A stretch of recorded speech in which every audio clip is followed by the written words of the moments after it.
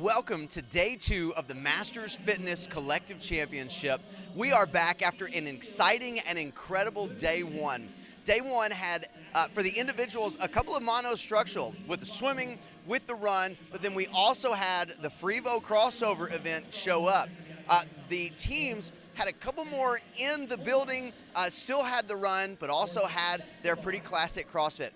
We've got some exciting stuff that we're going to get started with today, starting with speed kills. For most of the day, we're going to be doing speed kills right behind with the individuals. It's going to be bar muscle ups, an echo bike sprint, and then a declared weight in your snatch. You have 4 attempts to get 3 snatches at that weight, and that will be your score. This is 2 separate scored events with the time to complete the bar muscle ups and the bike, and the score on the snatch. Going to be 5 rounds. It's going to be so much, quite frankly, pain between the 2 minutes that you have to get all of that work in with a 1-minute reset. As we move through the day, you're going to start seeing the teams. The teams are going to have a chipper. They're going to start with 60 cals on the ski erg. They can switch however they want. Then we're going to bring out the Compete Force worm, and it's going to be 30 squats, 30 burpees, and then 30 thrusters. So, 30 clean and jerks. So then we're going to move back to the ski erg for 60 cals to finish it up. You're going to have a pretty brutal chipper with that 2-person worm. And then after that, they're going to go heavy. We're going to see a 1 rep max clean and jerk, 1 rep max snatch from the teams. They're going to pair up. They're going to have 6 minutes to find each. And we're just going to see how much weight we can throw around. So we've got a lot going on. We're going to keep you updated with the leaderboard, keep you updated with the standings, and also keep you updated with what we've got going on. So we hope that you're going to stick with us. Cannot wait to see how this day turns out.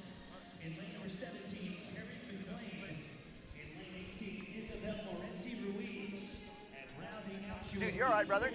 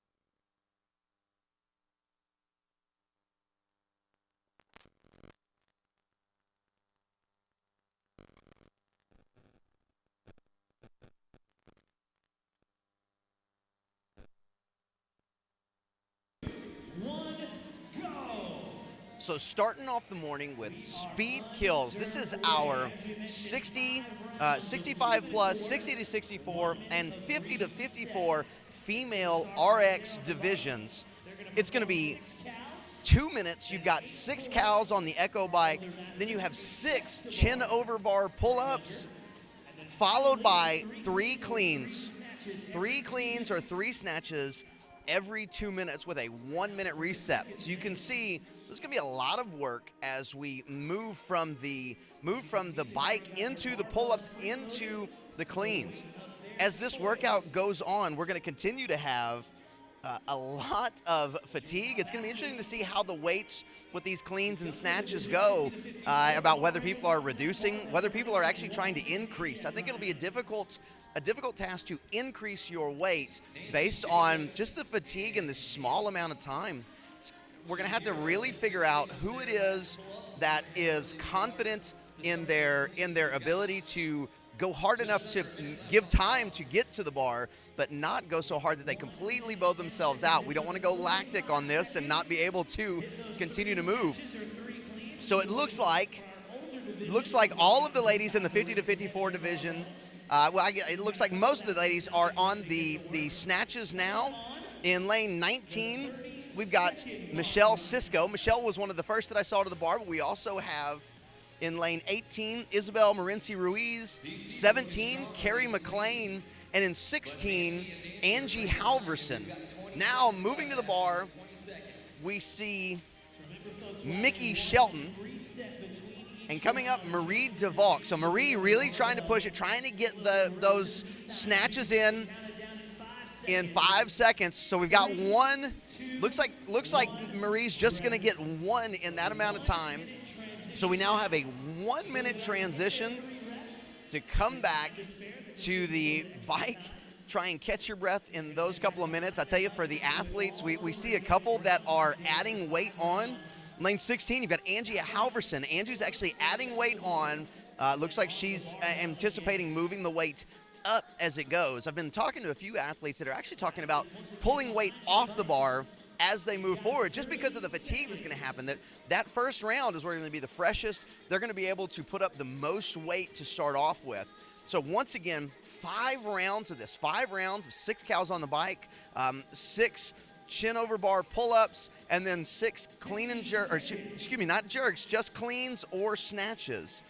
So we're going to have a lot of work going on, having to get those 3 snatches in. Sorry, I think I said 6. Having to get those 3 snatches in.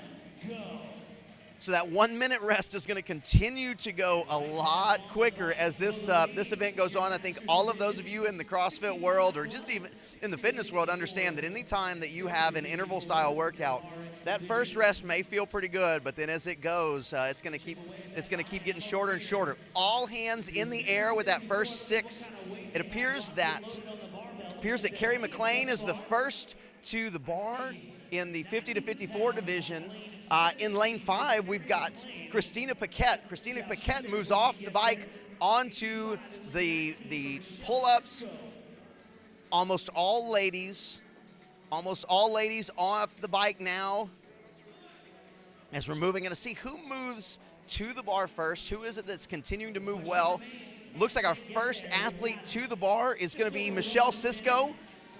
Followed by Carrie McLean, very close. You can see they're kind of resting a little bit, coming off. They've got plenty of time. On the 60 to 65 and 65 plus and 60 to 64 division, looks like the first off the bar is Dee Seda. Dee Seda followed very closely by Nancy Shapiro. As they move straight to the bar, looks like Dee is moving straight to it, going to get those cleans started now.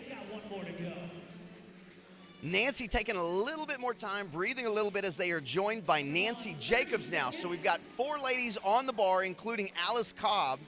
Got about 30 seconds left, trying to get a couple more of those cleans in. Lane 16, Angie Halverson back to the snatches. So it looks like we're starting to have some ladies that are moving through this bar pretty quick, starting to actually have some ladies that are getting caught on these chest to bars a little bit more in this 55 to 59 division. 3, 2, 1, rest.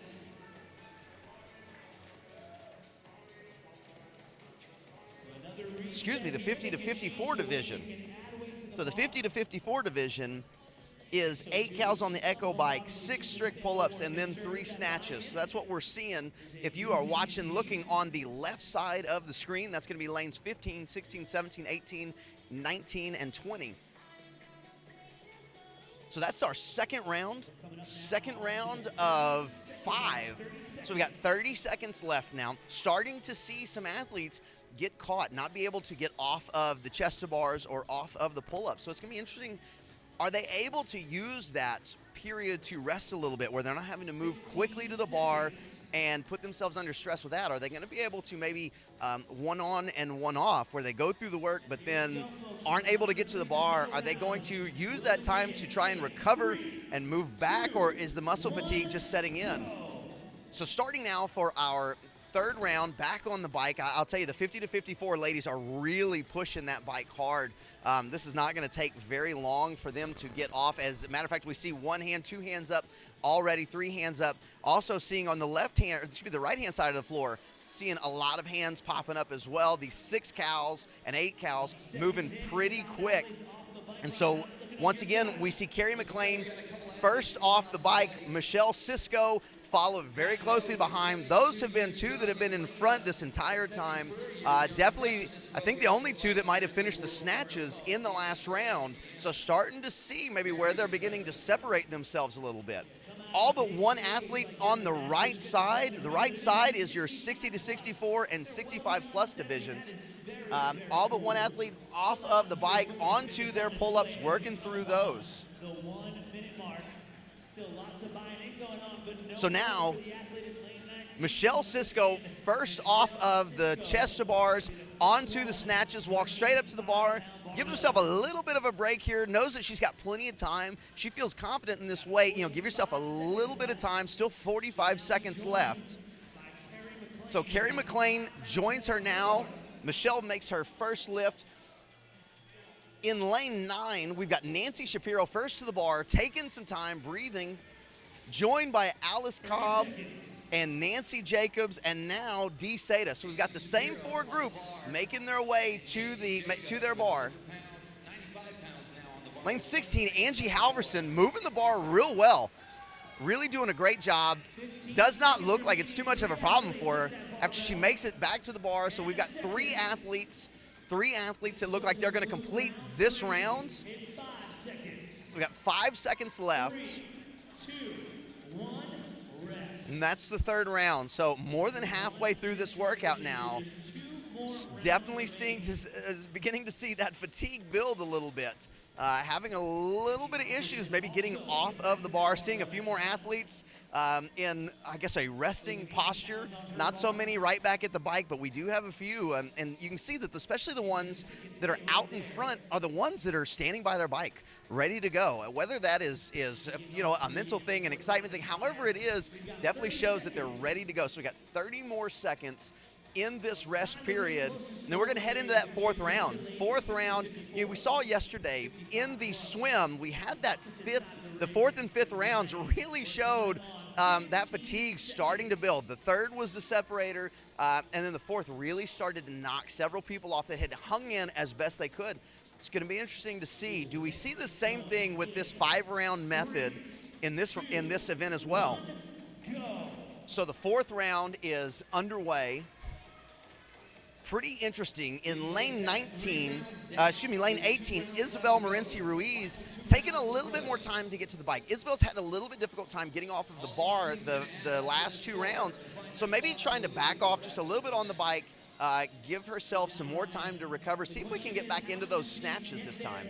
So already, once again, seeing our leaders come off of the bike first. Michelle Cisco, Carrie McLean, hopping up, doing singles on that chest to bar. Well, Michelle Cisco not doing singles. So Carrie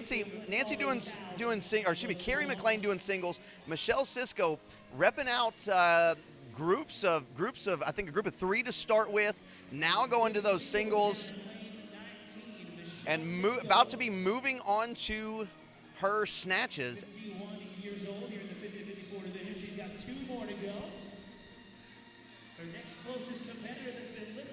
So 2 more.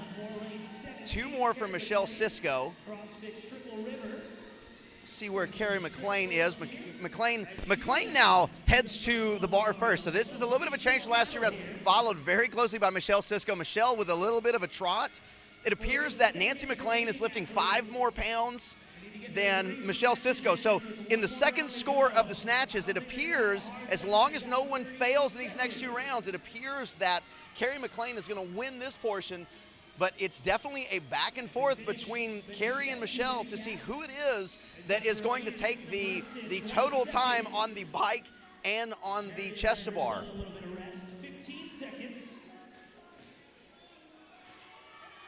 So we've got the ladies on the right-hand side all trying to finish up their cleans, and they do all. Nancy Shapiro, Nancy Jacobs, Dee Seda, and Alice Cobb all finish up their cleans in the amount of time. So we're seeing a pretty tight race with that, and it appears that all of these ladies have the same weight on the bar. So we may see a 4-way tie for first. And if we see that, I'm not sure what the tiebreaker is, or maybe they just have they all get those first place points. It'll be interesting to see. I can't quite see the angle of the weights to see if some of them maybe have a 15-pound plate on or if it's a 10-pound plate. But right now it appears that they are all in a tie. So in this 5th round, it's incredibly important for them to get back, get all 3 of those, because if any of them miss and cannot complete those 3, then obviously they're going to drop down after all really having a great push. So this is a great division here in the 60 to 64 female RX, with so many coming off of the bike and the pull-ups at the same time. The time is going to be incredibly important to see who's going to take that event. Right now, it looks like Nancy Shapiro may be in the lead in terms of time. So we move into that 5th round, 5th and final round. This is where you're feeling a ton of fatigue, but you're so close. Now it's just about pushing. It's about putting it out of your mind, how much work you've done and how difficult this is feeling, probably burning quite a little bit, especially with these Echo bikes. If you've been on an Echo bike, you know it's like pedaling in sand. You just can never get any momentum on that bike. So once again, on the 50 to 54, we see Michelle Cisco, Carrie McLean, coming off of the bike in the 60 to 64. We've got Nancy Shapiro, Nancy Jacobs. Now we have all the athletes in the 60 to 64 off of the bike onto the pull-ups. And we're seeing some kips, so not as strict. We're seeing quite a few kips and really trying to rip through that. We're going to see who comes off of that first in this division. We've got a hand in the air. We got 2 hands in the air for Nancy Jacobs and Nancy Shapiro. 1 left for Nancy Jacobs. 2 left for Nancy Jacobs. 1 left for Nancy Jacobs and Nancy Shapiro. Nancy Jacobs comes off first. Nancy Shapiro with, seconds behind her. Dee Seda as well. Alice Cobb trying to get off of that bar 1 more. So we've got Carrie McLean is the only one at the bar in the 50 to 54 division. Starts with her snatches, goes straight to it. So we've got 25 seconds. Dee Seda making this weight look very easy. Completes all 3 of her lifts. Nancy Shapiro also completes all 3 of her lifts. We got 10 seconds left. Carrie McLean, the only woman at the bar, Isabel Morenci Ruiz, trying to get 1 snatch in, completes the snatch. Michelle Cisco couldn't quite get off, so we started to see that fatigue as it built really pulling up. So it looks like Carrie McLean probably takes that in the 50 to 54 division, both on the snatches and on the time for the bike and the chest to bar. I believe Nancy Shapiro probably won the time portion on the 60 to 64 female RX. The weight, like I said, it appears that they are all lifting the same amount of weight, so there may be a tie in that with a really tight time. Look in there. If you're looking for the leaderboards, you can go to competitioncorner.net. Go and search Masters Fitness Collective. It'll be the first option to click. Click on that. There's the leaderboard option, so you can keep up with the leaderboard, see where we are, see where people are standing as they go through the day. So now we're pulling out Heat 2. We got the 45 to 49 and 30 to 34 female RX. Good morning.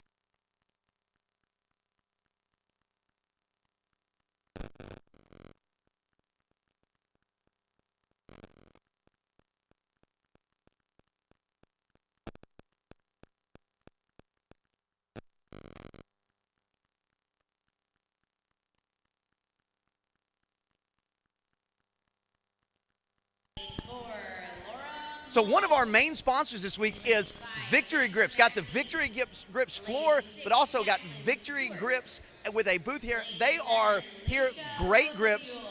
If you are needing support for your gymnastics, support for making sure that you're not going to rip, you're keeping a great grip on the bar, make sure that you check out Victory Grips and thank them for their sponsorship.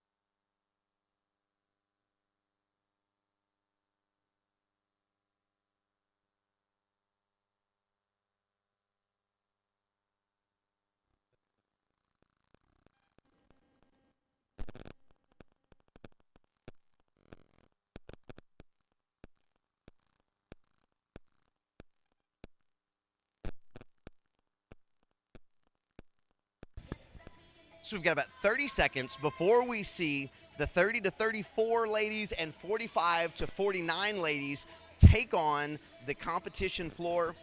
If you are watching on the stream, the 40 to 45 ladies are going to be on the right side of the floor, lanes 2 to 11, and the 30 to 34 ladies are the left side, lanes 13 to 19.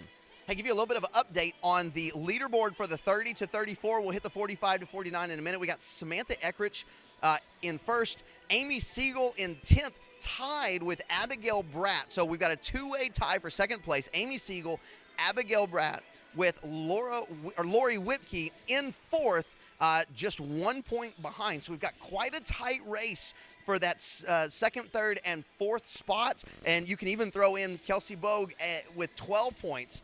So with two scored events here, we can see a lot of movement as we get started.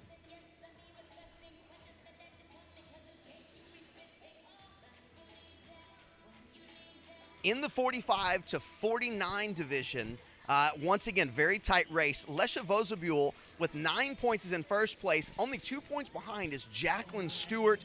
And then 2 points behind Jacqueline is Tammy Hiley. So we got 9, 11, and 13 points. And once again, with two scored events here, we can see a lot of movement, making up several points, several places based on what we've got, because we have two very different workouts. Obviously, one is going to impact the other highly, but we've got a time workout and we've got a weight workout. You have 2 minutes to complete 8 cows on the Echo Bike, 3-bar muscle-ups, or 10 strict pull-ups. And then you have 3 snatches. You get a max of 4 attempts. You got to set your weight, and that's what you're going to roll with. You can adjust it as it goes, but you have to do the same weight within the one set of 3 snatches. We'll be getting started shortly. Our 45 to 49 division will have 6 strict pull-ups and 6 cows on the Echo Bikes, as well as the 3 snatches. So really going to look to see how this goes. This first round in the last grouping, we saw the first round wasn't much of a problem for the ladies that were competing. It was the second, third, fourth rounds that we started to see get backed up primarily on the gymnastics element, that really started to see a little bit of a bunching just because we started to see some muscle fatigue, some muscle failure. Had a couple that were able to work through that though. So let's see if we have anyone who starts having trouble early. They can use the time maybe that they're just having to stand and look at the bar, as uncomfortable as it is, can look at the bar and realize that there's 2, 3, 4 more rounds. So breathe, allow their body to relax as they come back and try to hit the next round, because if you're not succeeding within one round, you don't want to make it where you're not able to recover and succeed for the future rounds, because it just puts you in so much of a hole. You don't know what the other athletes are going to be doing. You don't know the shape that they're going to be in. And so we want to make sure that you're not just completely failing and blowing yourself out for the future.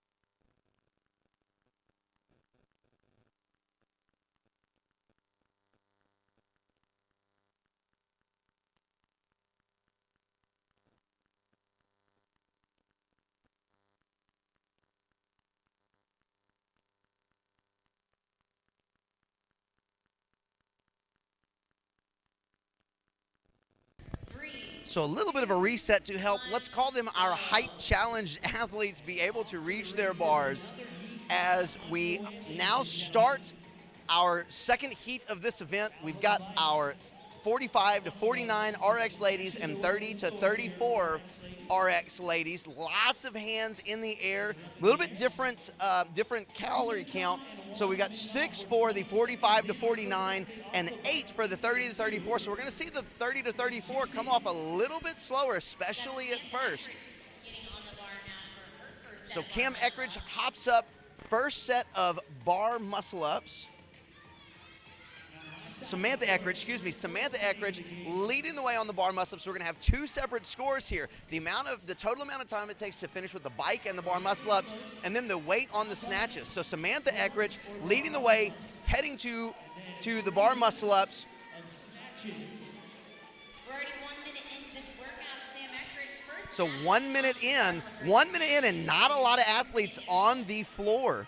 We've got Lesha Vosabule was the first, moving through her snatches very well, very easily in the 45 to 49.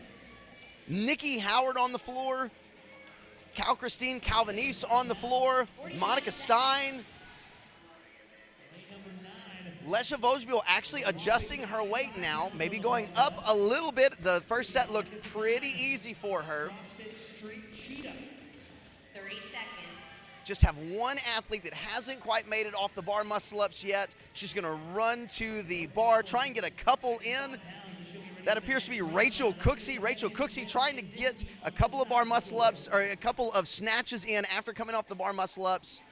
She's going to have to go touch and go on these to really get these in. Got 10 seconds to get two more. So that's 2. 3 seconds. Time makes it. Rachel Cooksey makes that last snatch. So as long as you start your movement before the clock ends, and you complete it without having it drop, then it does count. So that round counts. I'll tell you, it's going to be difficult, though, for Rachel. She's going to have a little bit less than a minute to rest and struggling a little bit to come off the bar muscle-ups. It's going to be interesting to see how this moves forward for Rachel.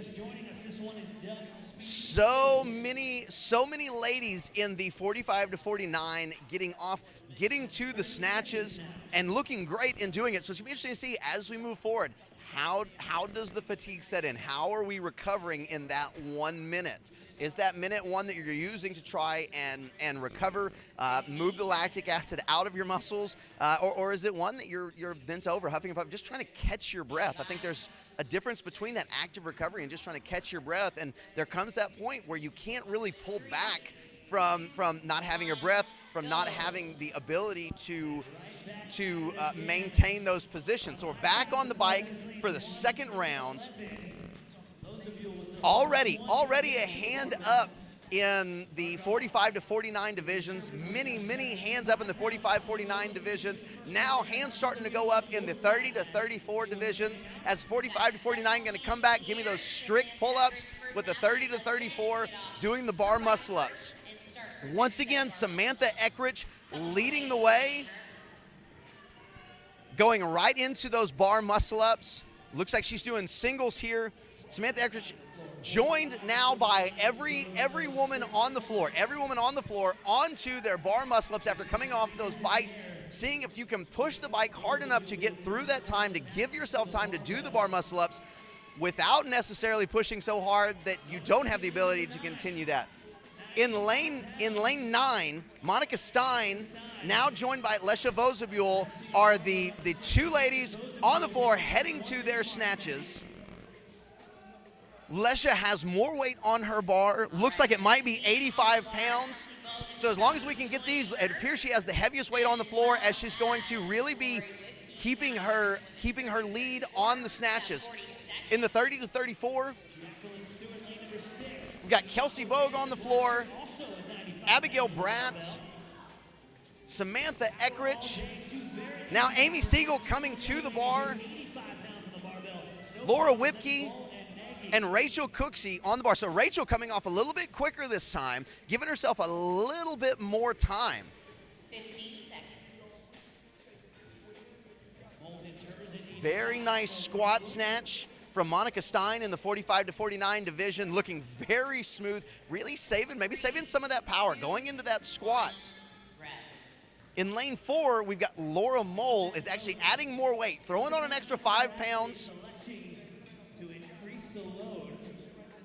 Looks like she's going up, going to start trying to make a little bit of ground up on our leaders. She's a little bit behind in terms of the total time, but starting to maybe make some ground up in terms of the weight on the snatch.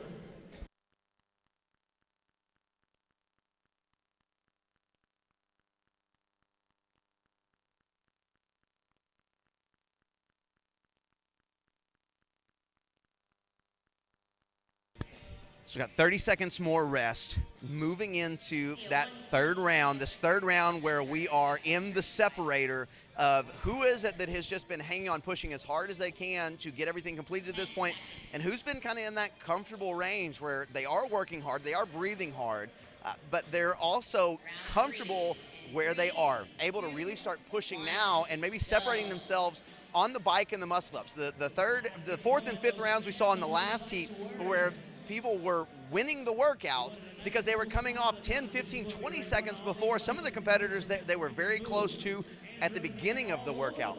Hands in the air all across the floor, coming off of the bike very soon. 30 to 34 come into their bar muscle-ups, 45 to 49 come into their strict pull-ups.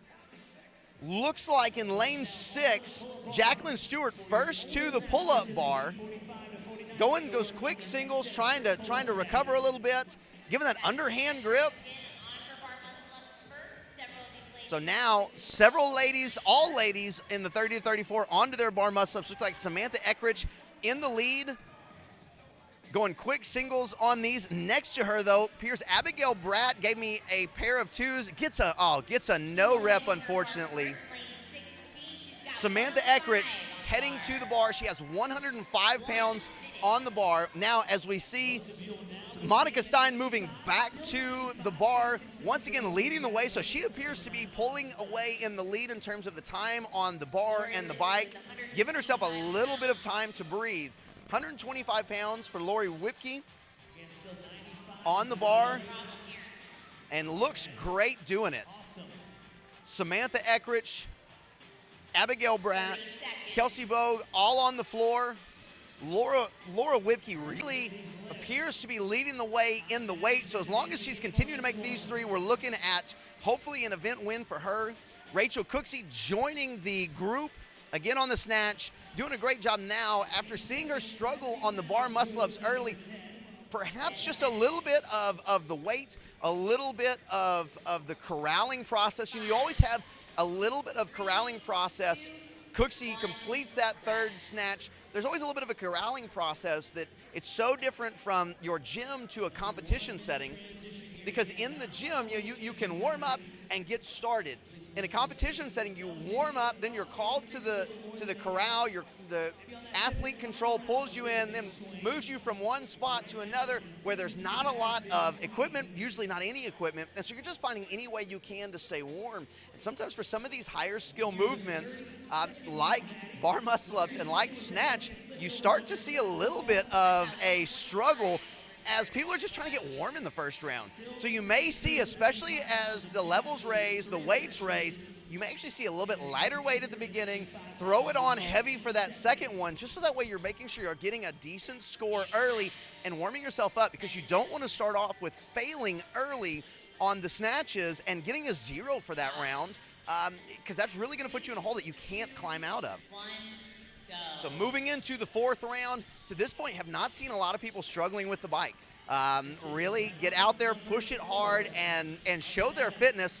And then it's the bar that we're seeing a little bit of the separator. The pull-ups and the bar muscle-ups have been the separator in terms of who's able to move to the bar quickly. There has not been a ton of tight races in the last couple of rounds, simply because Monica Stein and Samantha Eckrich are just so efficient that they're coming off so quickly. Sam Eckrich, first off of the bike, onto the bar muscle-ups, given the singles again. We're going to see who comes off the bar first. Let's see if anybody is able to make up some ground on Monica Stein. She might be struggling a little bit. She's bent over now. Saw a real slow pull on that pull-up. See if anybody can make up some ground. Samantha Eckrich coming off, but now we see someone pushing. See Kelsey Bogue pushing her. Coming out quickly, back to the bar at the same time. Samantha Eckrich bent over, and Kelsey Bogue just standing over the bar, looking like she's just absolutely ready to go, breathing, but looking menacing. So we see Monica Stein coming off the bar first, looking to her right, checking out where her competition is, making sure she's got plenty of time. So Lori Whipke out just ripping 125 pounds off the floor, joining the other ladies. Rachel Cooksey out on the floor. Amanda Siegel now joining as well.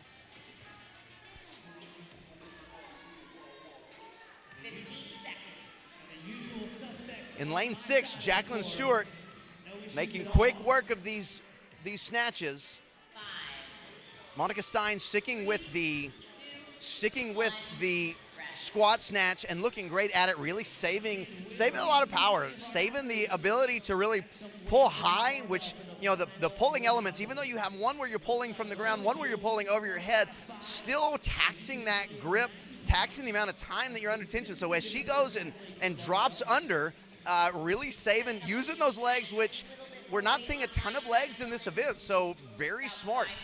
Seeing a couple of ladies adding some weight, trying to make up a little bit of ground here in both the 30 to 34. We've got Rachel Cooksey adding weight, and we have Abigail Bratt adding weight in the 45 to 49. We've got Laura Mole adding more weight. So we saw Laura add 5 pounds there. She adds another 5 pounds to her weight.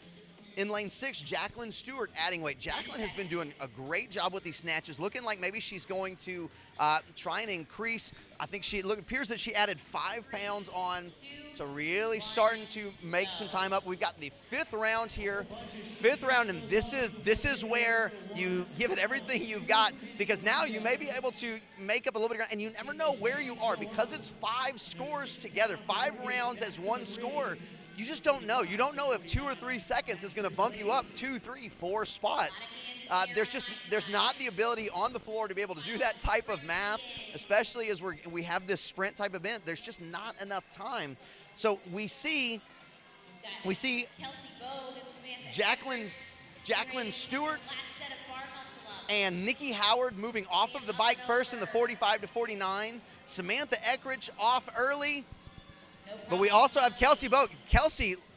Looks like Kelsey ripped through, looks like she's ripping through all of them unbroken. 3-bar muscle ups unbroken, and so now she comes off just before Samantha Eckridge, really making up some good ground. She moves straight to the bar, looking confident, looking ready, stands over the bar in a Superman position, and is just reaching down, gripping the bar, and it's time to rip. We also see Laura Whipke, who I believe is the leader in the snatch weight, coming to the bar. So this is huge for Lori as well, as she begins to make up a lot of ground in terms of time on maybe other athletes that are ahead of her on the bar muscle ups and the bike. You're coming up on that 30-second mark, athletes. Jacqueline Stewart, Lesha Vosabule, 30 seconds. and Monica Stein back at the bar. We got 30 seconds left. Now joined very quickly by Jennifer Nagy. Lesha Vosabule going with the touch and go split snatch. Gets all three.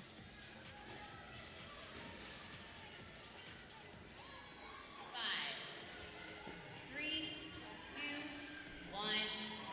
And once again, Rachel Cooksey completes all 3 snatches right in time with that last snatch. Started and off the ground before time, but finishes it after time. Looking great doing it. So you can see a lot of great races. It's going to be interesting. You can keep up with the scores on Competition Corner.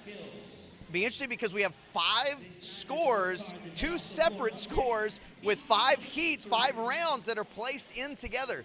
So it's going to be 5 rounds of the total time on the bike and the pull-ups, and then 5 total weight scores on the snatches. So your total weight lifted, you have to get all 3 snatches within the round, and then that's your score. So it's going to be 2 separate scores with a whole bunch of math in between. So keep up with the leaderboard at competitioncorner.net. Search Masters Fitness Collective.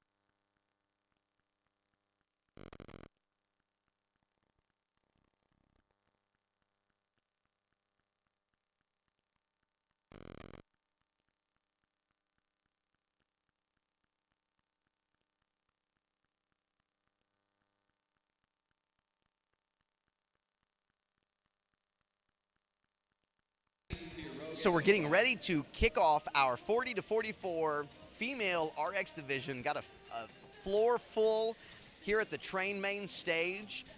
GoTrain.com for clothing. Hey, want to give it a shout out to a lot of our sponsors right now. RX Smart Gear, Hero Barbell, Compete Force, Victory Grips, Train Clothing, Renaissance Periodization, Yeti, Rogue, and Strike Movement. So great sponsors. Going to continue to tell you more about them as we go.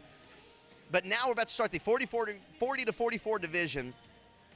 Your leaderboard as it stands is in first is Stephanie McConnell. She's got 15 points on the weekend, followed by a three-way tie with Kristen Dean, Nicole Saray, and Joan Gratterol at 18 points, closely followed by Jeanette Gray at 19. So very tight race. Once again, two separate scores here on this workout. 5 rounds. All these ladies are going to be doing the exact same thing. 5 rounds, 8 cows on the Echo bike, 3 bar muscle-ups or 6 strict pull-ups, and then 3 snatches. You get a max of 4 attempts in each round. You have to set your weight. You have to hit those 3 snatches to get the score for that snatch weight added to your weight. So 5 separate scores. You're adding up a whole bunch of different things. Thank goodness we have intelligent and great judges as they go through this. So we see we got bar muscle-ups or pull-ups. We have 1 athlete doing the bar muscle-ups. Looks like we may have 2 athletes, 3, 4 doing bar muscle-ups, the rest doing pull-ups. Oh, excuse me, 5, 6. So several athletes doing their bar muscle-ups. It appears that first to the bar and the bar muscle-up was Leah Jutsey. Coming off of the rig first in lanes 7 and 8, we've got Joan Gratterol and Rihanna Medlin walking straight to the bar. Lane 9, Chris Valencia joining them, as well as Stephanie McConnell. The left side of the floor in lane 18, Kelly McGee choosing the squat snatches to start off, and in lane 16, Courtney Schuler as well.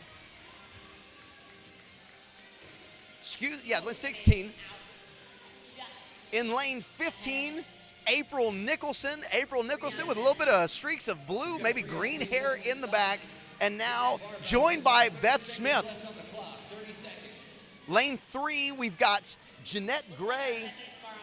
And now with only a couple of seconds left in lane 4, Nicole Saray looks like she's trying to rip through those snatches and doing a great job of it. Pulls 3 of them very quickly, touch and go. She may actually want to add a little bit of weight. She was a little late getting to the bar, but the way that looked, she may need to be able to make up a little bit of weight as she looks. She's looking to add, it appears, 10 pounds, 2 5s on each side. We've got a couple of ladies adding some weight in lane 18. Kelly McGee's adding weight. Lane 3, Jeanette Gray, and as I said, Nicole Saray adding weight, and I believe I also saw Stephanie McConnell adding a little bit of weight as well. So really trying to make up some ground on these snatches now, maybe starting off trying to get a feel for how their body is going to respond after a full day of competition yesterday, and then with the corral process coming out here, trying to test it out. Maybe they're getting a little bit more comfortable, trying to gain some of that weight. Also in lane 13, still got Christina McNamee adding on weight. Now all the ladies are back to their bikes. We've got 15 seconds. So 2 minutes on, we've got 1 minute off, 5 rounds of that. Now we move into that second round. We saw everyone coming off at various times on the bike. It'll be interesting to see, did anyone push too hard too early? In competition, having to fight that burst of adrenaline that shows up is a difficult thing. I have unfortunately fallen into it more than I'd like to admit, where you get out there and you're like, oh, you feel so great because you get that burst of adrenaline, but you just rev your engine too hot, and it becomes very difficult in those next couple of rounds. Maybe even takes a couple of rounds to pull back and to breathe a little bit. So first off of the bike is lane 3, Jeanette Gray. Looks like we also have in lane 12, Macy Roding. First off the bike. So several athletes now doing their bar muscle-ups and their pull-ups. See who comes off the bar first, keeping in mind that the bike and so coming off first, we've got lanes 5 and 10. Lane 9 is Chris Valencia. Lane 5 is Stephanie McConnell. That is the heaviest barbell out in the field. Stephanie taking a little bit of time to breathe as as Chris Valencia, Rihanna Medlin, and Joan Gratterall go straight to work. Lane 18, Kelly McGee coming off, takes a little bit of breather, a low power snatch, looking great with that. Lane 16, Courtney Schuler, and lane 15, April Nicholson, all working on their snatches. Almost all the ladies on the right side of your screen are working now with Leah Jutzi, Jeanette Gray, Nicole Saray, Stephanie McConnell, Kristen Dean, Joan Gratterall, Rihanna Medlin, and Chris Valencia. Looks like we're all going to hit our 3 snatches. We got about 20 seconds left. Leah Jutzi hitting one more. 10 seconds left. We have a couple of athletes still on the gymnastics movement, but everyone who made it to the bar hit all 3 of their snatches. So that's the second. And once again, and this is something to keep an eye on, Kristen McNamee adding weight. So it looks like she's going to add 10 pounds, taking off a 5 from each side, adding a 10 onto each side. So it looks like she's going to be adding 5 pounds to her weight. This is the second time she's adding weight. Also, in lane 3, Jeanette Gray adding weight, and Nicole Saray in lane 4 adding weight. So not as many athletes as the first round adding weight, but we have more now trying to make up some ground. And so it'll be interesting to see, are they going to continue to add weight? Are they going to continue? Is this actually going to become something that is a struggle for them? They've all looked very good, very smooth on their snatches to this point. So we'll see. I mean, maybe they have more room. It obviously looks like they have more room to push, but is the bike and the muscle-ups going to start having an effect on them, going to start really causing their position to struggle? So moving into another round, moving into the 4th round.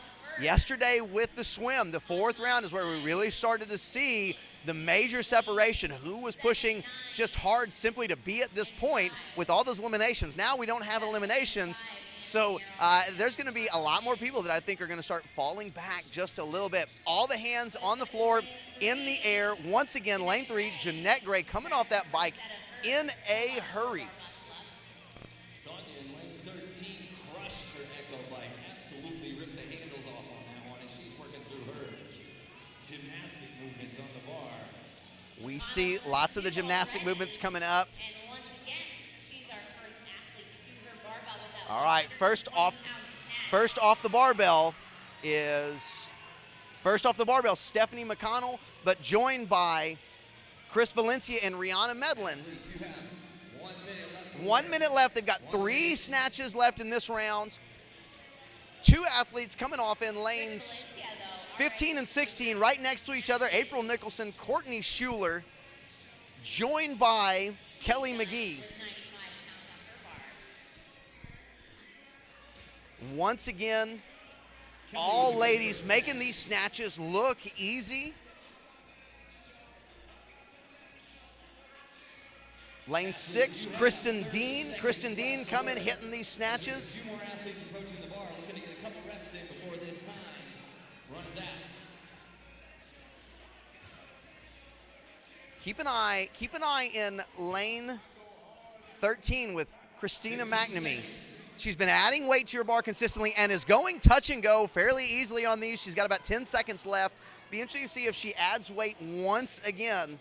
5, 3, 2, 1, rest. In lane 7, Joan Gratterall just misses that snatch right at the end. So unfortunately couldn't get all 3 of those. She's taken off a little bit of weight. Looks like she's taken off 5 pounds. She's going to remove no, she's not taking off. Is she adding?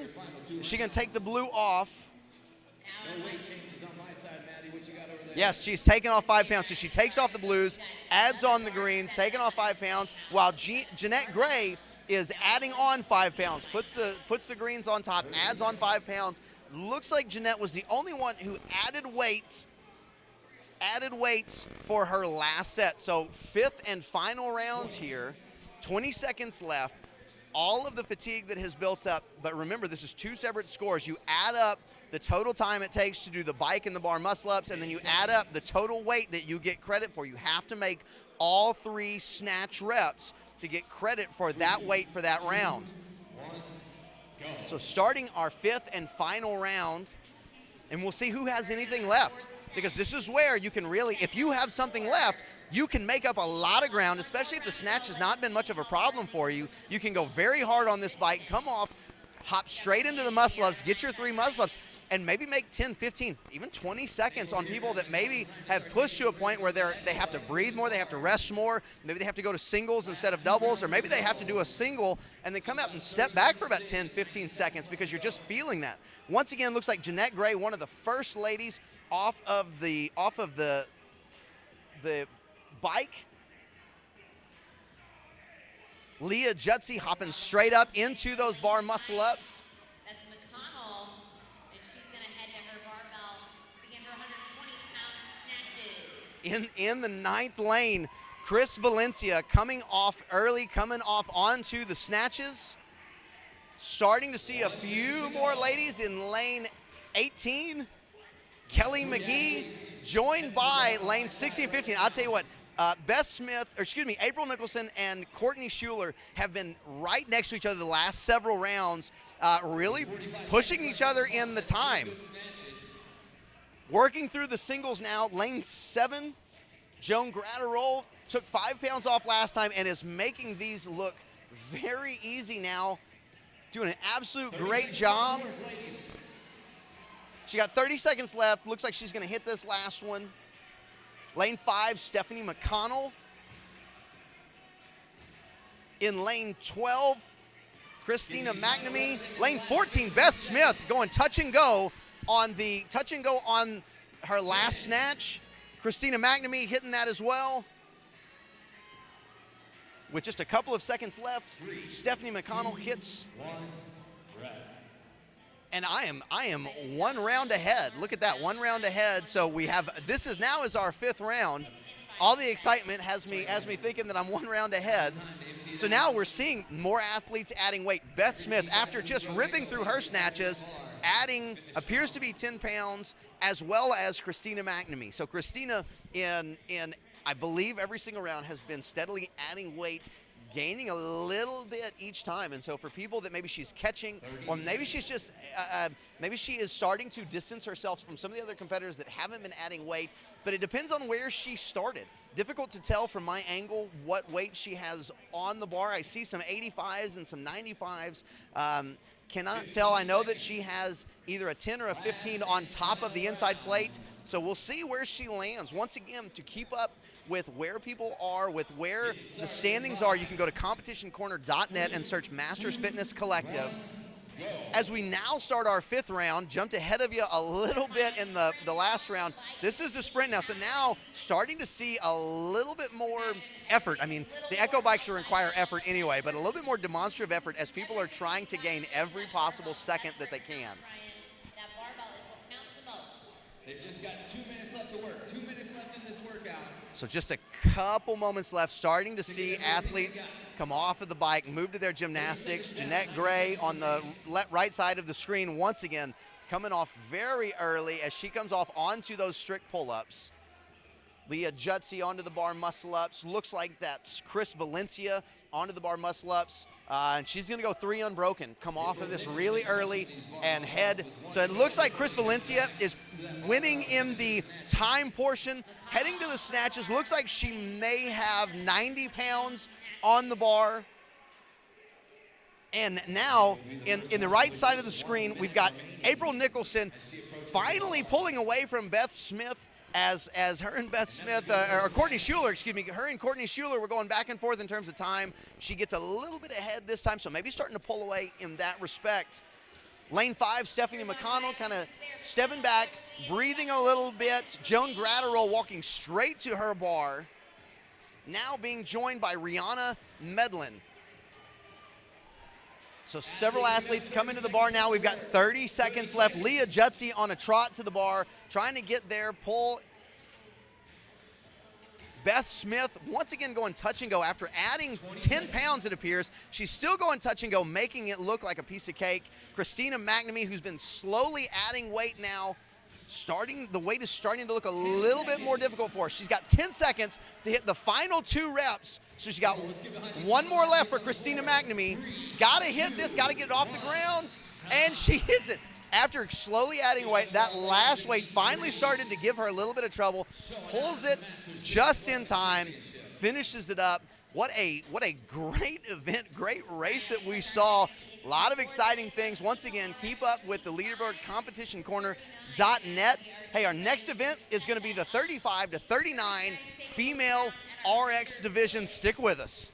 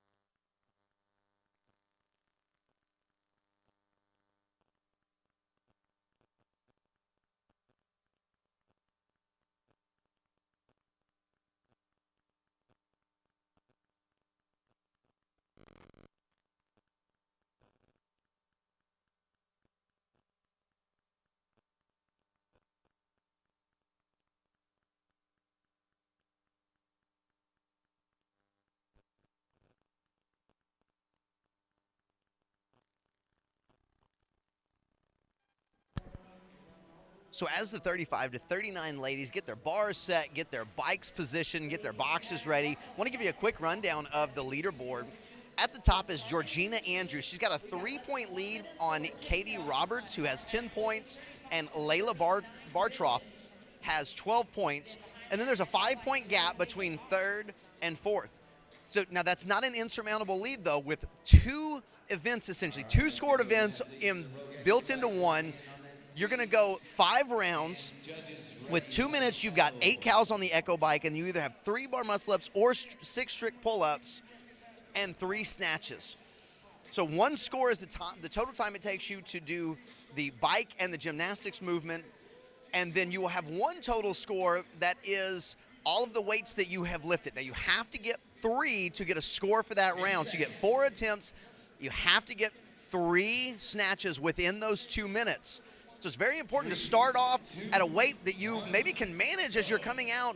And we've seen people adding consistently. It'll be interesting to see if there's anyone who starts off heavy, goes very hard on the bike, and then actually starts to reduce weight so they can continue to stay as efficient as possible. So we've got 8 cows on the Echo bike, starting to see some hands go up for our early competitors. This first round, let's see who can manage their adrenaline, manage their nerves, so that way they're not blowing it out too much, because we've seen in this first round, people have had a lot of time. They come off very early. They feel good. They're not breathing hard yet.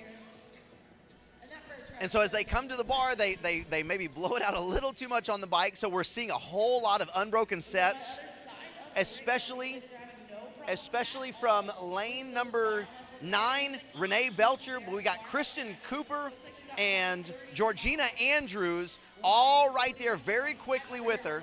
And now everybody is joining her. Lots of people coming to the bar on the other side of the floor. Lane 15, Whitney Hall. Whitney Hall will be one of the first to pick up the bar. Looks like we're not having too many issues with the snatch. Got some great looking movement out there. No one looks like they are overwhelmed just yet. No failures. Everyone moving well. So it'll be interesting to see if anybody starts adding weight. Have one issue there in lane 19 with Leslie Gerhardt. There we go. Leslie corrects the issue, hits a great snatch on the next one. Lane 17, Angie Mays taking a little bit of a breather. Not seeing anybody adding weight just yet. Lots of shaking the arms out. Lane 3 with a little bit of an issue after that squat snatch. Ashley Brainoff-Lamberti looks like she's going to be taking off just a little bit of weight. Make sure that we hit that next round. So now we're on to the rest period. So 2 minutes on, and then you have a 1 minute rest. This is where you have the opportunity to add or take off weight if you would like. We only saw 1 athlete changing their weight, a little bit different from the last heat where we saw several athletes were making adjustments to their weight from the very beginning. Maybe adding as they went. I think we saw a couple that were actually taking off to make sure that they were hitting their weight, because once again, if you get a 0 in 1 round, it really makes it difficult. Even if someone is lifting far lighter, it's going to be difficult for you to make up a lot of ground if you have a 0 in your round. And so this first round coming out, it is difficult. It's difficult to figure out how are you going to feel after being in the crowd. How are you going to feel after a period of having to get your weight set up? I mean, there's a significant amount of time from when you actually do your last snatch until you get out on the floor and they say 3, 2, 1, go. So moving into our second round now, we'll see how the pace looks on this bike. It looks fairly reserved. I will say, though, that there's in the middle of the floor, possibly in lane 6 with Katie Roberts, looks like there is some hands going up.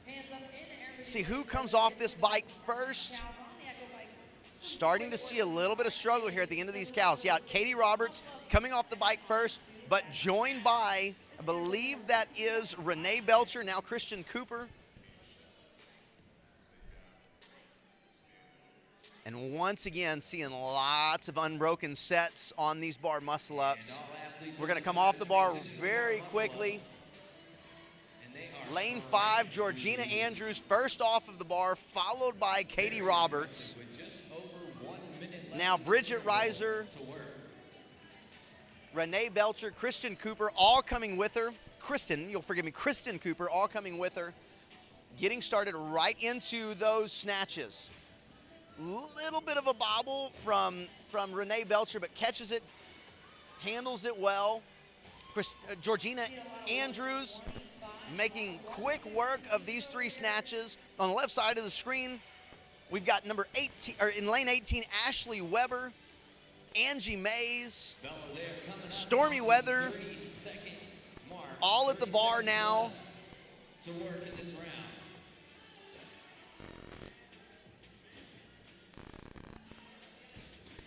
30 seconds left in this round.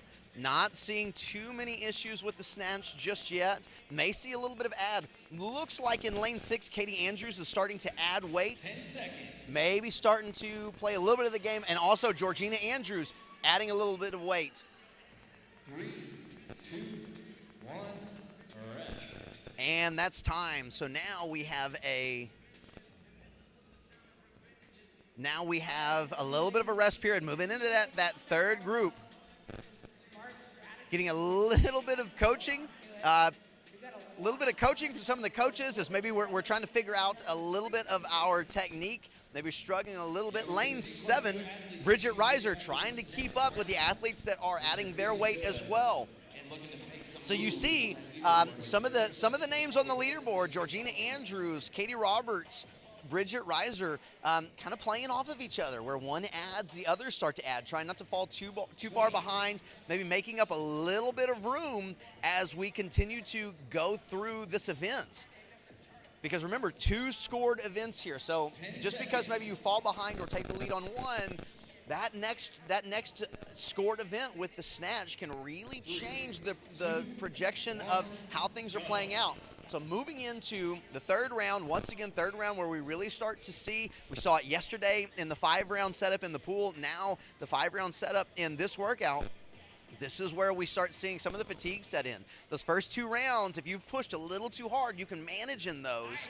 But now we start to see the fatigue build. The gymnastics become much more of a problem, and the reason they become much more of a problem is because we're no longer holding that good body position. It's not so much about the inability to pull, but it's difficult to hold that body position, and that carries over to the snatch. If you're struggling to hold body position, once again, got Katie Roberts jumping up first, joined by Renee Belcher and Georgina Andrews. Very quick bar muscle-ups as Georgina Andrews, first off of the rig, heading to the snatches. Renee Belcher actually might have come off first, but she turned around and grabbed a towel or a shirt to wipe her face. So she might have come off just a hair ahead of Georgina Andrews. But Georgina first to the bar. Looks like Georgina may actually have, I'm not sure if that is 125 or 105 on the bar.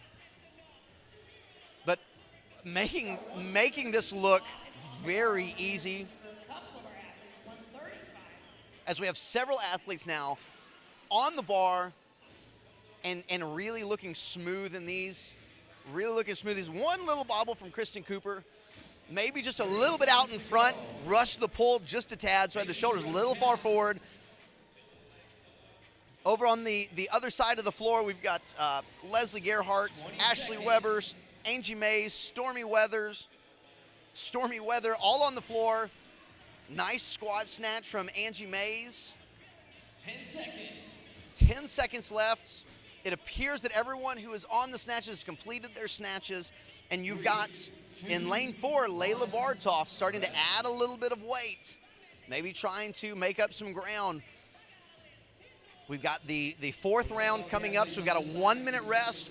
4th round, and I'll tell you, I'm not seeing a ton of struggling on the snatches. It'd be interesting to see. We only have one person adding on the snatch, trying to make up just a little bit of ground bit by bit.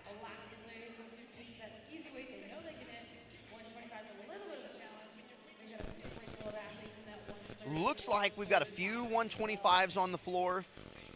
With Leslie Gerhardt appears to have 125 on. It looks like Angie Mays may have 125 on. And possibly now, Georgina Andrews with 130, I believe. Looks like she added some 2.5s on there. Little difficult to tell in lanes 6, 7, and 8. The angle's not great for me here to see what they're lifting. So starting into our fourth round.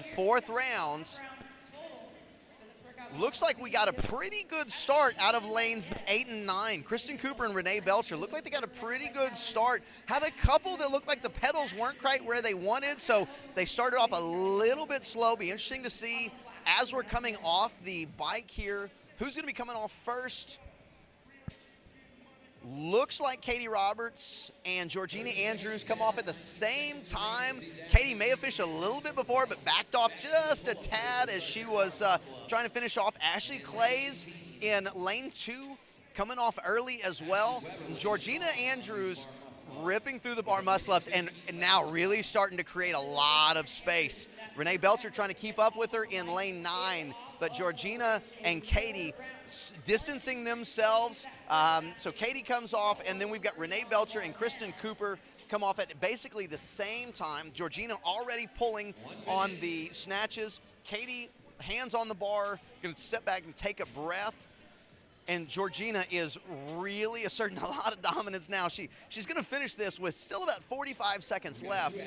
Give herself a lot of time to breathe. Looks like she may have the heaviest weight on the floor, as she appears to be winning the bar muscle up and bike event as well. In lane 15, we've got Whitney Hall working. Lane 17, Angie Mays, and lane 18, Ashley Weber, all working. Mays looking strong on these snatches with 20 seconds left on the clock. Lane 16, Stormy Weather snatching as well, and going touch and go. Wow, I would really love to see in this last round for her to add a little bit of weight. Doesn't appear that she's going to, but in lane 6, looks like we got a weight change. Lane 6, Katie Roberts appears to be adding some weight and had a loud cheer in lane 8, Kristen Cooper. So Kristen missed her first snatch. Once again, a little bit forward. That's 2 rounds in a row where that first snatch, she just was a little far forward, hit it off those hips, threw that bar away from her a little too much, and so misses the first rep, which puts a lot of pressure on all of the next reps. And yet she goes out there, had a loud cheer from a crowd watching her because she hit that last rep right as time expired.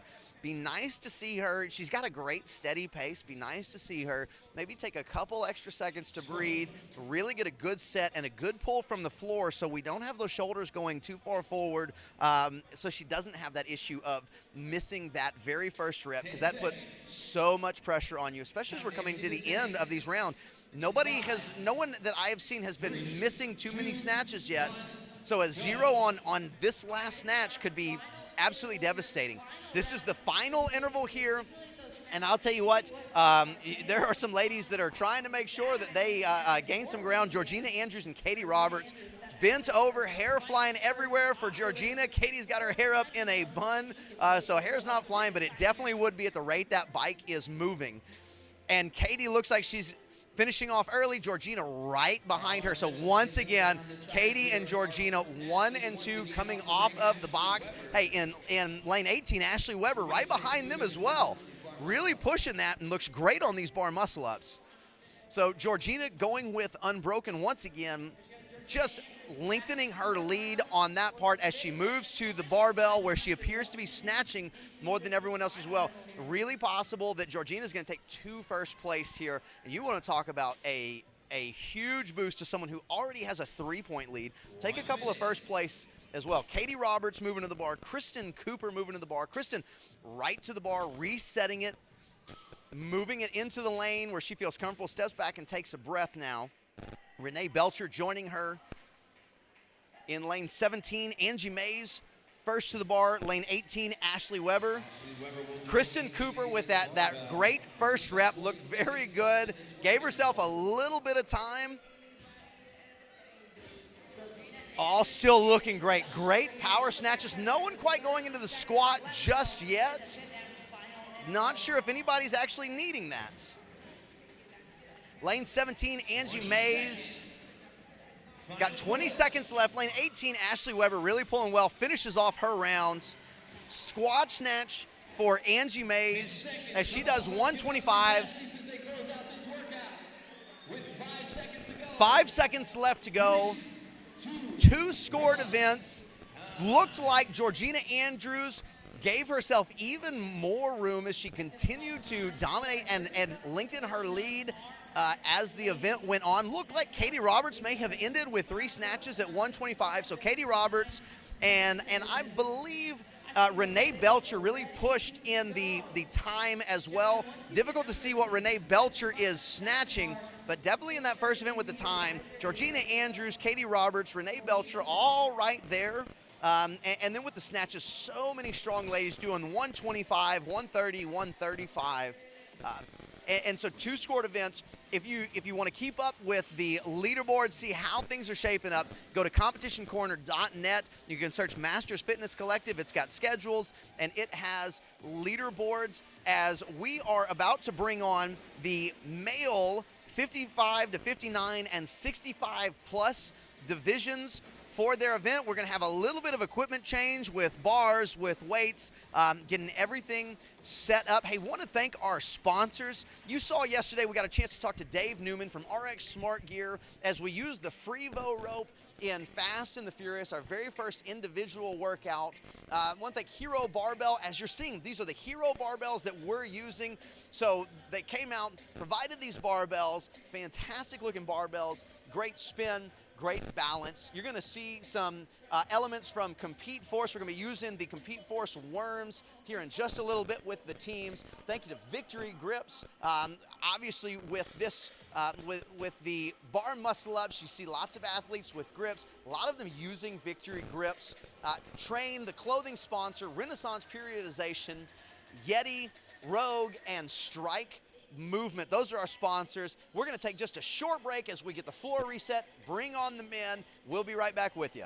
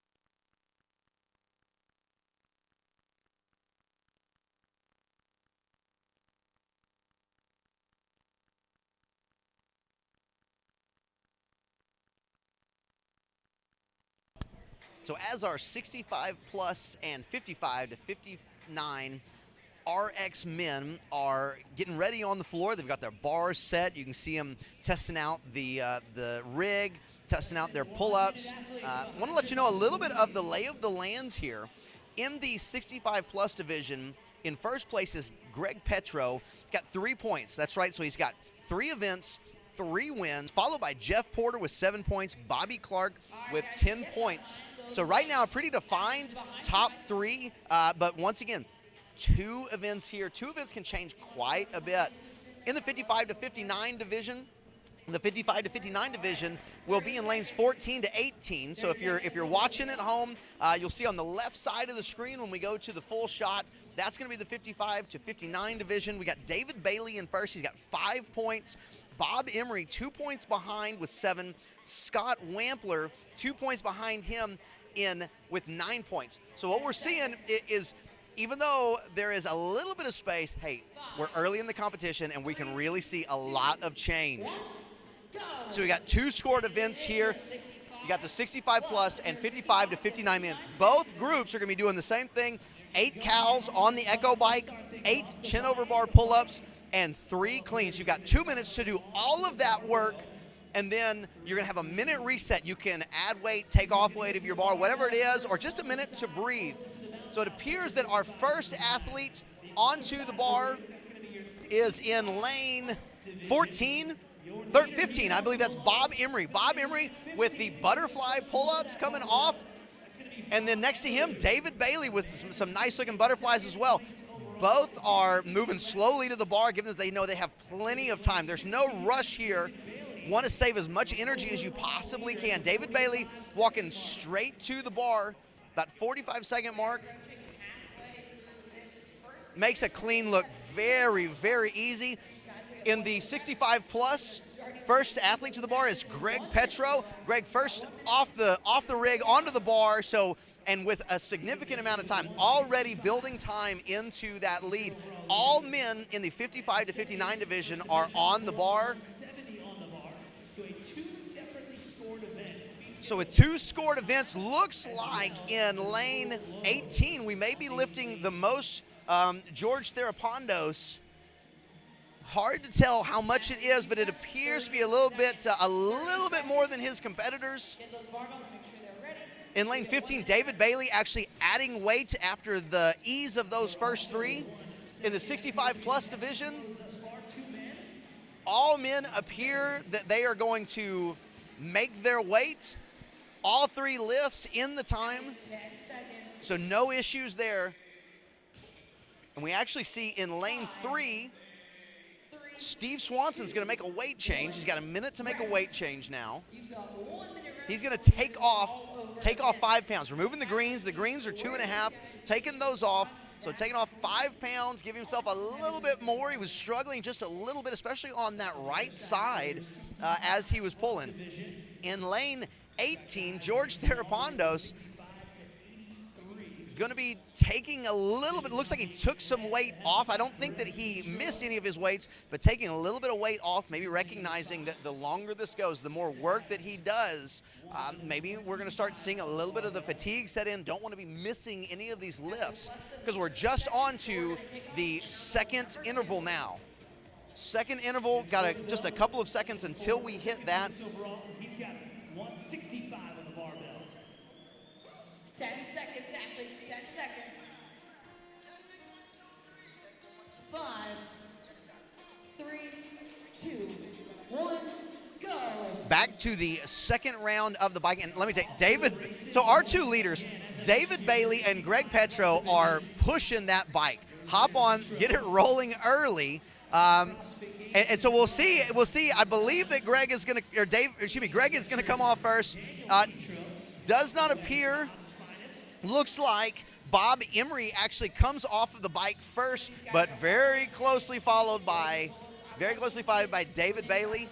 Both doing the butterfly pull up as they come off. And so once again, Bob Emery with a little bit of a lead here, but David Bailey not far behind him. It's going to be interesting to see how does that continue forward. Are they both going to go back and forth? Is Bob going to continue to keep a lead as this fatigue builds? Bob is taking a lot of time. David walks up to his bar, kind of bends over and is standing over, but Bob is really looking at the clock, keeping an eye on that, giving himself a lot of time to breathe. Now, joined by Todd Norby and Scott Wampler, and George Therapondos coming up. Still, Greg Petro, the only 65-plus athlete on the bar, as the 55 to 59 are starting to work through this. Lane 14, Todd Nordby with some great looking cleans, got plenty of time. George Therapondos hitting his clean. Now, Greg Petro joined by Jacinto Bonilla and Jeff Porter.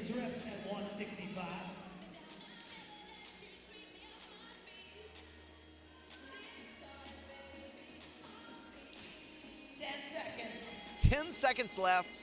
It appears all the men in the 55 to 59 division have hit all three cleans. George Therapondos pulling a little bit of weight off. Looks like he's going to pull another 5 pounds off. David Bailey making an adjustment to his weight. Let's see if he's adding. He is. He's adding. Looks like he's adding about 5 pounds, taking the greens off, putting the blues on. In lane 5, Greg Petro continuing to stretch that lead as he adds weight to the bar.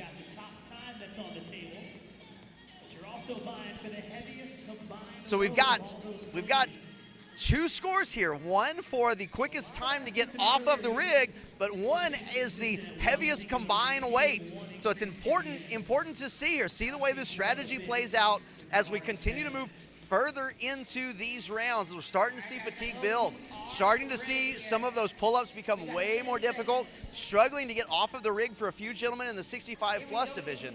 So we got 5 seconds before we start the next round.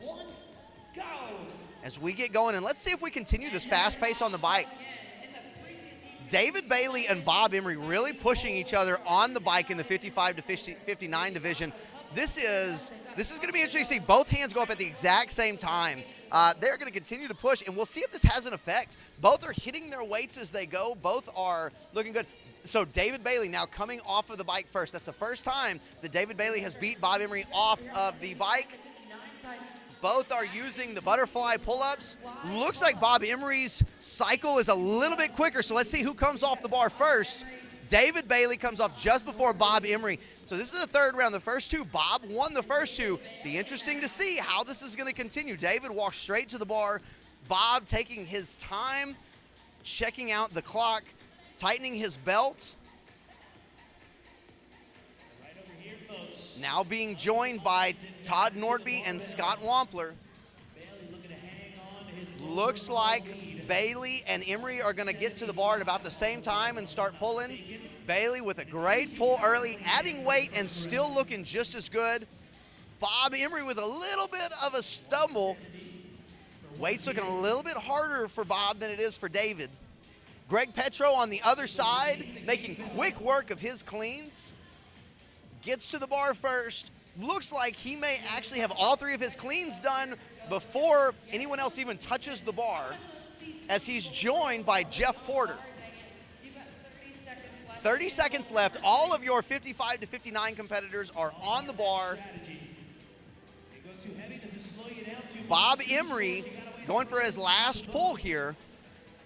So Bob, it looks like Bob is starting to feel the effects of this race of him and David Bailey on the bike and the pull-ups. But all men in the 55 to 59 are able to achieve their 3 lifts. So we've got two more waves left here as this is our 4th round. We've got the 4th and the 5th round coming up. David Bailey making another adjustment to his weight. Looks like he may be adding another 5 pounds. So David continuing to try and distance stuff. He's got 180 on the bar now.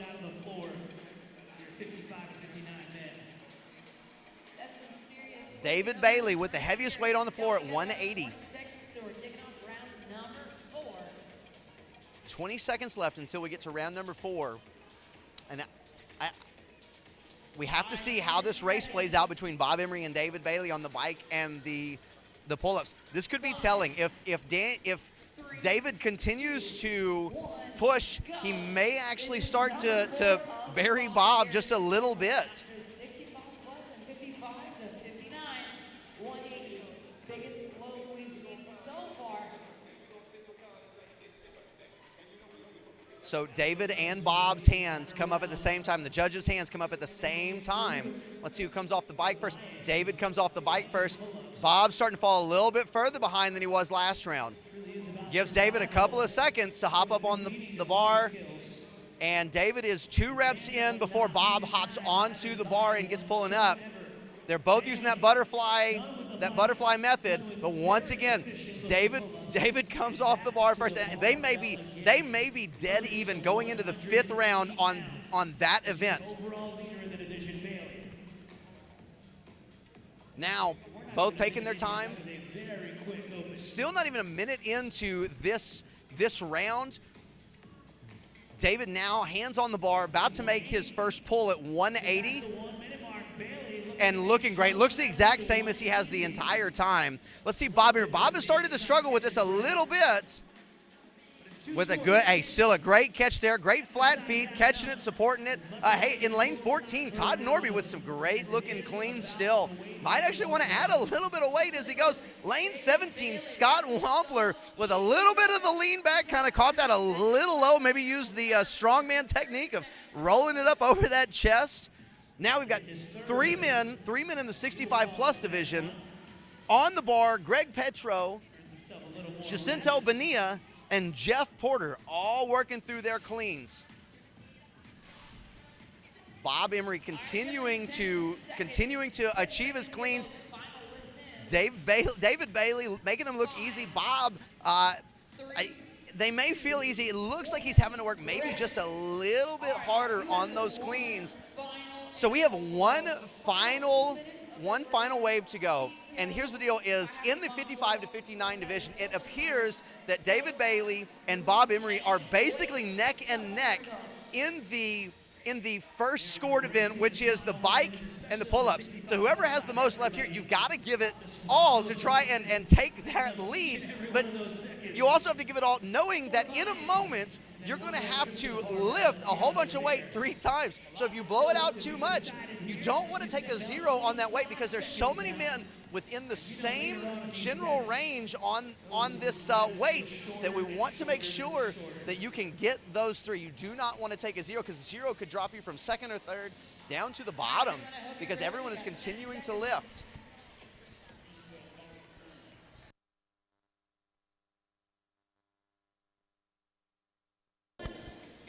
Fifth and final heat right here, 5th and final wave. And David Bailey and Bob Emery is a must-watch right here. Who's going to come off first? I tell you, it looks like David Bailey has more in the tank right now. Looks like those hands are moving quicker. His judge's hand went up first. He's off the bike first. Let's see how many reps he can get before Bob comes off of the bike. Looks like Bob's really struggling. Those legs are moving in sand. And David is going to have 3, 4, 5, 6. David's going to be done. Oh, maybe a little bit of a bobble. Looks like David's going to be done as Bob hops up. So David appears, he's got 1 left. Apparently got a no rep there right at the end. All right, so looks like David may win the first scored event of this. Both are walking to the bar now. We're still looking for Greg Petro now, comes off the bar in the 65 plus division, walking very slowly to his bar, knowing he's got plenty of time here. Let's get to it, gentlemen. David Bailey taking a little bit more time here than he has in the past. Todd Nordby gets to the bar first, starts pulling first. Oh, and a no rep for Bob Emery. This is one of the things that we were wanting to see. Is this race between Bob Emery and David Bailey on the bike, is it going to start to affect them in how they are able to pull this barbell? So he's already had 1 fail. You only get 4 attempts, so he needs to make the next 3. David Bailey completes his rep, and Bob Emery fails. That means that Bob gets a 0 for this round. Be interesting to see. Oh, as Scott Wampler loses the grip right as it gets just above his belt. Get those lifts in. In lane 4, working very quickly, completing his reps is Jeff Porter. 2, 1, time. That's gonna call time. Looks like in lane 17, Scott Wampler got a little bit caught. Maybe that wrist looked a little funny as he turned it over. I tell you, a failed rep on something like a heavy clean at the end of a workout is devastating because it takes so much effort. Really, most of the effort is done by about the time that bar starts to reach your hips, maybe your belly button a little bit. Then it just becomes about turning over and catching under the bar. And if you really pull all that way at this level of fatigue and you have that bar slip out of your hand, you really start to see some problems. Really made it difficult for him to get back to the bar. So a great race between David Bailey and Bob Emery. Looks like David took both the lifting and the timed portion of the event. Bob gave it a great fight, just got caught right at the end, especially on those cleans. Just didn't have enough left in the tank, but man, had a great race the entire time. Looks like he'll still take second on the timed portion. We'll have to see where he falls on the clean portion. Have to see if maybe he was able not to fall too far, even though he gets that 1-0, because we did see a couple of other people fail at times. So if you are wanting to keep up with the schedule, wanting to keep up with the leaderboard, you can go to competitioncorner.net and search Masters Fitness Collective. It'll take you right there. Hey, we are coming up with the male 50 to 54 RX division here in just a moment once we get that floor reset.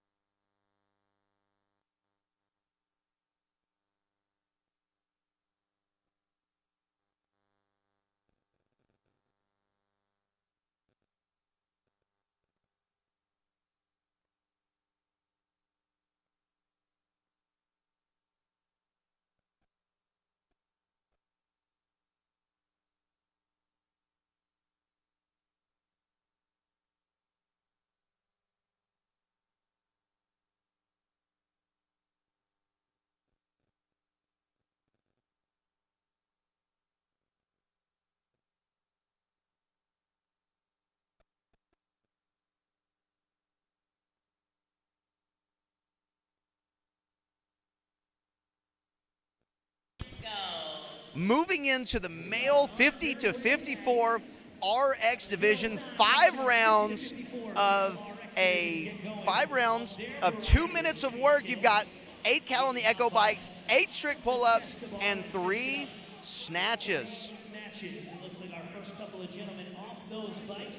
So already coming off of the bike That's going to be Jim and Juan. with these strict pull-ups, looking, man, making them look easy. Not even a problem. Bar getting ready to make their way to their barbell. And remember, they get to choose In their lane weight. 3, Juan Molina Jr. already heading to his snatch weight, Two different scores here. 4 times. with Pete Petrilli coming up closely behind him.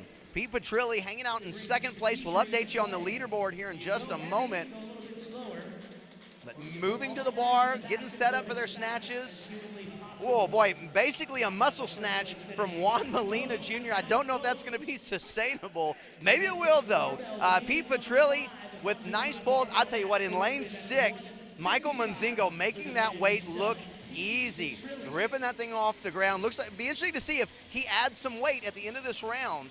Does not look like this is too much of an issue. Now, did come off the bike a little bit late, but as easy as the snatch has looked, really may be interesting if he's going to add some weight and maybe speed himself up on the bike and the pull-ups a little bit. Juan Molina Jr. continuing with that power snatch functionality, so it'll be interesting to see if that's sustainable as he goes. About 20 seconds left. John D'Alessandro just finishing up his snatches. We do see some weights being adjusted in lane 4, Steve Gibson, and in lane 6, Michael Munzingo. Seen a couple guys adding 5 to the barbell as well. So our leaderboard for this group, Michael Munzingo is in first place with 9 points. Now this is a very close race. He's got 9 points. Pete Petrilli, who you saw get to the bar second, with 10 points, and John D'Alessandro and Steve Gibson in a tie for third with 12 points, with Mark Peterson right behind them at 13 points. So this is maybe the closest grouping that we have across all divisions, with all of these guys at 9, 10, 12, and 13 points. Once again, 2 scored events. This is 5 rounds of 8 cals on the bike, 6 pull-ups, strict pull-ups, and then 3 snatches. 2 separate events because it's going to be the total time on the bike and the pull-ups across the 5, and it'll be your total weight lifted on the snatches. So you see 2 very different functionalities combining to make a couple of scores here. A lot of points can be made up, or a lot of space can be put between you and the people behind you. 1, go. Round 2 underway. So round 2 underway. Echo bike. Interesting to see how people are setting up. We saw a couple bobbles in the beginning, people hopping on the bike and actually spinning it backwards before they started spinning it forward. I'll tell you what, down on the end, Daniel Mayo with the first hand in the air. Looks like he's going to finish off first. Well, I don't know if he's first. Michael Munzingo and Daniel Mayo basically get off the bike at the exact same time, as we've got quite a race going, So we've got several athletes. with Juan Molina Jr. really pulling through those strict pull-ups very quickly. But it looks like Daniel Mayo off the bar first. Didn't see that early, but that looking great now. Moving up to 140 on the bar, going for those 3 snatches, takes a little bit of a breath. Breathing as Juan Molina Jr. comes up to the bar as well. They're still the only 2 people that are on the bar, so we see a lot of time being put between them and the other people, the other gentlemen that are coming up behind him. Pete Petrilli now coming to the bar. Daniel Mayo hitting 140 down on the far end, stepping back, taking a breath. Juan Molina still waiting to make his first attempt. Here, stepping back up to 155. Oh, gives that muscle snatch again. Steve Gibson good. at Steve 145. Gibson at 145. Pete Petrilli with a little bit of a stumble forward. Michael Munzingo with a great pull, still making it look pretty easy. We got 30 seconds left as Robert Selders joins and really pulls it off easy. Mark Peterson also here on the floor. Pete Petrilli looking for his 3rd and final lift here. 10 seconds. Wow, and looks great with it. Pete is a very large human, making that weight look easy. He's got 10 seconds left. 2, 1. Looks like everyone who was at the bar and made attempts 3 to go. completed all 3 attempts. We're seeing Michael Munzingo add 5 pounds to his bar. John D'Alessandro. John is removing weights, taking it looks like 10 pounds off, getting a little bit of help from his coaches. So going back for the 3rd round now, still have about 30 seconds to rest. 30 seconds. In this 3rd round now, start to see if there's any changes that happen, any changes that are made.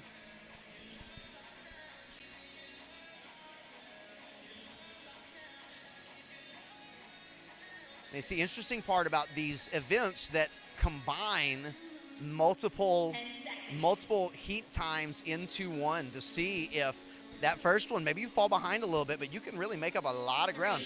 And we saw Michael Munzingo and Daniel Maya really gain a lot of ground and give themselves a huge cushion. See, once again, Daniel Maya, Judge put her hand down. Okay, now his hand's in the air. We've got Pete Petrilli and Juan Molina Jr. hands in the air. Michael Munzingo comes off first, comes off with Jim Sundheimer. Daniel Maya coming off now.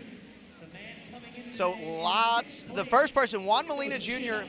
is the first person off of onto the pull-up bar, goes from the chin-ups, switching to the overhand pull-ups now. 2 more to go before he heads off. Let's see who's coming off first. Juan Molina Jr. coming off first. Daniel Maya falling just a little bit behind him, but not too far. It'll be interesting to see now who's going to follow them. We keep seeing they are really extending their time here, really looking to make up some ground. So Juan Molina Jr. with the snatch. Danny Maya getting a little bit of coaching from the side, tightening up the bar a little bit as he continues to breathe. Still got plenty of time in this round.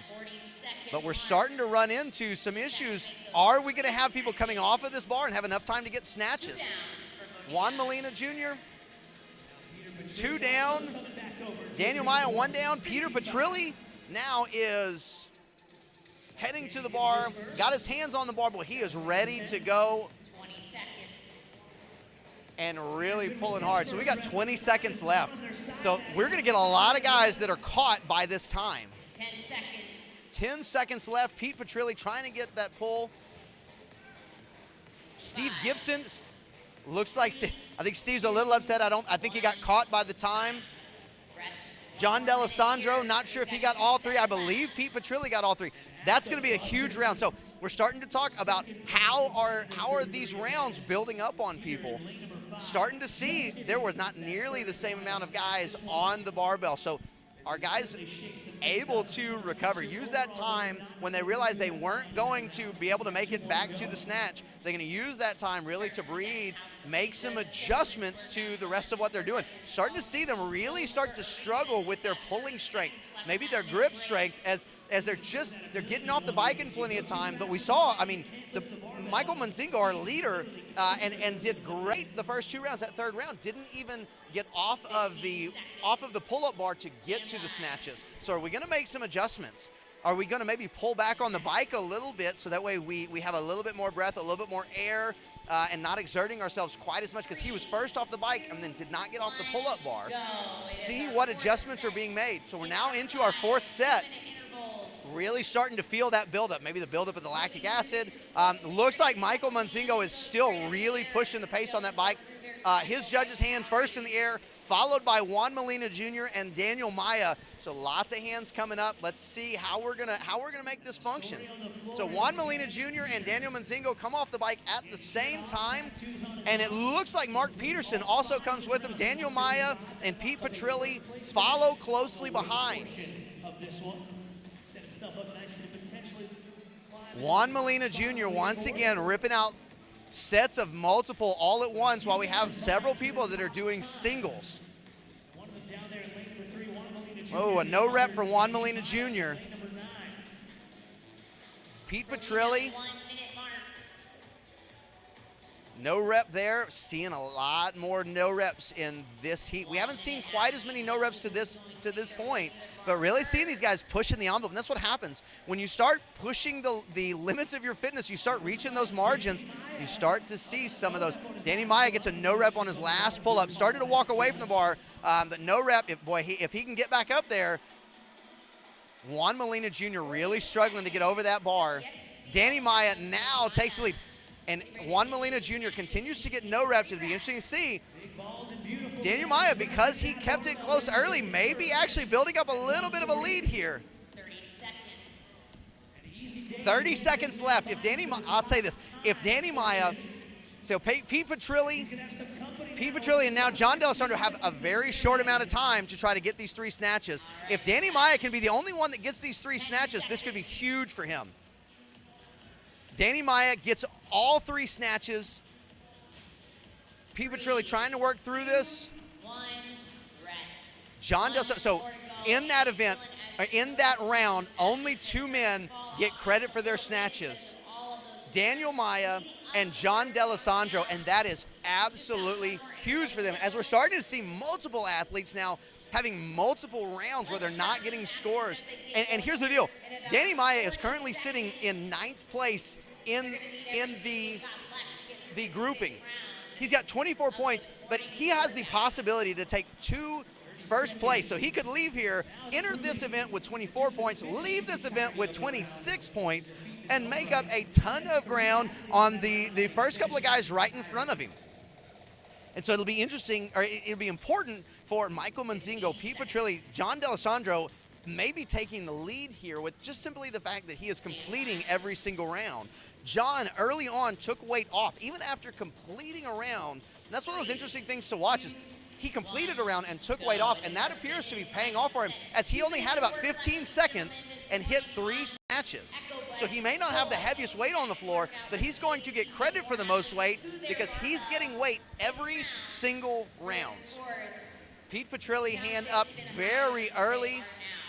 Now most everyone's hand is up. See who comes off first. Michael Monzinga first off the bike again, followed by Pete Petrilli. Then we've got Steve Gibson very close to them as well. Danny Maia actually the last off of the bike. So it's going to be interesting to see how this plays out. If maybe this is starting to catch up to him. He's built himself quite a lead here. So to be honest, as long as he can just get off the bar, he may wind up getting off the bar. And even if he doesn't get a snatch, he still may win the bike and pull-up event. However, he just ripped off, I believe, 3 or 4 strict pull-ups in a row. That fatigue is setting in hard. Really starting to see that fatigue, starting to see that lactic acid from that bike starting to build.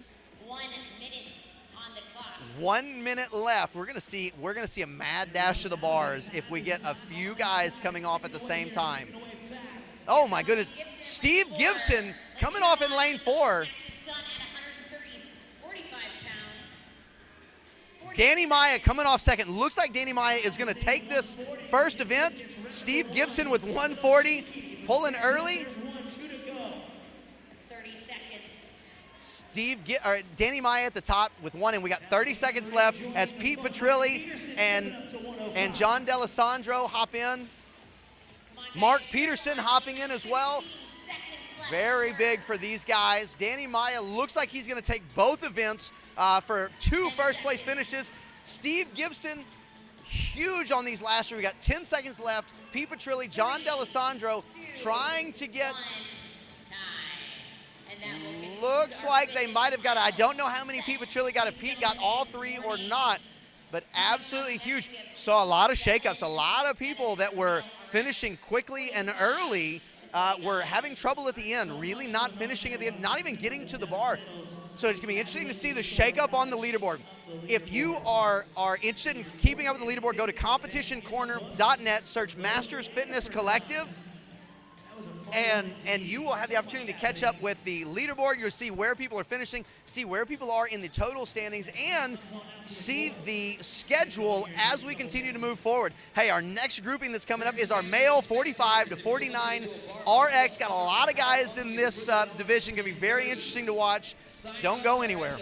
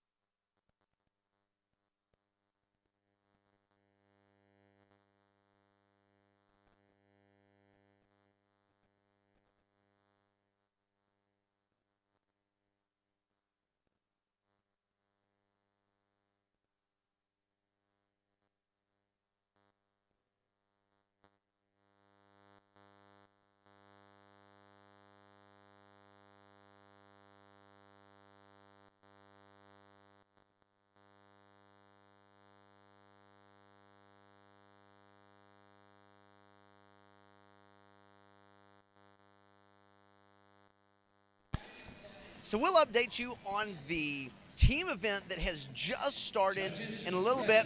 Now here with the 45 to 49 male RX division. And to give you a little bit of an outlook as we're getting started on the leaderboard, Peter Brown is in first place with 6 points. John Boldebuck with 9 points, followed by J.R. Jacquet with 11. Steve Fensel just 2 points out of a podium spot with 13 points. Once again, 2 scored events here. With a 2-minute clock, you're going to have 8 Cal Echo Bike and 8 strict pull-ups.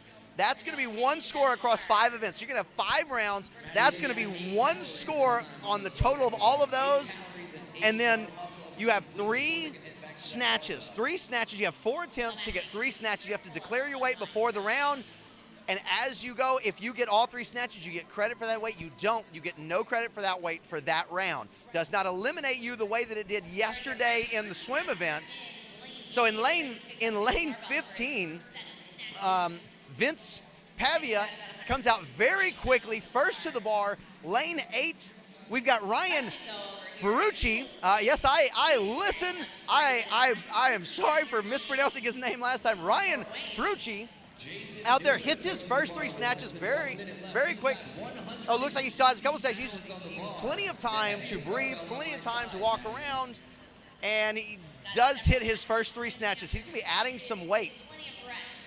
So this is what we're seeing. We're seeing a few athletes starting to add some weight. They come out, they get a good feel for what it is that they're hitting. We don't appear to have too many issues at the moment with the weight. So still have 30 seconds left. This first work interval has been very achievable for all of the athletes. We haven't seen a lot of struggles on the snatches.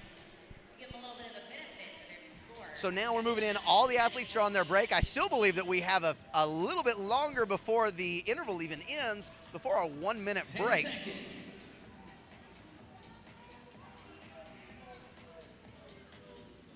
Three, 2, 1. So that is the end of the interval. So you can see how quickly everyone finished. Did not have any issues with the timing there whatsoever. That's down in lane 8 with Ryan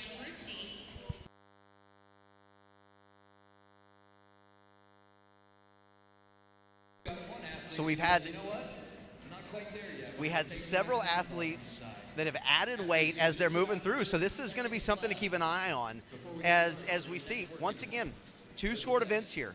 The snatches, the total of the snatches is 1 scored event. So even if you fall behind a little bit, but you still have achievable weight, that doesn't matter if you're to the bar last, as long as you hit those 3 snatches, you're getting credit for that weight. And we saw, especially in the last heat, that was a major factor as a lot of guys were actually falling off of the pace and not even able to get back to the bar in rounds 3, 4, and 5.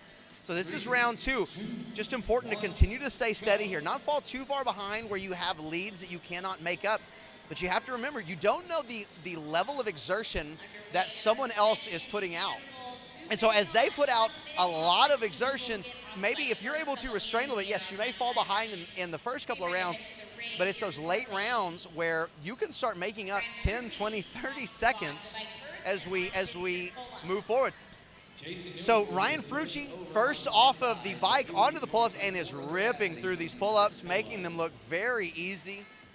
Several of these athletes really pulling through, making light work of this. Hey, Keith McNeil, I believe it's Keith McNeil, making this very easy, actually, or J.R. Jacquet. I'm not entirely sure who this is in lane 2, but he is first off of the bar, second off of the bar. Ryan Ferrucci first, going touch and go, making it look easy. Ryan may need to add a little bit of weight. He's first off the bar and doing touch and go. Still has a minute left, really could start separating himself.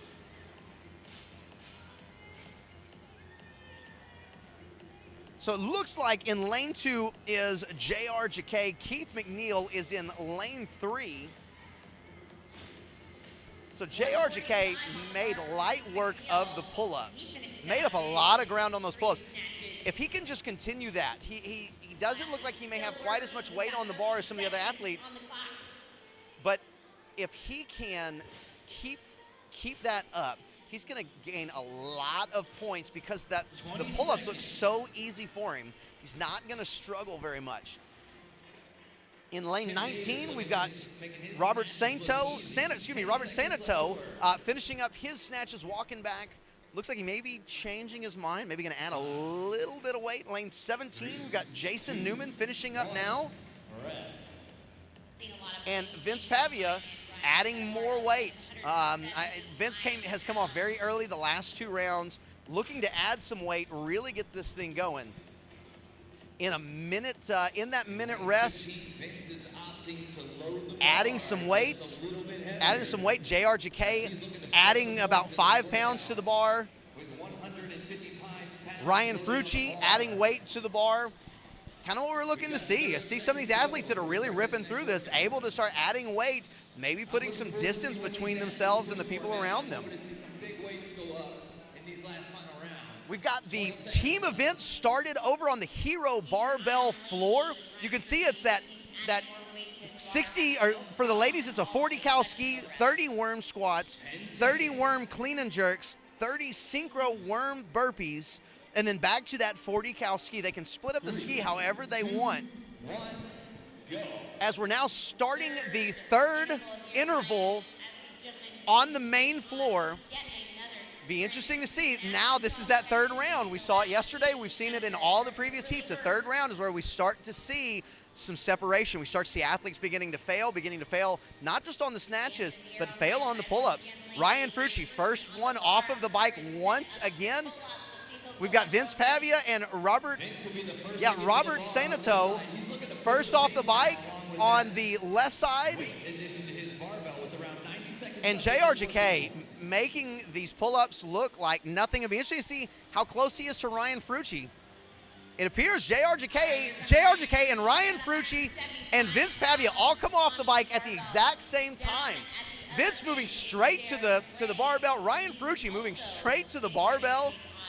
Ryan lifting first. Let's see if Ryan's going to go touch and go again. Ryan is going to go touch and go again. My goodness, would love to see Ryan maybe even add some more weight. But the thing is looking at the weights that are on the bars, he may not need to. That's part of it, is if he's looking around and he's aware of what's going on, he may not need to because he's hitting it so consistently and evenly. In lane 16, you've got Tim Davis. Tim Davis joining Vince Pavia. Vince now finished up with Jason Everly. Jason Everly moving through these snatches easily looking great. 30 seconds left to go. Ryan McNeil and Jason Boldebuck hitting their snatches. Looks like Jason is done, and Jason is taking a seat and going to add on some more weight. Got 20 seconds left. See if anybody's going to get caught by the clock. Looks like no one is going to get caught by the clock on this round. And they're not. Everyone looking good. Ryan Frucci adding more weight. John Boldebuck adding more weight. JRJK, so as quickly as JRJK came off of the bar, he's now taking weight off. Looks like he finished his 3rd rep right at the time cap. So pulling back just a little bit, giving himself an opportunity maybe to just to continue to hit those weights, because as we've talked about, there's a chance that we're going to start seeing athletes fail their reps. So on the team event, we're seeing the clean and jerks now. The timing of these clean and jerks, very interesting, trying to make sure with just 2 athletes having the hit your shoulder and move over. While we seeing in lane 11, seeing some great touch and goes, moving very well through that, but trying to catch up. So in lane 10, a bobble in lane 10, as we're starting to see, they have taken the lead. They're out in front, but they're starting to struggle now. A lot more hands on the knees, taking a lot more time in between with touch and goes behind them. 1 of 2 rounds left to go. So now back on the main floor, we've got the 4th round of this interval. Once again, seeing Ryan Frucci come off early. Next to Ryan Frucci, Stefan Fensel actually coming off early on the bike as well. Starting to see outside of Ryan Frucci, starting to see a little bit of shakeup in who is coming off of the bike early.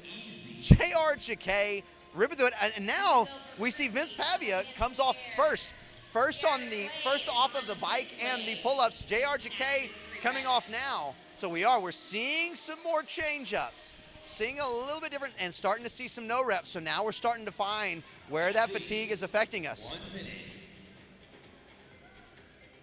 All right. Looks like lane 17, Jason Newman and Tim Davis both off. Ryan Frucci right to the snatch. Ryan has wasted no time getting off of the bar to the snatch. He's going to continue touch and go. Ryan is going to continue touch and go.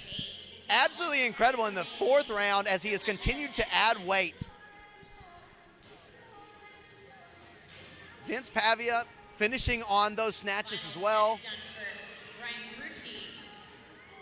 So it looks like right now, Ryan Frucci, Vince Pavia out in front. You've got JR Jacquet really pushing them on the bike and muscle up portion. We've got 20 seconds left. We're starting to see some athletes struggling to get off of the bar to get to those snatches. 10 seconds. 10 seconds remaining. Davis making 160 look easy. 5 seconds left. Robert Sanito trying to go touch and go for this last one and gets it. Woo. Well, he got there with about 20 seconds left and got those final 3, which is huge. We talked about it. If you get a 0 for this round, it becomes even more difficult to climb that leaderboard even in 1 round. And so getting those 3 right at the clock is huge. Lane 15, Vince loading on a little bit more weight. He's looking at 160 pounds on the bar. Same with Tim. Back to the team event, seeing all of these clean and jerks. It's interesting as we've seen so many pro teams throughout the years and their techniques, the way that it looks with maybe groupings that maybe some of these ladies have done the worm before, maybe some have not. As we see a group moving on to the burpees, so they're out in front, there's one group chasing them down, lane 10 trying to chase down lane 11, as lane 10 is moving through singles on the burpee, or on the clean and jerks with these 30 burpees. 2, 1, go. Moving into the final round of this interval workout for the men on the main floor. Got the last interval. We've got 2 minutes of work. Let's see who can in these 2 minutes save enough energy to be able to get off the bar and get to those snatches. This is where we may start to see more failures. And so we've got Keith McNeil and Ryan Frucci, Vince Pavia all off of the bike. JR Jacquet ripping through once again these pull-ups. He's making these pull-ups look easy. Let's see how quickly he can come up. Vince Pavia coming off the bar first, so he's going to continue to stretch his lead. JR Jacquet now comes off in second on the bar, heading to his snatches. Ryan Frucci a little bit behind, starting to go with all singles. So we've got a minute to go with these snatches. This could be huge as we're starting to see some of the leaders struggle a little bit as well. Vince Pavia, JR Jacquet just now starting for their snatches. Tim Davis and Jason Newman walking the snatch. Here comes Ryan Frucci. Let's see if Ryan is going to go touch and go on these. And Jason Boldebeck now at the bar as well.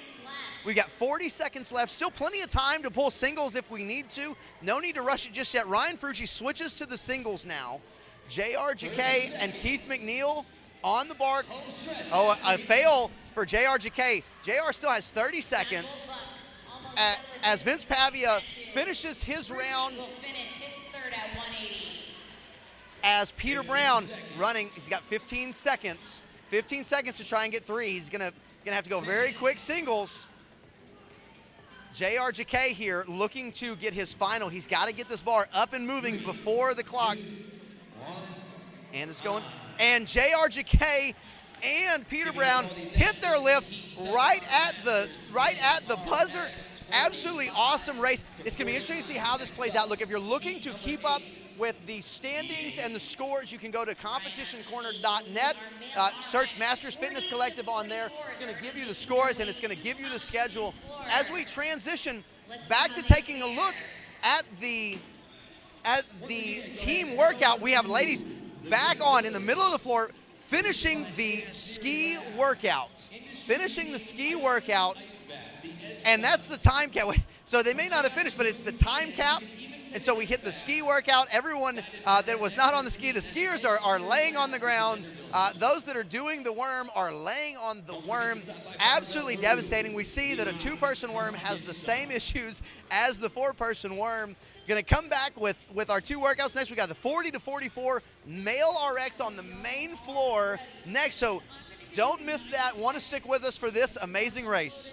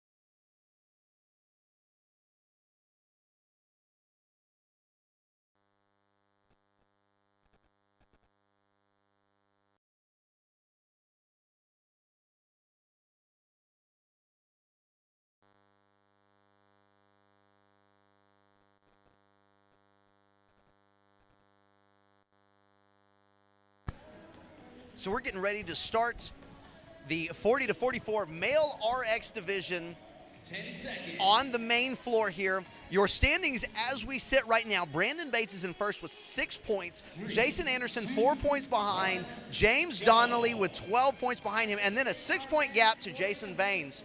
But 2 short events here and a large field. So this is going to mean that you can make up a ton of ground with so many athletes on the floor. 5 rounds. You've got a 10 cal echo bike, 5 bar muscle ups or 10 strict pull ups, and then 3 snatches. Looks like Tim Anderson coming off hot on these bar muscle ups. I've competed with Tim before. He is a body weight master. This is going to be a great movement for him. Lots of guys on these bar muscle ups, absolutely cruising through them. Tim first to the bar, taking a look around, looking at the clock, so that way he can see how much time he has. Definitely taking some breaks. Oh no! And who is this that comes off limping off the bar? Is that in lane 5? In lane 5, it appears that Brandon Bates, your leader, comes off limping and moves straight into the snatch and gives us a great snatch to start off with. A little bit concerned there. Lane 7, we got Jason Baines already going to a squat snatch. Interesting to see how that plays out. Most people are choosing to go for the power snatch, with lane 20, Aristides Villarreal going touch and go. Making things look pretty easy. So still have 30 seconds left to work. We see more at the, boy, Brandon Bates is really struggling.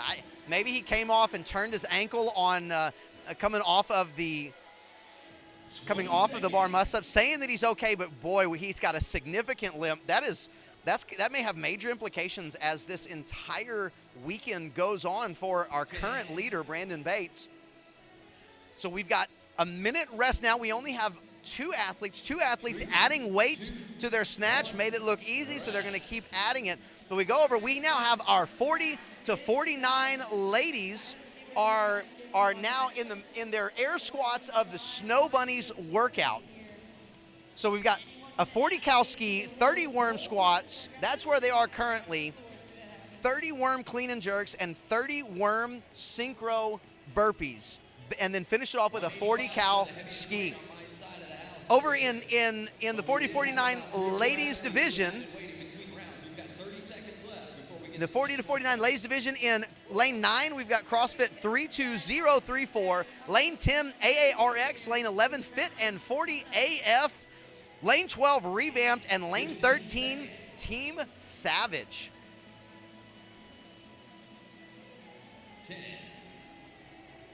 As the ladies are now moving into their clean and jerks, 3, 2, 1. seeing a little bit of miscommunication. I'll tell you, the teams that can communicate well here, get the bar, get the bag up to their shoulder and over their head and down all at once, are going to have a massive advantage as the men have started their second round now on the assault bike. Interesting to see how Brandon Bates does with that ankle that he rolled earlier. Jason Anderson, one of the first to the bar again and moving through these bar muscle-ups, got lots of power on that bar muscle-up. You see as he comes over, that hip really bounces off of the bar because he just pulls so well. Jason Anderson, first off the bar, comes back to grab, looks like maybe some chalk. Jason Vanes right behind him. Possibly Jason Viennes. Just heard the floor announcer calling Jason Viennes. Jason, if I've been calling you Vanes and it's Viennes, man, I really apologize. Jason Viennes. As everyone is now at the bar. Well, we have all but one now at the bar. We still have 1 minute to go. Lots of guys taking their time, not really rushing this. Got lane 16, Brian Pieper. Brian Pieper with the power snatch, got a little bit of something on his forearm, maybe dealing with some tendonitis. See how that plays out in this grip heavy workout. Lane 19, Benjamin Wilmot, one of the tallest guys on the floor. The snatch definitely has a long way to go. See how we can continue to pull this up. Lane 18, Ryan Gill. Ryan Gill appears to have quite a bit of weight on the bar. Difficult to see from the angle, but looks like maybe one of the heavier on the floor. We see in some athletes adding weight. We've got Jason Anderson, who is your leader on the bike and bar muscle-up portion of this event, adding some weight, and next to him, Jason Viennes adding some weight. So we'll see if they're maybe trying to put a little pressure on Brandon Bates, as Jason Anderson and Jason Viennes are in second and fourth respectively, maybe trying to put some pressure on Brandon and who knows, man, maybe test that ankle. See if maybe they can start gaining a little bit of ground.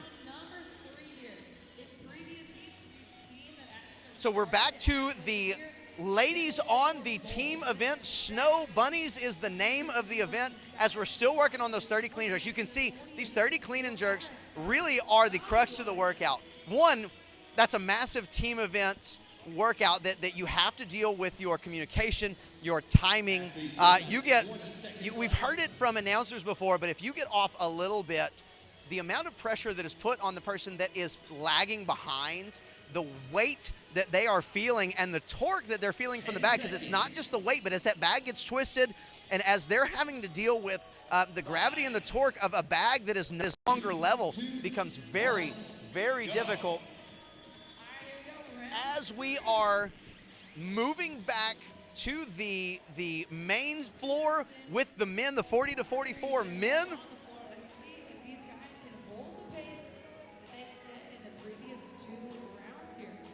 So we're in the third round. The third round is typically where we have seen a lot of the separation. And so it'd be interesting to see if we're seeing some of the similar separation. Once again, Jason Viennes, Jason Anderson, out there early, out there first.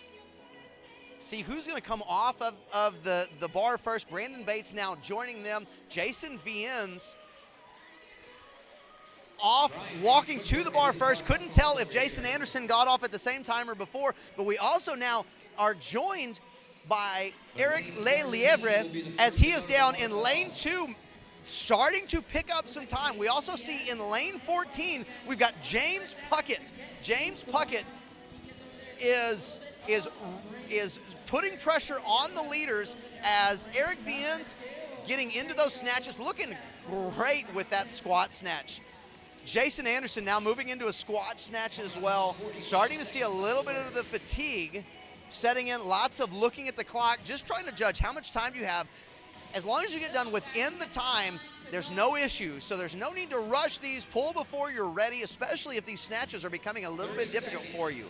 Brandon Bates continuing to pull well, continuing to really kind of set the pace. So he's finished with his 3 snatches before everyone else. We got 20 seconds left. So Brandon Bates, despite not being one of the first people to the bar, makes those 3 snatches look real easy. I don't believe that ankle is going to be much of an issue as we continue to move forward. We've got 10 seconds left. Still have several gentlemen on the floor trying to get these snatches in. Looks like we're only going to have 1 caught by the time cap in lane 18. Lane 18, it looks like Ryan Gill is adding some weight coming into this 4th round where we're going to start to see a lot of separation. Hey, speaking of separation, we go back to the ladies in the Snow Bunnies event, and we've got 3 teams on the burpees over the bag. I tell you, this worm is so devastating. And then you throw in burpees in the middle after you've basically just wrecked your core with those clean and jerks, with the torque and the torsion on the bag. And so now we go into these burpees. Before we say, hey, by the way, why don't you go back to the ski and pull for everything that you've got to finish this workout off? And so you see lots of good rhythms, lots of good timings, just down and up. I'd say in lane 10, AARX looks absolutely fantastic with keeping a nice, consistent rhythm. There's not a lot of change in the down to up. And then you also have Team Revamped in lane 12 looking great as well. So we're starting round number 4 in the main stage as we're going to start seeing a little bit of fall off. We're already seeing, so Jason Viens, Jason Anderson first off the bike, and I tell you what, he's tired of having Jason Viens so close to him. Boy, he moved quickly into that. He's got 2 bar muscle ups. Jason Viens just has his first, so I don't think Jason's gonna be able to catch Jason Anderson. All the Jasons are going at it right now. It's a fight amongst the Jasons. Jason Anderson comes off first, turns around again, grabs a little bit of chalk. So he's really continuing his run of coming off early, but giving himself enough time. Jason Viens right behind him. Eric Lelievre down here at the bottom, moving. We also have in lane 9, Jordan Webb moving early, and in lane 14, James Puckett now starting to put a little bit of pressure along with Tom Zeiser. Several guys, we have a few guys still on the bar, but most are on the barbell. Jason Anderson with a fail on his first snatch. Boy, that could be very difficult. With everyone appearing that they're really getting through these snatches, having a failed round of a snatch is a major issue. And Jason Anderson just fails. He's going to take a 0 on this. He's pretty disappointed with himself. I can understand why. He's really pushing it. Looks like, well, it'd be interesting to see if he's going to take some weight off of the barbell for the next round. He's squatting down. Hopefully he can move on. Looks like he's probably going to take a first place in the bike event. Let's see if he can rebound a little bit. Jason Viens with a little bit of a bobble, but a great save at the bottom. In lane 8, we've got Jorg. If it's George or something else, I really apologize. We'll call you Mr. Butler for the time being, out of T2 CrossFit. And so now we are into our rest period. This is our last one. We have Ryan Gill adding on 200 pounds in lane 18. Not adding 200 pounds, but he's moving up to 200 pounds in lane 18. So we have a little bit of a lull in the 30 seconds. In the ladies team division as they have moved out of the last event, or moved out of the last heat, and now 20. believe we are moving into the 40 to 44, another group of 40 to 44 female teams. I believe you're going to have in lane 10, short stack attack, 11 twinsies, 12 no regrets, and 13 kiss my full send. As we move into the last event, or the last heat round, boy, I can't find my words, the last round of the 40 to 44 men's RX. It'd be important, so after seeing Tim Anderson fail the snatches on the last one, it'd be important for him to pull out a win in this bike event. His judge's hand went up first. Now he moves on to the snatches, but he moves on to the snatches with a little bit of company. I believe that's Jordan Webb that is there with him at this point. But he has 2 in the bag before anyone else has hopped up. Looks like Jason Anderson is going to take the bike and muscle up event. Be interesting to see who comes off second. Jason Viens falling behind just a little bit. Jordan Webb now moving to the bar. Got Eric Lelievre moving to the bar as well, and Chris Garrett. And now starting to have the other side of the rig. We've got in lane 14, James Puckett, Tom Zeiser, Ryan Gill. It'll be interesting to see how Ryan Gill does. Ryan has the heaviest weight on the floor. Jason Anderson makes that snatch. Jason, a local guy, has got lots of support here. Brandon Bates just continuing to pull and be consistent, not having any trouble with this weight. 30 seconds. Jason Viens starting to struggle a little bit. He had a couple of bobbles last round, breathing a little bit heavier this round, but still making that weight. And I'll tell you what, Ryan Gill making this weight look easy, really pulling it well. Lane 16, we've got Brian Pieper completing that. Oh man, well, we have lots of support, lots of yelling over here. In lane number 8, we got Mr. Butler. Got a huge support group, lots of celebration for Mr. Butler. Absolutely fantastic. So, completed that event. Once again, 2 scored events, and really could see some shakeups. There's a huge field, and so the difference between finishing 3rd, 4th, 5th, and 19th, 16th, whatever it may be, that's a lot of points. So really could see some shakeups as we're moving through. Now in the ladies team division, starting to see a little bit of movement as Kiss My Full Send is first off of the ski, but is closely followed by No Regrets and Short Stack Attack, and now Twinsies moves to the bag as well. We're into the squats. If you're in between events or you're a spectator heading to Vanderbilt, Looks like No Regrets actually has a better tempo, and they are more in line with each other. Kiss My Full Send struggling just a little bit with their timing. A little bit slower timing, but also when they are starting is a little bit different.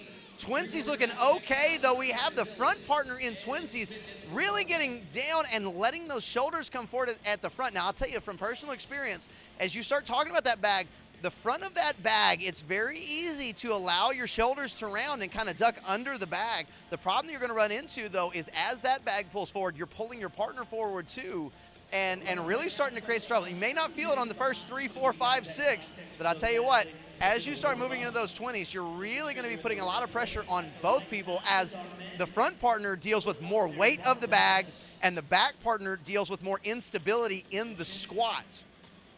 Heat number 9 coming out to the floor next. So breathing a little bit here with Kiss My Full Send, just trying to catch their breath. Lots of pressure on them as they are on that bag, just trying to catch breath. But we have No Regrets moving into the 30 clean and jerks now.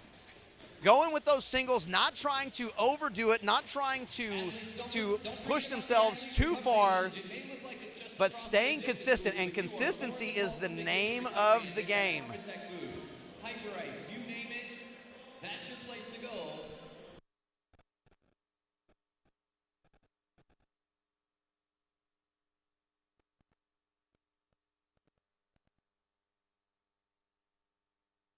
In our 35 to 39 division. So in the Number 1, Andrew Dial. short stack attack and short stack attack and Twinsies, now joining No Regrets on the clean and jerk, but you're seeing short stack attack struggling with that bag. David Rodriguez. In lane number 7, Justin Sharp. In lane number 8, Colin Kirshner. A little bit better communication there, but you're seeing the struggle. So the back athlete is really willing to drop off the shoulder real quick, and you see a lot of the pro teams, that's what they do. As soon as that bag hits the other shoulder, they drop it right away. The front athlete wanting to hang on to it a little bit longer is going to cause a little bit of issues, but the back athlete continuing to struggle to get the bag all the way up to her shoulder. I'll tell you though, these events, these bags are so difficult, and they're actually so unusual. This is the very first time some of these athletes are touching these bags, so learning how to use it, and not to mention, these are heavy bags. I believe these are 120-pound bags for the teams, and this is a lot of reps. But mentioning that with No Regrets, continuing to make great headway through this as they have a great rhythm, really communicating well.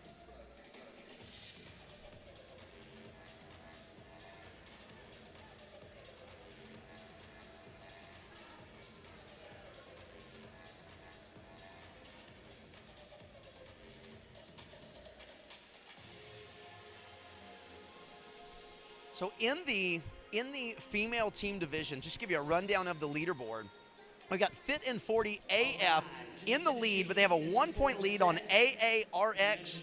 And then in third place with a 4-point difference is Revamped with 19 points. So you can see we're getting a little bit of spread, because then after Revamped, we've got a 6-point lead on Team Savage. But as we move through today, so they had 3 events yesterday, so we see a little bit more separation. But as they move through today, it'll be interesting to see as we're dealing with some of these more team-oriented events, like a team worm, a 2-person worm. So we're moving back over, and we now are about to start the 35 to 39 male RX division in this 5 rounds. So it is 5 rounds. You're going to have 10 cows on the Echo bike, 5 bar muscle ups, and 3 snatches. 2 different scored events. The total time on the bike and bar muscle ups will be 1 event. The total time the total weight on the snatches will be another event. Looks like Corey Bromry coming off real early on the bike, but got some guys that are ripping through these bar muscle ups. Lane number 4 is Samuel Bondarove, looks to be the leader. He is first off of the bar, closely followed by Corey Bromry as they move down the lane. Today, and this is his opening weight for these heats. Plenty of time as they are getting set. Oh boy, little soft elbows for Bondarove. Samuel Bondarove really got to make sure he gets that good pull, gets that turn over. Don't want to be struggling with that this early in the event. There it is. Much easier there. Seeing in lane 6, David Rodriguez. Lane 7, Justin Shart. Justin Shart in second place. So important, one of these smaller athletes. So it'd be important for him. And height, size doesn't necessarily matter in terms of strength. So it'll be interesting to see as we move through this event how he does. He's moving this weight very, very well. Less than 30 seconds now. So less than 30 seconds as we're trying to wrap up this round of snatches. Lane 10, we've got Brett Cheney. Brett Cheney looks to be working through it. He still has maybe 1 more snatch, as Paul Tedelan in lane 5 trying to wrap up his snatches as well. 10 seconds. And he does. All athletes hit their 3 snatches. Hey, give you a heads up about the leaderboard. We've got David Rodriguez with 7 points in first place. 7 points behind is Justin Shart with 14 points. Paul Tadalon in third with 15 points. And then a 2-way tie with Colin Kirshner and Samuel Bondarove at 18 points. So we are already seeing, with 3 events in the bag, a lot of separation between David Rodriguez and Justin Shart, but you just don't know. So there's 2 events here, got an 11-person field. If you can continue to gain a little bit at a time, this is a major opportunity to pick up a lot of points, especially as we start seeing going further into this event, start to see the fatigue and the way that the bike has been continuing to build on people as we go. We see a lot of people starting to struggle. Athletes, 10 seconds before, so we got a 1 minute rest between each round. 3, 2, 1, go. And now we start the second interval of this event, and we'll see who is continuing to be willing to push at the exact same point that they are pushing. 10 cows, the magic number. So it looks like Samuel Bondarov is the first with the judge's hand in the air as he really pushes those handles, and he is off several seconds. So Samuel Bondarov and Justin Sharp, first ones off. We got Andrew Deal off as well. These guys are ripping through these bar muscle-ups now as well. Be interesting to see if we can continue this pace as they are pulling through. Samuel Bondarov once again putting some space between him and everyone else, but Justin Sharp really close behind him. As we move through in lane 6, David Rodriguez now joining your two that were first off the bar. Everyone turns, takes a look at the clock, knowing that they've got to breathe just a little bit before they start pulling these snatches, because the snatches are a score in and of themselves. Having a failure, having a 0 on one of these rounds, make it basically impossible to pass anyone that has all five rounds of snatches in the bag. I'll tell you, lane 3, Brian Blackburn looking absolutely amazing on these snatches. Probably looking forward to these snatches all week. The way that he looks with a great form, great pull. I mean, looks very comfortable with these snatches. Nice speed under that bar. Corey's good at 2:10. I'll tell you what, I think these athletes are pretty glad that they don't have to do a squat snatch, but when that weight gets really heavy, it's helpful to have. So all athletes, well, not quite. So in lane 10, Brett Cheney. Brett Cheney is the last athlete out snatching, trying to beat the clock. So he's got 10 seconds. He's got to get one more. Boy, Brett is cutting these close.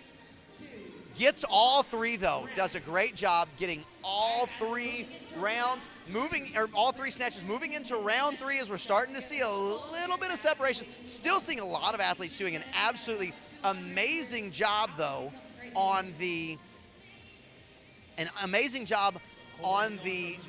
snatches, getting to the snatches, getting through all 3 snatches. As in a moment we'll be taking a look. They have not quite started the on the teams, the 60 plus and the 50 to 55 male teams. We'll be looking at those in a little bit once they get started. So for the gentlemen, it is a 60 cal ski, 30 worm squats, 30 worm clean and jerks, 30 synchro worm burpees, and a 60 cal ski with a time cap of 10 minutes. And it has been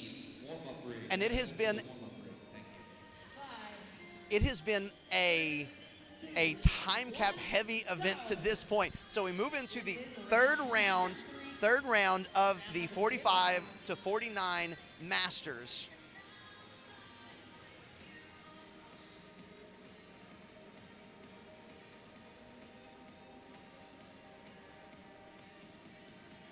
Samuel Bondarov and Justin Sharp once again coming off at almost the same time,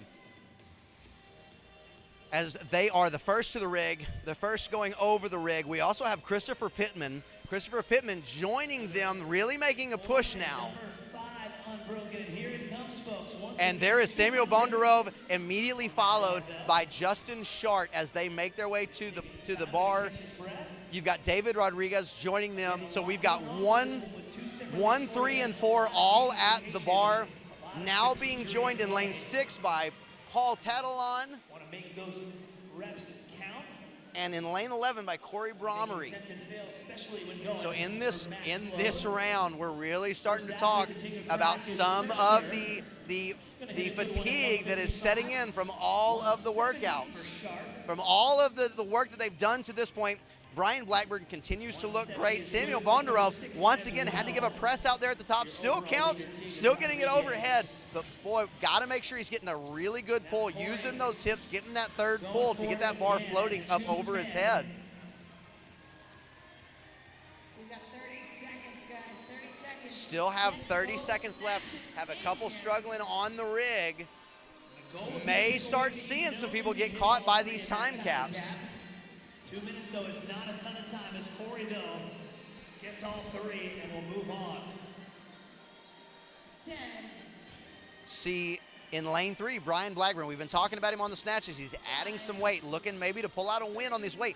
He's not in the front on the bike and the bar muscle up, but he is doing a great job on these snatches. Looks like maybe he's trying to pull out an event win on this second portion. So now we've got the 60 plus teams and the 55 to 59 male teams attacking this. We've got in lanes 3 and 4. In lane 3, we've got the Honorable Masters. In lane 4, Twin Sons, different moms. And then in lane 8, we have the Atomic Ants. Lane 9, Invictus Masters, better known as Bros with Beards. Lane 10, Invictus Seattle. Lane 11, just here for the swag. Hey, you know what? They're getting lots of it. It's good looking, so might as well do it. Lane 12, Stacy's Uncles. Stacy, if you're watching, your uncles are competing for you. And in lane 13, Team 511, as Invictus Seattle is the first ones to move on to that squad, and they've got a pretty significant lead as we move back to round number 4 of the men's 45 to 49 event. But we are seeing a lot of fast paces continuing to really move through that well. Nice cool breeze from in front of his bike as he's once again going to be the first athlete up on that pull-up rig.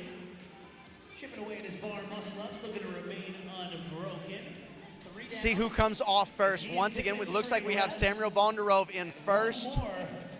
Samuel Bondarove comes off first once again.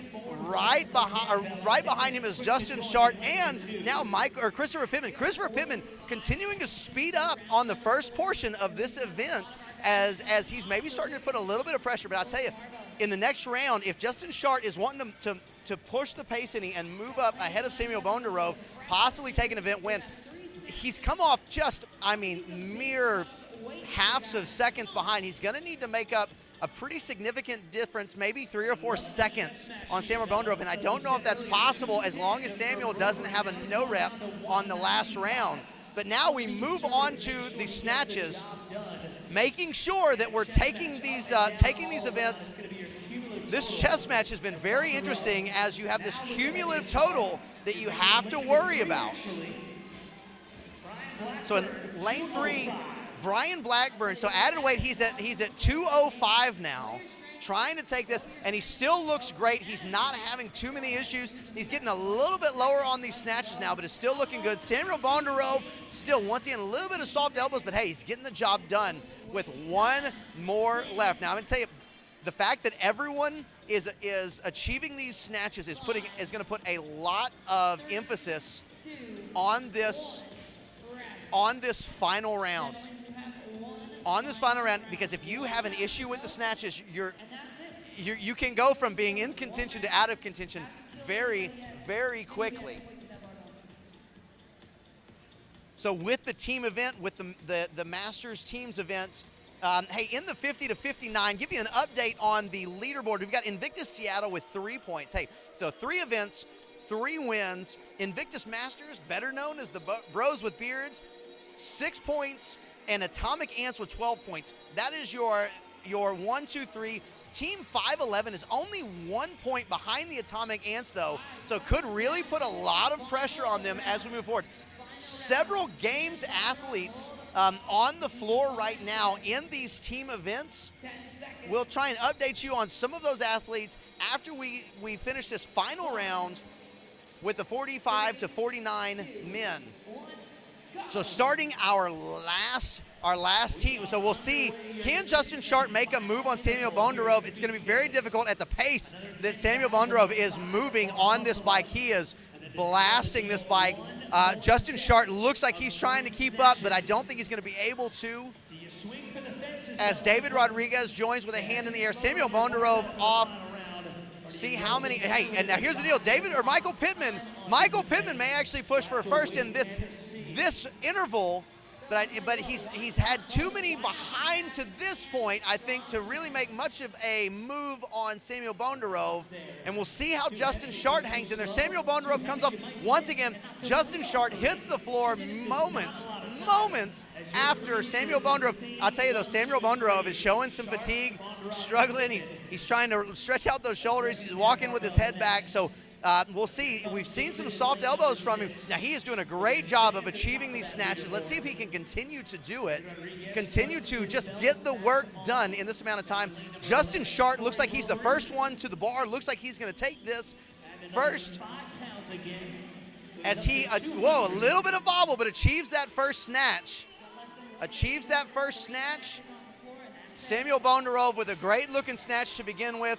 And then here is Brian Blackburn with an amazing snatch. Looks like he's going for that win. I don't think he's going to have too many issues. Samuel Bondarove, another snatch. Still plenty of time. Justin Shart. Okay, so Justin Shart just had a no rep in lane 7. So as time is ticking, now we start to feel as Justin Shart cannot afford another fail. You cannot take a 0 with everyone basically achieving these weights. And Justin Shart makes it. Samuel Bondarove finishes up, rolls over and lays down. Justin Shart has one more snatch to get and makes it. Looks like, boy, we had several make it right at the buzzer with a great race, a great event. Hey, if you want to keep up with the scores, go to competitioncorner.net, search Masters Fitness Collective. So as we move back over to the teams, we see we're now on, many of these teams are on the clean and jerk. So we've got the clean and jerk with this 2-person worm, and we've talked about this 2-person worm will give you fits. There may be even less room for error than on a 6 or a 4-person worm. As we look at this, it's you, it's your partner. If you guys get a little bit off, you're going to have major problems, as Invictus Seattle is the first to move over to the burpees.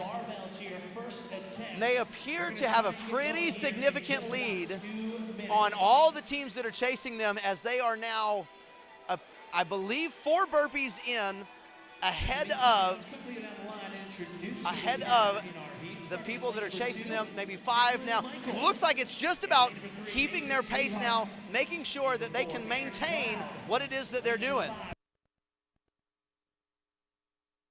Now Bros with Beard joins them with a little bit of funky timing here, trying to get on the same page with their timing. I think they probably had to work pretty hard just to get back in contention with Invictus Seattle, so they're struggling a little bit to get those burpees over the bag. I'll tell you what, that bag is so different because you've got to go so much further side to side than in just a bar.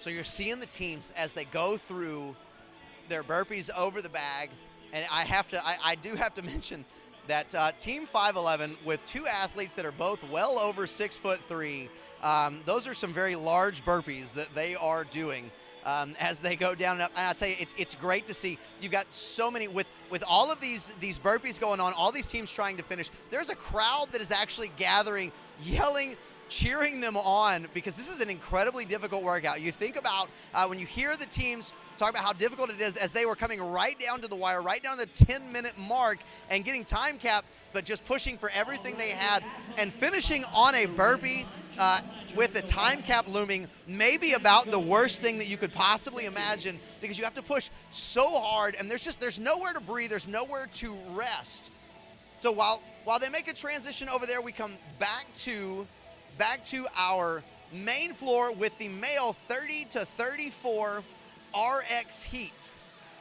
As we've got several athletes in the 30 to 34 RX heat. And so once again, lot of pressure to make sure that you're hitting your time. Ready. Behind your bikes. Reset those monitors. So 5 rounds for time, 10 cows on the bike, 6 bar muscle ups, and then 3 snatches. You get to pick your weight, but you have to get all 3 snatches. You get 4 attempts. You can have 1 failure, but you have to get all of your snatches in that amount of time. So 2 different scored events. You got your total time on the bike and on the muscle ups, and your total weight on the snatches. Barbells loaded here for some heavy snatches. My heaviest barbell is in lane 7. That's Nathan Grigsby with 175. So as we get ready, the heaviest barbell that we have on the floor is Nathan Grigsby in lane 7. In lane 7. So we'll see how this goes. We've got many of these men are now up on the rig with their muscle ups. Looks like everyone is up on the rig with their muscle ups. Our first athlete heading to the bar is in lane 16 with Casey Miller. Casey Miller, but in lane 7 is Nathan Grigsby, once again with that heavy barbell, the heaviest barbell on the floor. So we are not even a minute in yet, and almost every athlete is headed to their bar. His first 3 snatches at 175.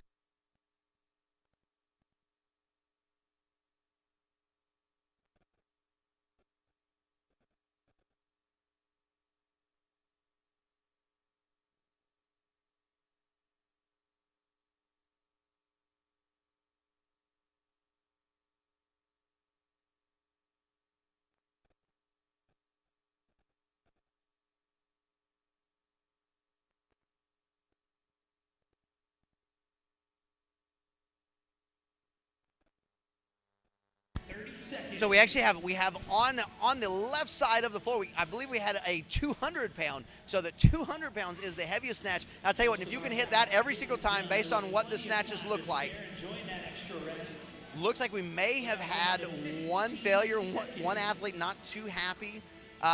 Hey, give you a rundown of the leaderboard, and here's what it looks like.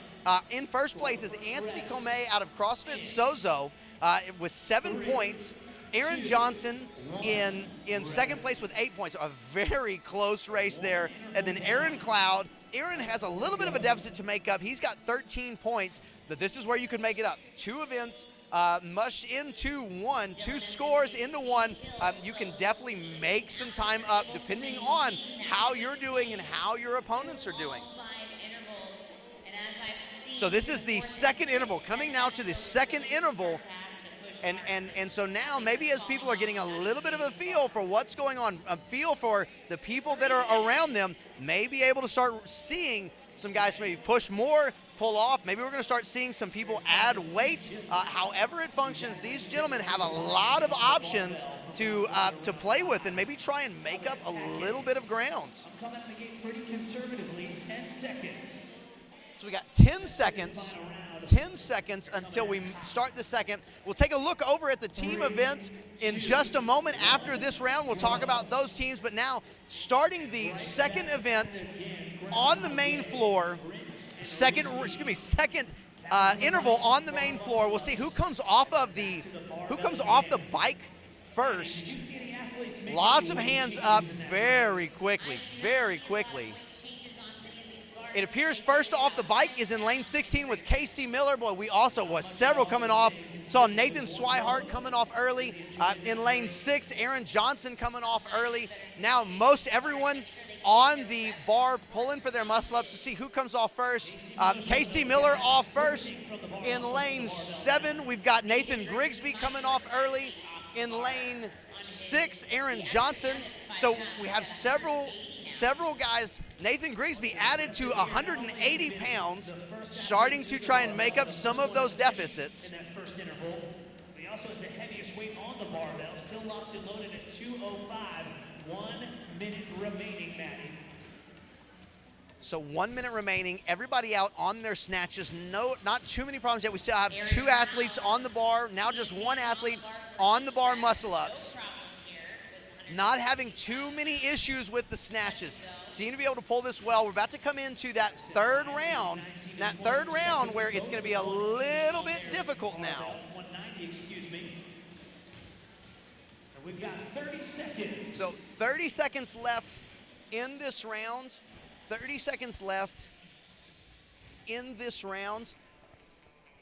But while we're taking a rest, I want to take a look over at the teams, because this is the 40 to 49 teams division, and this is a very close race. Very close race.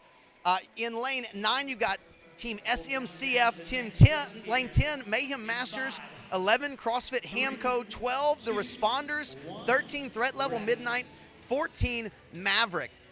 And in this, you have a 1-point difference between first and second. You've got CrossFit Hamco with 5 points, Responders with 6 points. These two have gone back and forth at the top of the leaderboard, with the only difference being a 4th place finish from the Responders on the run yesterday. The CrossFit Hamco currently with a clean and jerk that is basically a strict press. They go to the shoulder and just pick it up and go right over the head. The Responders with a little bit more of a push press over their head as they're moving forward. Looks like CrossFit Hamco has a little bit of the lead based on where they are in the floor. Once again, 60 cow ski, 30 worm squats, 30 clean and jerks, 30 worm synchro burpees, and 60 cow ski. As we go back and forth, I'll try and keep an eye on that race for you, because it might be one of the closest races that we have. But as we come back to the main floor now, we see the third round. The third round, again, I keep saying about the third round is where we start to see separation. We continued to see that yesterday at the pool, where the third round started to show where people who were building up that fatigue were unable to remove their lactic acid. Now here's the deal, we have someone new who's first to the bar. We've got in lane 17, Josh Manuel was first to the bar. Casey Miller back up on the bar as well. We'll see who is coming through quickly. First off the bar, Casey Miller and Josh Manuel literally hit the ground at the same time. It appears Nathan Grigsby leading the right side of the field, with basically everybody else coming off the bar at the same time. Lots of people trying to catch their breath. You're starting to see now the effects of so much work in such a short amount of time. So lots of breathing. No one has attempted a snatch yet, but we still have a minute. Boy, these are some fast heats. Now in lane 3, Nathan Swihart, first to pull, looking absolutely great. Respectively, as a few more guys get their hands on the barbell. 195 in lane. So we've got in lane 19, we've got 195. Lane 19 is Curtis Bontrager with 195. Only 3 rounds in, 2 to go. 30 Still seconds. looking like everybody is hitting their snatches, not seeing too many people that are on the bar having issues with their snatches. We've got a couple that are struggling to get through their bar muscles. We're seeing that fatigue starting to build. So much grip, so much pulling, that this really becomes very difficult.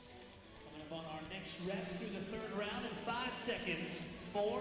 So as we move back into looking at the teams, we're on to the burpees.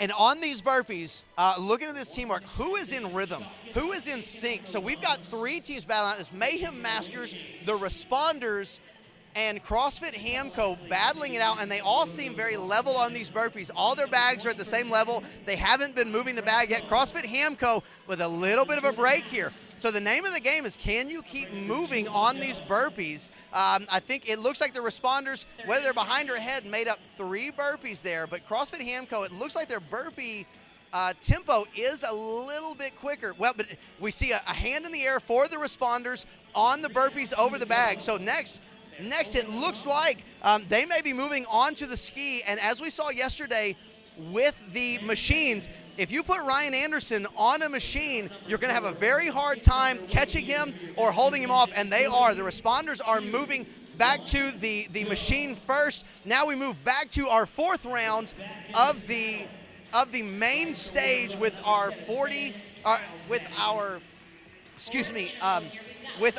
to 34 men. This is the 4th round. We are really starting to see now some fatigue, as once again Josh Manuel comes off early, hops up. Now he looks like he's maybe trying to stretch his lead on Casey Miller, who has been your leader for this first scored event. With a good fight. Keeping you updated on the teams. The responders are still the only team and have been on the skier. You have CrossFit Hamco moving back to the skier now, but they are well behind the responders who are in second place trying to pass them. Now we move in the fourth round. We've got Josh Manuel, Casey Miller move back to the snatches. We've got Nathan Grigsby in lane 5. Anthony Comey, your leader, moving back to the snatches. Anthony has quietly been staying at the top. You haven't heard his name too much, but he's quietly been right at the front the entire time. So Anthony's actually going to be the second one to pull. We've got Manuel pull, makes the first pull. 205 for all the sets so far. Not seeing many failures. Boy, these guys are doing great. We've got lots of 195, 190, 200 pounds out there with not many failures. So once again, we're going to put a lot of pressure on these teams that are, on these individuals as they look at that fifth round and look, what is it going to look like? Do I add weight? Do I just try and stay consistent, hold where I am? Because after 4 rounds, if you have not been adding or subtracting weight, after 4 rounds, the totals, you're going to have to add quite a bit. Now, we do have one athlete in lane 19 adding. We got Curtis Bontrager adding. Possibly, yeah, adding. So he's going to be adding 5 pounds. So we are moving into the fifth round of our intervals. Now here's the deal: is at this point, it's going to be very difficult to make up a lot of ground on your snatch. So it's more important just to make sure you hit your snatch. If you look around and you think there's somebody you can catch, but they have 4 rounds, so someone has been 5 pounds in front of you and they've hit 4 rounds of their snatches, then you have 20 pounds that you have to make up, and I don't see anybody adding that much weight. So unless you've been adding consistently, it may not be worth it to try to add for this last one and possibly miss, take a 0, and really get pulled back. So we got 15 seconds. Hey, looks like the responders took a pretty significant win as they were celebrating. Lots of high fives, lots of talking. Boy, that looks like a painful workout. But we're about to start our final interval here with the 30 to 34 men, and I'll tell you what, there are some people selling out for this event. Boy, Casey Miller and Josh Manuel, but next to Casey Miller, Drew Dalius off the bike already. Drew Dalius absolutely blitzed the bike and is off well before anyone else. But Casey Miller and Josh Manuel are able to start their muscle ups and are now moving through those muscle ups very well. You've got your leader, Anthony Comey, in his muscle ups as well, trying not to lose too much ground. So Josh and JC once again, or Casey, Josh and Casey first off of the rig. Anthony Comey, Nathan Grigsby, down in lane 1, Nicholas Michael all coming off, Nathan Swihart, all very, very close. Don't know if anybody really picked up a lot of time there. May have a little bit of shifting in the middle of the grouping, but right in the top is pretty consistent. Now, in lane 17, Josh Manuel caught a little too low, couldn't straighten out, fails his first attempt. So once again, oh man, and Anthony Comey, your overall leader, fails his first as well. So we're starting to see some of the stress, some of the tension that gets put on. To this point, we haven't seen. So Casey appears to be your leader because he's had 205 on his bar the entire time. So I believe Casey has both been pushing for the lead in the snatches, or excuse me, in the bike and the muscle ups. Now also in the snatches. Casey may be trying to take 2 first place into the break. So he does all 4 at 205. 3, 2, 1. So it looks like we did not have too many issues with failures there. Really, it just became about consistency, which that was very fun to see. It wasn't so much about who's going to fail, but it was actually more about just being consistent, finding your way. We didn't see a lot of shuffling, maybe within the middle, but didn't see a ton of shuffling, pretty consistent in who was coming off when. So now we have started we have started another round of the male 40 to 49 teams over on the Hero Barbell stage. They are now into their 60 cal ski, and I'll tell you what, 60 cal ski before going and doing 30 worm squats followed by 30 worm clean and jerks. You're just blowing up the core as you try to stabilize, and not just stabilize off of the bag, but stabilize off your partner as well. If one of you is off, if the timing is off, or if one of you is pulling forward or pushing backward on that bag, it just adds. It's why all of the practice that you can get with those bags is so important, because you learn how each other moves, you learn how to work. And so when you have teams that are largely not used to this, you really see some interesting things.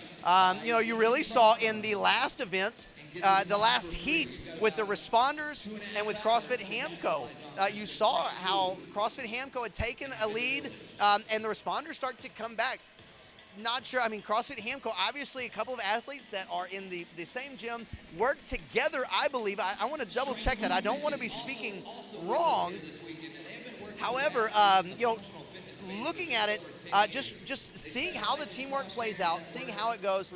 Hey, our next group that we're going to be pulling out onto the main stage, though, is going to be, it's going to be our 65 plus and 60 to 64 female elite. So now we're going to be pulling in the elite divisions and seeing how this plays out in the elite divisions.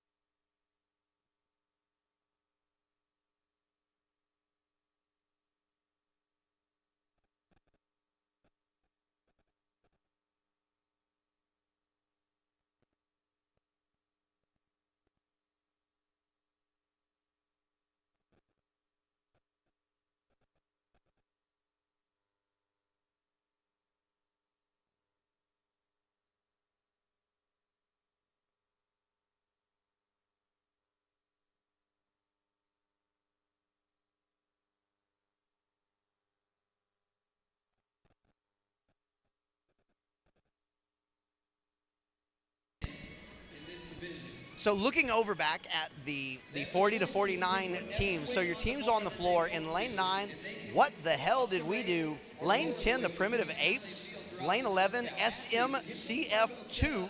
Lane 12, Masters of the Prowsiverse. And lane 13, Team Manic.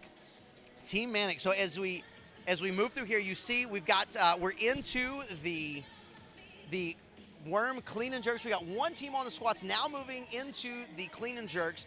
So this is a 60 cal ski, 30 worm squats, 30 worm clean and jerks, 30 synchro worm burpees, and then back to that 60 cal ski. And we have seen that in all but the last heat, the time cap has been a major factor.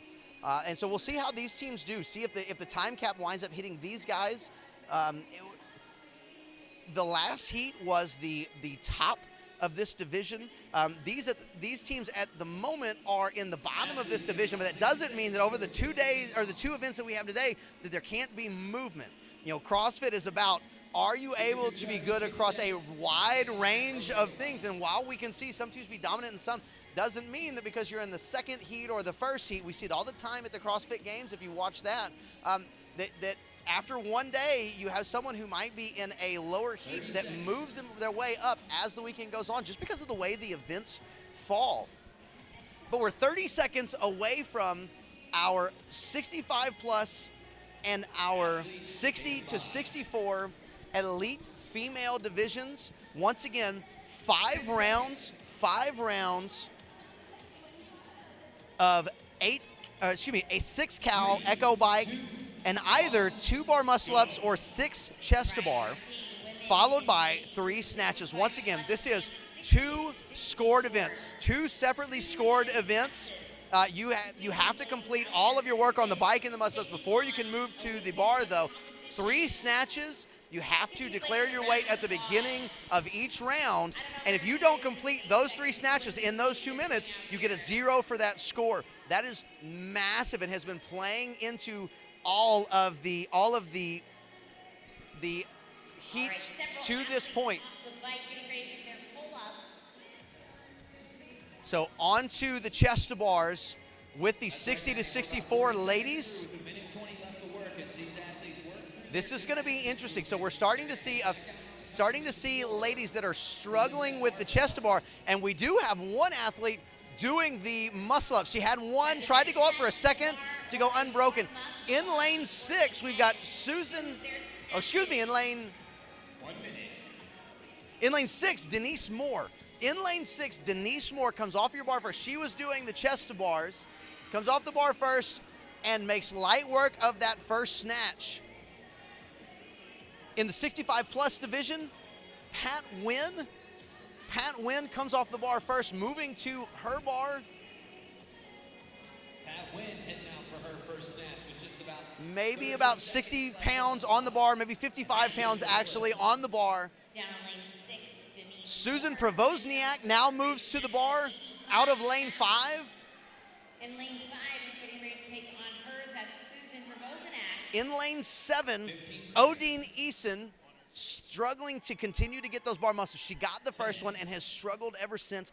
Bev Labonte is next to her and is kind of back and forth with the chest to bars about whether she's able to get it or not. She's getting a last little pull from time to time. So a little bit of a pause as they have a minute to recover. Hey, while they've got a minute to recover, in the 60 to 64 elite division, Odine Eason is leading the way with 3 points. So 3 events, 3 points to this point, followed by Denise Moore. There's a 5-point gap there, and then a 2-way tie for third, Bev Labonte and Susan Provozniak.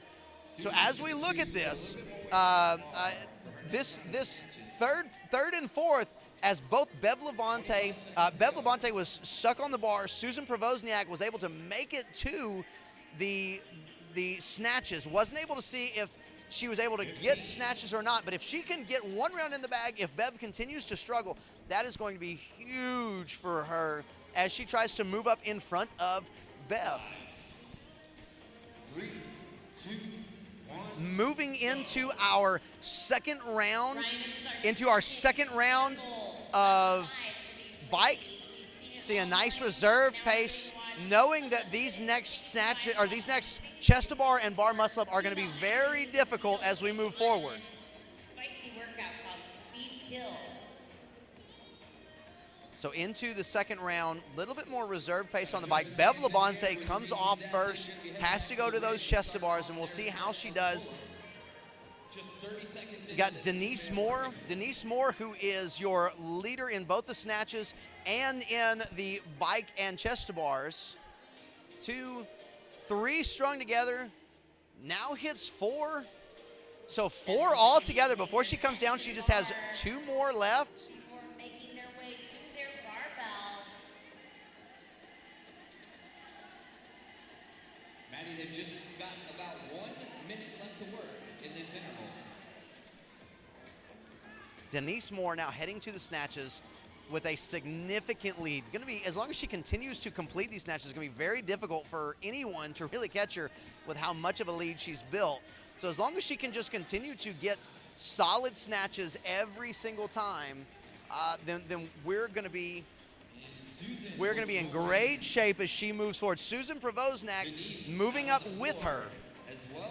So we've got Denise Moore and Susan Provozniak.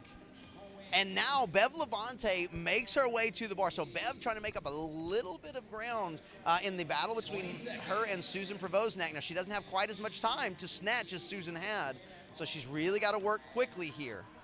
Pat Wynn working through, gives three back-to-back snatches, and is now followed by Susan Wall. Susan trying to get as many as she can here. Bev Labonte goes ahead and completes her 3 snatches. Completes her 3 snatches, so starting to see maybe a little bit of that time in athlete corral hampered Bev on that first round. Maybe starting to find a little bit of that rhythm.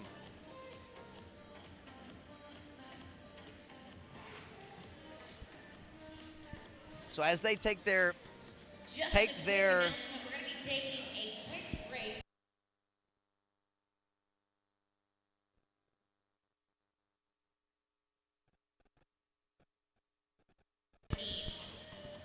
So now heading into the third interval, we got 20 seconds until the third interval.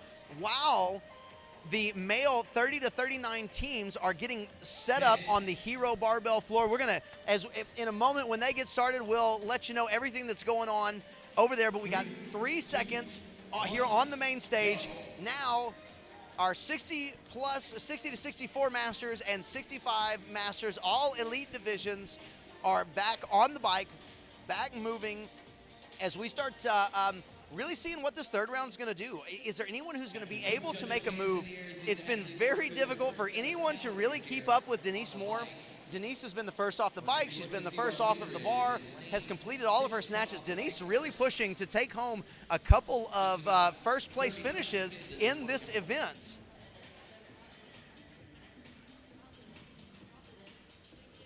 And Denise first on the bar. 3 unbroken chest to bars before she goes. Bev has a little bit of an issue. Bev has a little bit of a swing backwards as she's trying to get that chest to the bar. So it's creating a little bit of an issue for her because she gets stuck just about 2 inches from the bar, and then as her body starts swinging backwards, she's having to kind of work against the momentum of her body. Odine's still struggling. Odine Easton, our overall leader, still struggling to get that muscle. She got that first muscle up, but starting to struggle just a little bit on this.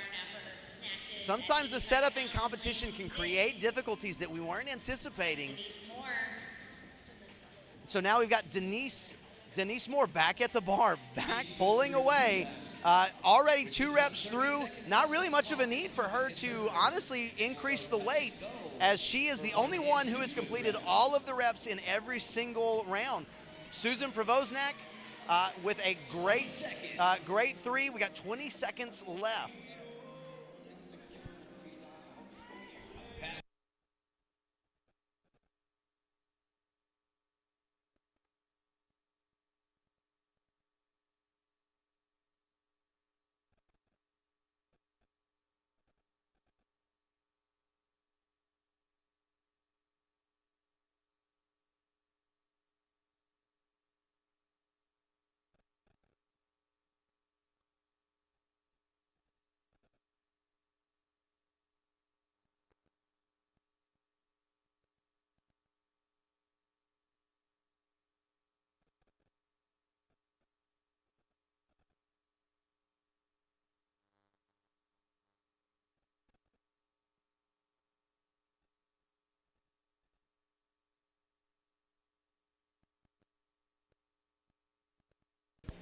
So on the Hero Barbell stage, we have the 30 to 39 teams going on. In lane 9, we've got the Flam program. Lane 10, White Chicks. Lane 11, Sink and Swim. Lane 12, BFC 2 Deep. And lane 13, Meat Sweats. Hey, so on the leaderboard there, you've got Sink and Swim is in first place. They've got 5 points. BFC 2 Deep is in second with 8 points. White Chicks is in third with 9 points. And quite a separation. There's 5 points that separate White Chicks from Meat Sweats. Meat Sweats has 14 points.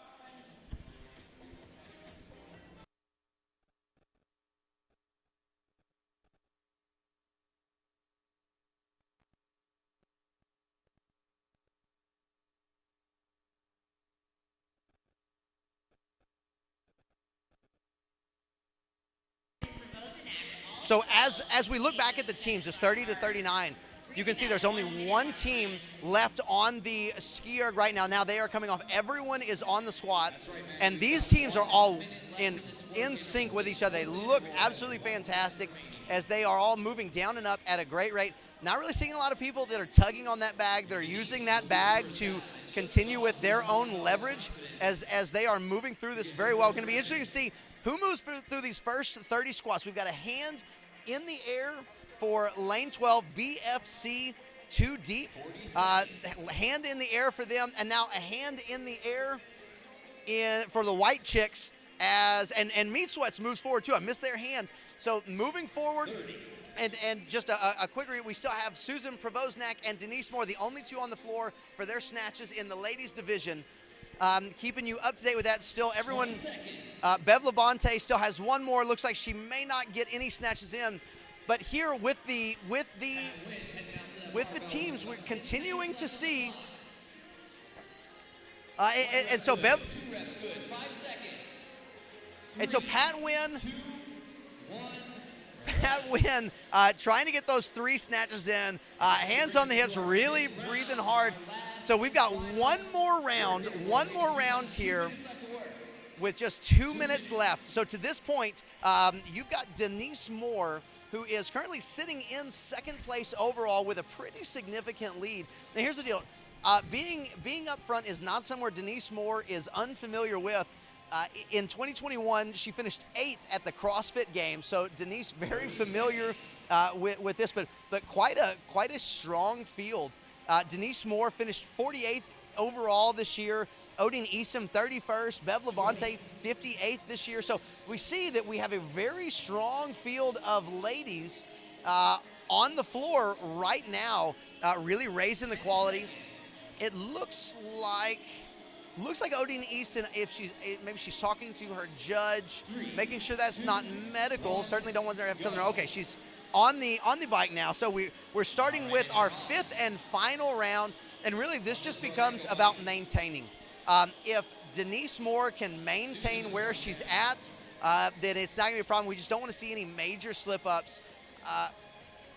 Susan Provoznak also probably pretty solidly in second place. Can someone else slip in and get a couple of reps in on the snatches? Maybe they can mix up a little bit of how the field will look if they can get a couple of snatches, get a couple of reps in. Denise Moore looking great on these chest to bars, moving through it well. Susan Provoznak giving some really solid singles, moving through this.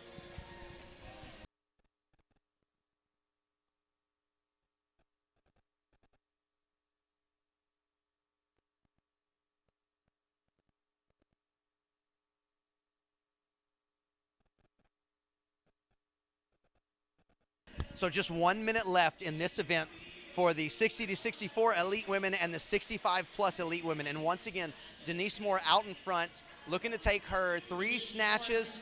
They have not been a problem for her yet. She's the only athlete that has completed all 4 rounds to this point of the snatches. She's got 2 left. So she's got 30 seconds left and is moving through that very well.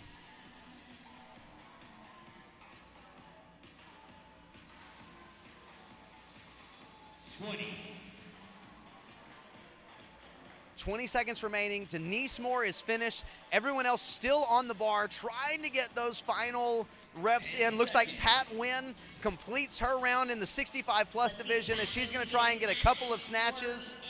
Susan Provoznak finishes just before the time cap. So pretty consistent throughout the event. We're going to take a little bit of a break on the main floor now. We still have our teams going.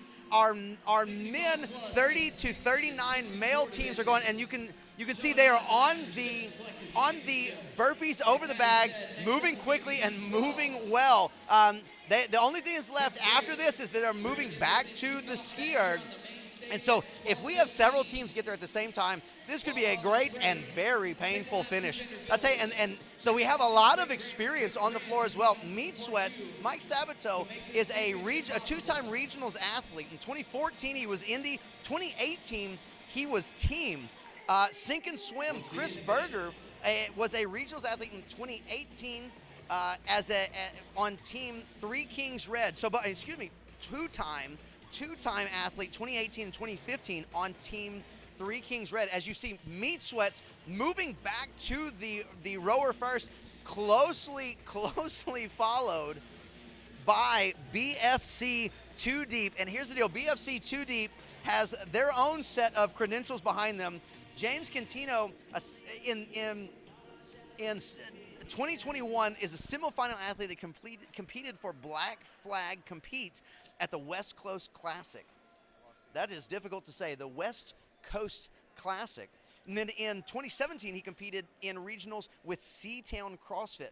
Now, his teammate on BFC Two Deep, James Leuenberger, also competed with him at the regionals in 2017 with Seatown CrossFit, and in the semifinals with Black Flag Compete in 2021, so last year, and also this year. So this year he competed at the Mid-Atlantic CrossFit Challenge. So a lot of experience on the floor right now, just ripping at the handles of those ski ergs. Right next to him, we've got Sink and Swim right in the middle. So we have three teams all at the top, all with a lot of experience in competition, really pulling at those handles, really trying to make sure that they are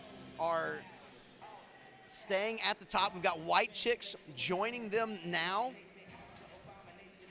And White Chicks with a couple of athletes as well. Francesco Leonetti finished in 115th in the world in the 35 to 39 this year. And Zach Perkins, a 2017 and 2018 regionals athlete with Team Iconic. So you can see these are some great teams. Tell you, it is looking though like some of the switching is getting a little bit off. Individuals walking away as the partner coming up behind is not walking to, not already ready for the ski erg to be handed off to them.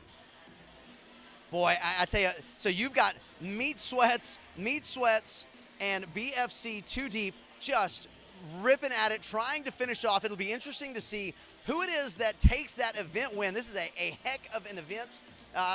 And so coming up, we've got the second heat of the 30 to 39 male teams. You're going to want to stick with us for that one.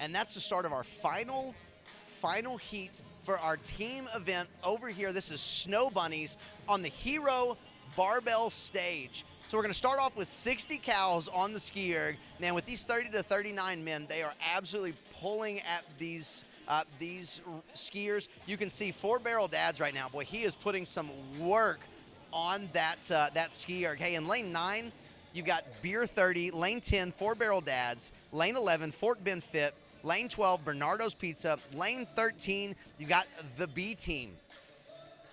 So it looks like, looking at it, Bernardo's Pizza has been really doing some work. They got some of the taller, larger athletes that are also pulling hard at the skier.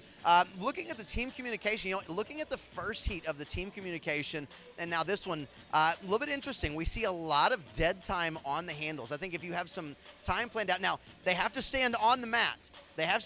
So having to be ready for when your partner turns around, and I know it's difficult, but sometimes if you can communicate while you're pulling on the handles, maybe yelling out, and once again, that is way easier said than done as you're pulling on those handles, you're breathing heavy, you're trying to make sure that you're pushing through. We have a hand in the air for Bernardo's Pizza. It looks like they are coming out first. Moving on to the 30 worm squats, 30 worm clean and jerks, 30 worm burpees, and then coming back to the 60 cows on the ski erg. So Bernardo's Pizza moves out first and is moving well. So like I said, in lane 9, my favorite team name of the weekend, Beer 30, going on this, trying to apparently earn their next drink, but having a good time with it, enjoying what's going on. So now, Bernardo's Pizza joined by Fort Bend Fit, and it looks both teams have a great tempo on their squats. Fort Bend Fit with a little bit of an issue just because they've got one athlete that's so much larger than the other. You can see the backwards tilt on that worm. That's going to put a little bit of pressure on that athlete. And you can see, so once again, that 2-person worm, while not as heavy as a 4 or 6 person, a little bit less forgiving in the fact that there's just nowhere to put him. There's nowhere to give him support. So you start having all of that weight that is in front of him on that downward slant pulling at him as well. But you're also going to have the taller athlete being pulled a little bit backwards. I'm a solid 5'7", and so the few times that I have used a 2-person worm, I have been the person that has been not pulling backwards because I'm short, quite obviously. And so it creates interesting issues for both partners. And one of the most amazing things about the worm is the worm really makes you aware of how much weight you're having to carry and how little weight everyone else is having to carry. You can ask anybody on a team, they always think they're doing way more work than the other person. As now Fort Bend Fit moves on to the worm clean and jerks. And so really moving well, doing the singles. We've kind of seen that the singles move quickly. They allow you to move consistently, touch and go. Teams will do that and then take a little bit of a break, but puts you under so much tension the whole time. You've got the entire field doing their singles, and Fort Bend Fit moving very, very well. Behind them, Bernardo's Pizza also moving well. Bernardo's Pizza with 2 tall teammates, leaving it all at the same level, but now you have... Now we got the B team moving into the worm clean and jerks as well. So everyone on the field is on the worm clean and jerks.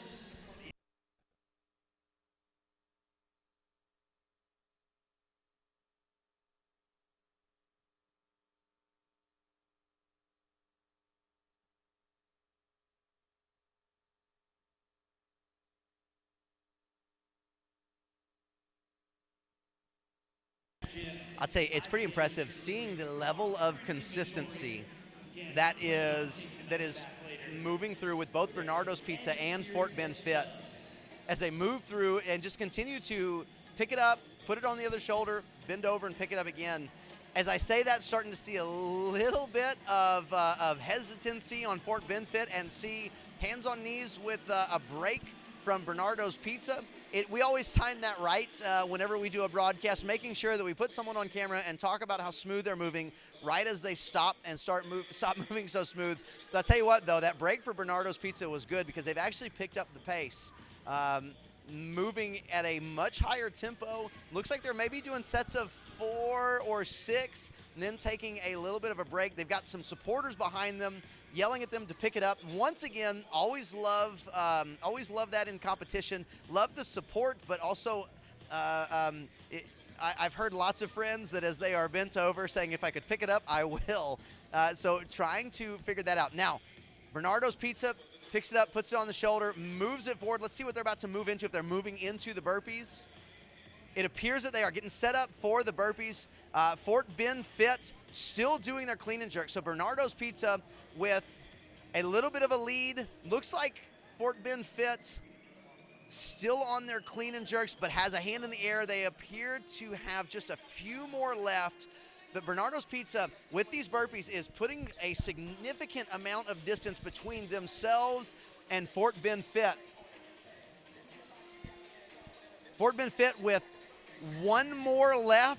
two more left. So over and back. And Bernardo's Pizza has probably put about 10 reps between them and themselves. And I'll tell you, this is one of those situations where it becomes very difficult to continue to push as you realize how far ahead you are of the people next to you, the teams next to you, and just continuing to move. But you got to remember, there was an entire heat in front of them. So they have to continue to push. As Bernardo's Pizza, we see a little bit of struggle. So we have the back athlete. It's always easy with a microphone in your hand to talk about struggle. But a little bit of a struggle from the back athlete as going to the knees before he's getting up. But here's the thing, though. He's staying consistent, and he's moving. Just one of the things in CrossFit that you cannot underestimate is just the ability to continue to move, even if it's not looking like it's moving fast, because moving in some way, shape, or form in competition is better than not moving. And when we start talking about just CrossFit as a methodology in general, you wind up in this situation where if you can continue to keep your body moving, you're doing more work than otherwise. And so we have two teams going back and forth now. Only two teams are on the burpees as Fort Bend Fit is trying to catch up to Bernardo's Pizza. I can tell you, looking at the field, you can tell that everyone in the field is regretting their life choices at the moment. These two-person worms are not friendly. Compete Force has wonderful, but they're well made. They look fantastic. Compete Force providing the bags here for the weekend, and while these are amazing, and I certainly hope that people take a look at the Compete Force bags, I highly doubt any of these teams will be taking home the Compete Force bag because they are just so fond of it. Looks like we've got 4 Barrel Dads on their last couple of reps of the worm clean and jerks. And now Bernardo's Pizza moves into their final 60 cals on the skier, trying to catch some of those teams that finished in the first round, seeing if they can just pull enough to suck up a couple of those teams, maybe move back into that other heat.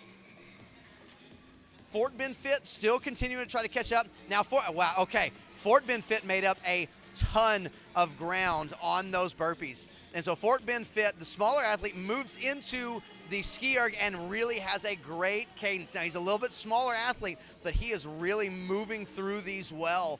As he's looks like he's probably about to hand it off, but he's got a great cadence. Now, Bernardo's Pizza, seeing what's going on, has picked up their pace and is really trying to stay ahead as Fort Bend Fit hands off to the larger athlete. This is really where you want to start trying to see a little bit of ground made up. It's one of the realities of machine work that mass moves mass, and the larger athletes are able to push those machines a little bit further. But I'll tell you, Bernardo's Pizza, as they were struggling to really get started, having Fort Bend Fit come up behind them, as they came up behind them, really pushed. Fort Bend Fit is really making a push. Now, here's the deal. We also have a race on the bag right now on the burpees. All of these teams appear to be moving at a similar clip as time hits. Boy, I tell you, it'll be very interesting to see. Did Fort Bend Fit catch Bernardo's Pizza, and did either of those teams catch any of the teams that were in the first heat? Really got a great push there at the end. Bernardo's Pizza, a little bit of a slowdown on the burpees, But and I say slow down only because Fort Bend Fit had such a fantastic run at this. So we're going to take a little bit of a break as they are resetting the floor, as we're going to get started at about 12:15 back with your elite individuals.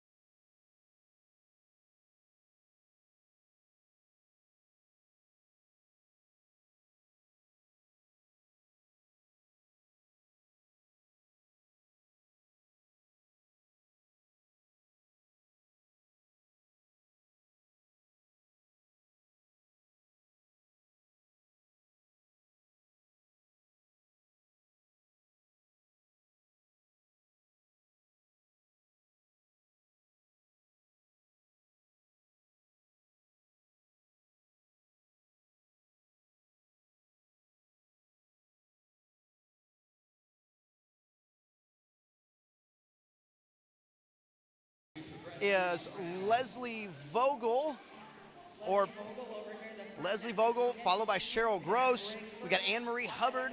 First over here in lane 7 to get back to her. And so Leslie Vogel is the first that heads back to the barbell. Anne-Marie Hubbard closely following her behind. Once again, Betsy Vanderbilt with a couple of bar muscle-ups, roll over the top of it. We also, down here in the near lane, Colette Cowan with muscle-ups. Leanne Greer heading to the bar at the same time as Colette Cowan. Lane 17, we've got Cheryl Boyd, and in lane 15, Lisa Brandon, both picking up the bar at essentially the same time. Still not having too many issues with these snatches, and a minute left. So now as we're starting to look at the strategy that goes on, if we're completing this work within a pretty easy low amount of time, and the snatch is not difficult, maybe we move it up just a little bit depending on the level of fatigue we're feeling. Right now, Cheryl Boyd is the only athlete who has been increasing weight. She increased each time and now is going up another 5 pounds. And in lane 8, so we have another, Cheryl Gross is increasing weight as well. 10 seconds. In lane 14, we've got Abigail Corretto doing a nice power split snatch. 3, 2, 1, rest. And now entering our 1 minute rest. Moving into our fourth round. So looking at the leaderboard looks like Anne-Marie Hubbard has 6 points. So 3 events to this point, 6 points. Betsy Vanderbilt has 10. Leslie Vogel has 10 for a tie for second. Leanne Greer in fourth with 11 points. And then quite a gap with Shirley Gross at 19 in fifth. So an 8-point deficit there.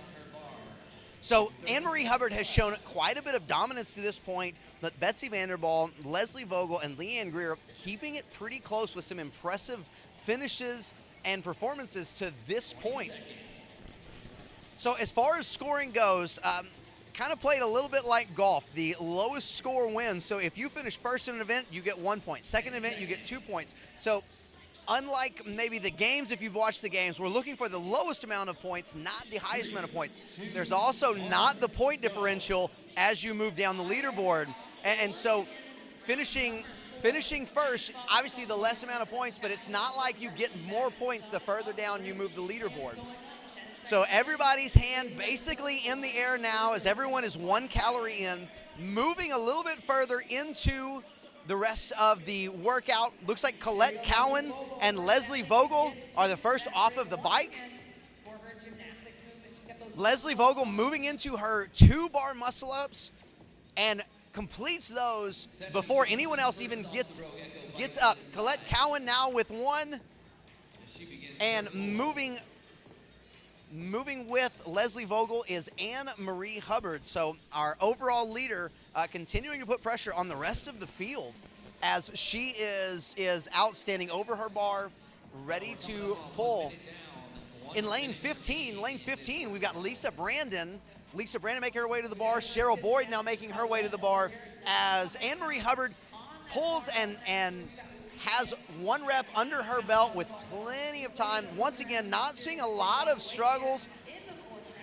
Cheryl Boyd, keeping an eye on Cheryl Boyd as she has been one that has consistently increased weight, and she is looking very strong, continuing to pull 85 pounds, 3 good lifts, very quick lifts, as she is going to add 5 more pounds, really trying to put on a lot of pressure on the other ladies as we have 1 more round to go. Lane 8, Cheryl Gross has completed her reps. Looks like everyone is probably going to make it. We're adding weight in lane 13 with Jane Orovich. Also seeing in lane 15 Lisa Brandon adding weight. So starting to see several ladies starting to add weight, including Colette Cowan. Really looking to maybe move up the leaderboard a little bit, maybe looking around and actually seeing other competitors add weight to their bars. So you start looking at that. And maybe it starts to play a little bit of tricks in your head. Starts to starts to work on your brain a little bit, and you start to realize that maybe I need to make some adjustments here. Maybe I need to keep up with them. So once again, we kind of have the mind game. Are you going to continue to add, even though this is the last round? Because if you look at it, based on the weights that your competitors are lifting, like I said, if you have lifted consistently for 4 rounds, even if you are only 5 pounds heavier than a competitor, over those 4 rounds, you have built up a 20-pound lead, and no one is adding 20 extra pounds for these last 3, so it's so much more about consistency. I like what Cheryl Boyd has done. She has been adding, but she's only adding 5 pounds at a time, so it's not overwhelming her. But it looks like she may be in the lead at the moment in terms of the barbell. So now into our final interval here with the 55 to 59-year-old ladies, our elite division. Once again, Leslie Vogel, Colette Cowan, Shirley Gross, first off the bike, Cheryl Boyd, Stephanie Johnson now on the bike, or now off the bike onto the bar.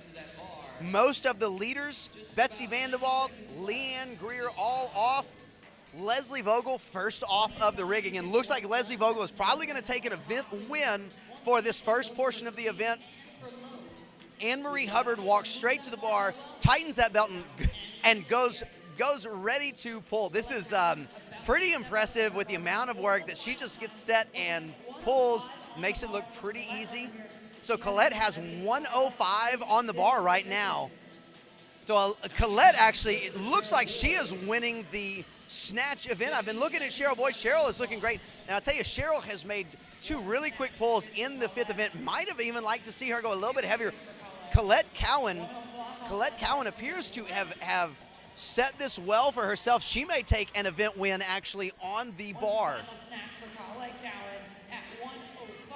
So Colette finishes at 105. Plenty of time left. Still lots of time left for the athletes.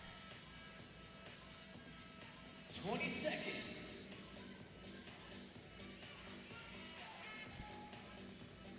Final push. Still have 20 seconds left as all these ladies are trying to finish up. Come on, crowd, let's bring them home in 5. It appears that everyone has finished their snatches. Everyone got their snatches in the amount of time allotted. So it'll be interesting to see. Hey, if you want to keep up with these scores, take a look at competitioncorner.net. Search Masters Fitness Collective, and that's going to have your leaderboard. It will also have your schedule as they continue to update the schedule based on a few changes. You know how competitions go. Sometimes have to make a few changes. So we are now heading into the 50 to 54 female elite category.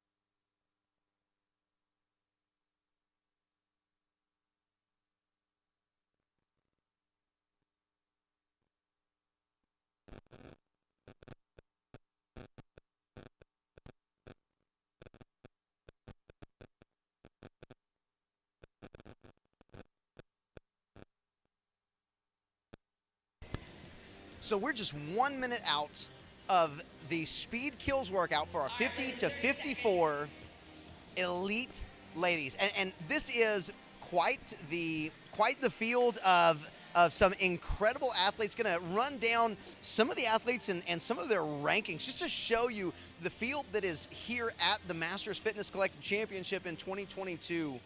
I want to thank our sponsors, RX Smart Gear, Hero Barbell, Compete Force, Victory Grips, Train, RP, Renaissance Periodization, Yeti, Rogue, and Strike Movement.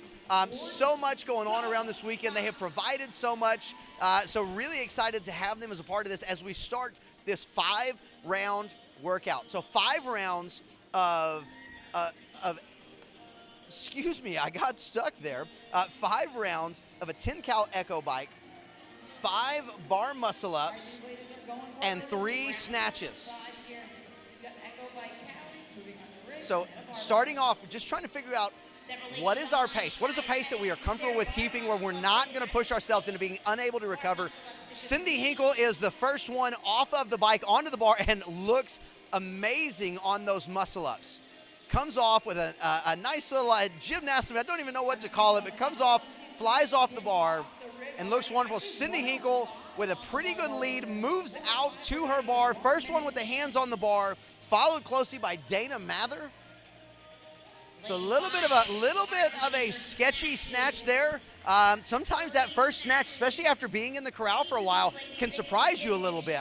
Looks, oh, what a save by Cindy Hinkle. Got a little bit out in front. That right arm buckled a little bit. She's going to take a moment to breathe as some of her competitors, Tara Fillion, down pulling as well. Much better looking snatch from Cindy Hinkle. In lane 3, Carmen McGee with a great looking couple of snatches. And in lane 6, Dana Mather taking her time, making a pull as Cindy Hinkle actually is changing her weight. Can't see there's a judge in the way, so I can't actually tell if she's adding or subtracting, but making a change. The other lane, we also have a couple of changes. Actually have in lane 18, Denise Alba is adding weight, so moved through her first 3 very well, adding a little bit of weight.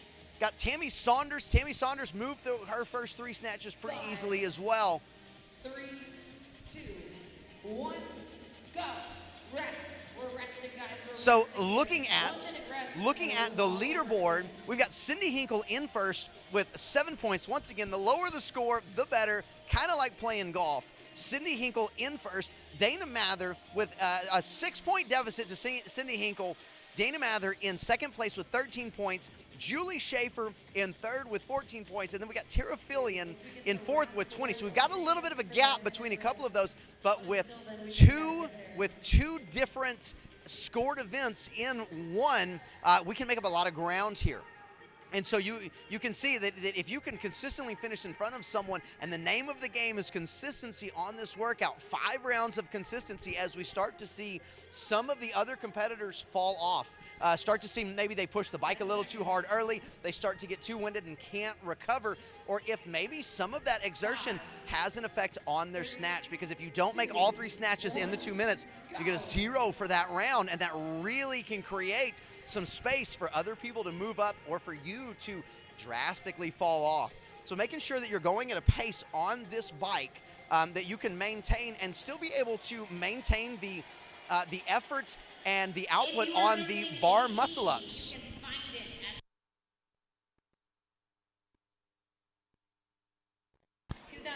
Cindy Hinkle once again coming off of the bike first, followed by, it looks like possibly Ann Smith, Tammy Saunders. Cindy Hinkle really doing great on these bar muscle ups. Also Tara Fillion pulling through these bar muscle ups as well. Dana Mather. So we've got 1, 2, and 4 all moving to the to the snatches at the same time. Have Marnie Callens moving with them as well. Cindy Hinkle with a great starting snatch, better than her first 3. So really seeing her starting to get her feet underneath her.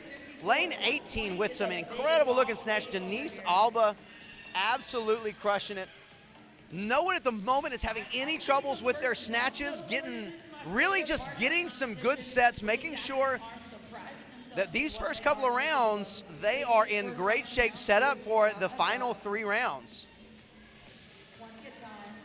As lane 4, Julie Schaefer, our third place overall, heads to the bar, just trying to get in these, making sure that she doesn't take that 0 on these snatches because it really can create some problems. 20 seconds left in this round. Julie trying to get these 3 snatches in and gets it with 10 seconds left. So we're back into that 1-minute rest. Now, I was talking to you about the depth in this heat. The depth in this heat. Obviously, you know, Cindy Hinkle, our overall leader, she's been leading off of the bike and off of the bar muscle-ups. Finished 13th this year overall, so made it into the semifinals, finished 13th. In 2021, she was the 4th place finisher in the games, so quite impressive. Hey, Tara Fillion, mentioned her several times as the week has gone on. Tara Fillion, 11th in the semis. Now, absolutely incredible, but you want to talk about just a dagger to the heart. As CrossFit went from 20 Masters athletes last year to 10, Tara takes 11th. Tara, I feel for you. Not that I've been in your shoes, trust me, but I do feel for you. But then we still have so many. Dana Mather, 25th in the semis this year. You even have a lot of people that are within the top 100 of the world, talking about Carrie Evans in 68th, Krista Clark in 102nd, Tammy Saunders in 63rd, Darlene Reed in 61st. You see that this is a deep field. I mean, and we're talking, those are rankings throughout the entire world. So everyone in this age group, that's the rankings in the entire world. These are some impressive ladies as we move into this 3rd round. Again, kind of the separator round where we really start to see the people that have really struggled to keep their ranking where they are in each of these events start to really feel it. So we keep seeing, so we have these sprints, and actually this time Cindy Hinkle is not the first off of the box. I believe that is Denise Alba was the first to the bar, but Cindy Hinkle is the first to get her bar muscle-ups underway. So Cindy Hinkle is going to come off of the bar first. Oh boy, I don't know. Denise Alba and Cindy Hinkle hit the ground at literally the same time. So it'll be interesting to see how the timer plays out with that. But overall, Cindy still has the lead as Denise starting to show that she's going to close that gap a little bit. Cindy starts off, great snatch. Denise, great snatch. As we are moving into this, so many ladies looking very good, but we are starting to see a little bit of fatigue. These snatches not being quite as smooth, a little bit more of a jump from the hip as we are a little bit more fatigued. I'll tell you, the form on the snatches is so important here as fatigue sets in. It's one of those that you're not going to fix your snatch while you're under this level of fatigue. You're only going to see your issues show up even greater. And it appears, so there's a huge cheer. It appears that someone is trying to go for maybe a first bar muscle up or just a bar muscle up, a big cheer. Hopefully we can get that, see if we can get that athlete up over the bar. As in lane 3, I'll tell you, that was quite impressive. Carmen McGee came up and just ripped through some snatches after struggling on a couple of her bar muscle up reps. So that was pretty impressive for her to get back to that and just pull that thing off the ground in the way that she did. So we move into that 4th round. 4th round, going to be a tough one, starting to see a lot of fatigue showing up. Now we have a couple of athletes. This is one of those things that I like to watch. Who is it that's walking around? Who looks relaxed? Who's talking to their judges? Who's talking to their competitors? And who just looks like they're hurting? Typically, in any competition that I've done, I'm the one that is just trying to survive as everyone else is talking to me. So I know it from one side. It's impressive to see it from the other side where you have some of these top-level athletes, after going through, to this point, 3 bike sprints and 9 muscle-ups and a whole bunch of snatches, are just recovered and recovering. So we got 5 seconds until our 4th round. 4th round where we've really started to see the major fall off. 3rd round is where we start to see separation. 4th round is where we start to see the fall off. I'll state again, this is the toughest round for these ladies. They're not quite done yet, but they are not out of the game. I'll tell you what, in lane 8, Marnie Collins is working against that bike. Marnie does not look like one of the larger athletes on the field, but man, she is pumping those shoulders, pumping that head, trying to get that bike to do what she wants it to do. All right, so here we go. Looks like we've got Denise Alba gets to the bar muscle-ups first. Don't know if Cindy Hinkle's pace is going to catch her, and she's not. And she's actually a little bit further behind than she was last round. So we're starting to see maybe Denise Alba is going to make a push in terms of catching her in the first part of this workout. Remember, the first part of this workout is the total time that it takes for the bike and the muscle-ups over five intervals. Now we move on to the snatches. Denise Alba, once again, has been consistent with the snatch, looks absolutely awesome. Cindy Hinkle as well, looking very smooth. They both look like they're doing the same amount of weight.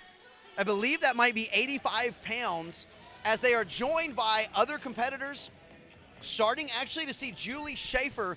Julie Schaefer making her way to the bar even a little bit earlier than she has in the past. Maybe she's been reserving a little bit, so that way in these later rounds, she's able to really hit it. In lane 16, Carrie Waite looking fantastic with some great efforts on these snatches, and is one of the first athletes, not one of the first that I've been able to mention at this point, but she's consistently been 4th, 5th, 6th to the bar off of the bar muscle-ups every single time. So one of those athletes that kind of hangs there, making sure that she's not falling down the rankings, and so just through her consistency, maybe climbing up the rankings. Wow, once again, you've got Carmen McGee, struggles to get her muscle-ups, gets them in though, but then heads to the bar and at 80 pounds, 85 possibly, just rips the bar off of the floor over and over and over again. 3 unbroken snatches, quite impressive from Carmen McGee, seeing what it is that she's able to do. So now we move in. We've got 30 seconds left until the final event, or the final interval. Boy, I keep wanting to say event. The final interval of this workout. 2 more minutes of work. 2 final minutes. And really, the thing to watch here, no one is really changing their weights on the snatch. 10 seconds. The thing to watch is going to be Denise Alba versus Cindy Hinkle. They can't see each other. They're literally back to back on the floor, so they can't see each other until they turn around and walk to the rig. It'll be interesting to see if either one of them takes a look at where the other one is.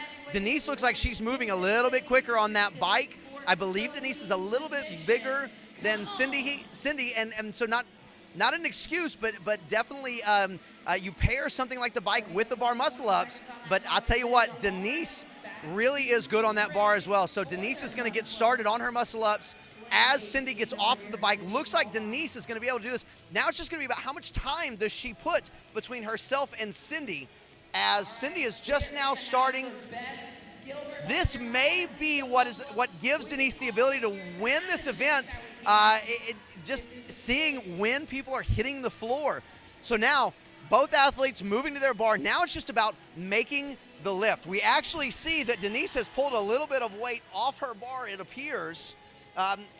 And so possibly Cindy able to pull out a victory with 3 snatches here. But here's the thing, you have to stay consistent. If you pull a 0 on the end here, all of the work that you have done on the snatches to this point is going to drop you basically to the bottom, as Denise is absolutely looking great. In lane 16, Carrie Waite with some great pulls as well. And then over here, Cindy Hinkle about to complete her 3. She's had no reps to this point.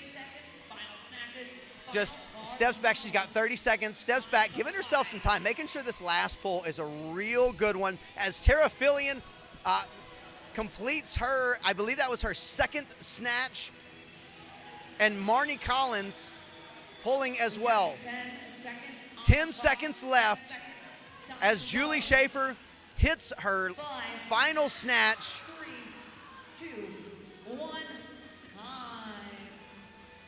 And we had, it does not appear that we had anyone fail on their snatches in that last round. Maybe a couple that didn't make it back to the snatches, but a really interesting race to see how it's going to play out on both the snatch and who takes the lead on the snatch event, but especially on the bike and the bar muscle up between Denise Alba and Cindy Hinkle. So absolutely awesome. Take a look at competitioncorner.net. You can search Masters Fitness Collective.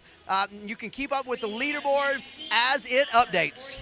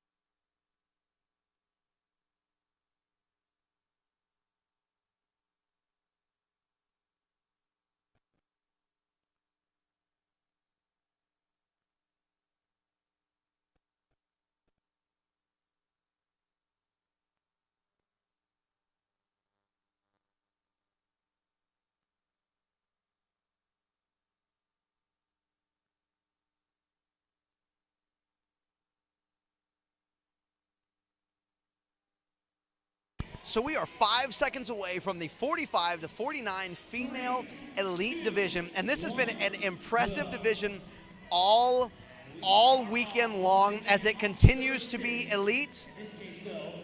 And so now we start into speed kills. Speed kills, 2 separate scores across the event. So the first score is going to be your total time between your cows on the bike and your bar muscle ups. We will be doing 9 cows on the bike, 6 bar muscle ups, and then 3 snatches. So your total score will be the amount of time it takes you to do your bike and bar muscle ups, and then you will receive a second score for your total weight lifted, but you only get credit for the lift if you get 3 lifts within those 2 minutes. So you declare first, and then you declare your weight, and then you have to lift those 3. Seems to have been pretty simple at the beginning for those getting to the bar muscle ups. I'll tell you what, in lane 3, Stephanie China is looking fantastic, coming out, doing absolutely awesome. Steph China this year finished 14th in the semifinals, so 14th overall across the entire world. So you can see that we definitely have somebody out here that is well-versed in competition, as she is joined by Ada Keplinger and Danica Rolfe. Now we've got Paana Alapai joining her as well. On the far side of the floor in lane 16 is Marianne Flannery. Marianne came up looking about at the same time that Steph China did. And so we see Lots of people logging some great time as we get started. It's looking like 120 pounds, Dylan. We're coming up on just 15 seconds remaining. So we got 15 seconds left. 15 seconds left. We're already seeing a little bit of a divide between those that are on the snatches. Danica Rolfe with a no rep. Looks like she may take a 0 here. Maybe had a couple of no reps. Looks like Danica is going to be pulling off a little bit of weight as she heads into the next. Once again, we talk about this. The corralling process can be difficult on these athletes, especially when we're talking about really revving up the engine with the bike, moving into a high skill movement with the bar muscle up, and then a high skill lift with the snatch under a large amount of fatigue. Ida Koblinger also in a top 3 position. So the leaderboard, give you a lay of the land for the leaderboard. Shelly Deem out of Cincinnati Strength and Conditioning is in first with 8 points after 3 events. Danica Rolfe in second with 11 points.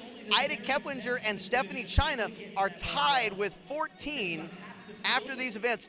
And then there's a 5-point differential between them and Jamie Coffin. So we see that there is a difference between the top and maybe those right outside, but that can be made up very easily in two scored events. So we've got 5 seconds as Danica Rolfe is still actually adjusting her weights. So this is really with a 0 on the first lifting event possibly, and then being behind a little bit. Let's see if she can calm herself enough to not be overworked, not be worked up and have that heart pumping from being a little bit behind.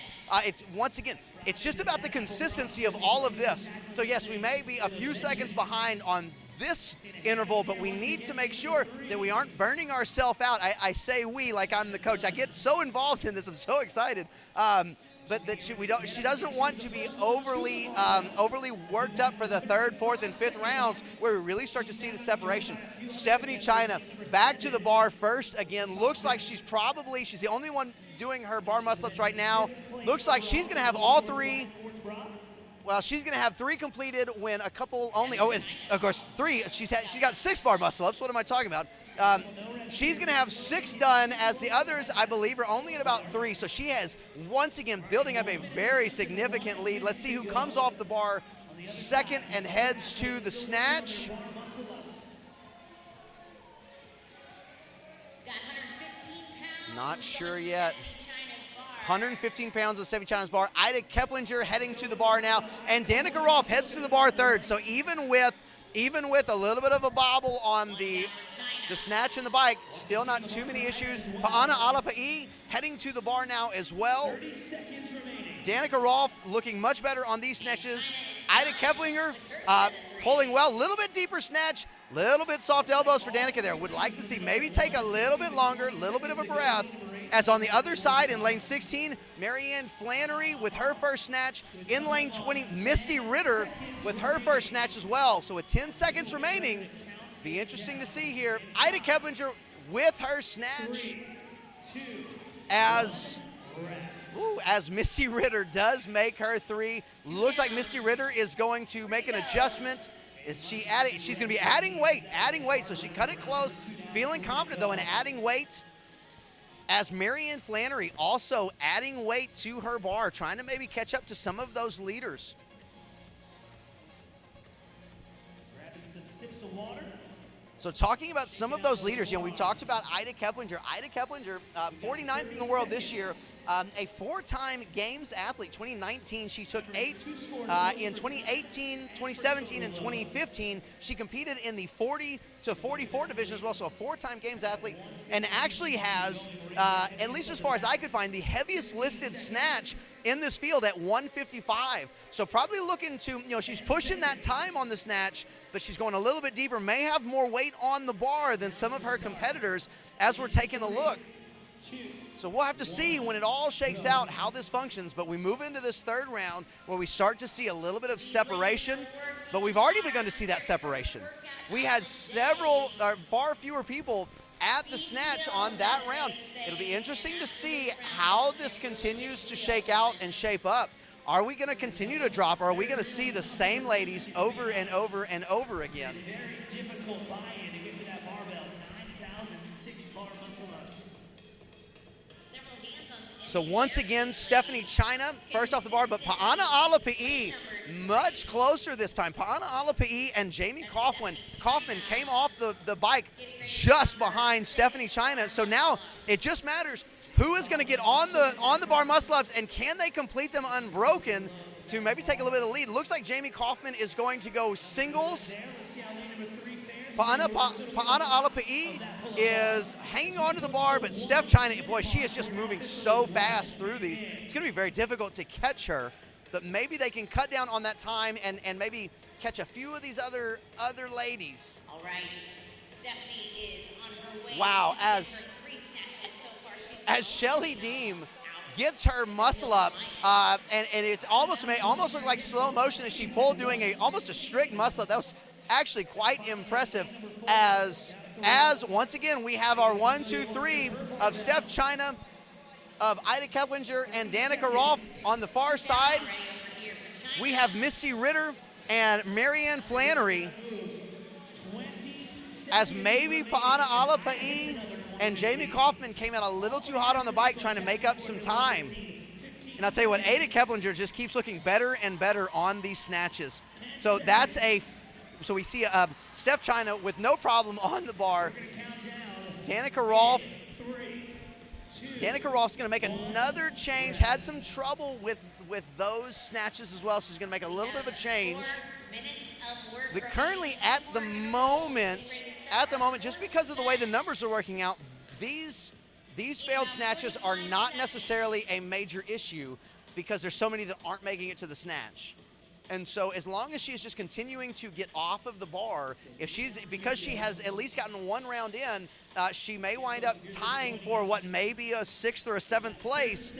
But if she can keep taking these 3rd place spots, 2nd place spots on the bike and the bar muscle up, she's going to come out really on top in terms of the way that the points are playing out. The only issue is the athlete right behind her is Ada Keplinger, who is coming off a little bit ahead of her on the bar muscle up and is completing all of her snatches, and looks like she may actually be at the very top of this event on the snatches. So it's just important for Danica to hang on to that. But really we're seeing Stephanie China put on a show here, both in the snatches and in the bike and muscle ups. Chipping away at 9 calories. So got 9 calories here on the bike. We'll wait and see some hands go up. So Jamie Kaufman, first hand that goes up. Stephanie China, the second hand. Marianne Flannery coming up now. So we're seeing it's going to be a very similar group that gets off the bike at the same time. But to this point, nobody has really shown the ability to catch Stephanie China on the bar muscle up. She's so good there, moves through them so well and so efficiently. Danica Rolfe trying to get off of the bike, as is Ada Keplinger. Those 6 bar muscle ups, think about it now, Dylan. They've been through a lot already. Danica Rolfe off now as well. Steph China and Jamie Kaufman started at the same time. Jamie doing the singles. Now Danica has hopped up onto the bar muscle ups as well, and she is a very good body weight athlete as she is pushing it now. Steph China once again takes the lead on the bar muscle ups coming off. We'll see if Danica Rolfe is second off. Danica Rolfe second off of the bar, so she's going to take the same place and the longer. So Ada Keplinger comes off not long after her, so not sure if she was able to make up enough ground there. But Steph China with her snatches looking very good again. So now we only have 30 seconds left. Misty Ritter comes off of the bar, so does Marianne Flannery, but we've got a very tight group.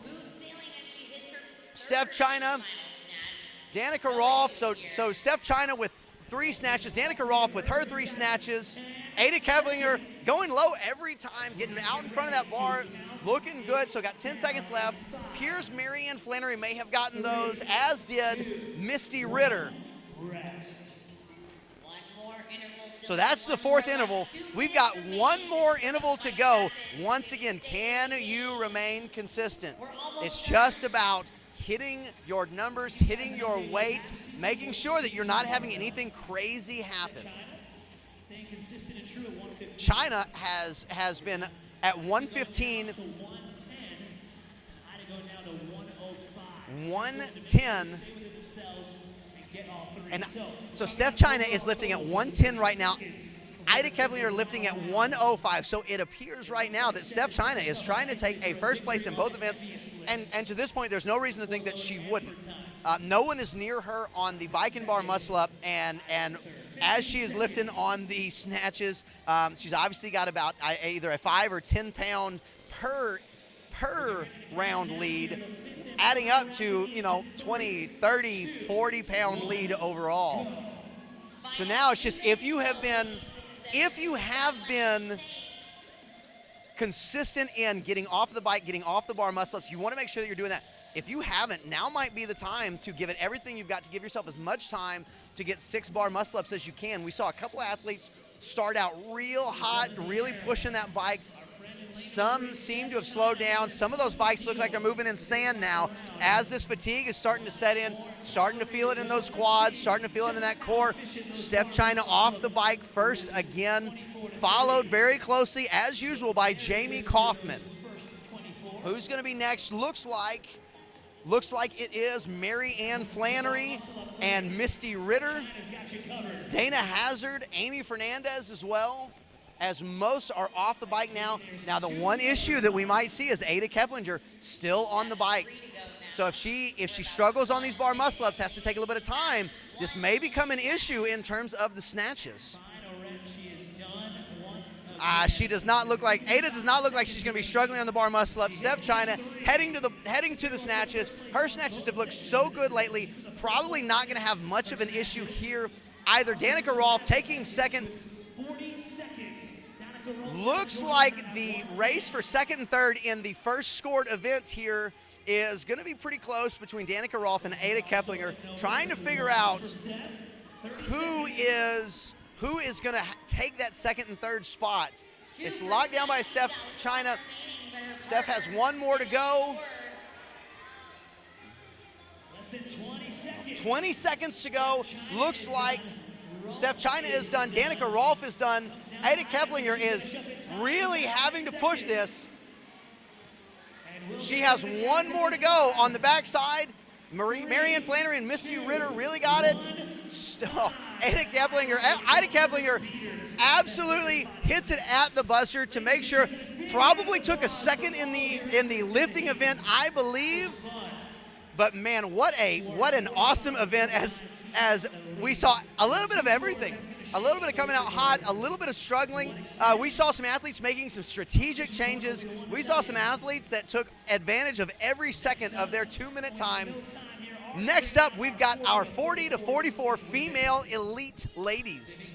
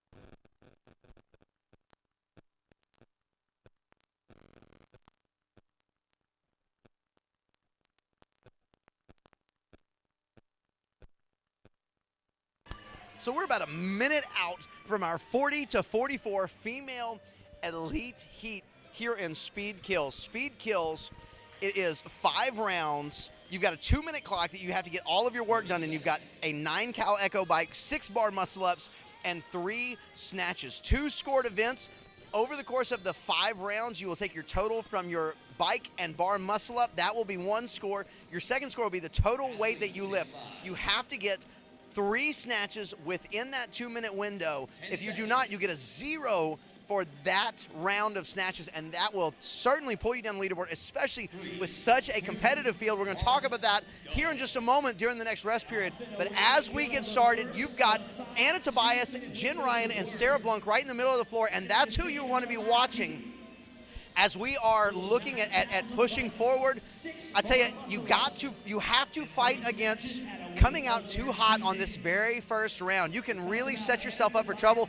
It's kind of it's cliche, but it's cliche because it's true when you say you can't win it in the first round, but you can lose it. As both Jen Ryan and Anna Tobias come off the bike at the same time, Jen hops up onto the bar muscle-ups first. Anna Tobias right behind her. Looks like Anna's cycle is a little bit quicker than Jen's. So it'll be interesting to see if Jen's head start is going to help her. Not quite. Anna touches the floor just before Jen does as they head out to the bar for the snatch. Anna takes a little bit of time to breathe, put on her belt. As lane 7, Sarah Blunk just walks straight to the bar. Jen sets up first, gets her belt on, and with a very nice snatch at 135. Jen already with 1 in the bag. Lane number 7 now the same. Sarah Blunk. Lane 8, Allie Webster. 9, Raylan Batdorf. 10, Paula Causey. Everyone is now on the floor. Christy Manchester in 1, Mary Wise in 2, Lizzie Carson in 3, Fran Bowen in 4. Trying to go touch and go. It's paying off. Nice job. 3 touch and go. And there it is. So Anna Tobias goes touch and go in her snatches. Missed her first attempt to win 3 touch and go. Went 3 touch and go to beat the time cap, but still have a few seconds left on the time cap, so maybe just comfortable going touch and go. Maybe not a big fan of the pull. I certainly know that that initial pull, if it's not great for now, Anna Tobias being a multiple-time games athlete, I'm sure she doesn't have trouble. But we see some adjustments. Jen and Anna Tobias, I believe, are both now lifting 140 as they both add 5 pounds on. But looking at the leaderboard, Anna Tobias is in first place with 5 points. Once again, like playing golf, lower the score, the better. Anna Tobias is at 5 points. Jen Ryan in second with 8 points. Sarah Blunk with 9 points in third place. After that, we have a 7-point differential down to Fran Bowen. So we see that these ladies have really been rotating at the very top in how they are scoring. And so can they stay consistent? Can they stay consistent? You know, with the experience of Sarah Blunk, with the experience of Jen Ryan, of many of these athletes out on the floor. We'll talk about many of these athletes as we go forward. Actually, I have a whole list of all of these things that these ladies have accomplished over their careers. This is an incredible field. As now we're in the second round. Second round, still trying to keep your heart rate down, trying not to exert too much while not falling too far behind. It's that game that you play in CrossFit competition. In these longer events, these interval-style events, how far can I push to make sure I either stay in the lead or don't fall too far behind? Once again, Jen and Anna come off at the same time. Jen is the first up. Anna right behind her, but we've seen Anna's cycle rate is a little bit quicker. You see she catches herself a little bit higher and doesn't rotate as far forward on the bar as Jen does. But Jen appears to be picking up her cycle at the top. Tell you what, being a competitor, now Jen hits the floor before Anna. So Jen says, okay, Anna, I will see you and I'll raise you. Let's see what you're going to do next round. So now both ladies head to the 140 barbell as they are accompanied by Sarah Blunk. As they're accompanied by Sarah Blunk as well as Paula Causey. And now Raylan Batdorf. Relatively easy first power snatch, good. Now Jen with a nice smooth first power snatch.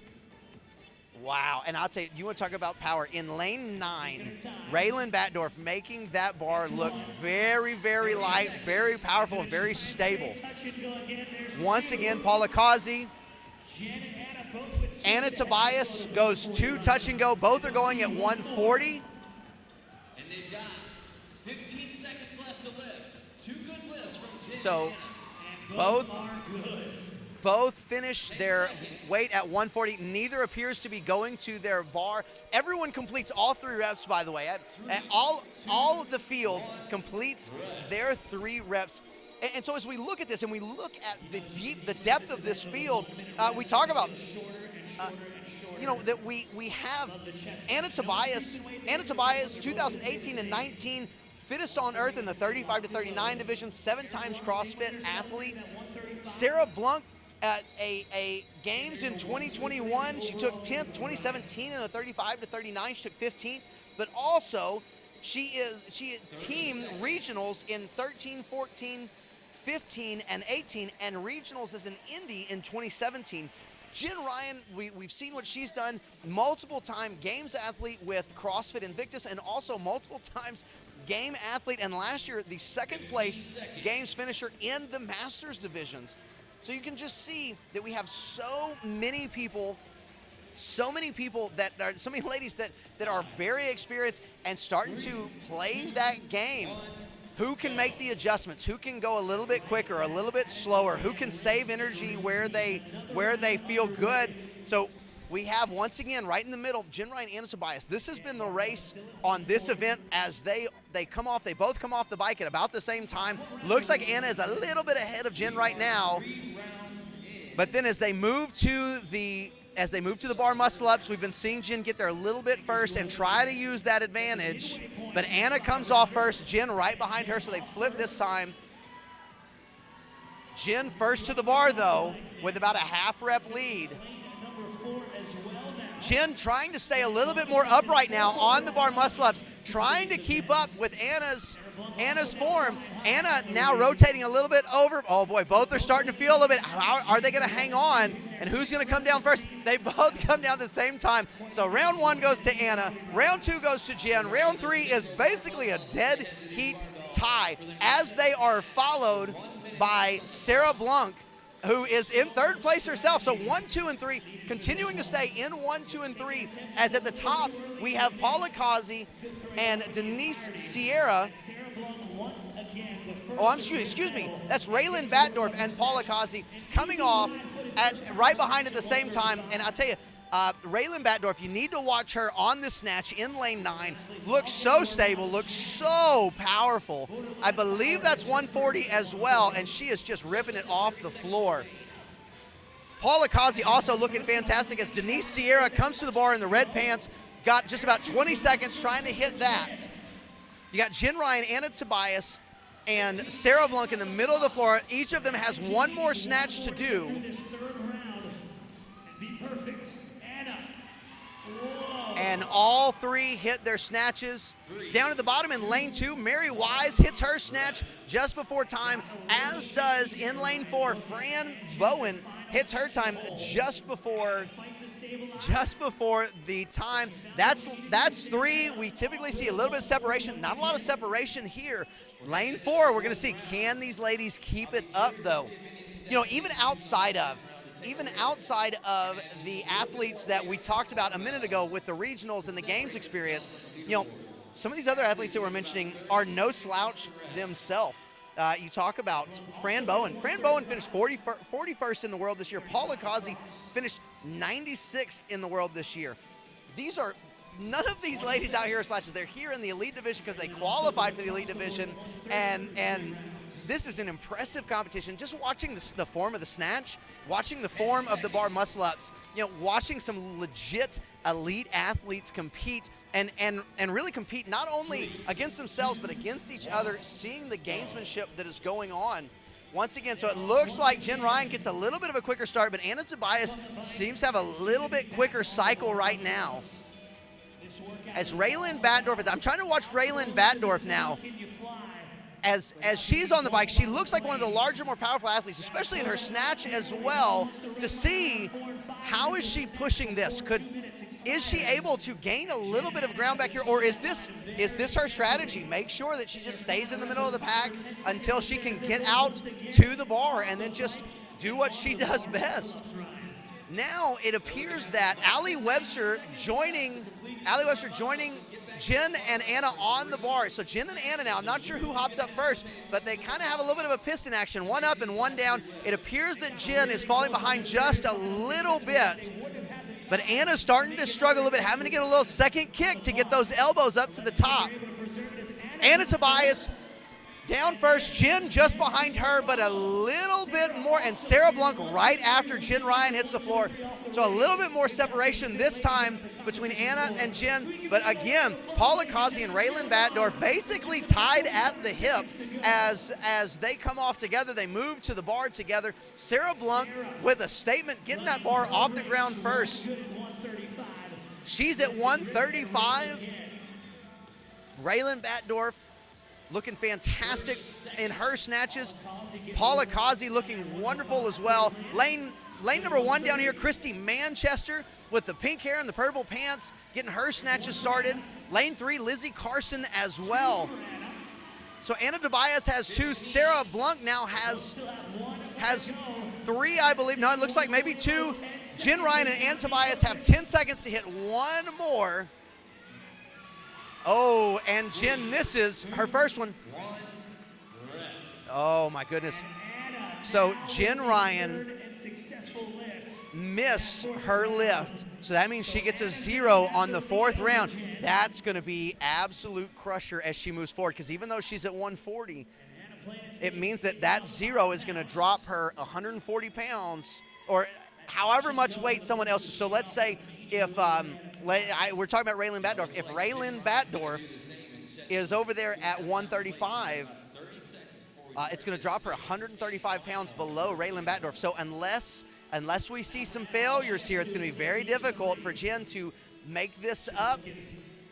But the good part about this is that she is probably in a pretty solid second, and depending on how she attacks this, may be able to take first on this first score of this event, as she is very close to Anna Tobias. Her and Anna Tobias have been going back and forth into the final interval here. Let's see how Jen decides to attack this and how she moves forward after that failure on the snatch.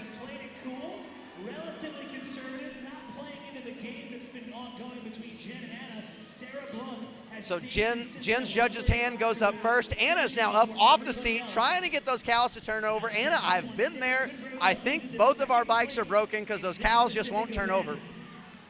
And so it looks like Jen and Anna finishes just ahead of Jen. Jen hops off and turns, as well as Allie Webster heading to the bar as well.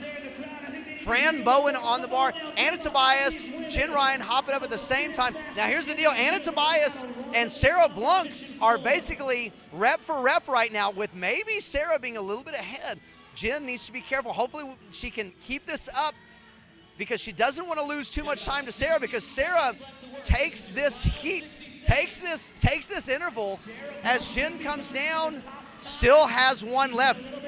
Jen may be falling into that 3rd place spot now, but you have Raylan Batdorf at the top, who's off now too. So we're talking about more and more people coming between, as this consistency has really helped them out as they go. 40 seconds left though.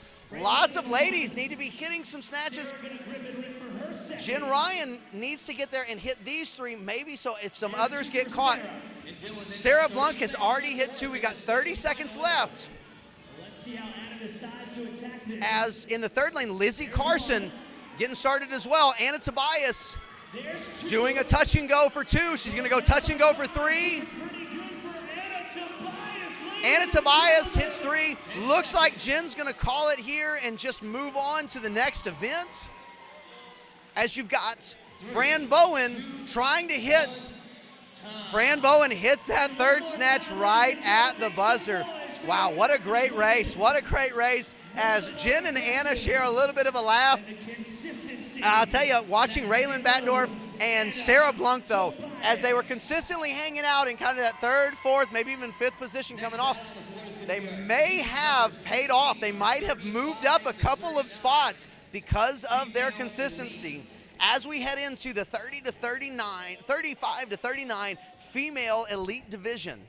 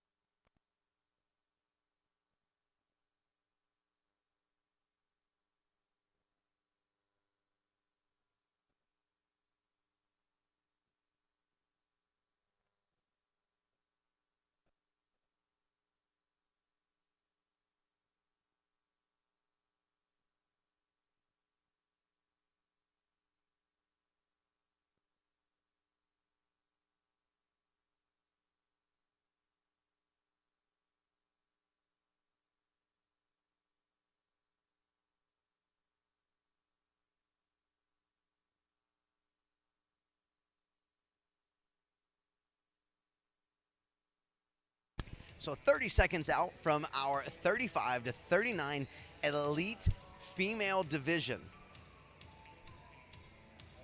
So we've got 5 rounds in the speed kills workout. 2-minute clock. You've got 2 minutes to do 9 cows on the Echo Bike, 6 bar muscle ups, and 3 snatches. Going to be 2 separate scored events. Total time on the bike and the bar muscle up is 1 score. Total weight lifted is another score. But here's the trick to the total weight lifted. You have to have, oh my goodness, we have some blazing fast ladies coming out on the bike.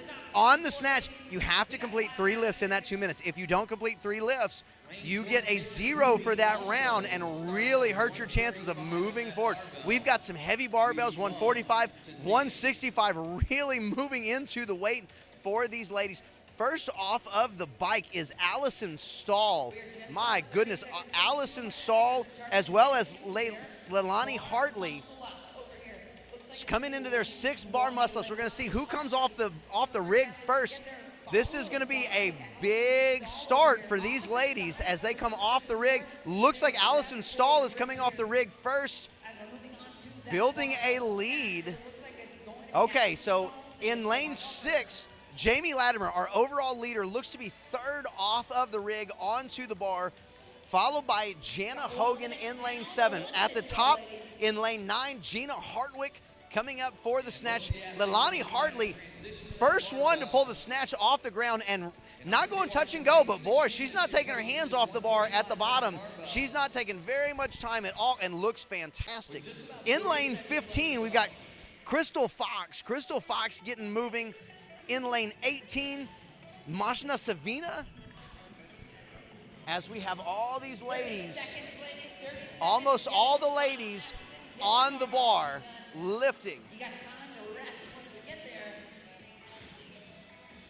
Seeing a lot of Lots of weight being thrown around, lots of weight being thrown around. Looks like the first to be done is Jana Hogan going back to the bar, get a little bit of chalk.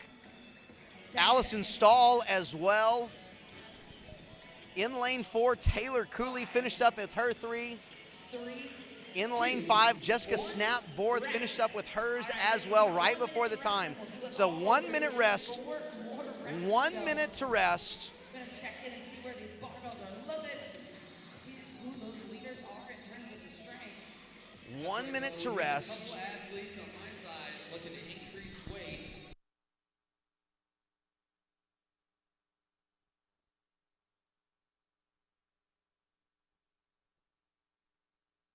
So giving you a look at the standings now, we've got Jamie Latimer in first place with 9 points, Jessica Snapborth in second place with 12 points, Jana Hogan in third with 18th, in a tie with Taylor Cooley with 18 points.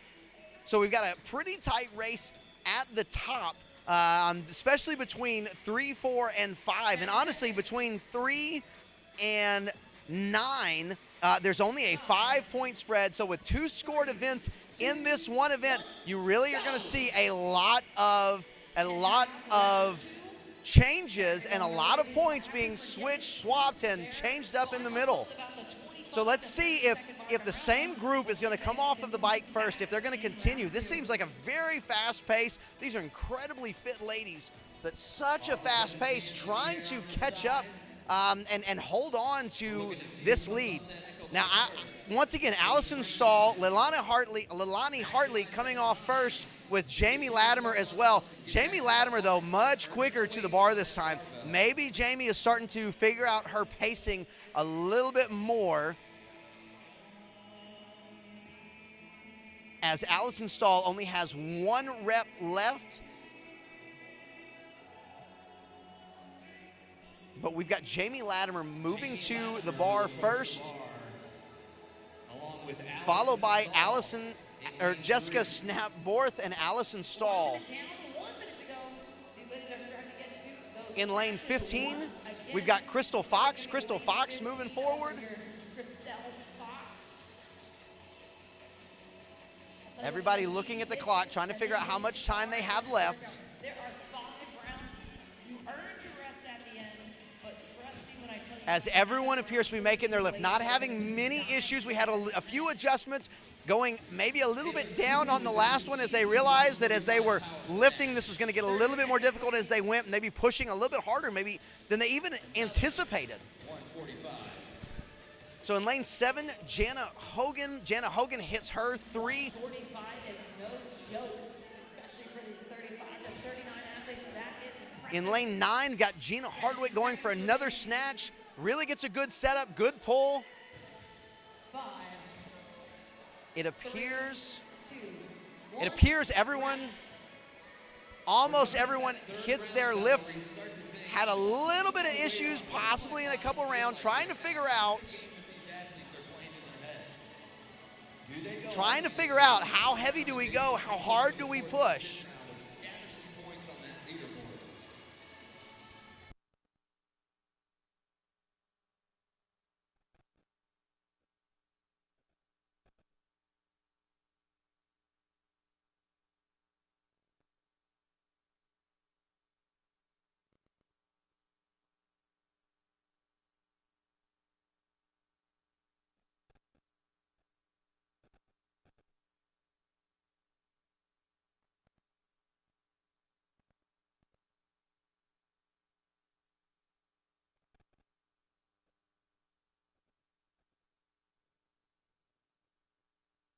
Moving into our third round, Now start to see a little bit of the separation. Here we go. Round 3, Allison Stahl setting out hot on the bike again. Man, she is moving, but so is Jamie Latimer. They can just move a little bit more weight. This is going to be quite the head-to-head here as the first hand goes up for Allison Stahl. She gets that bike moving. She's backed off just a little bit. Jamie Latimer continues to put the hammer down, though. Get the work done and get back to that barbell and make them count. 30 seconds in, it looks like we have our first few athletes getting off their bikes. All right, so Allison Stahl and Jamie Latimer on the bar first. Jana Hogan hopping up as well. Jessica Snap-Borth, Taylor Cooley. So starting to see a lot of athletes on the bar. See who's going to come off first here. Jamie Latimer was certainly there early. Jamie Latimer and Allison Stahl come off at basically the exact same time. Head over to the barbell. As they come, take a little bit of a breather. Then we have Taylor Cooley, Jessica Snap-Borth, and Jana Hogan all came off at about the same time as well. Moving to the bar in lane 15, we've got Christelle Cox, Christina Bray, Masha Savina, Kaylee Walsh. So lots of athletes heading to the bar, starting into their snatches, joined by Gina Hartwick. Gina with a great looking snatch. 30 seconds. We are in round 3 of 5. Round 3. So we're in the third round now. Still looking for some consistency. Looks like on the right side, last to the bar is Amy Quinton, but Amy goes straight to the barbell and goes right to it. She's got 10 seconds left. She needs to get 2 more. 5 seconds. 3, 2, 1. And, oh boy, caught a little bit of a bobble, but Amy completes that in the time cap. So we've got I said it before, if you can do it 3 times, you can We've do got it twice. 2 more rounds to go. 2 more rounds to go. Let's see how this fatigue is starting to set in. Let's see if it's going to start changing up the order, changing up maybe how difficult some of these snatches are. We've got a few weights being changed, maybe a little bit of weight being taken off. But you gotta be a little bold here. Making some changes, making some strategic changes. It is total core load. So you could go.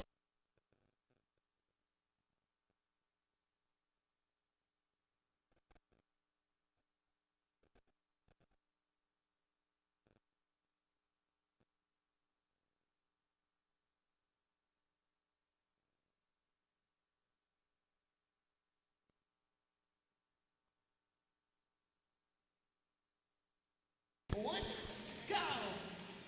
All right, so into this 4th round, once again, Jamie Latimer, Allison Stahl appear to be starting off hotter than everybody else, but they seem to be keeping up their consistency here.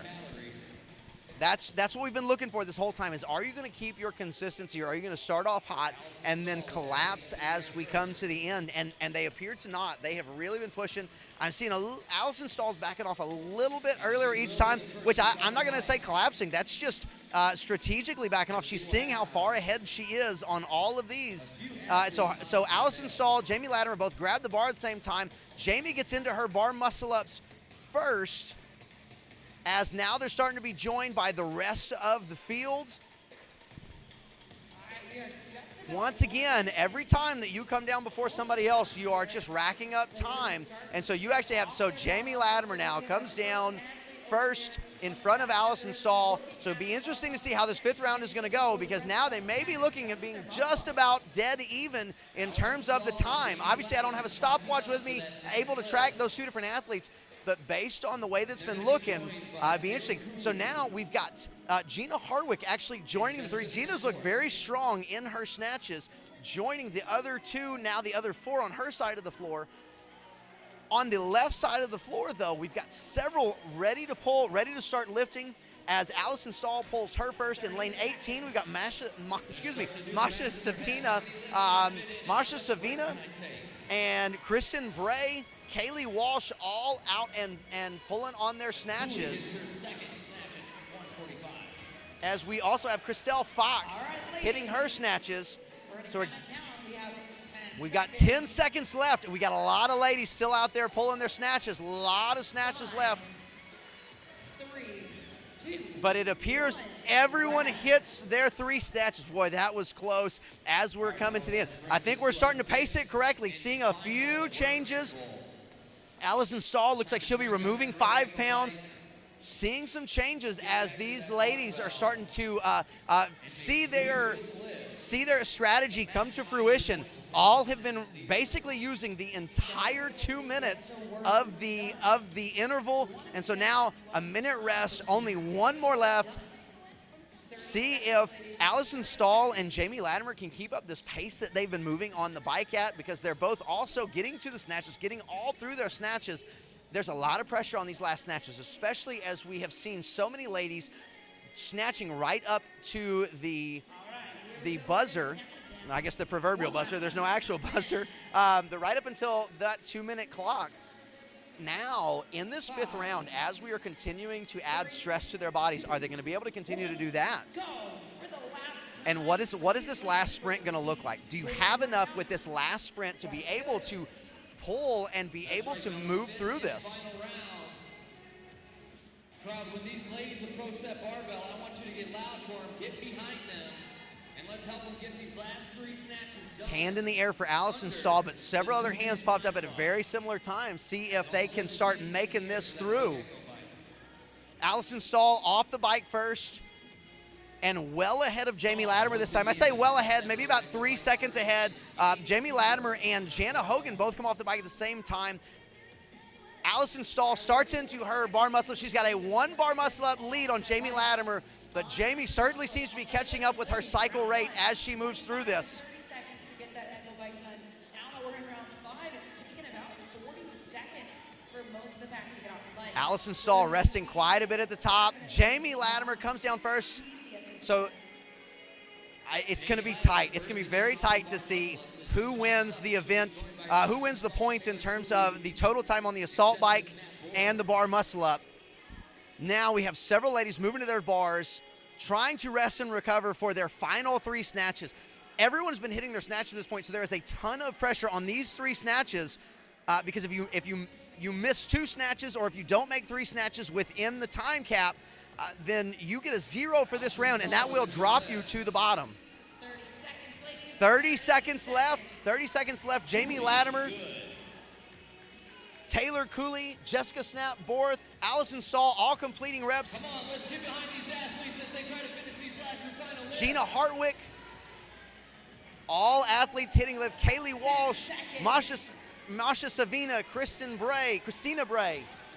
5, 4, 3, 2, and Gina Hartwick hits her snatch at the end. Now here's an interesting development. In lane 7, Jana Hogan missed her snatch right at the end. That may be a 0 for Jana Hogan, which would be very big as Jana Hogan is sitting in 3rd, was moving at the top through the entire event, very unhappy with herself, snapping the wrist wraps down, not the wrist wraps, the grips, the hand grips down.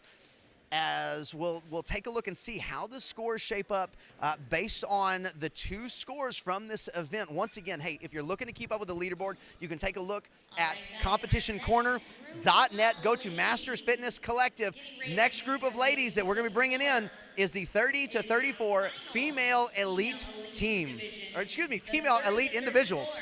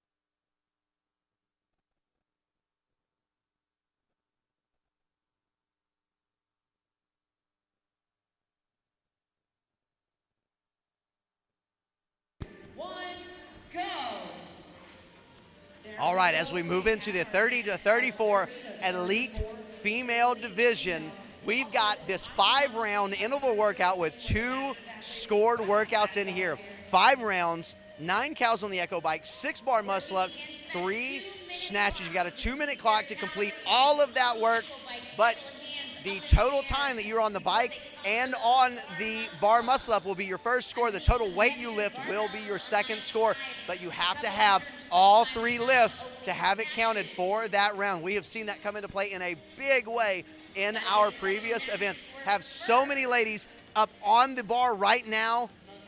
We're going to see who comes off first. Start pointing you in their direction. They have 6 reps to complete. 6 reps on the bar muscle-ups, several of them going unbroken. Probably going to need to go unbroken to be very competitive in this event. And coming off first in lane 8. In lane 8 is Barbara Navas. Barbara Navas followed by lane 7 with Becca Shield. In lane 3, we've got Lindsay Grassis. Lane 5 is Katie Simonson. Lane 18, Lauren Lavalley. Lane 17, Amanda Cramp. Lane 16, Marilyn Wilmot. Lane 15, Amanda Ritchie. Lane 14, Chelsea McCarty. Lane 13, Megan Greenan. So many ladies on the floor. Got 30 seconds left to get these snatches in. We see in lane 6, Britta Castillo, your overall leader, getting to the bar pretty late, having to rush these 3 snatches. That could be very big as she is starting off real low on the first scored workout. This could be a story to watch. Not sure what happened, if there was something that happened on the bike or bar muscle up, but as she moves in further, she's laughing about it with her judge. Not sure what happened. We will certainly see as there's several ladies making changes. Looks like we are removing weight on a couple, adding weight on a couple, just trying to make some adjustments here. Looks like in lane 7, Becca Shield. If it's Sheely, Becca, I really apologize. I'll have to find that out soon. Took a little bit of weight. It just went down 5 pounds. But in lane 11, Kristen Hernandez, it looks like she's adding 5 pounds and now adding, looks like maybe about 1.5 pounds in chalk. As trying to make sure she's got that good grip. This is to become a very grippy workout. Hey, so the way the leaderboard shapes out, we've got Britta Castillo with 12 points in first, with a pretty good space between her and Katie Simonson in second place. Katie has 17 points. And then there's Becca Shield or Shelley in third place with 21 points. But as you have seen and as we've seen throughout the day, 2 scored events can really add in, especially when one scored event directly impacts the next. When you have this burner of a workout, nothing but a sprint, when that impacts, how well are you going to be able to snatch? 30 seconds in. So 30 seconds in, lots of hands in the air as we move in. Looks like our first off the bike is in lane 2, Amanda Banaszek. Lane 2, lane 4, All right, we've got Shelby Forney. Starting to have lots of bar. Looks like our first athletes for the bar muscle-ups was Jin Vu and Kimberly Lopez, Katie Schloyer. So really seeing a broad grouping of who is hopping on the bar first, who's getting started first. Try and get a good view, see who it is that is going to be heading to the snatch first. Looks like in lane 18, Lauren Lavalley heads to the snatch first. Lane 8, once again, Barbara Navas. In lane 9, Jennifer Lehan heading to the bar, as well as now everyone in the middle starts to come. There is your overall leader, Britta Castillo. Overall leader, Britta Castillo, is now on the bar. Must have had something happen early that brought her to the bar so late in that first round. Just got about 30 seconds remaining in this second round. We're already starting to see some athletes struggling with the bar muscle-ups, starting to see some athletes getting to the snatch a little bit later, having to rush this, having to force this. Looks like some of those that were the first to finish in lane 4 definitely had Shelby Forney. 10 seconds. Now, with about 10 seconds left, appears almost everyone, well, everyone on the right side is heading back to 3, 2, 1. Back to the rig. Wow, that's impressive. In lane 19, Katie Sloyer had to go 3 touch and go to get it completed in the amount of time, and she absolutely did. What an awesome effort right there. As in lane 7, starting to see some adjustments. Becca Scheel starting to pull a little bit of weight off, just adjust as started to get caught a little bit by the clock. Looking forward, better to drop the weight down a little bit than start struggling with that heavier weight, because the longer you go, the heavier it's going to get. And it's far better to drop down 5 pounds and then lose, because we only have 3 rounds left, lose maybe 15 pounds as opposed to losing the entire amount of your weight for that round. A wise strategic decision. Got 10 seconds left. 5, 3, Starting into the third round. The third round, as we start to shake out, we've had different ladies each time off the bike first, different ladies off the bar first. It's going to be interesting to see how we move forward with this.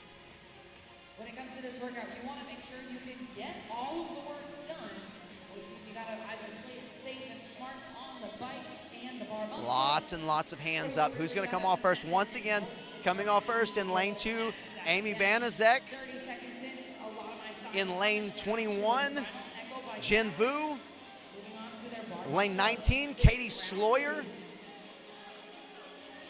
Lane 3, Lindsey Grassis. Lots of ladies hopping up on that bar, moving very quickly through the bar.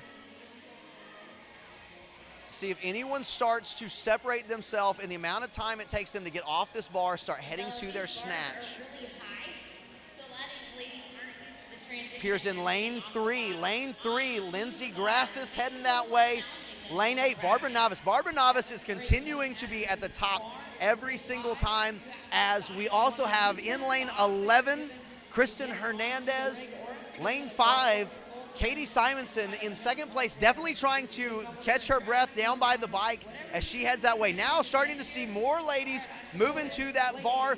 Lane 16, we've got Marilyn Wilmot as she's heading down there. We've got 30 seconds left. Lane 17, Amanda Cramp just now starting her snatches as well. Amanda Ritchie, Chelsea McCarty, Megan Grinnan, all starting their snatches.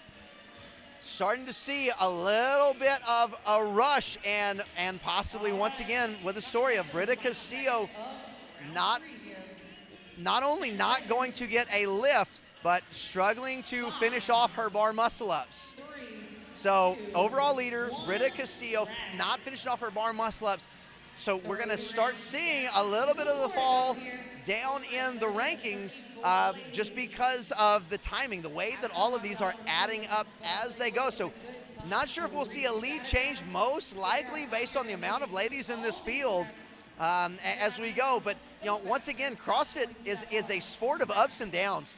Very few people, I think we've gotten so used over the last, well, I mean, let's face it, over the last 10 years of CrossFit, that we see the top, we see the Tia-Claire Toomeys, the Matt Frasers, the Rich Fonings that go out and they do everything so well that they're almost never behind. Maybe they aren't always taking first, but they're never really having all these ups and downs. But overall, the field of CrossFit is a group that there is a lot of ups and downs, and that as they go, that some events are great events for people, and some events are just events that you try and survive and move on to the next, so you can show that, as CrossFit methodology shows, you are the fittest over a large group of events and a large group of movements. Starting into our fourth event, or our fourth interval now, this is where, once again, we're starting to see some fall off. This fourth interval is where we really start to see the largest amount of fall off. But once again, Amy Banaszek banking her time. She's been doing a good job on these muscles, but having to break them up into a couple of sets. So she's banking her time on the bike, trying to earn a little bit of that time. Looks like our first athlete to the bar is Jen Vu. Looks like she's going to be going through singles. Lindsey Grassis moving well through his bar muscle. Looks like she may be coming off that bar muscle up first again, as she's starting to put a little time in the bank here. Possibly trying to earn those first place points. or I guess maybe not points, we'll call it first place points, since we have the system of first place gets 1 point, second place gets 2, and so on and so forth. As she stands, she's really banked a lot of time. Barbara Navas moving to the bar once again. They have been a pretty consistent 1 and 2 as Katie Simonson moves that way, followed by Shelby Forney. Lane 13, Megan Greenan. Lane 16, Marilyn Wilmot also at the bar starting their snatches. Less than 30 seconds to go, so we're going to have to see a lot of quick snatches here, maybe even going to the singles. I tell you, Amanda Ritchie failed a snatch, just lost it a little bit in front. You only get 4 attempts, so you have to make sure if you have 1 failure that you do not allow that to become a problem. 5, She's 3, 2, 1. Wow, Amanda Ritchie pulled out in that last 10 seconds, pulled out 2 snatches very quickly.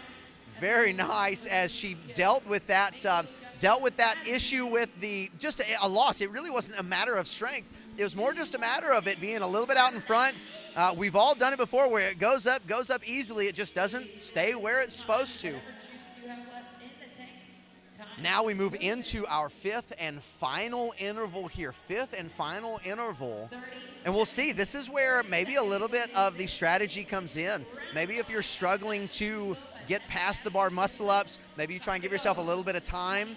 Maybe if you need to make up some time on the bar muscle ups, you're doing great on the snatches and they're not a problem, but you need to move into the bar muscle ups. This may be the time to do it as well, that you kick that into high gear and give yourself some time, maybe get in front of some of the ladies that are struggling a little bit more as well. All right, so into our final round of 9 cows on the Echo bike. This is where the bike feels like it's broken and the cows just aren't turning over.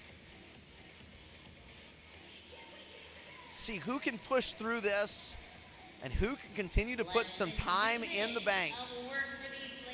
Lots and lots of hands in the air. Amy Banaszek off first. Looks like possibly lane 17. Is that Amanda Cramp off the bike?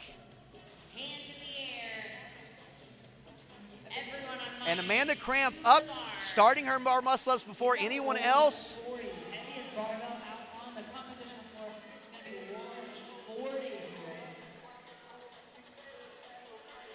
Lots and lots of bar muscle ups. Who's going to be coming off first? It once again appears like it's going to be Lindsey Grassis. It is. No, it is not Lindsey Grassis. In lane 13, Megan Greenan comes off the bar first, so banking a little bit of time, maybe trying to make up a little bit of ground. I'll tell you, based on the amount of athletes that are not only still doing their bar muscle ups, but having to break these bar muscle ups up, she may be making up 10, 20, perhaps even 30 seconds out of this, as now she's already 1 snatch in, but has already made up about 15 to 20 seconds on most of the field.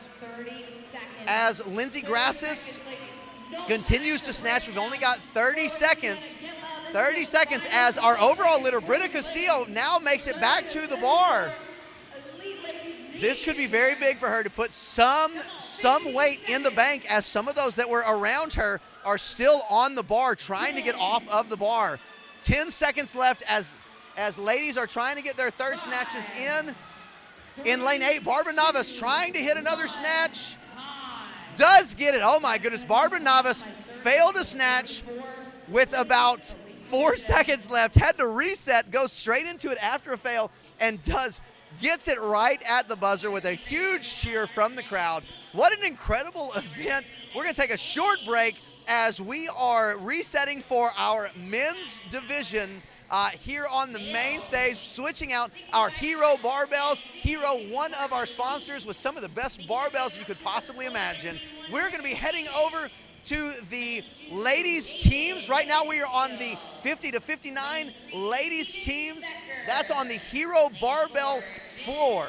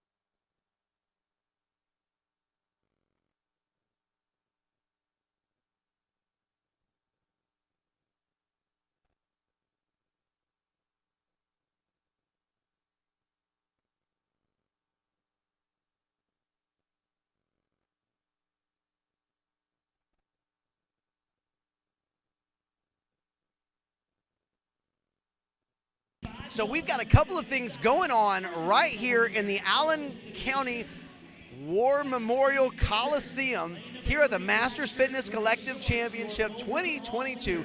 On the Hero Barbell stage, we've got our Masters teams taking on the workout. I only wear dark sunglasses at night, as one partner is doing a max snatch. They've got 6 minutes to find a max snatch, and then the next partner has 6 minutes to find a max clean and jerk. And then here on the main floor, we have our 60 to 64 and 65 plus Masters Elite men doing the workout Speed Kills. Speed Kills, a 5-round workout where you have 2 separate scored events. First event is the bike and the bar muscle up. Second score is your total on your snatches. You get 3 snatches that you have to get within those 2 minutes. So we got so many athletes out here on the floor, everybody doing an absolutely amazing thing. Do my best to keep you updated on all of them. His third and final snatch, and it's a good one. Let's cheer Matt Bell on as he makes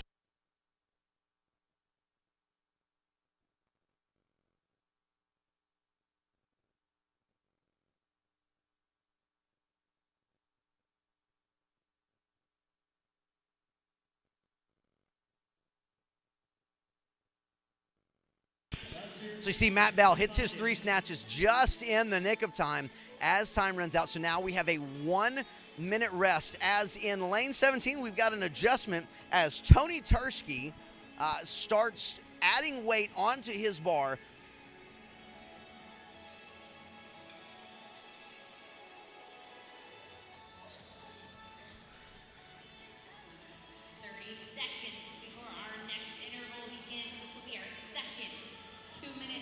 Got 30 seconds before our next 2-minute interval.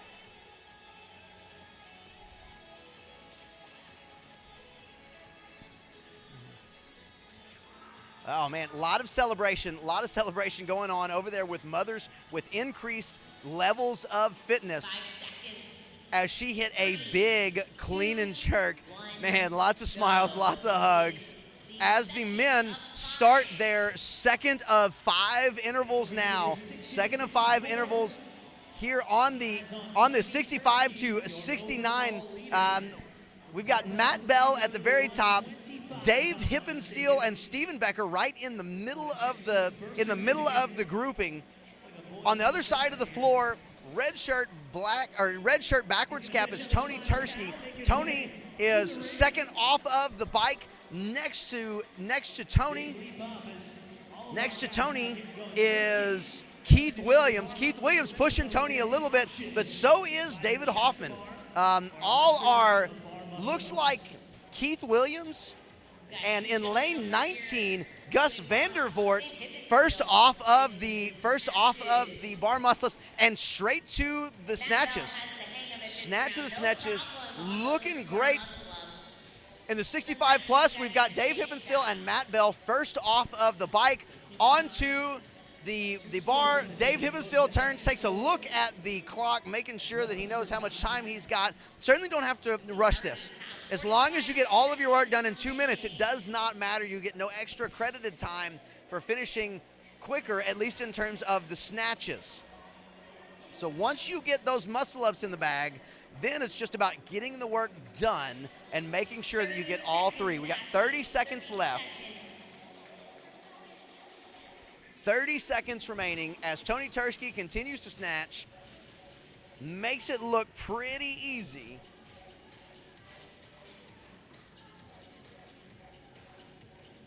In lane 1, Rick Shamus trying to make sure that he gets those 3 snatches in. Get there a little bit later than everybody else, but he still gets those in, banking that work. Now we're into that 1 minute of work.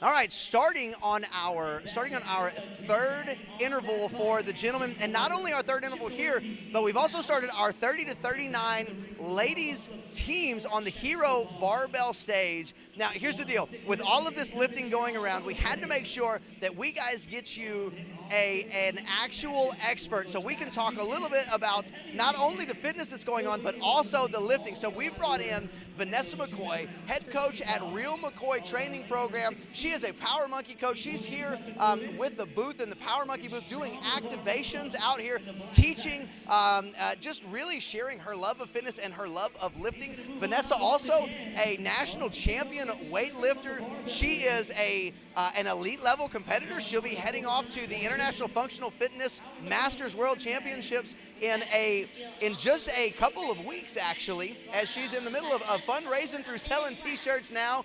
So really making this up. Now I'm sitting here doing the introduction, so I need you to save me as we go forward.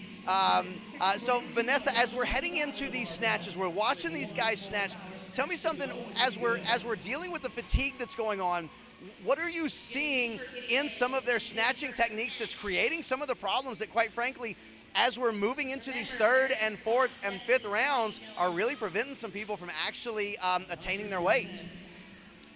Coming off the bike, a lot of them are really feeling fatigue in the legs, so they're not using the legs to the optimal desired need that they would want to have a really heavy, good, solid snatch. So we really want to see them trying to use their legs a little bit more off the ground and leaving those arms relaxed until they receive the bar overhead.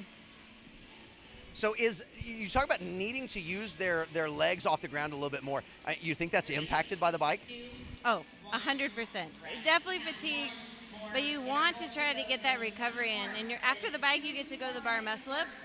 So you really have a little bit more left in the tank than you think, and you just have to trust that technique and stay with it.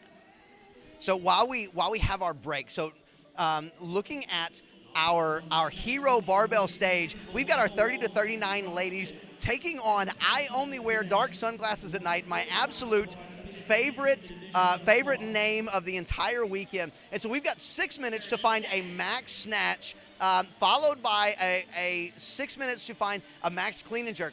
Each partner has to choose which one they're going to do, and then they go for it. Vanessa, as we're looking at this, so right now in lane 10 we've got SI Fitness, lane 11 is the Broadway Girls, lane 12 is Ryan Fisher's fan club. Ryan Fisher, wherever you are, man, I'm sure you're excited. And in lane 13, 30, Flirty, and Thriving. These are your top female 30 to 39 teams. We're going to come back to them in just a minute as we start our next interval on the bike, this Speed Kills. We're now into that fourth interval. This is that killer interval where we really start to see not just a separation of the top athletes, but we actually start to see a lot of people starting to fall off. So Vanessa, you are an expert in the field of lifting, but you're also an expert in the field of fitness. Tell me something. So yesterday in the swim event, and then today we've got 2 5-round interval type events. Why is it you think that the fourth round is where we're actually starting to see athletes not just slow down, but just completely fall off and fail altogether? Yeah, whenever you see that happen, it's really just a lack of pacing.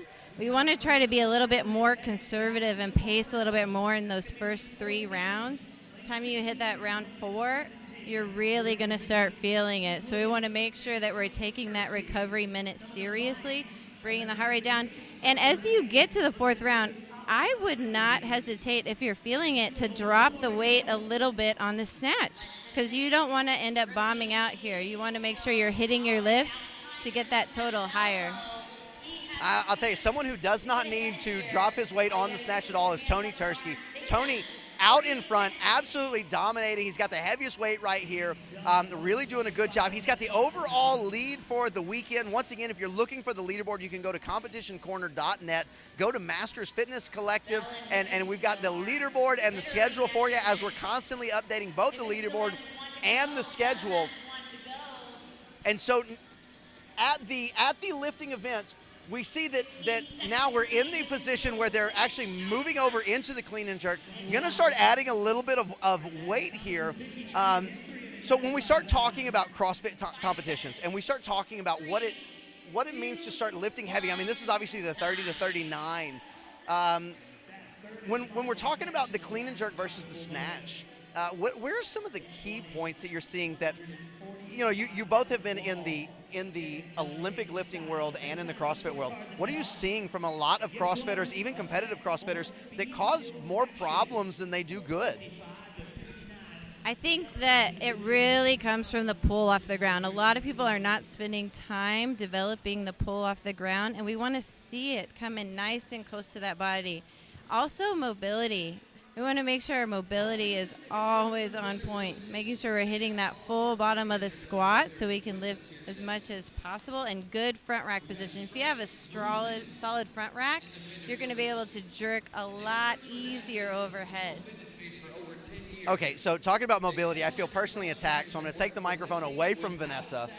She is now in timeout. As our men are now finished and resetting the floor for our next group, Tony Tursky with the win on the lifting portion. And here's the deal. I'll give you a quick rundown of what that field looked like. Tony Tursky with solidly in first place with 4 points on the weekend. Definitely only took 1 point for the victory on the snatch portion. Keith Williams with 12 points. David Hoffman with 13 points right behind him. So right now a one-horse race, but we don't know how the bike and bar muscle out played out. But now we're looking back at the teams, looking back at these the clean and jerk, and so as we're kind of taking a look at a couple, definitely recovering after some snatching, recovering after some moments. Vanessa, talk us through a little bit about what we're seeing here. Yeah, I really like what I saw over here. Kyle, let me know this team over here in the first lane. First lane is I think it's SI Fitness. I believe SI Fitness. I really liked her jerk. She had a nice bend to that back leg, really good overhead. And on the other side of the floor, 30, Flirty, and Thriving. I think it was, over right here on the far side. She just nailed that lift. A little bit of difficulty controlling it, but she held on. Just really pushed nice and tall and got the lift complete. Yeah, absolutely awesome as we see this. So let me ask you this then, Vanessa. I think as we start talking about age groups, we start talking about male, female, we're really not, it's hard to always figure out, like, what is good? What are we looking for here? As we're looking at these ladies, let's say the 30 to 39, which is actually your age group that you lift in. Now, that may not be fair based on your background, but hey, we're all CrossFitters here. What are we looking for? In a competitive lifter, in something like this, in a major event here at Masters Fitness Collective, if you're looking at going out and putting up some scores that you say, okay, this is going to compete at an elite level, what are we talking about? Like numbers wise? Man, if I see some ladies hitting about that 200 mark, that's really exciting to me. A little bit difficult to tell what they have on the bar right now, but I can see some heavy weights being put up out there, and it's super exciting and really great for these girls to be battling out. I'm really liking what I'm seeing. And they're nailing lifts. We're not seeing a lot of people just missing out there, which is super fun and exciting. You always want to see at the end of the day more lifts going up than not. We don't want to see that. We want to see those big weights putting up, lots of celebration, high fives out there on the floor. And that's certainly what it looks like. Lots of celebration, lots of excitement. And it's always fun to see the crowd that makes its way over to the lifting event. Right now, not a ton that are in the stands, largely because all the crowds are between the two floors, basically just rotating, going back and forth and taking a look, which is kind of the cool part about this essentially festival of fitness. There is just a smorgasbord of fitness in front of you as our 55 to 59 elite men are now taking on speed kills in the main on the main floor. So these guys have 8 cal Echo Bike, 3 bar muscle ups, and 3 snatches, and so we'll see in this first heat, this first interval. Looks like we've got in lane 19, I believe that's Kelvin Menifee leading the way there. We're going to see who comes off of the bar first in this first heat. Kelvin Menifee off the bar first, really leading the way. Boy, Kelvin Menifee with a nice slow walk, looking around, looking at the clock, getting some chalk. Also in lane 3, we've got Jay Sanderson heading to the bar as well. Hey, so Vanessa, do me a favor, talk me through something. As we're coming off in the very first round, coming off these bikes and bar muscle-ups, what would you like to see some of these athletes do on their first round as they're heading to the snatches, maybe form, but also maybe in terms of weight? Like, are we looking to increase in weight, decrease in weight? What would you be coaching them to do? Yeah, obviously after that first one, they're going to feel a lot fresher. We want to see nice, good technique, keeping that bar super close, nice snap underneath, preferably hitting some power snatches. You don't want to be fatiguing the legs too much because you're going to have to go back and you have a lot more rounds of the bike coming up, so preferably power snatching that way.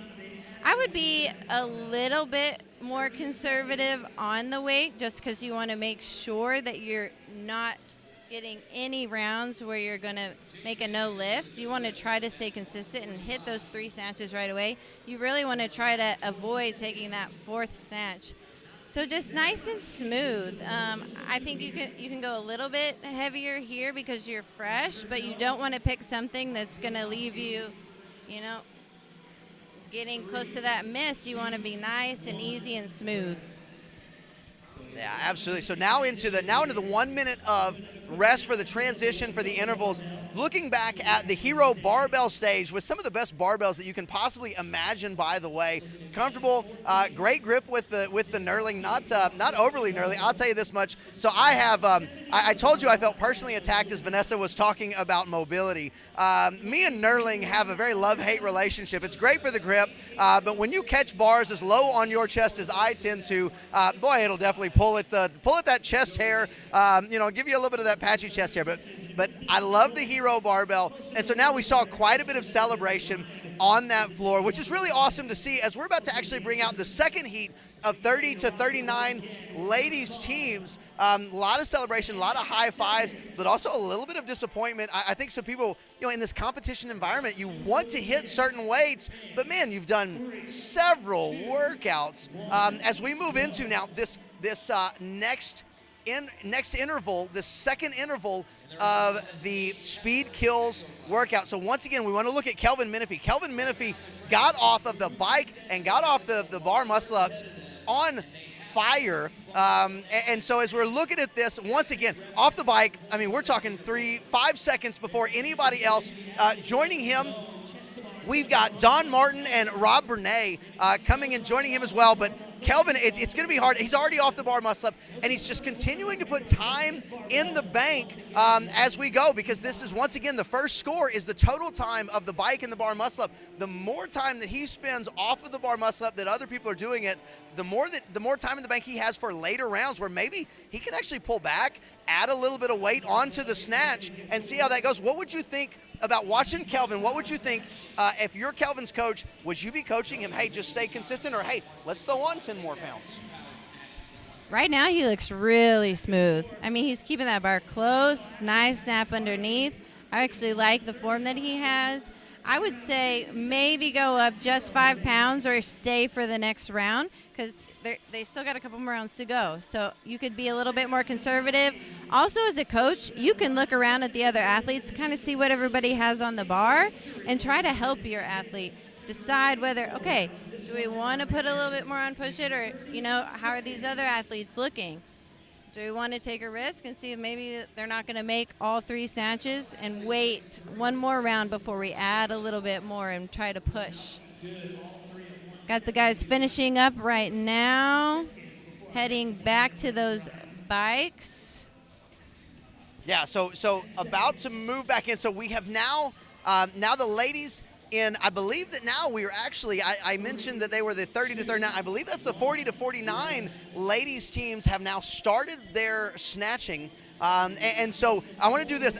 I want to give you the mic for a couple moments as you kind of watch these ladies snatch, kind of see what it looks like. Maybe we've got on the near side here in lane 7, I believe that might be 135 possibly. As we're kind of seeing what these ladies are doing, as I'm kind of pulling up who it is that we have. We've got on the far side, we've got Team Savage, a little bit closer, Revamped, Fit N40 AF, AARX, and then CrossFit 32034. Kind of talk a little bit about what you're seeing with the snatches. Yeah, absolutely. So really whenever you hit these first snatches, you want to be confident going in. So I like to see that. These ladies dropping under that bar. You want the first one to be really a weight that you can walk up to it and you know you're going to nail. Now when you go to the next one, you can try to push that a little bit more. So we're seeing right now these girls go for a little bit heavier weight. Had some misses, but they're going to regroup and come back, and I know they're going to nail that on their last one. Something, Kyle, that I would like to see is maybe some of them sitting on those plates and taking a little bit of rest in between, I think could really help them out there. Oh, something I had not thought of. Looking at that, back to speed kills once again. Kelvin Menifee back on the bar and done with his muscle ups before anybody else gets there first. Kelvin absolutely running away with this first part of the event. Looking at the bar, I believe that is 125, perhaps. I can't tell if there's an extra 10 on there, and I believe that these are the short bars. I have to confirm with one of the event organizers whether or not these are the short bars, and if they are 45 pounds or if they are 40 pounds because they're short bars. Okay, so these are actually 45-pound bars. So I was incorrect. They are not shorty bars. So as we're moving through this over here on, it looks like the first person that is finished with his snatches. Well, not quite, but we've got, it looks like Jody Hendricks. Jody Hendricks making short work over here at probably, that's either 145 or 165 if he's got 10s on. As Kelvin Menifee wakes his way back to the bike, as we were just moving it. Now, this is the third interval. This is where you start to see the separation. The fourth interval, as Vanessa was talking about in that last heat, is where we really start to see some of the pacing mistakes and mishaps catch up to us as we move forward. So just a couple more seconds here on these snatches. Hey, to give you a lay of the land with this 55 to 59 elite division, Kurt Revels with 12 points sits in first. Rob Lowe out of Australia, actually, all the way from Australia to come and compete at the Masters Fitness Collective in the metropolis of Fort Wayne, Indiana, at 15 points is second. Don Martin is at third with 16 points. So now we look like we're in a little bit of a resting period with some of these ladies. Obviously, you have 6 minutes to make a snatch, but you don't want to just be continuing to hammer out snatches. Hey, Vanessa, in a 6-minute window, how many snatches do you think that you should get? I really think they should be aiming for 3. I think 3 would be a great number that gives you some good rest time in there. Like I was saying, to sit down on those plates, really gather yourself and go for that next lift. Now, if there was a miss, you might have time for that 4th lift. I think you could fit it in there if necessary. Hopefully not. Hopefully you get to the weight that you're wanting to by the 3rd one, but you could potentially get that 3rd one, especially because as long as you get it off the ground by the time that the clock expires, you can continue that lift and hopefully nail that before you run out of time there. So 3 or 4 lifts, but I definitely wouldn't plan on any more than that. Wow. Okay. I remember there was an open workout. I'll tell you the story in a minute. As we go back to our 4th interval, once again, our 4th interval on the main stage, this is where we're talking about. We start to see some issues.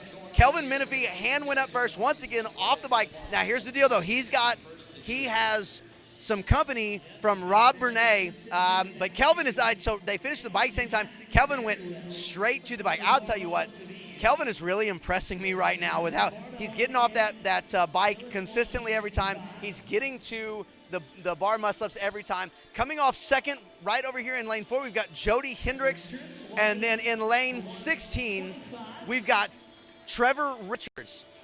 Trevor Richards, and now a slew of athletes coming in lane 6. In lane 6, you've got Kurt Revels, your overall leader, as he's approaching the bar, bending over, taking a little bit of a breather. We're starting to see now that time is starting to catch up to people a little bit. But I got to tell you, watching Jody Hendricks snatch right now with the fatigue level that he's under and how quick he's coming off of that bike, I'm really impressed. Impressed by his form, impressed by his strength. Here in lane 20, we've got Corey Spear. Corey Spear working hard, making sure that he's getting all of those lifts in. Right now, we haven't seen too many people struggling with their timing. Overall leader Kurt Revels taking a little bit more of a breather between his lifts. But you know what? They still have 30 seconds. That's not necessarily a bad thing. Yeah, I think taking a little bit of breather is really smart. I think that's going to pay off, especially coming into this last round. I mean, you really want to save it and nail those last lifts. You don't want to end up in a position where you're going to be missing. So I like seeing that little bit more time, let that bar settle, catch your breath before going into the next one. Looking really good. All right, so it looks like over on the Hero Barbell stage, looks like we're making our transition over to the ladies that are going to be doing the clean and jerk. So now we go from a highly skilled, now I'm not trying to bang on the skill of the clean and jerk, but we go from the very highly skilled, I think probably, and Vanessa, I correct me if I'm wrong, I know I'm not wrong though, I would say that way more CrossFitters are actually more proficient at the clean and jerk than they are at the snatch. Do me a favor, why is that? 30 seconds. Snatch is going to require a lot of, again, mobility, Kyle, and really good balance. So a lot of people find that challenging. And unfortunately, as we become masters, it does become a little bit more challenging. So we got to spend a little bit more time there. The clean and jerk, you can, especially on the clean, get away with some technical flaws a little bit easier. Now, jerking is very technical, and we want to make sure we're nailing those positions to really hit a good lift there, too. Absolutely. So now here we go into our fifth interval. I'm going to go ahead.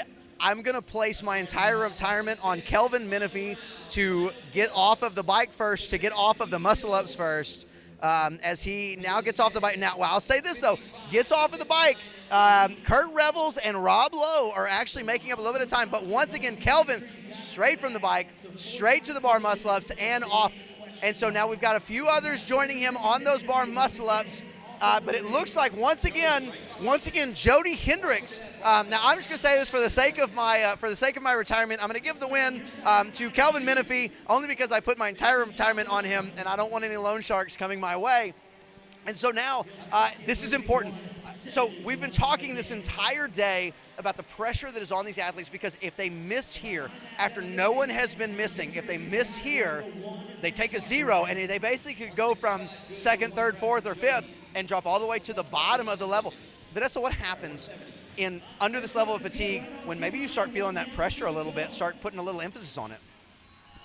Yeah, pressure can really get to you and make you have errors that aren't common for you, definitely something out of your norm. So you want to try to, though you want to go fast on the bike and on the bar muscle-ups, you want to try to make sure you're keeping that heart rate under control so you can still go out there and nail those lifts. And if you do happen to miss one of those first 3, you just really have to take a nice deep breath, dial in, get a good setup so you can execute that last one to make sure you're not going to take that 0. You want to get some pounds on the board for yourself here. So watching him take the weights off, it looks like Kelvin Menifee was doing 165. So 165, that's quite impressive, as it looks like many of his competitors were in kind of that 145, 155 range. There were some others that were doing 165. So looking back over to the Hero Barbell stage, as we're looking, we've got, like I said, kind of give you a lay of the land. Looks like they're a little bit backwards in terms of some of the lineups. I see Team Savage is not on the outside. I believe maybe they and Team Revamped have switched a little bit. But when we're looking at this, kind of let you see in the standings, we've got Fit and 40 AF. They got 5 points in first place. Team Revamped is in second place with 9 points. AARX with 18 points, and then No Regrets with 20 points. So seeing a little bit of separation here. First and second in a fairly tight race, especially when you're talking about a group of 9 teams, but a pretty good gap between they and AARX. And so we look over here as we're trying to make up some ground. Talk to me about the strategy a little bit here. Like, are you looking around? Are you trying to run your race, or is this a point where you're like, okay, if we're not going to make up some ground and I'm not going to take some risks, then what's the point? I mean, what are you thinking as a competitor? Yes. So you don't want to start looking around on your first lift. Definitely not. You want to stay in your own lane on the first and the second lift. Just make sure you're getting those in nice and solid. Now, when it comes to the third, and if you do have time to take that fourth lift, yes, like look around. see, like, what are my competitors doing? Do I need to put on 5 more pounds to get up there? And that's where you can start taking your risks. And you really just have to be confident when stepping up to the bar. Like, I like this lady right now is approaching the bar. Forgive me for not knowing what team. Nice tie-dye print. She's really got up there. You know, she was confident. She did a little shrug, stood over that barbell. I like she's holding a nice high elbow front rack right now. Oh, just missed the jerk right out in front. She looked great, man. That clean was super nice. But definitely want to look around at your competition. See if you can put a few more extra pounds on there and surpass them. It'll be interesting. So it looks like we've got Team Revamped on the outside. It'd be interesting to see what athlete that is that was just trying to do the clean and jerk, as Amanda Fillers, who finished 35th in the world this year in the quarterfinals, and so 35th overall, has a 195 listed clean and jerk. So see if that's who is doing that. But she also has a 150 listed snatch. So possibly could have been doing the snatch. Just depends on what the team looks like. Her teammate is no slouch either. She finished in 157th this year. So a couple both in the top 200. You want to talk about putting together a good team. If you've got 2 people in the top 200 in the world, that's a tough team to beat, as it appears that they are coming to the end of their time, taking a few more with some definite powerful walk-ups, especially right here on the outside, possibly CrossFit 3204. Just couldn't quite get it. We got Camille Porticalian from Team Savage. Whoa, could not quite lock out that jerk. Okay, so 3 jerks missed right here. We got tie-dye right in the middle. Talk me through the jerk. Missed the jerk on the last one, so I want to see her nail this. Oh, she's got it. Nice. Great lockout overhead. She bent that back leg. Excellent recovery. Front foot first, then back foot. Just a beautiful lift executed right there when she needed it, right at the last second. So what was the difference between that one and the one that she missed, other than the fact that she didn't, get the other one overhead? The one that she missed just a minute ago didn't quite have the drive that we would like to see coming out of that dip. Just needed a little bit more pop on it, and she felt that. She felt that on the lift before, and she came back and she corrected her error, and I just love to see that. Absolutely awesome. So as they are wrapping up, we're bringing on the second set of 40 to 49 ladies. Here on the main stage in Speed Kills, we've got the 50 to 54 men's elite division as they're on the floor and moving through these muscle-ups pretty quick. Not seeing a lot of issues with them as we hop up. And so it looks like in lane 19, Gerald Smith and Kenneth Thomas. Looks like we may be a little bit off with the lanes, but it appears Gerald Smith and Kenneth Thomas getting to the bar first, as we've got lots and lots of slow walks to the bar. 165 good for Greg Anderson in lane 16. Lane 16, Greg Anderson with a 165.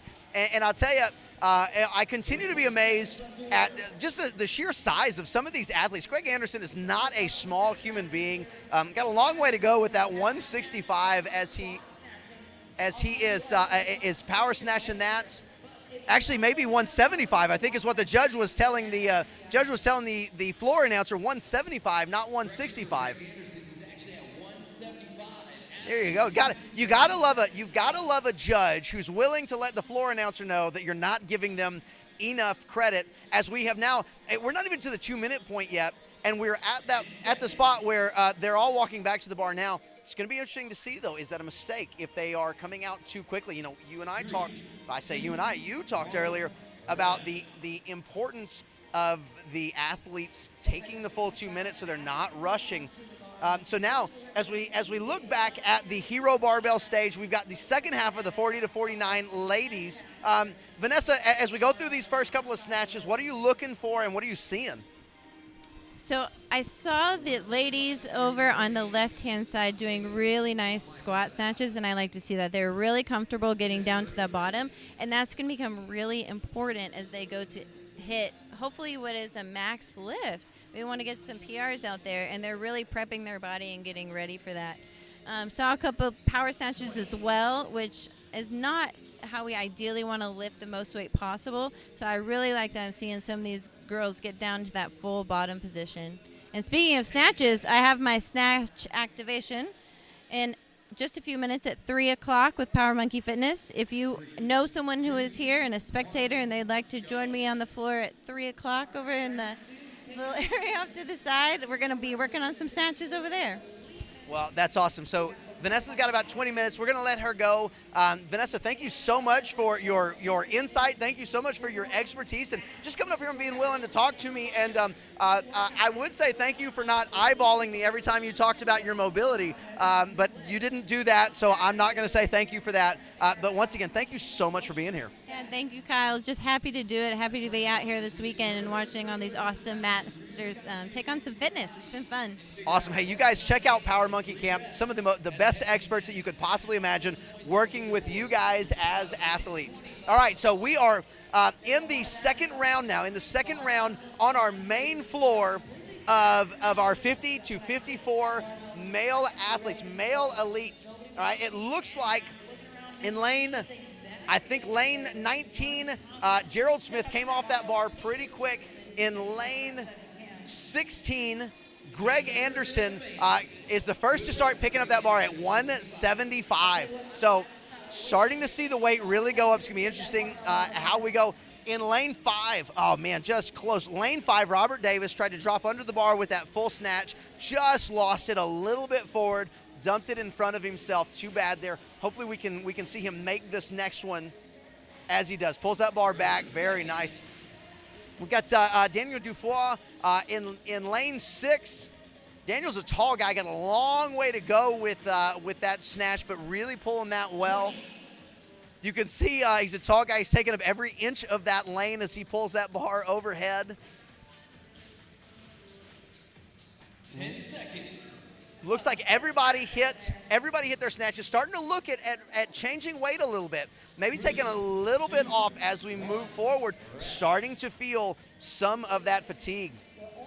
So on the Hero Barbell the Hero Barbell side stage, we've got Short Stack Attack. I believe Short Stack Attack is nearest to the camera. Twinsies, No Regrets, and Kiss My Full Send. Kiss My Full Send at the top of the camera, the top of the lanes. Short Stack Attack at the bottom. Unfortunately, I'm sorry, Short Stack Attack. We put you at the bottom. It's going to make you look shorter than everybody else. Sorry to do that to you as a fellow short person myself. But so we're looking at this, and as we're seeing, we're starting to see what it looks like as these ladies are really starting to push a little bit further into their weights. You know, like Vanessa was talking about, you know, they go and they sit in the corral for a little bit and then come out. Their first couple of reps may very well just be them trying to get loose, trying to find the sequencing of that movement again. So with 10 seconds left to go, I'm going to give you the lay of the land in the 50 to 54 division. Joe Consolini is in first with 7 points. Derek Tharp with 10 points is in second. And then we've got a pretty good gap to William Lohide in third with 18 points. So once again, 2 scored events here. 2 scored events in the 50 to 54 division. We got a 2-minute clock. You've had 2 minutes to do 10 cows on the Echo bike, 5 bar muscle ups, and 3 snatches. 2 scored events, total time on the bike and bar muscle ups, and then total weight on the snatches. But you have to hit 3 snatches every round. If you don't hit those 3 snatches, you get a 0 for that round. So really see a lot of opportunity for change, for movement. So want to see, taking a look at who is going to come off this bar first, see who's holding the lead down. So once again, yeah, looks like Gerald Smith is continuing to take the lead in lane 1. Rodrigo Leon, Doles Leon, excuse me. It comes off second. If I'm not mistaken, the highest weight out on the floor In lane 19, we got, I believe that's Kenneth Thomas. We got a little bit of funkiness with, I think maybe some of our lanes got shifted over just a tad. That's all right, that happens in competition. In lane 15, possibly Andy Adrian getting ready to come up and make that that next lift. Pete Paskey up at the top. Pete Paskey at the top, pulling those snatches. Pete's a large guy, a lot of competition in Pete Paskey's background. Be interesting to see what his weight is. Looks like he may have 2 plates on top of the greens. 20 seconds. I tell you, talking about a really good-looking snatch, I believe Ismael Mora in lane 17 really making some good pulls. As we see a split snatch, a power split snatch in lane 19. 3, 2, 1, rest. So we have now entered that rest interval. That's the second interval. Moving into this third interval where we're starting to see a little bit of separation. We've already started to see some of that separation. Want to see what it looks like as we move forward. Now, on the Hero Barbell stage, switching over to the clean and jerk as we start seeing more weight go on. You know, you heard Vanessa talking about why CrossFit athletes tend to be a little bit more adept at the clean and jerk than the snatch. I'll tell you, just based on my personal experience, I just like clean and jerking more because you can just do more weight, and the snatch is just so dadgum aggravating. And so honestly, it tends to be more fun for me. It's fun to hit a good snatch, but it's a lot easier, in my case at least, to hit a good clean and jerk. But as they're setting up now, starting to move to that next athlete, I'll tell you one of the interesting parts of this is the athlete going to do the clean and jerk has not been sitting in the corral, or not just been sitting on the floor for 6 minutes, they've been sitting in the corral. So we talk about the fact that you have all of this buildup and all this tension, all this tightness. Add 6 or 7 minutes to it, and that's what the second athlete is feeling. Now we go back to this third round on the main floor with our men. We're going to see if in lane 20, I believe that's Gerald Smith. Let's see if he can continue to put some time away. But he is really hammering this bike, hops up, and gets straight to the bar muscle-ups. He's not far behind are Pete Paskey, Tim Anderson, Andy Adrian, Greg Anderson, Ismael Mora. So lots of guys coming up right behind him, making sure that he can't just take his time and rest on this bar. But he does finish first and continues to stack away that time. Who's going to come off second now? Taking a look at this, might have several people all at once based on the way that everybody has been doing these. But I'll tell you what, though, Gerald is really putting away a lot of time. Now we're finally seeing Kenneth Thomas, Ismael Mora. Over on the other side of the floor, Rodrigo Doles Leon, William Lougheed, Joe Consolini, starting to see some more of these athletes pushing all at the same time. Lots of hands on knees as we're moving to the snatch, so starting to feel that. And especially as we're starting to come into some of these weights, it'd be interesting to see percentage-wise, how are these weights versus what they would typically lift, at least within a workout. Obviously, these aren't close to what max snatches might be, but 175, 180, Greg Anderson is at, 180 is our leader, Greg Anderson at 175. Got about 20 seconds left to go in this interval.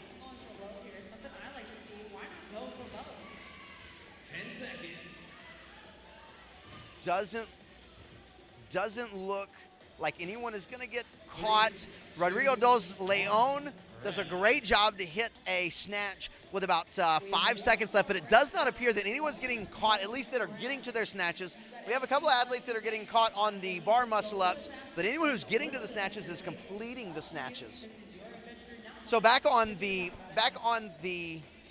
Hero Barbell stage, looks like we have a successful lift from No Regrets with a successful lift. Kiss My Full Sin about to go with a clean and jerk as well.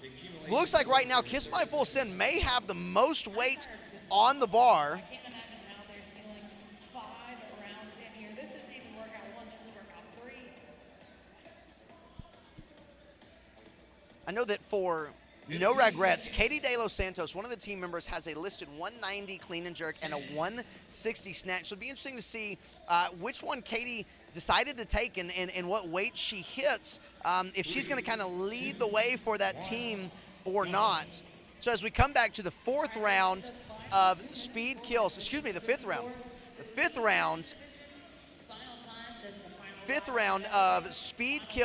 here for our 50 to 54 men elite. We're going to see, is Gerald going to continue to dominate in this first scored event?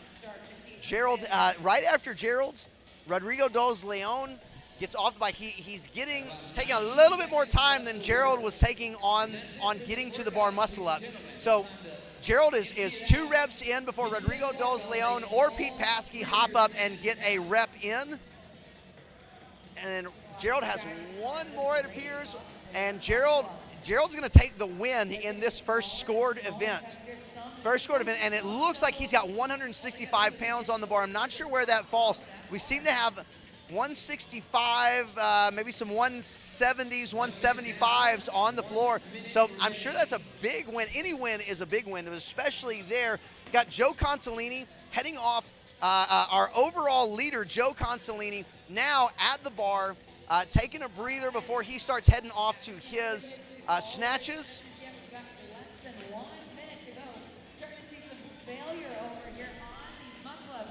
Greg Anderson. Really starting to see failure on some of the muscle-ups, and see a lot of struggling with this weight on these snatches. Be interesting to see, once again, there is so much pressure because there have been very few people failing snatches. So when you get here, you absolutely don't want to fail, and you're at this amazing level of fatigue.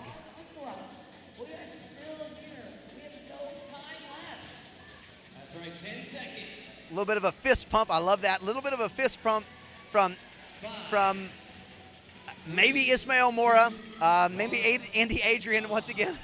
You'll forgive me for a little bit of the little bit of a shuffle with the lane assignments.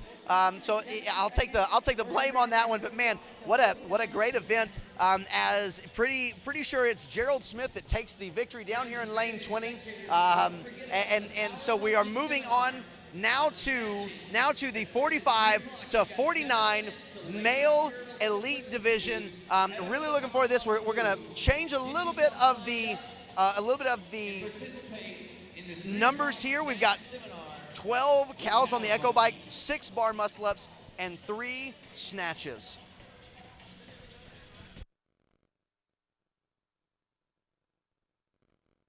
Over on the Hero barbell stage, still doing some clean and jerks, and once again, Kiss My Full Send. Man, that's a lot of weight on the bar, but we also have short stack going as well. Fighting against that bar, we got a completed clean and jerk for Kiss My Full Send. We've got in the rack position for short stack, makes it, no regrets, had it in the rack position and just couldn't quite get it up, but a nice hug. Congratulations. Looks like everybody is done.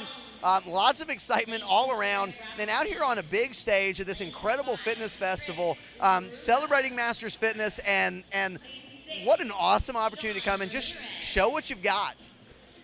So as we're getting set up for the 45 to 49 men's division, we're going to take just a quick breather as we get all of our papers that I am shuffling back and forth up here set up.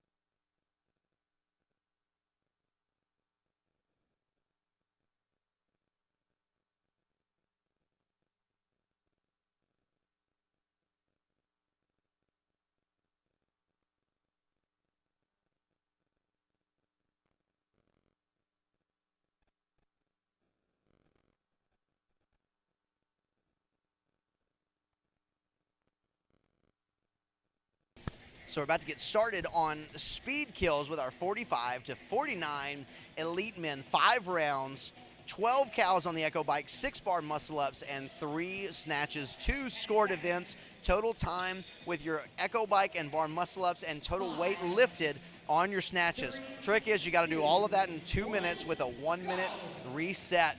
So we're going to see some very fast times coming off. Oh boy, and we are blitzing through this bike, getting it started, getting that thing rolling. We've got a couple people that are still pedaling hard, a couple people that have backed off just a little bit. We're going to see who it is that's coming off this bike. Wow, down here in the bottom, Darren Skeese comes off first, but not far behind is Jason Tomlinson. As we have, let's see, that's lane 4. We've also got Craig Robinson, now Sean Ramirez. So let's see, we're going to see who is proficient with these bar muscle-ups. Who is it that is able to continue this pace? And so it looks like down here, once again, the first two, Darren Skeese and Jason Tomlinson, made it to the bar first. Craig Robinson, all of these. And Sean Ramirez gets called back for one final bar muscle-up. Oh boy, that bar muscle-up hurt him in terms of it had several people pass him. But once again, it's about consistency as we move forward. A couple of seconds here and there may not hurt you as long as you don't allow that to accumulate.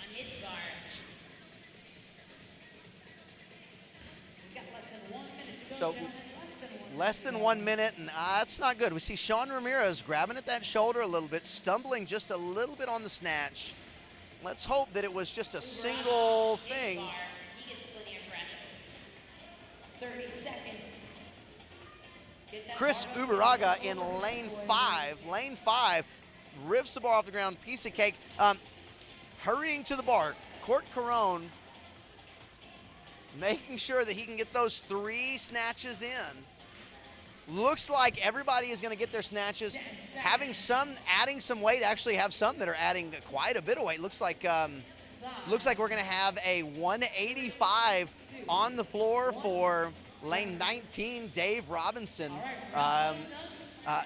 Dave with arms that are just popping out of his shirt, so I can see moving to that 185.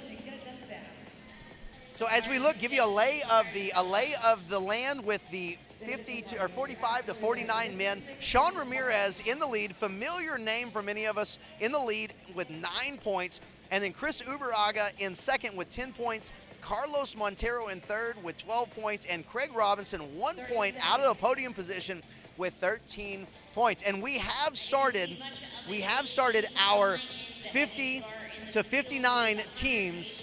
And it looks like, we're also throwing in our 60-plus male teams. We'll hit that in a moment when we come back in this next rest interval. I'll introduce who you've got to you. They're getting ready for their snatches. Look like they're all, they've been snatching. We've got some teams that are lined up, taking a breather, getting ready for just another move in, as this is not a fast event. So we move back to round 2 with the 45 to 49 men. It'd be interesting to see. We had some very fast times. How is this going to hold up as we continue to move forward? Once again, Darren Skeese, Jason Thompson with their first hands in the air, both of them off the bike at the same time. Now this time joined by Jason Ansley, and at the very top, it looks like Chris Raya as well. So lots more. Maybe guys starting to realize, hey, I can push a little bit harder here.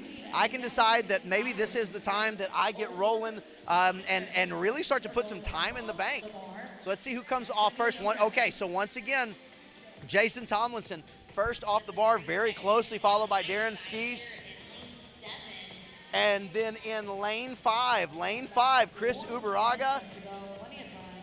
Sean Ramirez coming off as well. Carlos Montero, Ryan Redke, Chris Raya. So many guys. Everybody except except 2 is onto their snatch, but have plenty of time. Plenty of time, as Chris Uberaga is the first to get the bar up and overhead. Got some guys adjusting their bars. Looks like a great lift in lane 8 from Ryan Redke. Sean Ramirez hitting his lift, working through at just a nice smooth pace for a lot of guys. Craig Robinson, little bit of struggle at top, got it up over the head, plenty easy. Just had a little bobble with the elbows. Hey, in lane 5, Chris Uberaga deciding to pour it on. Now he's adding 5 pounds to his lift. Oh, had a miss down here in the bottom. Lane 20 from Darren Skeese. He's got 10 seconds, needs to get this next lift. You only get 4 attempts, so he needs to hit this lift. Oh, boy. A little bit out in front, kind of got those feet in a strange position, but did a great job to save it. So over on the Hero Barbell stage, we got our 50 to 59 teams. We've got at the bottom in lane 3, we've got the Honorable Masters. 2 lanes above them, twin sons, different moms. Not sure how that works, but I appreciate the brotherhood. And then we've got the Atomic Ants. Looks like the Atomic Ants might be in a little bit different spot because just above Twin Sons, Different Moms is Invictus Seattle. Invictus Seattle, and then Invictus Masters, and that better known as the Bros with Beards. Then we have Just Here for the Swag, Stacy's Uncles, and Team 511. So we're a little bit off. Team 511 is 2 from the top. So we'll do our best to see as we're watching these snatches, how these are going. They have an unlimited amount of attempts at the snatch. So if they miss, so okay, not too big of an issue. Looks like right now the heaviest bar is from Ron Ortiz, as he just gets a little forward in that squat snatch. But back here onto the speed kills at the main stage. We are 20 seconds in. 20 seconds in as Darren Skeese has fallen a little bit off the pace. Jason Tomlinson and Jason Ansley and Chris Uberaga are now appearing to be the pace setters as we are in that 3rd round where we see a lot of separation. Definitely have to fight off a lot of adrenaline early on. So there, Jason Tomlinson and Jason Ansley, Chris Uberaga, Carlos Montero. So really starting to see a slower pace as we come off of the bars. Got lane 15, Lawrence Jacobs heading to his bar. Lane 16, Chris Hall, Jason Ansley. You can see we got a little bit slower pace, a little bit more deliberate walk. Well, I say that. Everyone except Chris Uberaga, who just continues to just walk straight to the bar and rip it off the ground. Now here's something to watch. Jason Tomlinson missed his first snatch. So that's Dave Robinson. Dave Robinson misses his first snatch. If he misses again, he gets a 0 for this round. So it's important to continue to take your time, but we're still also fighting against the clock. We've got 30 seconds. And while 30 seconds sounds like a long time as we're here watching, when you're huffing and puffing and you're trying to figure out how you're going to pick it up again, that 30 seconds goes in a hurry. So once again, Darren Skeese with a failure down here at the bottom. Chris Ramirez hits his lift. Darren Skeese, second, he's got to pick this bar up before time. And he makes it. Wow. So he fails 1 rep, just loses a little bit in front, and then other than that, he starts really hammering those lifts. Look good. He's going to make appears a little bit of an adjustment, drop 5 pounds, drop 10 pounds. Is that 10 or is that 20? Looks like he's taking off a large plate, so it looks like he's dropping 20 pounds off the bar. And here's the thing, is from a strategy standpoint, it's better to drop 20 pounds off the bar for the next 2 heats, the next 2 intervals than it is to completely miss a lift. It just becomes about being consistent. So we see over on the Hero Barbell stage, we are now onto the clean and jerks. Tim Terry, one of the larger athletes in the field in the 50 to 59 division, with a push jerk, nice clean, nice push jerk. Looks like it may be the Atomic Ants at the top of the field. You'll forgive me if I'm incorrect about that, but really coming through with these clean and jerks and looking great. 50 to 59-year-old men, as they are looking great in these clean and jerks with some great mobility. So back to round 4 of 5 with the speed kills workouts. And we're going to see, are these guys able to hang on? First hand in the air is for Jason Tomlinson. Jason doesn't seem like he's going anywhere soon. Darren Skeese really seems like he's fighting that assault bike. But honestly, Jason Ansley might have been the first off of the bike. See Chris Uberaga once again. So we're looking at, and here's the deal. Jason Ansley is the first up on the muscle-ups and moving through these very well. Looks like it may be between Chris Uberaga and Jason Ansley.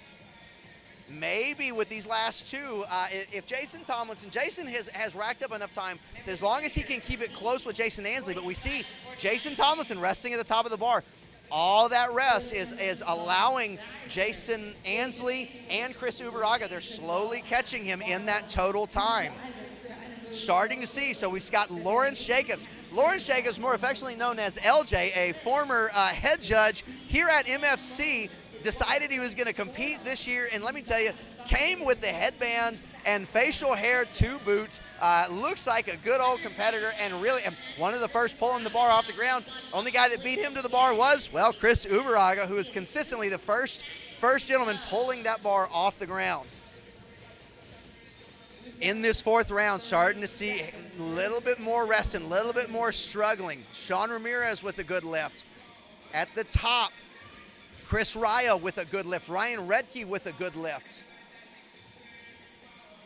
Jason Bowers stepping up in lane 13, looking to take that lift. As he hits that lift, got 10 seconds left. Let's see if anybody is struggling. Got Jason Tomlinson. Jason Thompson appears to have hit that third lift just in time. So we are about to move into our fifth and final interval as we take another look back at the Hero Barbell stage with all of our lifters, as we've got some wonderful leopard print pants down here in lane 3 at the bottom of the stage. And okay, he decided to go with the leopard prints and said, you know what, I'm not even gonna jerk this, I'm just gonna strict press it. And that's exactly what he did. That was the Honorable Masters, absolutely awesome on the strict press. We've got 20 seconds to go. 20 seconds for our last round. Final 2 minutes of work for these gentlemen. 10 seconds. 5, 3, 2. And so in the Honorable Masters, I believe that was Bruce McLaughlin that just strict pressed that clean. So we're back here to our final 2-minute interval for our 45 to 49 Masters. This is going to be an interesting race to see. If Jason Tomlinson can get back to his form of getting off that bar first, because he gave up a little bit of time. Now, Jason Thompson is the first person off the bar. Jason Ansley might have flown a little too close to the sun, but you know what? Chris Uberaga, Jason Ansley are helping right up to the bar. Jason Tomlinson feeling those first 3 rounds. He is now he's sitting in about 4th, maybe even 5th, depending on how long it takes him to get through these muscle-ups. Losing seconds bit by bit by bit. See if he can hang on. See if he's racked up enough time.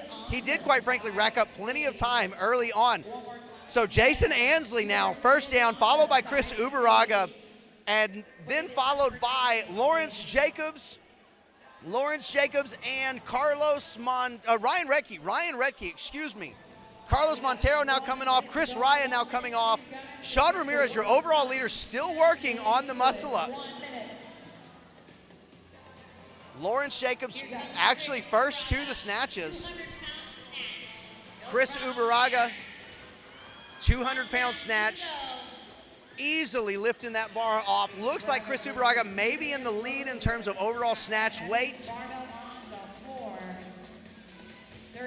At this moment, not many struggles from the snatches. 20.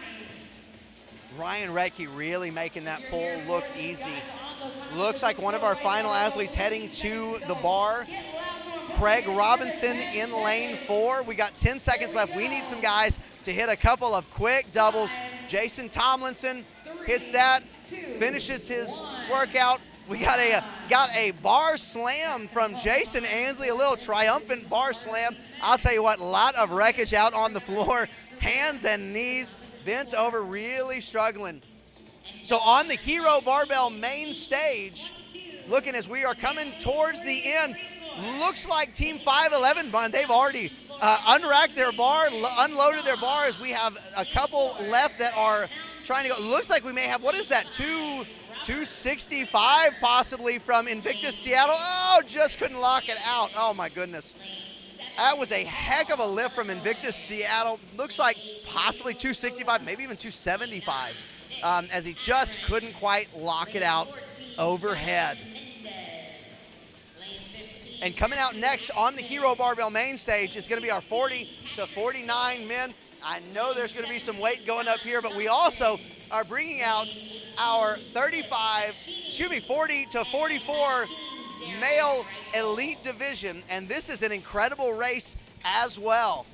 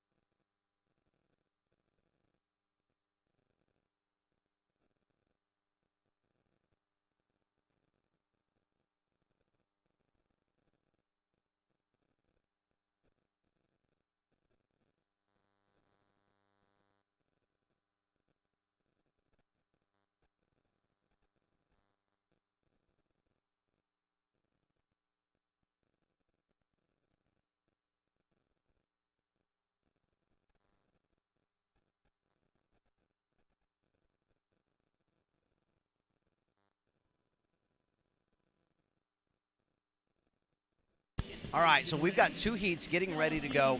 On the Hero Barbell stage, we've got our 40 to 49 men teams getting ready for their lift. 6 minutes to find a max snatch, 6 minutes to find a max clean and jerk. There are going to be some weights thrown around there. Cannot wait to see that. And then here, 40 to 44 male RX division. And let me tell you something, this is going to be quite the race, as this has been a great race the entire time. We've got Chris Anderson is in first place with 5 points. Chris is absolutely killing it. But after that, we have an incredibly close race. Robert Kramer at 14 points in second. Paul Delanoy, 15 points, is third. Brad Townsend is at 17 points in fourth. But then you've got Daniel Coda and Ren Bourgeois at 18 points in fifth and sixth. Once again, two scored events. This can change quite a bit of the lay of the land here as we get ready. So we're starting off with these snatches over on the Hero Barbell stage. You have SMCF, Mayhem Masters, CrossFit Hamco, the Responders, Threat Level Midnight, and Maverick. Let me give you a little background about Maverick. Maverick was actually supposed to be Team Red Dawn. Once again, I think we can all appreciate the 80s movies references here in a Masters competition. And so they switched from Team Red Dawn to Team Maverick after watching the most recent Top Gun. And a little bit of fun trivia. I haven't even seen that yet. I guess I need to get to the movie theaters. I'm probably going to get some hate online because I haven't seen it yet. And people are saying it's the greatest movie they've ever seen. Man, Ryan Anderson with the Responders just went for a snatch, lost it behind him just a little bit. Still has plenty of time. No limit on how many they can take. Ryan has a listed snatch of 253 pounds. But I'll tell you what, Mayhem Masters with a big lift on the far side of the camera as we are 15 seconds away from getting started in the main floor with speed kills. And we're going to take a look at this and see who's going to come off first. I think that this bike is going to go very quick. Oh, my goodness, yeah. I'm going to tell you what, already I'm looking at lane 16, Patrick Davis, flying on his bike. It's going to be interesting to see who comes off first. Patrick Davis, first hand up, and still no other hands up. Holy moly, Patrick Davis is off now, and we're still waiting on everyone else to get off of the bike. Absolutely incredible for Patrick Davis. Then we have, let's see, who comes off after him. I believe John Thompson, Cliff Zucchini comes off. Now we have an entire grouping. Paul Delanoy, Ren Bourgeois, all coming off quickly after that. Chris Anderson, Robert Kramer. Everyone is now on the bar. Patrick Davis comes off first. First off of the muscle ups. Lots of guys moving back. Heaviest bar is 210 pounds. And let me tell you what, Nick Averin not even worried about the weight, moves right up, grabs the bar, and goes for it. I'm going to go ahead and say that he was pretty comfortable in the snatch. Bryn Bourgeois hits his snatch in lane 18. Cliff Sakini with a great lift here, moving through these snatching sets. About 25 seconds remaining.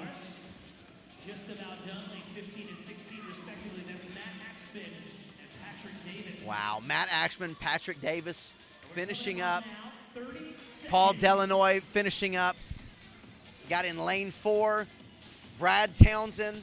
Everyone wrapping up. Now starting to take a look. A little bit of strategizing. A lot of guys actually removing weights. I think maybe snuck up on him just a little bit. So as we look back at the Hero Barbell main stage, Ryan Anderson with just a little bit of a bobble there. Looked like it was going to be great at the top, and a little bit of a bobble. Takes a little bit of a walk, maybe a little frustrated here. Down in the bottom 2 lanes, we have a couple of great looking snatches. What is that? Maybe 185, maybe 205, and possibly a 225 from Maverick and Threat Level Midnight. Have a miss in the middle from CrossFit Hamco. At 200 pounds, that's Bryn Bourgeois' bar in lane 3. Matthew Axman and Patrick Davis did just go up to 195. 30 seconds. Oh my goodness. Ryan Anderson with another miss.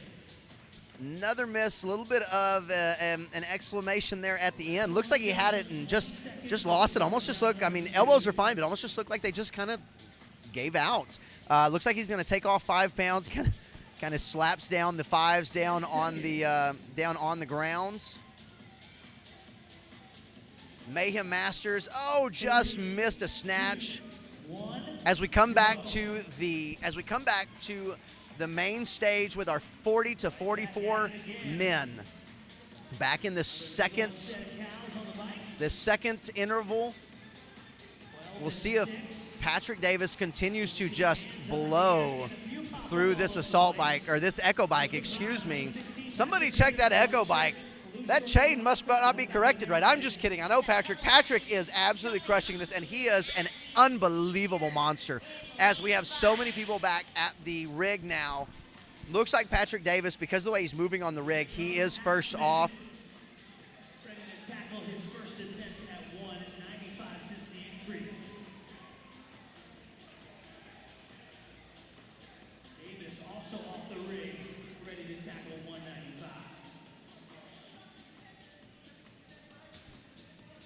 Once again, Nick Avron off the bar to the bar. He's going to 205 pounds for Nick Avron. Nick is going to get 3 in before a lot of these guys get any, and just absolutely killing that. Doing a great job. Got Bryn Bourgeois in lane 3 with 200 pounds. Looking very solid. Paul Delanoy, best looking arms in the game in lane 7 with the snatch. Come on, Paul, let's take off those sleeves, buddy. Looking great. We've got 25 seconds remaining. In lane 19, Darren Riffle at 165. Just got about 10 seconds left to go. Winding down at him. 15 seconds before the rest. Got a couple athletes adding more weight to their bar. Lane Starting to see some of the strategizing. Actually starting to see some people adding weight to the bar. So in the first round, we had people take weight off the bar. Now we have people adding weight to the bar. So looking back at the Hero Barbell stage, 5-pound jumps in this workout. We're only 2 looking back at the Hero Barbell stage, we've got, moving on to the clean and jerks now. And as we get to the clean and jerks, starting to see some pretty good weight. Looks like the responders, responders were ready to go. They have to take a minute break. The responders were actually wanting something right now. So, but they're in their minute break, as is the main stage with the 40 to 44 men in speed kills.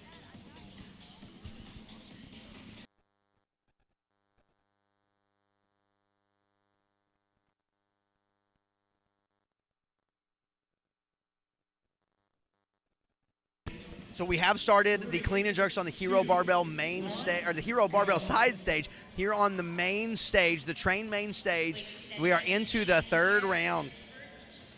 Third round, seeing how we're going to start handling the fatigue that we're feeling. How are we going to start handling how this is feeling? Looks like Paul Delanoy, hand in the air. Paul Delanoy, so Paul Delanoy coming off at the same time as Robert Kramer. And so those two are first to the bar, first on to the muscle-ups. Only one athlete increasing the weight on my side. Axman. Wow, so lane 5, Robert Kramer off the bar first. Paul Delanoy finishing right behind him. Now having several athletes starting to see in lane 16, starting to see Patrick Davis slow down just a little bit now, starting to come back to the pack, but he banked a lot of time on those first two.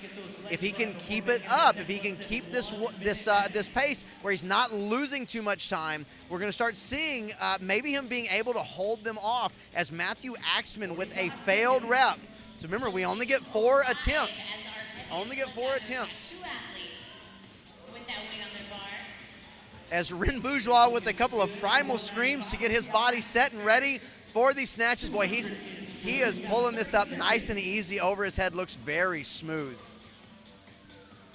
Continuing with the primal scream from Ren Bourgeois. Absolutely love it. I got to tell you, I can't imagine being in the lane next to him as he's just yelling at that bar. Lane 19, Darren Riffle hitting the snatch. Lane 18, Cliff Sakini hitting the snatch. Everybody excited. Patrick Davis using all the time that he has as Matthew Axman starts to pull weight off. Is it off? Oh yeah, pulling off. So he was at wow. Okay, so what a move of strategy from Matthew Axman. So he did 1 round at 200 pounds and has taken it off. See, that means everyone else that is on the floor at 195, and it looks like there may be 6, maybe 5 other athletes that are at 195. That means every other athlete that is at 195 is currently 5 pounds below him. As long as he continues to make sure he hits 195, he's going to really force other people to evaluate. If they even know, they may not know what it is that he is doing right now. So coming back to the Hero Barbell stage, got the clean and jerks going and some big weight going up. Looks like there may be a 320 out there right now, a 325 from CrossFit Hamco. Oh, as he loses the grip right at the end. Coming back to the intervals, onto the 4th interval. Started to see a little bit of change. Patrick Davis came back to the pack a little bit. See if he's going to be able to continue to hold this up. See if Paul Delanoy and Robert Kramer can continue to put pressure on Chris Anderson. And I'll tell you what, boy, Robert Kramer absolutely flying off the bike. Now Ren Bourgeois joining at the bike, as Nick Avron joins at the bike as well. Ren Bourgeois really looking good, looking tight in his muscle-ups as he goes through this.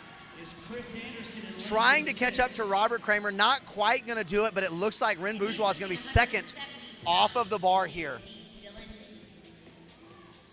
Check it out to his immediate right is the Robert Kramer you keep referring to, but also the man that sits in second place. So Patrick Davis still working on his muscle-ups, losing a lot of time as this workout goes on. That doesn't mean he's doing poorly. He banked a lot of time, but now bended over, trying to catch his breath before he heads out to his bar, down by his bike. Ren Bourgeois hitting the snatch, Avron with the snatch, Nick Anderson, Paul Delanoy, all completing these snatches. Matthew Axman with that good move. He's got just about 30 seconds though, so with that wise strategic move, needs to start lifting so he doesn't put himself into a bind. So Matthew Axman misses his first snatch. Really looks like he's struggling to catch his breath now. As in lane 5, Robert Kramer hits a nice squat snatch. Ren Bourgeois with a not really a bar slam, but just kind of a step back in celebration.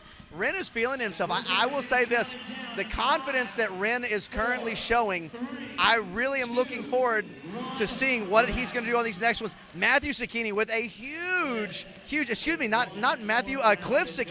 with a huge cheering crowd in front of him, urging him to hit those snatches right before time, and he absolutely is doing it. As we look back at the Hero Barbell main stage, as we've got a couple of athletes pulling the bar off. We've got the responders putting their weights up while there are other athletes still lifting. Looks like the responders have hit their limit. As, boy, who is that? Well, I can't tell if it's Mayhem Masters or SMCF that just hit a real big clean and jerk. Absolutely fantastic.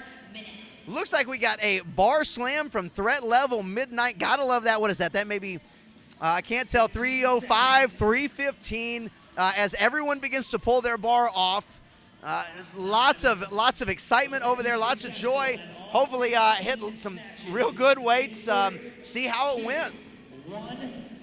So into our final round of this interval workout here in Speed Kills. And I'll tell you what, lots of guys really pushing that bike.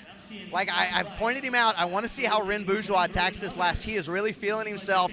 Had those primal screams in the middle, but even a little bit of celebration at the end. Ren Bourgeois, hand up first off of the bike, moving. Ren Bourgeois, Paul Delanoy, and Robert Kramer all getting off the bike same time, but Paul Delanoy goes up first, Robert Kramer second, Ren Bourgeois third. So what's 30 reps to you? Chris Anderson, also our overall leader on the bar as well. 2 remaining. Looks like Paul Delanoy comes off the bar first, Ren Bourgeois third, Robert Kramer third. So let's see how these snatches go. Not a lot of misses yet. So once again, the pressure continues to build. Are you going to continue to hit? A lot of these guys have looked very confident in their snatches, but also have been pushing that time limit more and more and more as we go. Nick Averin, one of the last off the bar as he moves into his snatches. Paul Delanoy starts the snatching off, hits it.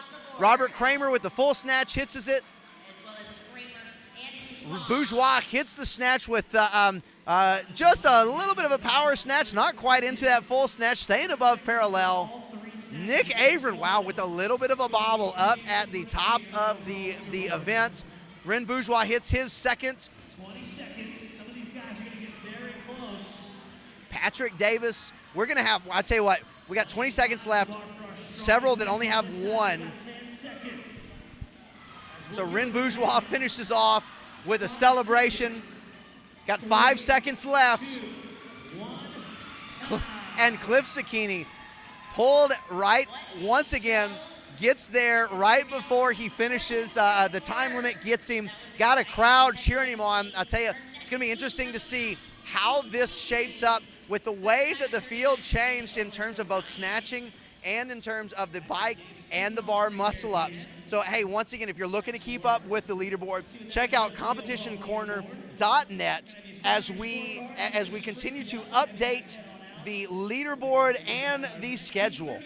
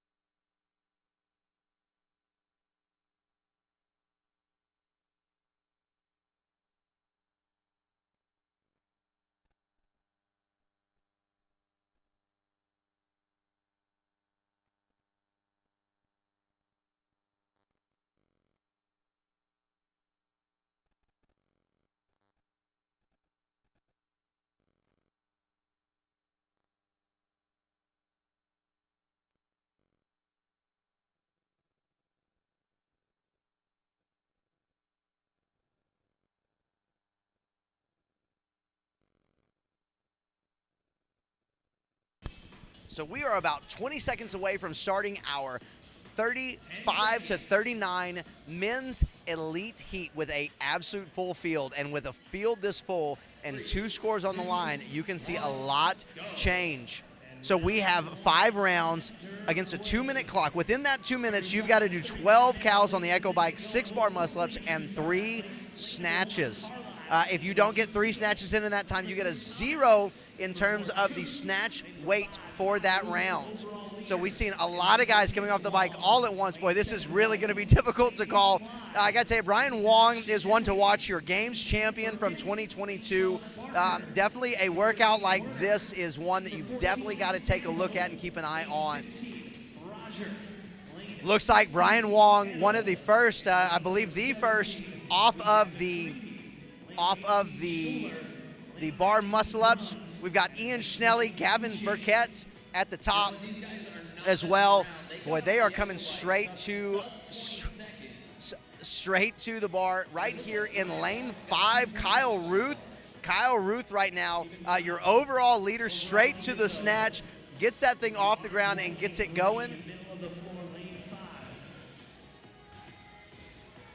So much snatching on the floor. All these guys making it look absolutely easy. Casey Bruns in lane 19, just a giant of a human. I've competed with Casey before. Man, he's a great guy, and boy, he is moving some weight, and that's what he does very, very well. And so now what we're seeing everybody wrap up as they are moving back to the rig, kind of get a little bit of a break. So Kyle Ruth hanging out at 2:15 on this snatch. I'll tell you what, if I snatch 2:15 in a find a heavy snatch day, I'm pretty happy. So to Kyle Ruth come out here doing this is pretty impressive. Brian Wong adding on a little bit of weight, adding on 5 pounds. Maybe he's going to start looking at trying to overtake Kyle Ruth on these snatches. Once again, we saw last round, we had someone who threw on 5 pounds for 1 round. Now, unfortunately, he failed the next round. But if you could do that and just gain 5 pounds on someone, you're in pretty good shape. Now right now we also have over at the Hero Barbell Side Stage, we've got the second half of the 40 to 49 male competitive teams. We've got What the Hell Did We Do, Primitive Apes, SMCF2, Masters of the Prowsiverse, and Team Manic. So right now they are snatching. They got 6 minutes to snatch. Then they can take a 1-minute break, and then they'll find 6 minutes for a 1-rep max clean and jerk. Looks like we are now in that stage where we're switching over to the clean and jerk after going for the snatches. 15 seconds. Long's looking to break that tie then with 2:30, Ryan. Wow, just heard that Brian Wong has 230 pounds on the bar. That is incredibly impressive. Now they all hop on the bike. Let's see who comes off the bike. I'll tell you what, Kyle Ruth, Brian Wong are absolutely pushing that bike. Hey, someone to watch who is great on machines. In lane number 10, Ian Schnelly. Ian Schnelly is great on machines with so many guys coming off all at once. Over here in lane 19, we had Jeff Schuler, 18, Jeff Schuler with the glorious beard hopping off. Might be actually coming off first. Let's see, though. It kind of depends on who's going to rep out these muscle-ups. Kyle Ruth and Schuler both come off at the same time, but I'll tell you what, Kyle Ruth, Brian Wong, Ian Schnelly, Gavin Burkett, all coming off at basically the same time. This is going to be incredibly tight when we're starting to talk about this first score of the event, which is the total time that you spend on the bike and on the muscle-ups. Those five are going to combine for your reps. One of the first people to start snatching, especially over on our left side in lane 20, Aaron Huchin, using those glorious calves of his, getting that bar up in the air. Seems to be having no problem with his weight whatsoever. It'd be interesting to see if he adds any weight. Seems to be moving this weight very, very well. So we've got lots of guys keep an eye on the clock, not rushing themselves. Chris Clyde, one of those, another one having a great weekend as he is taking a look at the clock, not really rushing himself, just wanting to take a look at what the field's looking like, what the time's looking like. Just got about 20 seconds left. He's under it, stands it up, Wong So Brian Wong at 230 has now taken the lead in total poundage on these snatches. Be interesting to see, though, as we balance this out. We're only in the second interval. Is he going to be able to continue to keep that up? Now, here's the deal. For someone in the 35 to 39 division, I'm certainly not critiquing Brian Wong, the champion of the 35 to 39 division, but I will say, as we continue to push on these bikes, as we continue, because you can't just cash it in on the bike and go for the snatch because you're going to lose so much time. And Brian is certainly not. Brian is really pushing. He's coming off that bike and those snatches, or the muscle-ups early. So we've got several 225s, 220s, and Brian Wong leading the way with 230. But over on the Hero Barbell main stage, we've got our 40 to 49 competitors are cleaning and jerking right now. They're finding that 1 rep max clean and jerk. And I'll tell you what, pretty impressive. Got a lot of power jerks, not really any split jerks. We got 1 split jerk and another power jerk. So of the 4 lifted teams, we've got 3 power jerkers and 1 split jerk. Really interesting to see the way that plays out. Shoulder mobility and overhead mobility plays out so much in a power jerk. It's very impressive, especially at the 40 to 49 age group. So back to our third round. Once again, absolutely flying on this bike. Doing some work on the bike. Wow, okay, so a couple of new ones. Gavin Burkett, Chris Clyde coming off the bike very early, and these guys are already up and on their muscle-ups. Oh, so many guys muscle-ups right now. Moving off. Who's going to come off first? On our side is Kyle Ruth with 1 more bar muscle-up to go, and your overall leader. All right, looks like Kyle Ruth, Ian Schnelly, Gavin Burkett, all coming off very quickly. Brian Wong's off. Chris Clyde's off. Down on the other side, we've got Jeff Schuler off. So these guys are really moving through this well. Chris Clyde to the bar, going to snatch first. And looking great. Aaron Huchin, looks like Aaron added a little bit of weight. That's what we were waiting to see because he looked really smooth last time. Ian Schnelly looking absolutely wonderful. Looking like it's not even a problem. A great squat snatch. Got Gavin Burkett. Chris Clyde. Back to Brian Wong at 230. Hits that well. Looking great. Kyle Ruth at 215 again with a great snatch. Kyle Ruth is done with his snatches. Kyle Ruth really hanging in at the top of this event with the coming off of the bike and the muscle-ups. Chris Clyde as well. Ian Schnelly, the most beautiful man in CrossFit, finishing off his round of snatches. Looks like he may make an adjustment here. Taking his clips off. Justin Roger finished up, heading back to his bike, catching his breath just a little bit, kind of taking a look around, trying to judge what's going on with the snatches. Pretty obvious that we're seeing a little bit of trying to strategize and play the game here as Brian Wong now takes off the 2.5. So looks like he goes back down to 225. He's banked 10 pounds on everybody else. As we've got some high fives. Looks like we're adding on over at the Hero Barbell stage, adding on a couple of pounds for, let's see what team that is, if I can find that. Can't really tell. Boy, what a great jerk there. Looks like we've got 255 pounds down at the bottom in lane 3. With a great jerk. Boy, comes out of the hole. We'll see if he can stabilize at the top. Oh, and a great push jerk at 255 pounds. Wow, that's quite impressive. All right, so back to our fourth interval on the bike. Boy, these guys are continuing to push. Chris Clyde. Looks like he might have had the hand up first. Chris Clyde, Ian Schnelly coming off the bike first. Gavin Burkett, that group of 3. Jeff Schuler continuing to be in that group as well. As he's got 3 of his bar muscle-ups down and 3 more to go. Brian Wong on his bar muscle-ups. Kyle Ruth. Chris Clyde looking to come off first. Oh, but Ian Schnelly comes off first, followed by Gavin Burkett. Chris Clyde right after. Got Brian Wong coming. Jeff Schuler. Next to Jeff Schuler, LT McCready. Got about a minute and 10 seconds left to be able to get these snatches in. You see a lot of guys taking their time using this full 2 minutes. Still that 4-time component. Nobody on the floor, on my side at least, gripping metal and getting to it. And the first one going to be Chris Clyde. Chris Clyde, first one to pull that weight off of the floor. Lane 3, we see Mike Thomas hit a good lift. Kyle Ruth sticking with his 215. Brian Wong back down at 225, hits his first. Justin White still trying to finish up these bar muscle-ups in this round.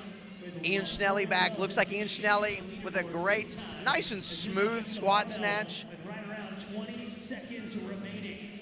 Casey Bruns. Tell you what, with a quick walk to the bar, we've got Barry Peel. Barry Peel trying to get back to the bar. Had a little issues with the bar muscle-ups, but he's got about 10 seconds to hit these last 2 snatches. These snatches don't even look like a problem for him. I'm not even sure he's moving his feet. Wow, great job with a very short amount of time. Looks like we've got Aaron Huchin. Got stuck on the name Aaron there. Aaron Huchin adding another 5 pounds, continuing to try to track down a few people from him. Ian Schnelly adding down 5 pounds, see if maybe he can do the same, tracking down a few people. Even if you just add 5 pounds and someone who's been doing your same weight doesn't, then if you hit these next 3 in this final event or this final interval, you will be having a lead on everybody else. Position to take the victory if he sticks to 225. Remember, he had 2 rounds at 230. 15 seconds. So 15 seconds until the final group, or until the final interval. 3, 2, 1, go. And now they start. And the final round now Wow. underway. Some of these So let me say this, Brian Wong has come out flying. Brian Wong, Kyle Ruth absolutely flying. Chris Clyde with his head down, shoulders bouncing back and forth. Boy, they are pushing hard. Lots of hands in the air. all of our men have been virtually Chris Clyde first off, Ian Schnelly right behind him. those in contention. Gavin Burkett, Long is off. Wong off, Ruth off, Far behind. Clyde. Justin White off. Blue shorts. He was the first one off the ring in the previous round. Wow, this is moving very quick. Let's see who comes off. Looks like, is it Clyde or Schnelly? Looks like Schnelly might be coming off for Clyde and Schnelly, both resting at the top. Both have one. Who's going to get down first? Looks like Ian Schnelly, Gavin Burkett, and Chris Clyde. Oh, my goodness. Colton Wong as well. Colton Wong as well coming off in a very quick manner. Kyle Ruth now heading to his barbell. Lots of guys trying to catch their breath. Jeff Schuler still on the muscle-ups, trying to wrap those up. Now he's finished off. Aaron Houchin walking to the bar. At least on my side, the guys taking big, long breaks. Lots of breaks here. Gunning for the top time, except for Clyde now getting his hands on the barbell. The first one to make an attempt. All right, in the last lane round. 14, our first Brett Stanhope. Chris Clyde misses his first. Ruth misses his first. Ian Schnelly hits his first. Brian Wong hits. Justin White hits. 191, good for Wong as well. Boy, with these misses, I tell you what, you miss again, you get a 0 for this round. 20 seconds. 20 seconds, have to get these next 2 lifts. Ian Schnelly misses this lift. Gavin Burkett at the top hits his lift. Trying to catch his breath. Kyle Ruth trying to catch his breath. Wong's under it. Brian Wong under the bar. Wong will shut it down. 3, 2, 1, time. Wow, boy, that'll be interesting to see. I think Kyle Ruth only hit 2 there, I believe. He gets, so remember, in the scoring here, if you don't hit 3 in the time, you get a 0 for that round. So there may be some people that put on a little bit extra weight or that push very hard on the bike that may have paid the price, that may, in trying to make sure that they bank a little bit of time on the bike and on the bar muscle-ups, may have cost himself. And with such a large field, that could be a heavy fall. Now, did not see on the left side of the field how many finished off there. We had so much action as I was looking on the right side. So be interesting to see how the totals play out. I'll tell you, I think 1-0 is not going to be quite as damning as it was on some other groups. We see that there was a lot of groups as Rin Bourgeois, boy, always excited, comes out, not even his heat, but comes out to help take off the weights after completing the last heat. So on the Hero Barbell stage, we have the 30 to 39 men teams out there getting ready to snatch. We've got the Flam program, White Chicks, Sink and Swim, BFC 2 Deep, and Meat Sweats out currently snatching. Got Meat Sweats approaching the bar. I believe that might be BFC 2 Deep that was there in the middle, possibly Sink and Swim that just hit a good-looking snatch, making it look very easy. The Flam program down on the bottom of the field. Oh, sitting in the bottom. Wow, what a great snatch. Sits in the bottom, stabilizes, stands it up very well.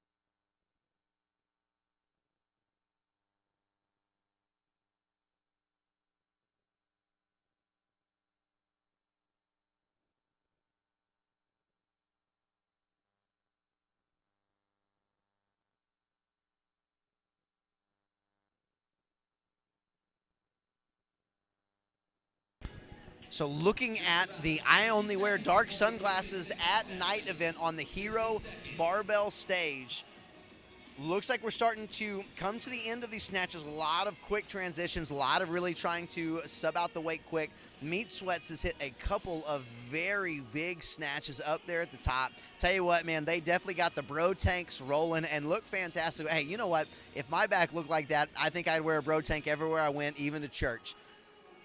So now how we have a snatch attempt. Oh, just a little bit forward. Looks like he might have rushed the pull just a tad, maybe trying to beat the clock a little bit. With a nice snatch attempt. So right in the middle. Oh, 3 snatches all in a row. Couple of misses. Make it in the middle. Boy, saving the programming. All of them started in a waterfall fashion. The first 2 got to the bottom, lost it forward, and then in the middle, hits a great looking snatch. Looks like they're making the transition now. Got a minute transition over to the clean and jerk. And I'll tell you what, with the weights that are on the bar right now for the snatch, I cannot wait to see what this clean and jerk looks like as we move over to the main floor. 3, 2, 1, go. All right, this is our final heat of speed kills. Main floor with our 30 to 34 elite men, and boy, there are some people. At number 4, Cam Ryan off the bar first, followed by Danny Petro, and these guys are absolutely flying. Actually, Cam Ryan hopped up the wrong direction on the bar. Boy, that's one of those things in competition that it makes it difficult on you. But he had a great lead coming out, had to hop down and turn around, may lose that lead because of that little bobble. Equipment volunteers, please meet behind the stands. Equipment volunteers behind the stands. All right, so everybody making their way. I'll tell you what, someone to watch in this event is Elijah Muhammad in lane 7. Someone whose brand is lift heavy often, as in every day, is somebody that we're looking forward to seeing. They're moving fast and lifting heavy. 1 minute on that clock. Already though, 2:55 on the bar for Cam Ryan. Easy is done. We're going for speed and load here.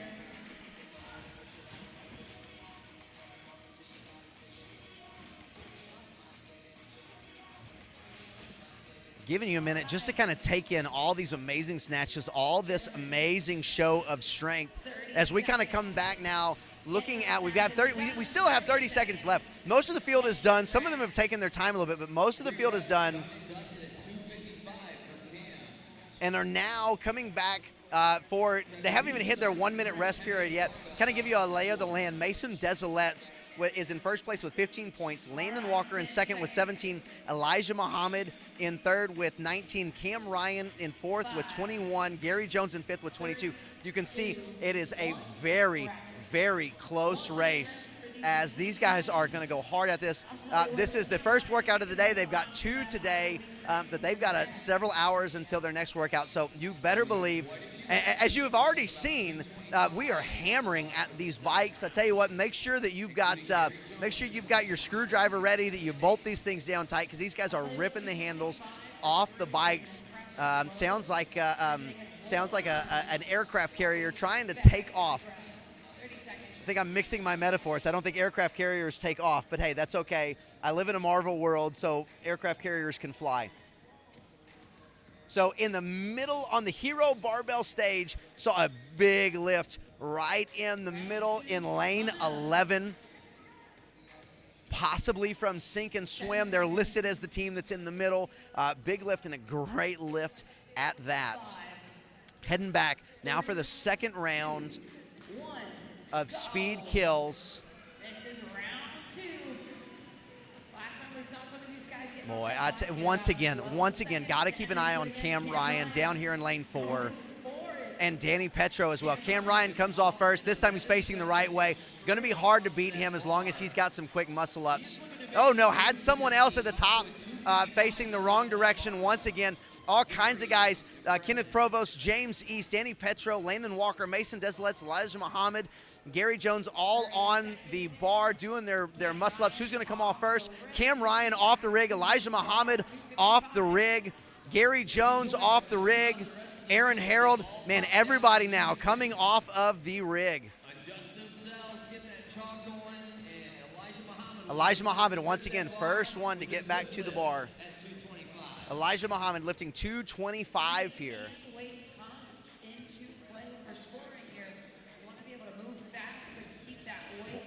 Wow, quick movement by Tony Vu at the top of the screen. In lane 11, Brady Cummins with a great lift.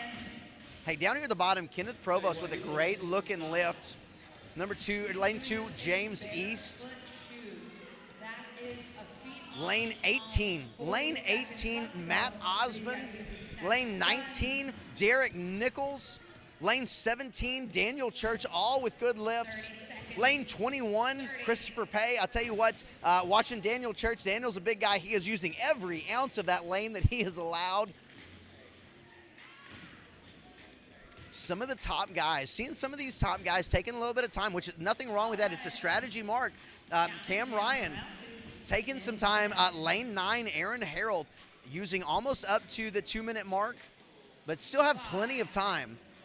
As the time cap for that set of 2 minutes just hit, starting to see some changes in weights now.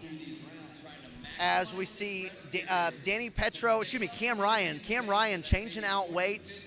Looks like he's, can't tell. So Cam Ryan went at 255. Looks like he is dropping down a little bit. So Cam Ryan goes out at 255.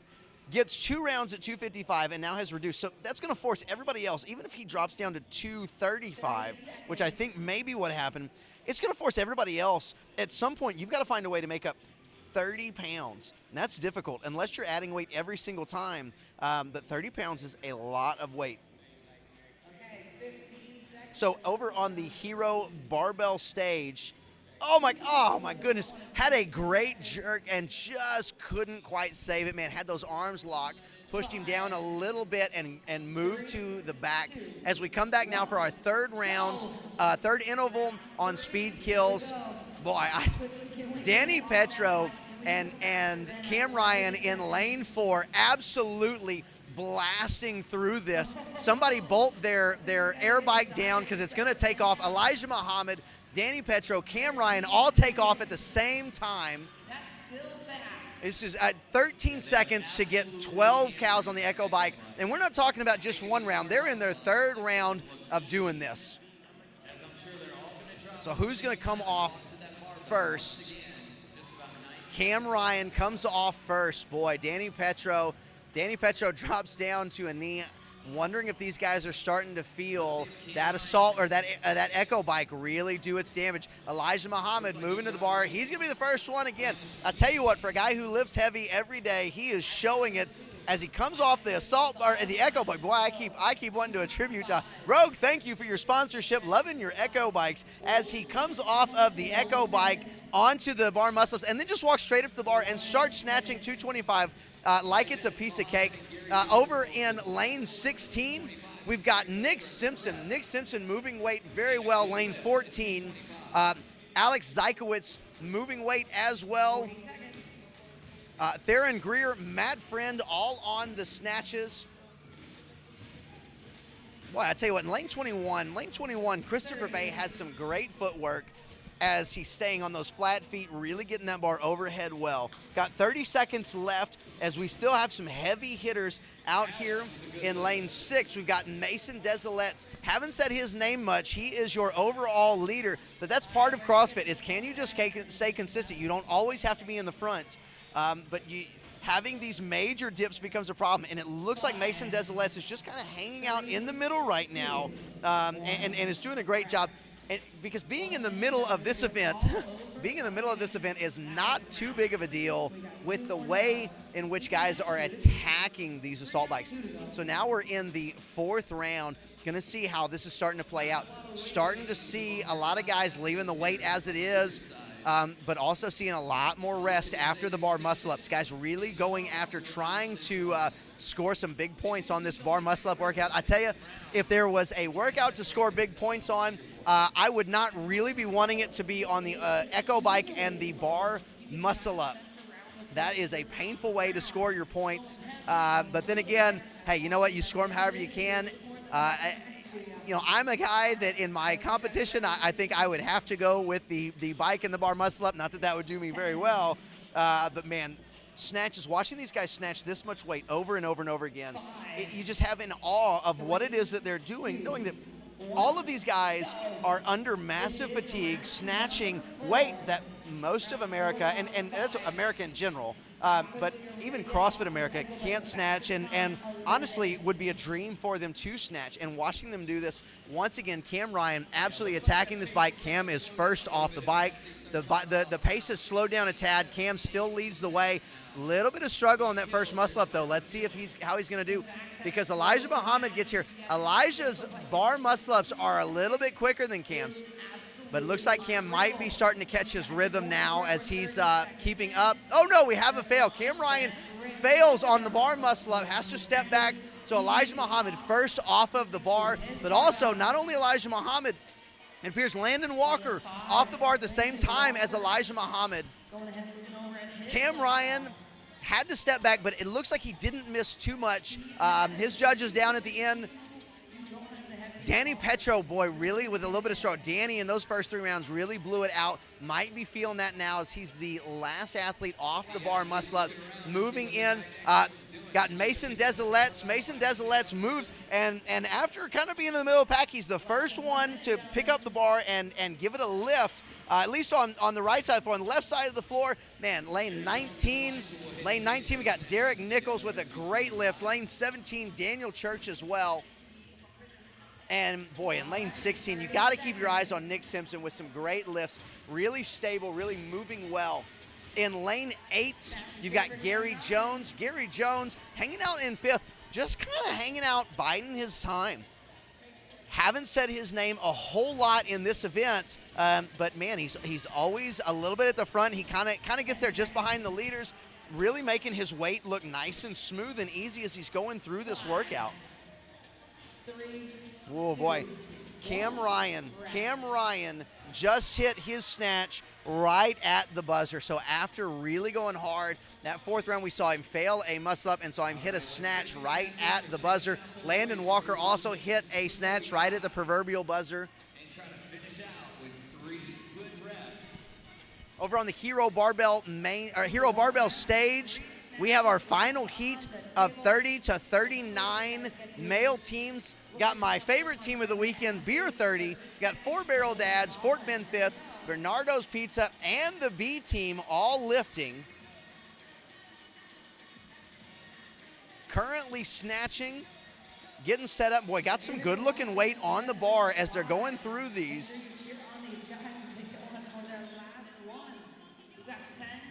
So we got 10 seconds until we head back to the main stage and get back on that assault bike. We're gonna see, can Cam Ryan keep up his pace on that bike, on the Echo bike?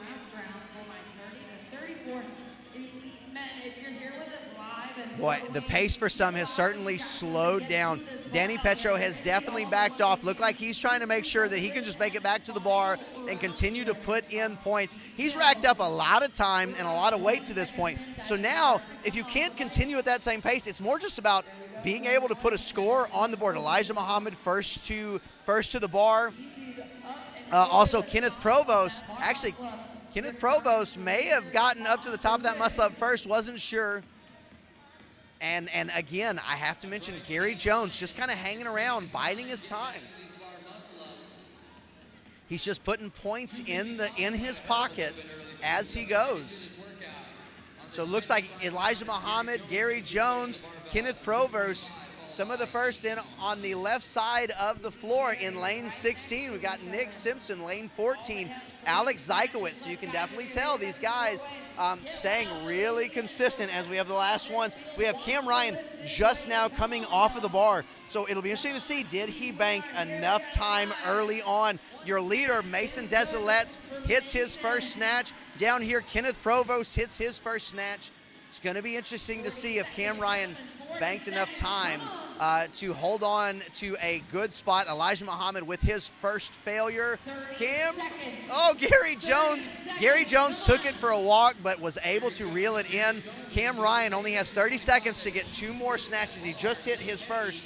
He's looking good, looking like he's feeling strong. Easy Muhammad with a real big step forward. Gary Jones with another snatch. Oh boy, looked much, much more stable this time. Elijah Muhammad having to stabilize in the bottom. Gary Jones as well with 1 step forward. Oh wow. Lots and lots of pain. Danny Petro just called it after the bar muscle-ups. He just said, I'm gonna stay right here and hang out on this bike. So that is Speed Kills is over for the morning. What a great event. So much pain in the bag. Hey, want to mention our sponsors, especially Rogue, as you're sitting here watching the Rogue Echo bikes and the Rogue rig. We've got our Hero barbells on the floor as well. We've got Renaissance periodization, Train, Victory grips, Compete Force, and Strike Movement. Got some wonderful sponsors. Hey, and speaking of Hero barbells, we've got the Hero barbell stage and our 30 to 39 male teams snatching. So we're going for 6 minutes to find a 1 rep snatch, 1 rep clean and jerk. One partner does each.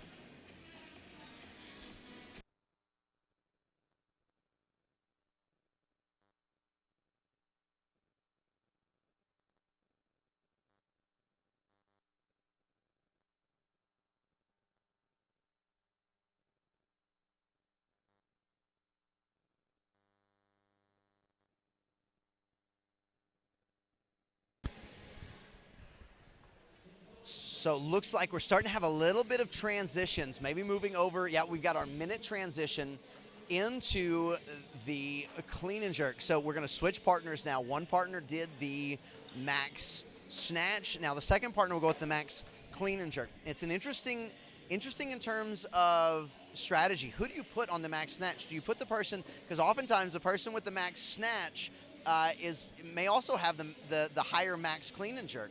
And so who do you put there? Do you put someone with a higher snatch, or can you gain more ground with the clean and jerk? Really, it just comes down to what do your teams look like? What is the amount that you can gain on the snatch greater than the amount you can gain on the clean and jerk? If you got 2 teammates that have a similar-ish clean and jerk, you can really gain some ground on the snatch. If you can come out and put up 30, 40 more pounds than another couple of teams, you'd be willing to give up a little bit of time, a little bit of weight on that clean and jerk.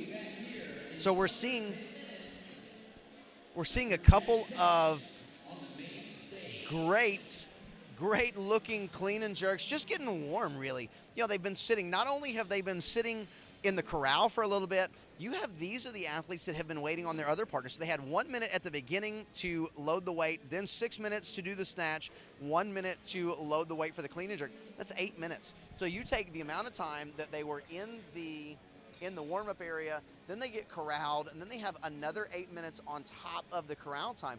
Really, they're just stiff, having to get loose. So, you know, I would take a couple of, at least one lift that, you know, is really just about the movement, really about getting to your full range of motion, getting in the bottom of the squat, kicking up, getting a really good jerk in there. I would probably consider taking 2, but I tend to be a little bit stiffer of an athlete. Not that you guys are here for my expert advice and opinion. But now starting to see, I think we've got, at the bottom of the screen, we've got 275 and a great easy power. Pops it up off the shoulders. Oh, my goodness. Got to figure out what team that is. Looks like fourth from the bottom had a great power snatch and just really popped it into a nice jerk, a little power jerk. As you can tell, these teams are definitely still getting loose. Right now in the American flag shorts, boy, he cranked that belt down with a powered clean and great jerk. Really looking smooth, looking easy right now for these groups. Looks like they're, as we talked about earlier with Vanessa McCoy, looks like they're really just trying to get these lifts under their belt, get to feeling good, you know, because they have 6 minutes. They're probably 2 minutes in, so you have plenty of time to make some adjustments, plenty of time to add on weight and really start hopefully getting some points on the board.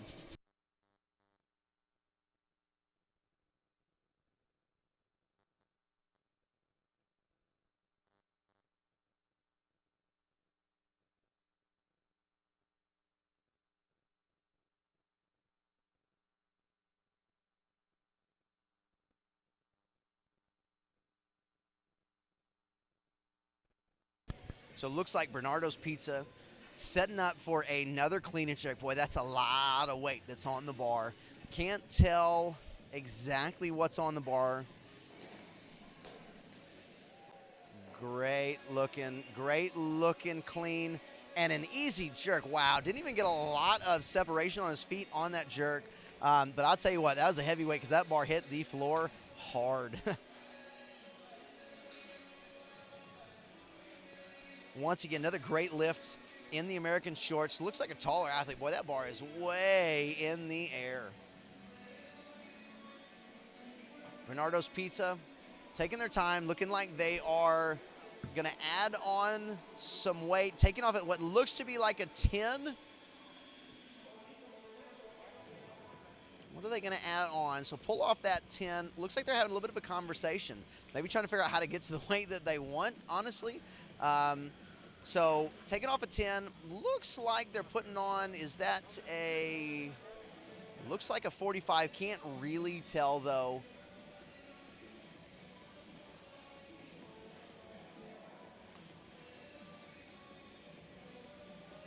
Look, okay, so might have been a 35. Looks like they're putting on a 25 or a 35 and a 10. Oh, at the top, just missed the jerk. Had a great clean, struggled with the jerk. Here down Fort Bend Fit in the green shirt. Oh, boy. Mere inches from locking out with those elbows. And I'll tell you what, at this point in the week, you've done a lot of work. This is their fifth event for the week. This will be their last event of the day, but this is their fifth event. Had a lot of work yesterday. You think about all the volume that they had to handle yesterday. And so may have to adjust a little bit. Maybe it's dropping a little bit lower in that jerk, really getting into that back leg. You know, Vanessa kept mentioning getting into that back leg, really bending that back leg. One of the issues that we see a lot is either not a wide enough spread, or wanting to stay stiff on that back leg. You stay stiff on that back leg, and it pushes you forward. Makes it very difficult. Wow, what a great jerk. Great jerk. Looks like he's possibly at 315, maybe a little bit more than that for Bernardo's Pizza. And once again, a large mammal out there on the floor lifting large weights.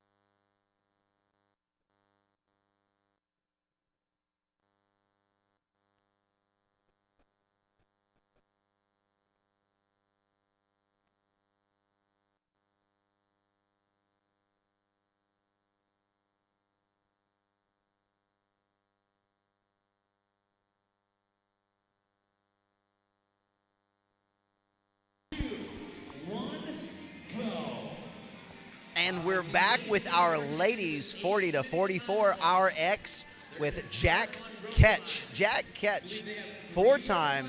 You got 3 rope climbs, 12 thrusters at 105, 2 rope climbs, 105 thrusters at 9 thrusters, 1 rope climb, 6 thrusters at 105. So this is legitimately an RX workout. You know, it's interesting. I heard, jokingly, of course, I heard one of the athletes refer to themselves as JV. But you know what? Here's the deal. This is legitimately an RX, and really it's more than an RX workout. You talk about having rope climbs, and you talk about having 105-pound thrusters. These are major, major movements. This is competition, and these guys are doing absolutely amazing at it. So you can see right now our leader in lane 8 is Rihanna Medland. So now we've got 12 heavy thrusters. Interesting thing is, are we going to break this up, or are people going to try and go unbroken? So we see our first break out of lane 17, Sonia Chamberlain. First break, and so we do. There is few more breaks as we go. In lane 5, Stephanie McConnell moving her bar up. She's your current leader as she heads back to the rope climbs, taking her time. This is not really a workout that you want to reach failure. So luckily using the legs. So in this division, they can use the legs, so they're able to give a little bit more stability. We've got Rihanna Medland moving back. Rihanna jumps straight up to it, really making up some ground. You can tell she's very comfortable with these rope climbs, as much of the field is starting to join her once again.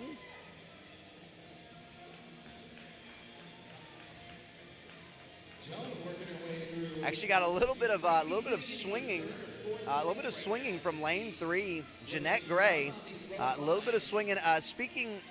Speaking of Jeanette Gray, looking at the leaderboard, we've got Stephanie McConnell with 15 points, and first Kristen Dean at 18 points in a 3-way tie. Kristen Dean, Nicole Surratt, Joan Gratterroll, all with 18 points, and Jeanette Gray is technically in third because of a several-way tie for second with 19 points. So still a very close race. This is a great race. Coming up to the 3-minute mark of this workout. This has an 8-minute time cap. And so we are now on the round of 6 thrusters for most of the athletes. So once again, Stephanie McConnell ripping through these thrusters, moves her bar forward. And so she has 1 rope climb and 6 thrusters to finish this workout. Rihanna Medland, hand in the air, trying to finish off these thrusters and get back to the rope climb where she is so comfortable.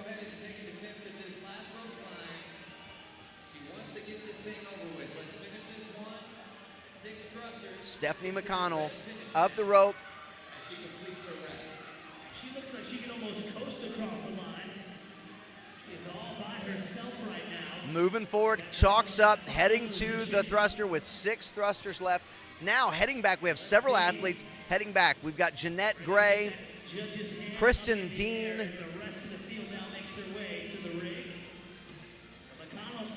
Joan Gratterroll. There's McConnell. Wow, McConnell looks very strong in these thrusters. This is definitely a great movement for her, and that's where she's really separated herself from the rest of the field. So Stephanie McConnell goes unbroken, drops the bar, steps over, and crosses the line with a first-place finish. And so now you've got a pretty quick race. You've got in lane 7, Joan Gratterroll, lane 3, Jeanette Gray, lane 2, Leah Judsey, all trying to get here and step over that bar. They've got 6 thrusters, heavy thrusters here at the end. Are you willing to put it down? Or you think you can finish if you put it down? Joan Gratterroll puts it down as Jeanette Gray finishes, steps over the bar. Wow, look at that. Several with 1 left. We've got Leah Judsey down to the bottom with 1 left as she steps over the bar and finishes off And now we've got Joan Gratterall. Lane number 9, Chris Valencia. Now we're starting to have some on the left side over here starting to catch up. Can they catch up to some of those that have been leaders throughout this entire event, quite frankly? Got 1 rep left for Kristen Dean, your overall, or your second place overall. Kristen Dean finishes up. Kristen Dean finishes up. Looking for some of the final reps over here. All right, steps over the bar. So in lane 19, Brenda Lindgren. Brenda Lindgren finished up. Lane 17, Sonia Chamberlain. Rihanna Medlin finished up. Boy, there is quite the cheering section. Lane 16, Courtney Schuler. Still have 2 minutes left. You look at how quick this heat has gone. Still have 2 minutes left in the time cap. So not really in danger at the moment. Lane 18, Kelly McGee crosses the finish line. Lane 15, April Nicholson, still working on those thrusters, as is lane 14, Beth Smith.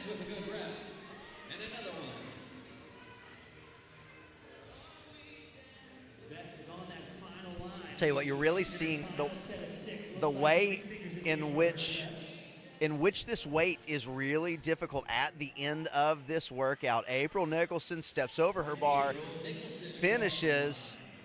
It's not an easy workout. There's not a lot of reps in it, but it's not an easy workout because of the weight.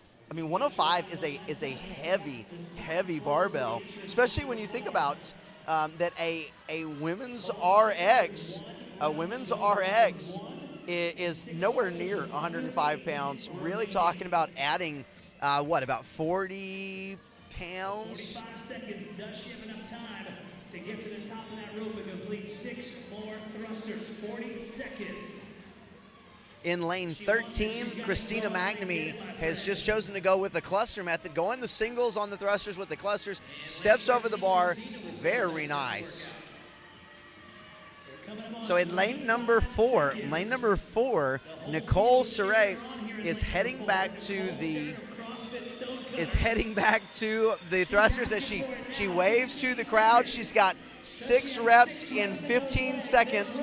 Wow, that's a great looking rep. Oh, just got a little bit too much on the heels for that final rep. Is she going to get one more rep here? Hey, look at that. Gets one more rep right at the top. What a great job fighting to the very, very end. Boy, what an incredible workout. What an incredible effort by these ladies.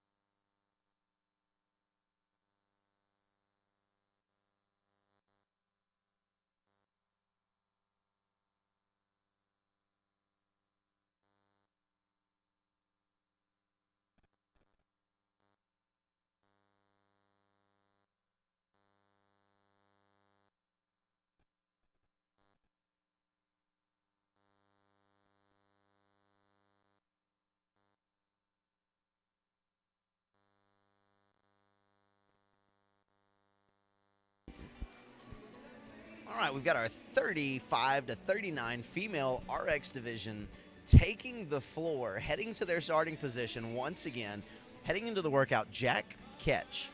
We've got 3 rope climbs, 12 thrusters at 105, 2 rope climbs, 9 thrusters at 105, 1 rope climb, and 6 thrusters at 105. Once again, 40 pounds over the RX weight, really pushing the boundaries here. This is a legitimate workout. So please don't look at the elite division and look at this as the scaled division. This is definitely RX. And they're off. It's our next heat of our All right, so we head back. Pretty controlled sprint to the rope, as you would expect. Most of this workout is going to be in the thrusters and these heavy thrusters. Obviously, having proficiency on the rope climb is going to really help. But making sure that you still have something left. See, one of the tricky things about this RX workout is depending on how much you use your legs in your rope climb, you're using your legs again in your thrusters. So we have a similar leg movement with that leg press. The only difference is that you have an arm pull and an arm push. So really mixing this up as we move into some of these other categories where you have some legless, you're definitely going to have some issues. Looks like lane 6 is our leader, Katie Roberts. Katie Roberts, one of the overall leaders. Melissa Giambrone is your overall leader with 36 points. Georgina Andrews has 46. She's in second. Katie Roberts has 48 points, is in third place. And Layla Bartroff is in fourth place with 49 points. So you can see lots of bunch in there at the top. Melissa Giambrone with a pretty good 10-point lead. However, you never know where this is going to go is part of this. first athlete to finish, Georgina Andrews, second athlete to finish. So Moving their barbells forward. Then they looks like Georgina Andrews was the first to finish lane 9. We also have Renee Belcher back on the rope. She's actually back on the rope first. So in lane 17, we also have Angie Mays back on the rope, making that climb again. Lane 19, Leslie Gerhardt making her first climb as well. We got 2 rope climbs this round, and then back to 9 thrusters. So Renee Belcher is coming down from her second rope climb, moving very well. See how these thrusters play out for her after that. She's moving very, very well. that tells you how fast she's actually moving to lap some of the people in her heat. 2:20 on the clock, plenty of time left for these ladies to get it done. But Belcher These thrusters are really, really taking their toll. These are heavy thrusters, and so for some of our smaller, lighter athletes, this is a lot of weight to be moving over and over with a lot of this repetition. But I got to tell you what, Renee Belcher is absolutely moving this weight well, handling it well, and is really pushing the pace. 3 minutes in, she's heading back for her final rope climb and final 6 thrusters. So Georgina Andrews just now finishing, coming back to try and chase down Renee Belcher. And boy, I tell you what, Renee jumped right up to the rope and is moving right to it. I would too. I'll tell you what, it's been a long day. We're 3 minutes in. Belcher back I tell you, to the barbell. not to be outdone. Angie Mays. Oh man, Angie Mays had to run back, move her bar, but Angie Mays had moved to the rope at about the same time Georgina Andrews. Georgina Andrews with the fire pole slide down. But we've got Renee Belcher. If Renee Belcher can go unbroken, well, Renee went with 3. She's got 3 more. So as long as she picks it up pretty quick, Georgina Andrews really pushing through these thrusters. Oh boy, Georgina Andrews made up a ton of ground on Renee Belcher, but just couldn't quite catch up to her. Tell you what, the next one, looking at Angie Mays, possibly finishing next. We've got Katie Roberts. Katie Roberts may be finishing up as well. Let's see who's going to move first. Oh boy, and Ashley Weber snuck in on me. Ashley Weber snuck in on me and takes what appears to be 3rd place in the event. Who's next? Katie Roberts has one. Angie Mays in lane 19. Lane 19, Leslie Gerhardt. In lane 19, Leslie Gerhardt finishes, followed by Katie Roberts. Looks like maybe now in lane 17, Angie Mays. Angie Mays trying to finish off these final couple of reps. Now in lane 7, Bridget Reiser finishing off. And Angie Mays finishes it off, steps across the line. In lane 14, Liz Early looking to wrap this up as well. In lane 2, Ashley Clays comes across the line. Liz Early finishes up, comes across the line. Lane 3, we've got Ashley Branoff Lamberti. She's got 3 more reps left. Trying to finish off as lane 21. We don't have a lane 21 here. Maybe Hannah Bowling. Maybe there's maybe a little off. Maybe I'm doing my math wrong. I'm not sure. 5:20 on the clock, plenty of time left for these athletes to finish. Not a ton of urgency on the clock, but you're going to have to move. Not a ton of time. All right, and with a little press right there at the top, Ashley Branoff Lamberti is able to step across the line. Her workout is completed. Now, Layla Bartroff heads back to the rig for her final rope climb. You've got in lane 8, you've got Kristen Cooper trying to finish off. She's got 2 more thrusters. Man, she's so close. Seeing if we can finish this off.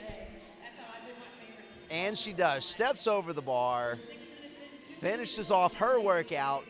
As we still have a couple minutes, we've got 2 minutes. If that shows you how quickly this is all going, we've got 2 minutes left on this workout. As down at the bottom in lane 20, once again, a little bit mixed up in lanes, possibly Hannah Bowling is going to be trying to finish off sets of 3. That's Hannah Bowling halfway through her final set of 6. 90 seconds left to go. In lane 4, we've got Layla Bartroff trying to finish this off, kind of taking the singles method to these thrusters. Lane 20, Hannah Bowling finishes it off. Whitney Hall just finished her final rope climb. Once again, it's a 105 thruster for 12.96. Layla Bartroff giving a good reset every time. She's got 2 more reps, trying to finish this off. Bright pink pants, bright pink strips in her hair. In lane 15, you've got Whitney Hall trying to get through those thrusters as well. Layla Bartroff finishes it off. We've got 2 athletes left on the floor. 40 seconds left. Lane 15, Whitney Hall, the closest to the next finisher. Just did 2. She has 4 more left to go.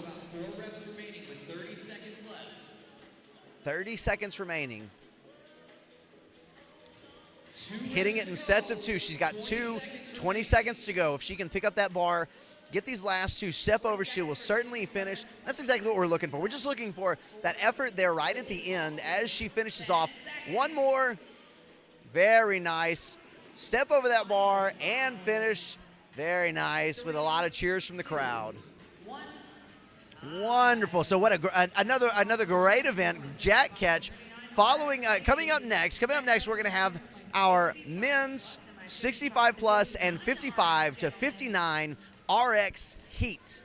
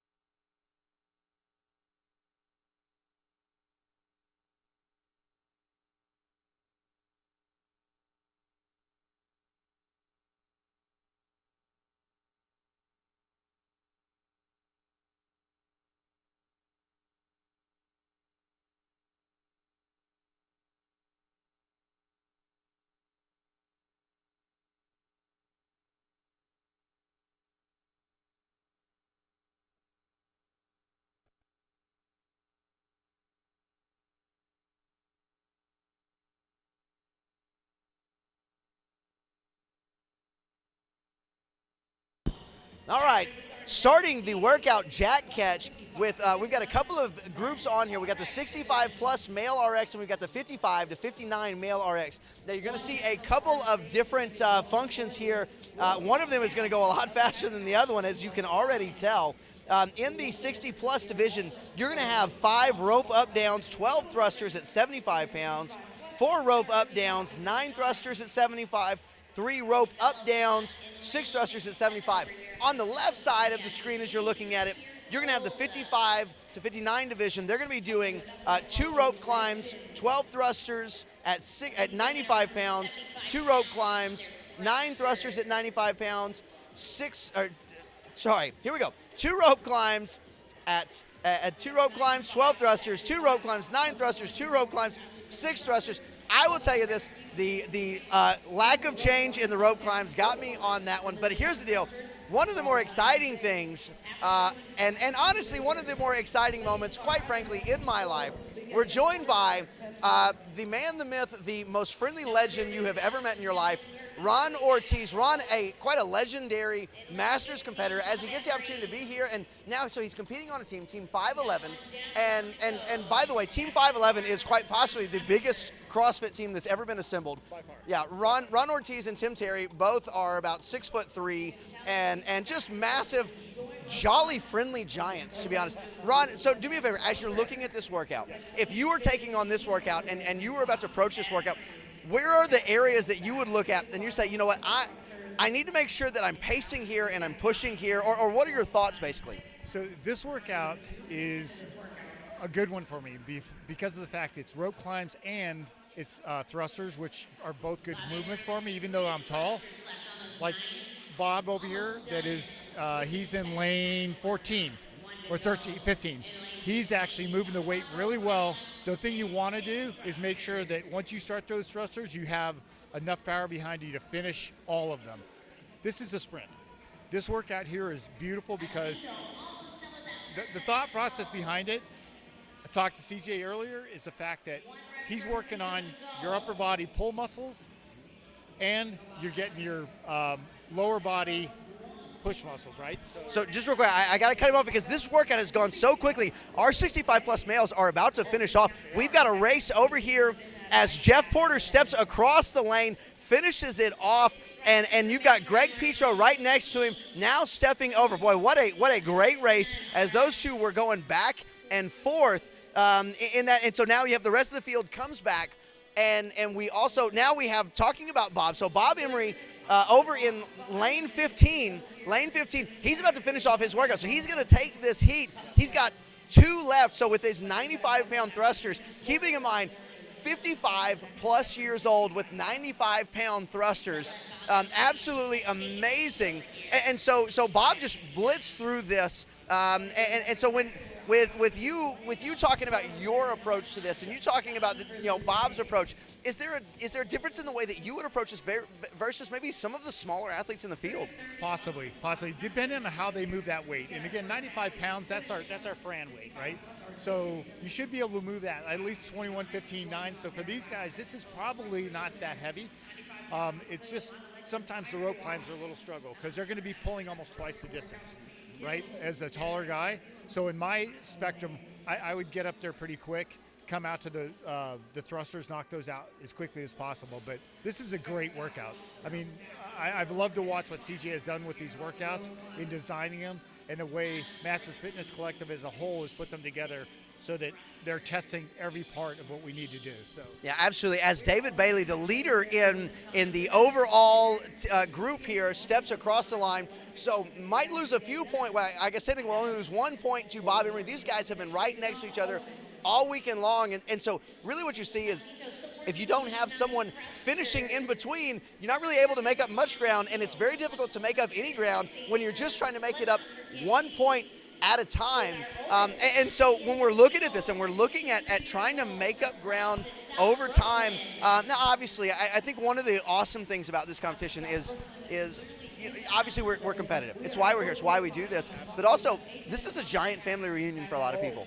And so we get here and we do this. So how is it that you balance when you're out here? How do you balance your competitiveness with just your enjoyment of the community? So, and it's funny, there is a little bit of a switch off, but I'll tell you, even through it, we'll look at each other and laugh sometimes. I'm looking across at Kevin and Pat as I'm working out, and we're having a blast. Even though we're going at it, we just love being together. And that's one of the things I love, and this has been my heart for the Masters community for so long.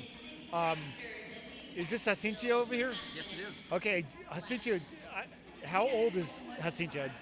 I think what is he 80? Is he 83? I thought. Yeah, it's something. He's in his 80s. Isn't that amazing? And he's still doing all of these movements, moving the bar well. It's incredible. I came up through the ranks when he was just in the 65 division. So I mean, he's been around this CrossFit for a while. Yeah. Absolutely. So in lane 17, you got Scott Wampler. Scott working through these. He's got two left. George Therapondos got to the top of the rope. Little trouble coming down, but being checked on. Got a lot of people checking on him. And now you've got the rest of his group coming over. And I think that's one of the really cool parts. And I don't want to take away from Scott Wampler. There it is. Boy, got that at the top, stepping over the bar, finishing very nice, Scott. Over the mat. That's amazing. Absolutely, man. And now he's going to lay down and take a little bit of a nap, which, hey, after that workout, I completely get it. But really cool that whenever we see something, maybe an athlete go down, that the other ones come to check on him. There's not a lot of separation. I can tell you from my own experience. Wait, hang on. Before I get to my own experience, let's come over here. Let's go to Jacinto. Excuse me. Let's go to Jacinto as he's about to finish this off. 83 years old, and look at this with one more rep for Jacinto as the community watches on. Nice. Oh my goodness. 83 years old. Jacinto hops over the bar. I got to tell you, I know that this is competition. I know that we say that competition is not exactly what CrossFit is, but if that's not a testament to what CrossFit can do for 83 years old, 83 years old. I'm gonna tell you what, I know 50-year-olds that can't move and do exactly what Jacinto just did. Yeah, that's amazing, bro. Again, this is why I love this community. The amount of age differential, but at the same time, the love and the care that like everybody was sitting there watching, everybody cheered as soon as he got done. It's amazing. I love it. Absolutely. And so it's interesting. So we talk about George. George Therapondos had a little trouble coming down. Everybody comes over and checks on him. And so based in my experience, my first year at Masters Fitness Collective in 2020, it was the initial one. We're doing a legless rope climb, the very last movement of the very last. Well, let me say this. It wasn't the last movement. It was my last movement because I didn't make it to the overhead walking lunge. Last movement, get up to the top. Hit the beam for the last one, and my hand stopped working. I slid all the way to the bottom, and boy, I came down hard. It was so nice to see the way that everybody responded to me. It really talks about the community that we have, and maybe part of the reason why the Masters Fitness Collective has continued to grow like this. So Eamon Coyne, one of the directors, is now on the floor announcing the final workout. The teams have already been released, and so the individual workout is being released. And so it's a two-score workout. It is a 1K row. It's a 1K row, 50 toes to bar, and a 100-foot double kettlebell front rack walking lunge. Your time will be for the row. So your time is for the row, and then the total time for the workout. Oh my, Ron, I'm so glad that you're here to talk to me about this. Let me ask you, on a scale of 1 to 10, how gloriously evil is putting the 1K row as a separate score at the beginning of that workout? Yeah, so that's the catch. I'm telling you right now. So that's, there's always that trap in any workout we do. And that's the catch. If you get yourself caught in that and go out too hot, you're not going to finish the rest of that. Your hips are being worked in the row, right? You're working your quads, and then you're going to get done with the toes to bar after 50 of them, going right into the double front squats. Oh my God, that's going to be brutal. approach for that, I would, as a taller athlete, I would actually probably go with a little bit harder on the 1K, try and get as much rest as I can, so you realize that that separate score is going to be really big. Really big. I've loved a lot of these workouts that they've done like that. They did the first one like that where it was the Echo Bike with these guys, and that was a separate score, Echo Bike and the bar muscle-ups. I think it's wonderful. I really do. I think it gives each person, you have your strength as far as like the bar. Sorry. Oh, yeah, well, and so we are just now starting our 50 to 54 male RX division. So once again, Jack Ketch, we're going to have to tell you the story behind Jack Ketch. I actually just learned the story behind Jack Ketch. We're going to tell you that story soon. But in the RX division with the 50 to 54, you've got 3 rope climbs, 12 thrusters at 115, 2 rope climbs, 9 thrusters at 115, 2 rope climbs, and 6 thrusters at 115. So you see now we're starting to move that weight up even a little bit more once again. I mean, you talk about, you know, before you were on here, Ron, I was talking about the fact that these are legit RX divisions. Like, I jokingly, I heard an athlete refer to themselves as JV, but really calling yourself JV in regards to the elite athletes, elite is elite for a reason, and so it's a different animal. These are legit RX athletes doing RX movements when you're talking about rope climbs and thrusters at 115, especially in the 50 to 54 age division. And so we're going to see who heads back to the rope first. In this grouping, we've got Michael Munzingo with the overall lead with 8 points, Pete Petrilli with 10 points in second, Steve Gibson with 12 points in third. And so that's Steve Gibson heading back to the rope. So hanging out in third place, really pushing the pace a little bit though. Thrusters were great for him. He's a strong athlete. We also, at the very top, we've got Danny Maya. My goodness, I got stuck looking for the name. We got Danny Maya at the top. Steve Gibson has 1 down, 1 more to go before he heads back to those thrusters. And I tell you what, I bet Steve is really looking forward to getting back to those thrusters because he's got a strong torso, and he really moves those thrusters very well. This is one of those workouts too. With the thrusters and the rope climbs, it's going to be a gripper, right? And you have to make sure that you're not going to blow out your grip too much on the thrusters. Having that backward position when you're in the rack position, that's going to burn out your grip. So these guys got to be really cautious of that and not get sucked into that as well. Yeah, and I'll tell you what, we're talking about Steve Gibson. I mean, Steve is just absolutely moving through these thrusters. So he's got 3 left. He may actually get all of these done before the next grouping picks up their bar. Michael Munzingo, the leader, not one of the first people back to the rope, moved on the rope though. But let's see if we have we've got 2 rope climbs left. 2 rope climbs left for Steve Gibson. Let's see if he's going to be able to get up and down before Michael Munzingo can get those thrusters in the air. Michael taking a break, though, so that's a big for Steve. And Steve's trying to pick up some ground on Michael, so Steve needs some people to get in between himself and Michael Munzingo. Absolutely, absolutely. So what I can see here, that weight at the 115 is going to be really tough for those smaller athletes, and it looks like Mike's struggling a little bit with it. And the other gentleman here, he's like moving the weight really well. I think he's a good 1 round ahead. Mike is the leader, you said? No, Steve Gibson down here. So Mike is in second, right? Mike's the leader overall. So we've got Steve in lane 4, stepping over the bar, finishing. Wow, what a performance for Steve Gibson. And now here's the deal, though. Once again, we talked about this with the earlier heats. Michael Munzingo is right back to the bar. Again, Steve needs to pick up 4 points on Michael. Now, we still have all day tomorrow, but, you know, you start running out of time. Just the performances that Michael has put in, so he's got 1 more rope climb to go. Now, next to Michael, though, is we've got John D'Alessandro. John's right there with him. If John can jump up there and create a little bit of problem, maybe Steve might be actually we're talking about the family yard, but maybe friendly. Steve is pulling for John at the moment. John coming down, Michael Munzingo moving to the bar. It's going to be interesting to see how these last 6 thrusters go for both John D'Alessandro and Michael Munzingo as they get right next to each other. Looks like Michael is going to pick up that bar a little bit ahead, though. If John can sneak in there, that's going to help. That's going to help out a ton. You want to get that first place guy a little bit further back, and you also have DeSandro on the end over there that's coming up. He's got to pick up that bar and move it, though.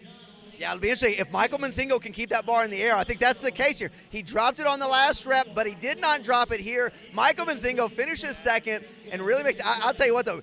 Daniel Maya is moving the bar down on the end. Don't miss. John D'Alessandro comes across, but Daniel Maya, I'll tell you what, even maybe more so than Steve Gibson, really enjoyed the thruster portion of that workout. I don't know if enjoy is the right word, as he's kind of bent over and doubled over right now.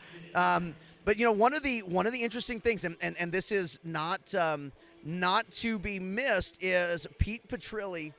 Pete Petrilli in lane 5 is still on the floor working through his final 2 rope climbs, as we've had several people that are coming in front. So Pete had a two-point lead on Steve. That's going to disappear here. He had a 3-point lead on John D'Alessandro, and really from about 2 down to about 7 it's a very tight grouping. And so you see Pete really trying to catch his breath here. So what do you think? What do you think's going on? What is it that is creating this gap in time for him? I think honestly he's struggling a little bit with the thrusters. He really didn't move quite as well, and then the rope climbs, he was being very trying to work with the rope climbs. His rope climbs, he's really struggling with his foot. It really seems as though if you're not proficient at those rope climbs and getting a good pull up, you're spending way too much time in that rope. And again, that's grip. They get back to the bar, they're going to struggle. It's a combination of errors there. Yeah, you can definitely tell. So and he keeps looking at his hand. I wonder if at some point maybe he has slipped down the rope, gotten himself a little bit of a burn, which is going to make life very difficult in and of itself as well. But yeah, really struggling to get that second foot hooked in.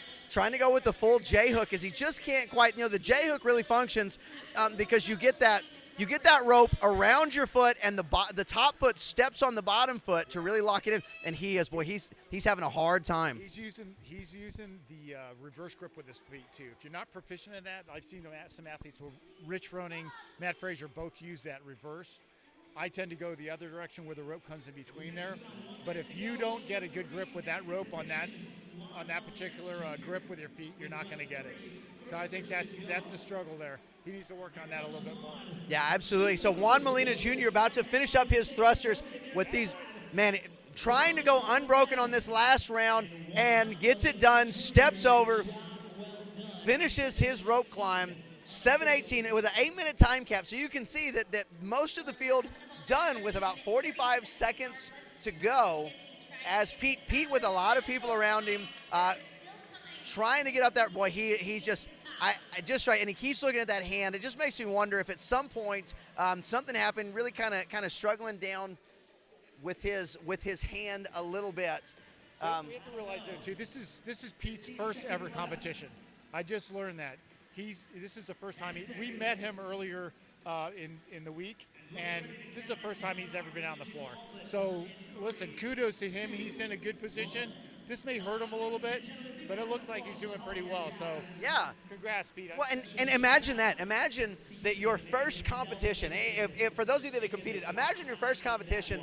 You walk into an arena like the Allen County War Memorial Coliseum. You look up. You've got all the sponsors. You've got RX Smart Gear, Hero Barbell, Compete Force, Victory Grips, Train, Renaissance Periodization, Yeti, Rogue, Strike Move. You've got all of those sponsors all over here, and you're walking around. You're seeing people that maybe you've learned from, maybe you've watched videos as they've taught, and this is your first competition. My first competition was some tiny little box in the middle of nowhere, and so that, I don't know, maybe a nice step into it. Man, what a great job by Pete Petrilli, and so hope it didn't sound, as I was kind of talking, not trying to bang on him too much, but man, because he's a big, strong athlete and looked absolutely fantastic.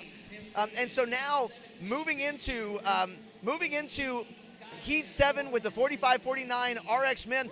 Ron, you got time to stick around for one more heat, man? Yeah, man. So these guys, I'm telling you, I started in this division. Not many of us look like these guys. These guys are studs. They're built like chiseled out of rock, these guys. It's going to be really exciting to watch how quickly they get up that rope. And now I think their weight, has it gone up or is it still 115? Oh, still 115. Oh, these guys are going to slam this weight. This is going to be really fast. I would even go to say some of these guys are going to finish this thing off like lickety split. Yeah, I got to say. So I've got two athletes I'm keeping my eye on here based on past performances. I'm going to tell you one just on the rope climbs alone. I'm going to go with J.R. Jacquet. I'll tell you what, the way that he has ripped through some of the gymnastic elements has been absolutely amazing. My second athlete that I'm looking at is Ryan Frucci. Ryan Frucci, strength-wise, has not had any issues. He's moved well the entire weekend. And so looking at Ryan Frucci, and you got to look, when you look at the leaderboard, you got to look at some of the tops like Peter Brown, who is 6 points in. Here's the deal. 4 events in, he's got 6 points. He's doing pretty well this weekend. John Boldebuck with 9 points. And then there's J.R. Jacquet with 11 points and Stefan Fensel with 13 points. So you can really see, there's some tough competition. And you're right. Look at these guys they're built so well. They're so strong. It's just impressive to watch and see how are these rope climbs going to go? How are these thrusters going to go? So let me ask you this. If this turns into a sprint and doesn't turn into a survival of the fittest, just trying to survive it, where are you going to win it? You're going to win it for sure at the ropes. The thrusters, this is a lightweight for these guys. They have to be proficient on the room. Oh. How about J.R. Jacquet? I talked to about him earlier. How about J.R. Jacquet hopping up? And so the first one was legless. The second one, he is using his legs, but he's not really taking a lot of time with the grip. He's just kind of closing his legs around the rope, which they're able to use their legs, so that's okay. I'll tell you what, J.R. Jacquet is getting up this rope. He may be a rope climb ahead of most people. And so we miss here too, Keith McNeil, J.R. Jacquet, and then over on the other side of the floor, we've got in lane 18, Sky Van Horn. Yeah, Sky Van Horn. And then also in lane 16, there's Tim Davis.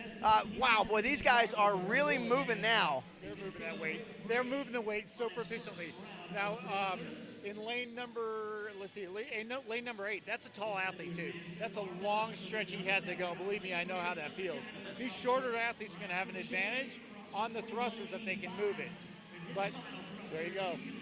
So there's Ryan Frucci. So Ryan Frucci moving the barbell up first. Tim Davis probably came at the same time, but walked away. Had to be called back to get his barbell as well. And so now you've got some of the gymnastic ninjas coming back. Oh, J.R. Jacquet. And McNeil. They both. Man, this is part of the competition, is knowing what happens in what order. Hey, so tell me, how much of an impact does that play as you move up through the ranks? You gotta beat yourself up. You gotta clear that out. Once you make a mistake like that, you just take care of it. Make sure you don't do it again. And moving back first to the barbell is Ryan Frucci. So we said he was the guy to watch, Ryan Frucci. Now here's the deal, J.R. Jacquet. The question with J.R. Jacquet is, did he come out too hot? His rope climbs are a little bit slower. He's having to be a little bit more deliberate now. And so we've got J.R. Jacquet, we've got Keith McNeil, Peter Brown, your leader, all moving out to the front, but they're all chasing Ryan Frucci, the tallest athlete on the field, it appears. But man, he's moving the thruster as well. Really well. That's being a big guy. There's a plus and a minus. Again, rope climbs are good, and you're stronger, usually a little bit stronger. So he's moving that weight. He's doing really well. Super proud of this guy. Yeah, absolutely. So he just has one more round here, and right now he's got 2 rope climbs, and right now he's the only one standing at the rope. He even could wait a little bit longer, not that he may need to, but he could wait a little bit longer. So he's got 1 rope climb. Okay, so 1 rope. So Peter Brown, your overall leader, is now coming back to the rope. Ryan Frucci is already 1 rope climb in. You've got Tim Davis coming back to the rope as well. Jacquet's coming back.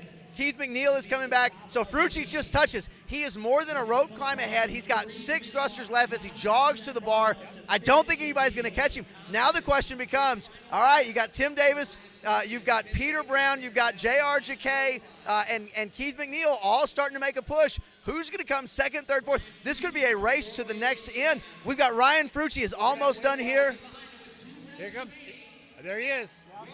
So Frucci's going to step over the bar, but here's the deal. Peter Brown, J.R. Jacquet, Tim Davis is now going back.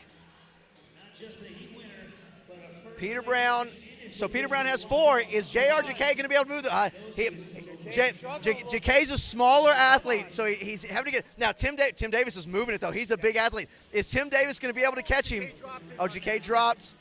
He dropped his on the second thruster. So Peter Brown crosses. Tim Davis is going to be next. Now we're looking down here at McNeil and Jakay. This is where you get a lot of movement on the leaderboard. When this kind of thing happens, those top athletes, if they're making mistakes like this and this happens, it's going to push them down the leaderboard. Because you have. Good. So we had Ryan Frucci came in first. He was sitting in 6th place. I'll tell you, that's going to move him up nicely because all those top athletes finished way after he did. And then he had some on the other end that were even lower that finished before that. This is going to be a really good thing for Ryan. Yeah, absolutely. Well, as Jason Newman crosses, so that's what we talked about, is he got a lot of help where maybe in some of the other divisions, some of those that were looking for help weren't getting it. Ryan crosses the line. Now, Peter Brown, who's in first place, crossed in second. But here's the deal, is the people that are immediately ahead of Ryan Frucci, they had some people in front of him. And so now Stefan Finsel finishes in 4:40. So we are just over halfway through this event. And through the time. And so in 18, Sky Van Horn now stepping across another very large athlete. In lane 14, Jason Everly is going to step across. He's got one more. And once again, doesn't even look like this weight is that much of a problem. As you said, these guys are so strong. Yes. These guys, again, it's a different caliber athlete. We got one more athlete on the field right now. He's getting up on that rope climb. Again, the rope climb tends to be like, that's that sticky point. And if you're good at rope climbs, you're always going to be able to get ahead quite a bit. So. Well, absolutely. Well, and it's the interesting part that we don't, looking at this, we don't always know everyone's background. So we look at Rob Santo, and so we don't know, is this his first? Kind of like we were talking about in the last one. Sometimes we're not always healthy. Sometimes we're not always at full strength. Like, lots of things can happen. And so now we have the competitors coming out once again, showing the camaraderie that happens, and especially happens a lot with the Masters divisions. And I don't know if that's age. I don't know if it's wisdom. I don't know if it's that usually maybe it's a lack of ego. Why is it that you think that there's such a community amongst the Masters? So again, most of us, again, we've been doing this for a while. We've all wanted to learn to compete, and we all know that feeling. If I can't tell you one time that I haven't been in the last part of the workout where guys have come around me and they gather around you. And it's funny because as I was watching, it's almost like, when you have a herd of animals and there's one herding and all the other ones come around to like watch and protect it. That's what I look at. And these guys are all cheering. It's just an amazing thing. I love to watch this. Absolutely. Wow. And here's the deal. Once again, it was more just a technique thing, and not pounding on Rob Santo, but he picked up. So here's the deal: is Rob did all of that work, had some troubles on the rope climb in that last round, and picked up a 115-pound thruster and just went to town. Looked like he was just doing fine. I mean, obviously he's not. It doesn't look like anybody was tickling him a moment ago. But that's the thing is that he has that and really does well. I got to tell you, you're right. We've all been in that situation, and it's kind of a love-hate relationship. You love having those guys around you, but there's also this point where you just kind of want them to go away. Like, can I just suffer in peace over here? Absolutely. I think like I said, we've all been there.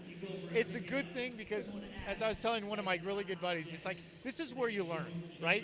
If Rich Froning hadn't gone through what he did with the rope climb that first year that he competed, and he was in first place. He couldn't climb a rope.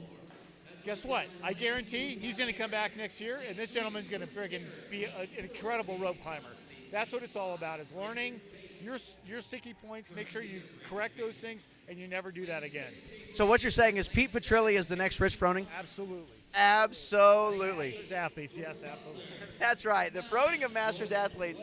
Very nice. So now we move on to the 40 to 44 RX division, and so now we're going to see a bump in the weight. And here's the deal: we're not just going to see a little bump in the weight; we're going to see a giant bump in the weight.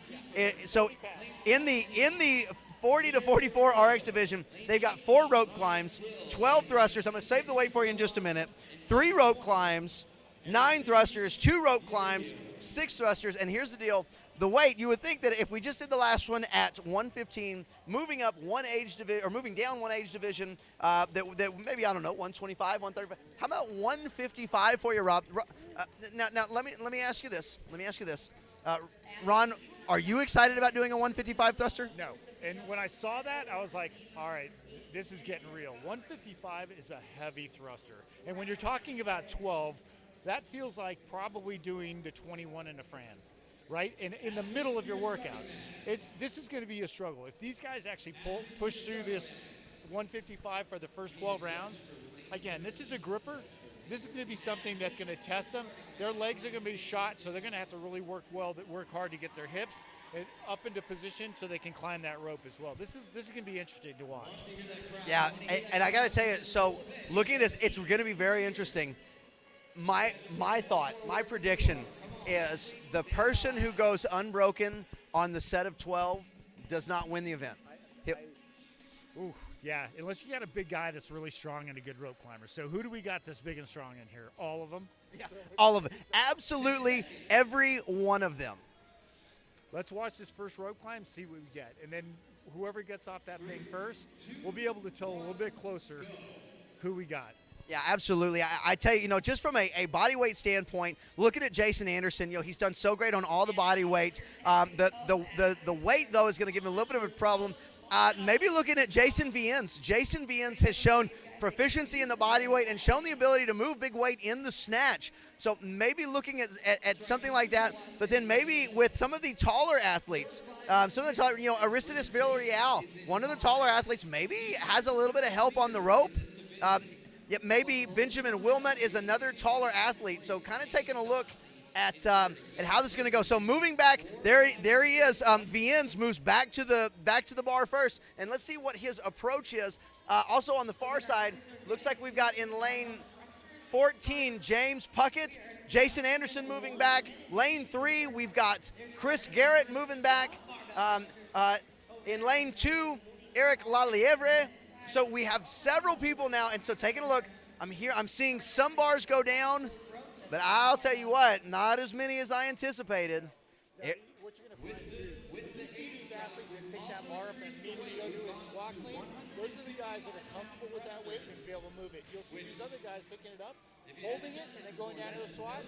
Those are the ones I question. They're going to be able to make it. Absolutely, and so we see here that we've got lots of braking, and so in my opinion, pretty smart actually with this weight, looking to at the workout and what is ahead of them as well. I think that's the thing is they still have a lot of work ahead of them. Moving back, so we've got James Puckett is the first to move back, but it looks like, I'll tell you what, Viennes moves, jogs back, runs straight to the rope. Jason Anderson walking with a purpose back.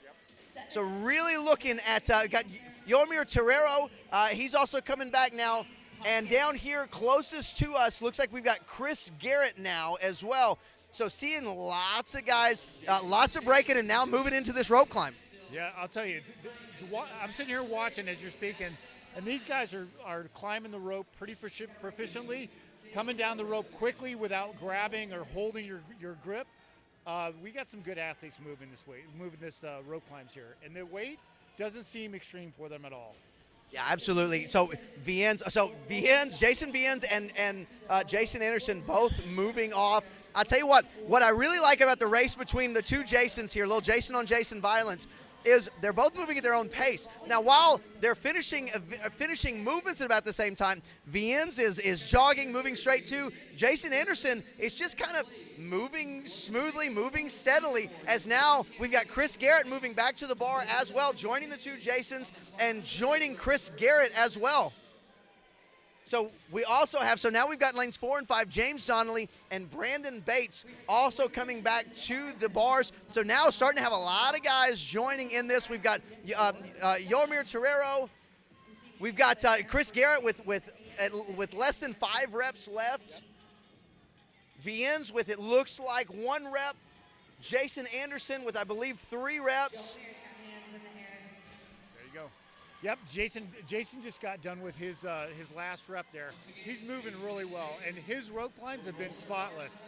We have Jason on the other side too, like you said, Jason. in lane 14, he's moving really well too. He's a taller athlete. If he can catch him, he's taking too much of a break. Yeah. Stuck at the chalk bucket there. Yeah, a lot of breaks. So you've got Jason Viens hopped up, ran back to the rope, hopped up. Jason Anderson walked back and hopped up. But here's the deal. Viens takes a break. The two Jasons are both hopping up at the same time. This is going to be a legit race here, Ron. Can't wait to see. Jason Anderson comes down first. But let's see what happens with our tempo here. Here it goes. This right here is the race. You have two shorter athletes that just came off there. They're on the bar right now. So so here we go. This is where it is. They're right next to each other. Jason Viens kind of getting stuck at the top. Jason Anderson moving it well, but he's got a little bit of a bobble. Chris Garrett now hopping in on the far side. They can't see Chris, but Chris is moving this far better than they are. Jason Viens, Jason Anderson wins. It's Chris Garrett. Chris Garrett steps over. Chris Garrett beats Jason Viens into the zone. Jason Viens steps over and walks across. Chris Garrett comes from behind with the great movement and jogs across the lane. I'll tell you, what an exciting finish. And I have to believe not being able to see each other and know what was going on affected probably both of them. Oh, absolutely. And it's funny because sometimes you can hear them screaming about one person or the other, the announcers, and when they do that, it gives you that little jump. But this has been a really exciting race here. Absolutely. And so we got, James Donnelly and Brandon Bates. James Donnelly comes across in front of Brandon Bates. Brandon had a little bit of a bobble at the top. Yoamir Guerrero has one more to go. Took a little bit of a breather at the top. Boy, his movement looks so good. And he steps across the bar, walks across the line. Rest, though. That's for sure. He's resting the bar overhead. That's not a good spot to rest in at all. It's amazing. We can talk all kinds of garbage up here, but these guys are putting their hearts out there. This is amazing. This has been a really exciting race. Absolutely. And so they just announced there's still 2 minutes left on the clock. I mean, think about what that means for the entire field. As there's 2 minutes left, they've been flying through this workout. I'm not gonna lie. All I'm doing, Ron, is I'm talking. I'm exhausted right now. That's because of the excitement. I'm sitting looking at the field. We're gonna have a few guys here that are hanging back on these thrusters. That shows you these guys have all made it here, right? These are all the elite athletes. And they're like, this is still a struggle. You have those two guys that can move that weight really well, but these are really good athletes, regardless of where they're at on the floor because of this weight. This is a hard weight for any athlete. And at the games, if I saw this weight come up, I would be checking myself for sure. Absolutely. So, got about 90 seconds left. One of the interesting things to talk about, looked like Jason Anderson was talking to one of the judges. Maybe they were just having a conversation. I was kind of looking, they were talking about a lockout with the elbow or a jerk, or I'm not really sure. But here's the deal. So want to take a look at the overall look. Well, first off, in lane 19, Benjamin Wilmot finishes. We've also had, while we were talking, Tom Zeiser finishing in lane 15. So got a lot of great things going on. Eric Lelievre, Eric gave me a master class on pronouncing his name. Eric is from Montreal. Eric Lelievre is trying to get ready. He's got one more rep to go as he's got, come on, Eric, push. There it is. Boy, what a fight. Eric does a full thruster. Let him put it down. Oh, my gosh, he just held it up. My goodness, let him put it down. Yeah, absolutely. And so then in lane 8, we've got, once again, Mr. Butler. I got to figure out if it's George or Joerg. But we're calling him Mr. Butler this weekend. As he goes, hey, so here's the deal. Looking at the leaderboard, and this is big implications here. So Brandon Bates in 6th. Brandon, it looks like he might have taken 5th or 6th, maybe even 7th. Jason Anderson was at 10 points in 2nd place. Jason took a 1st place here, and also had some people jumping in the middle. See, because Jason Viens was in 4th place, finished in front of Brandon Bates. James Donnelly finished in front of Brandon Bates. So we're seeing those people popping in and creating a little bit of space. We may actually see at the beginning of tomorrow Jason Anderson's name in that middle spot on the floor. I think there's a really good chance of that. This is one of the awesome parts about a competition like this, where the workouts are put together so well.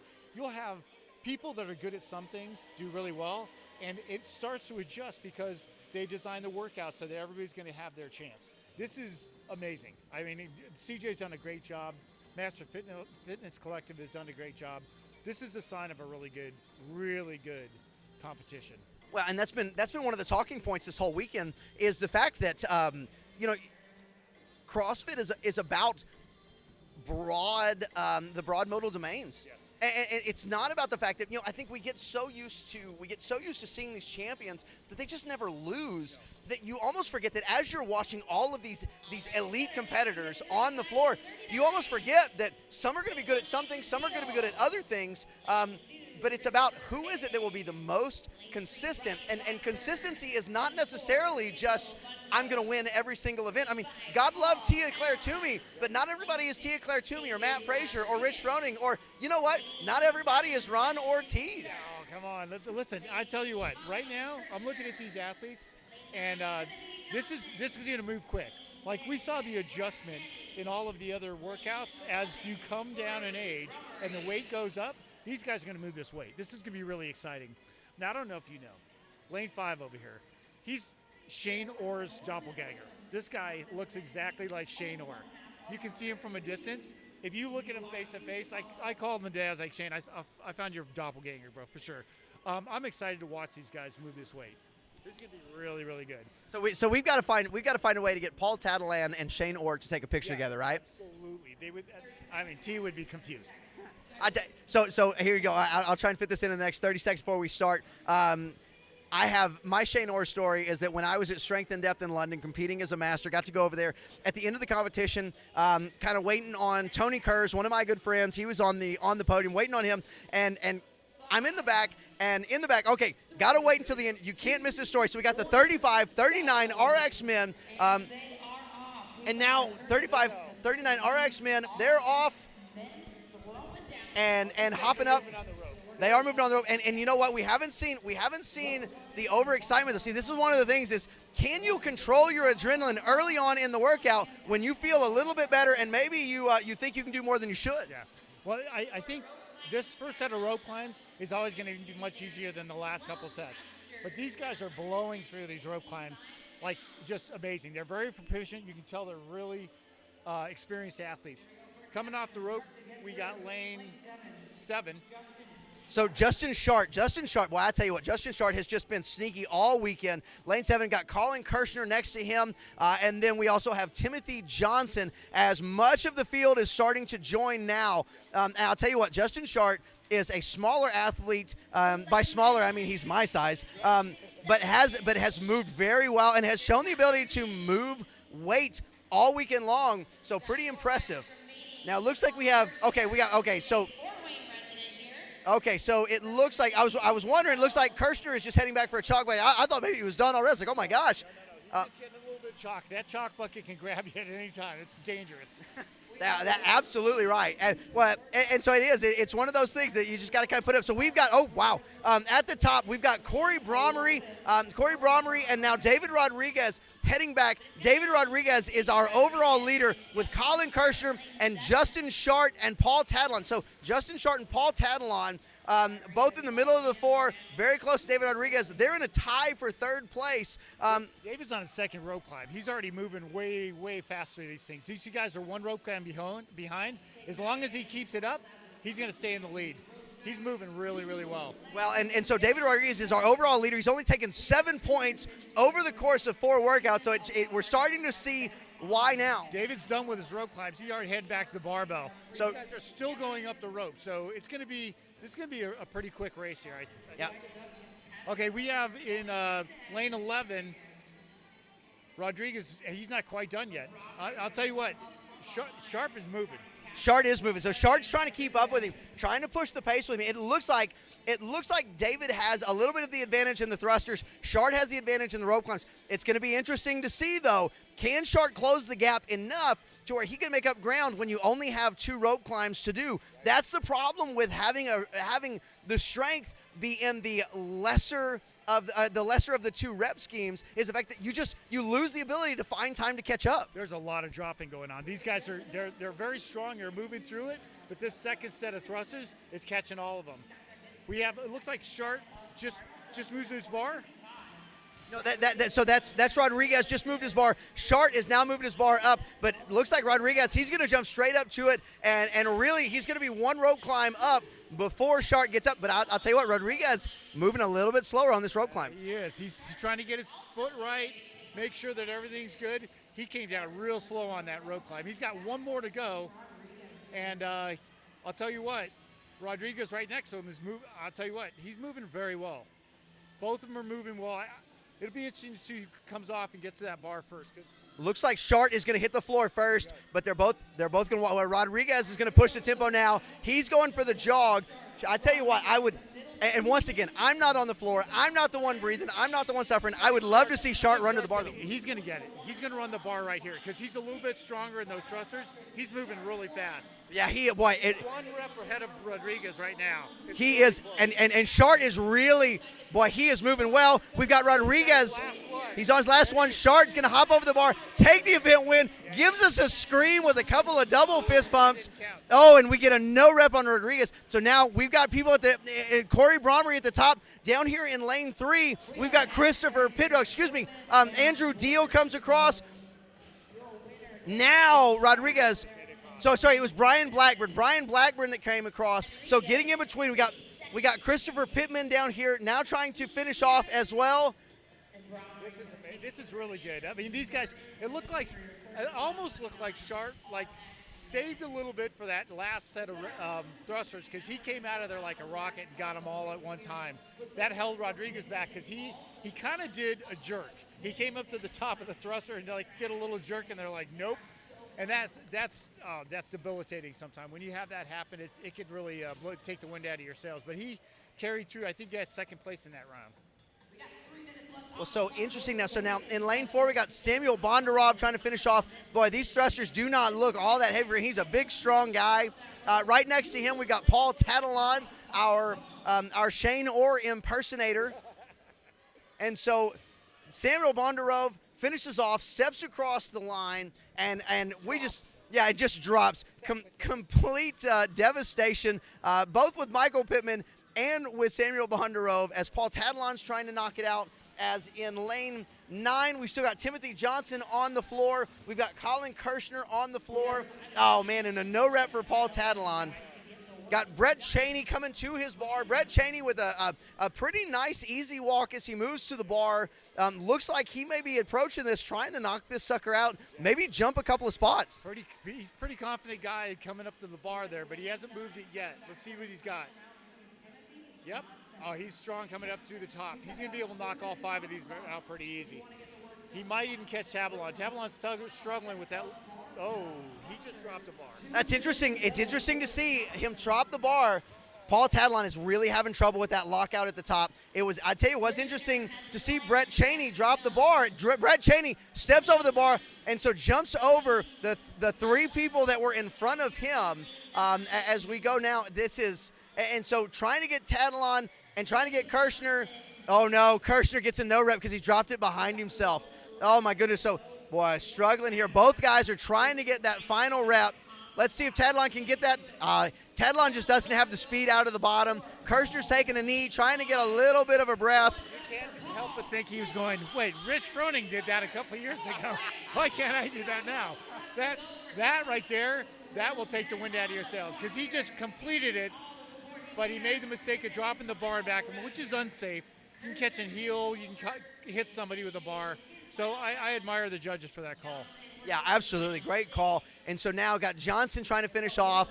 Got Tadalon. Tadalon is just, boy, he is just toast and exhausted, as you should be at the end of a workout. Like, there we go. And makes it look great. And isn't it aggravating when you fail 3 or 4 times, take about 15 more seconds than you did last time, and then do it and look great? If I said that, I'd be preaching to the choir because I do that all the time.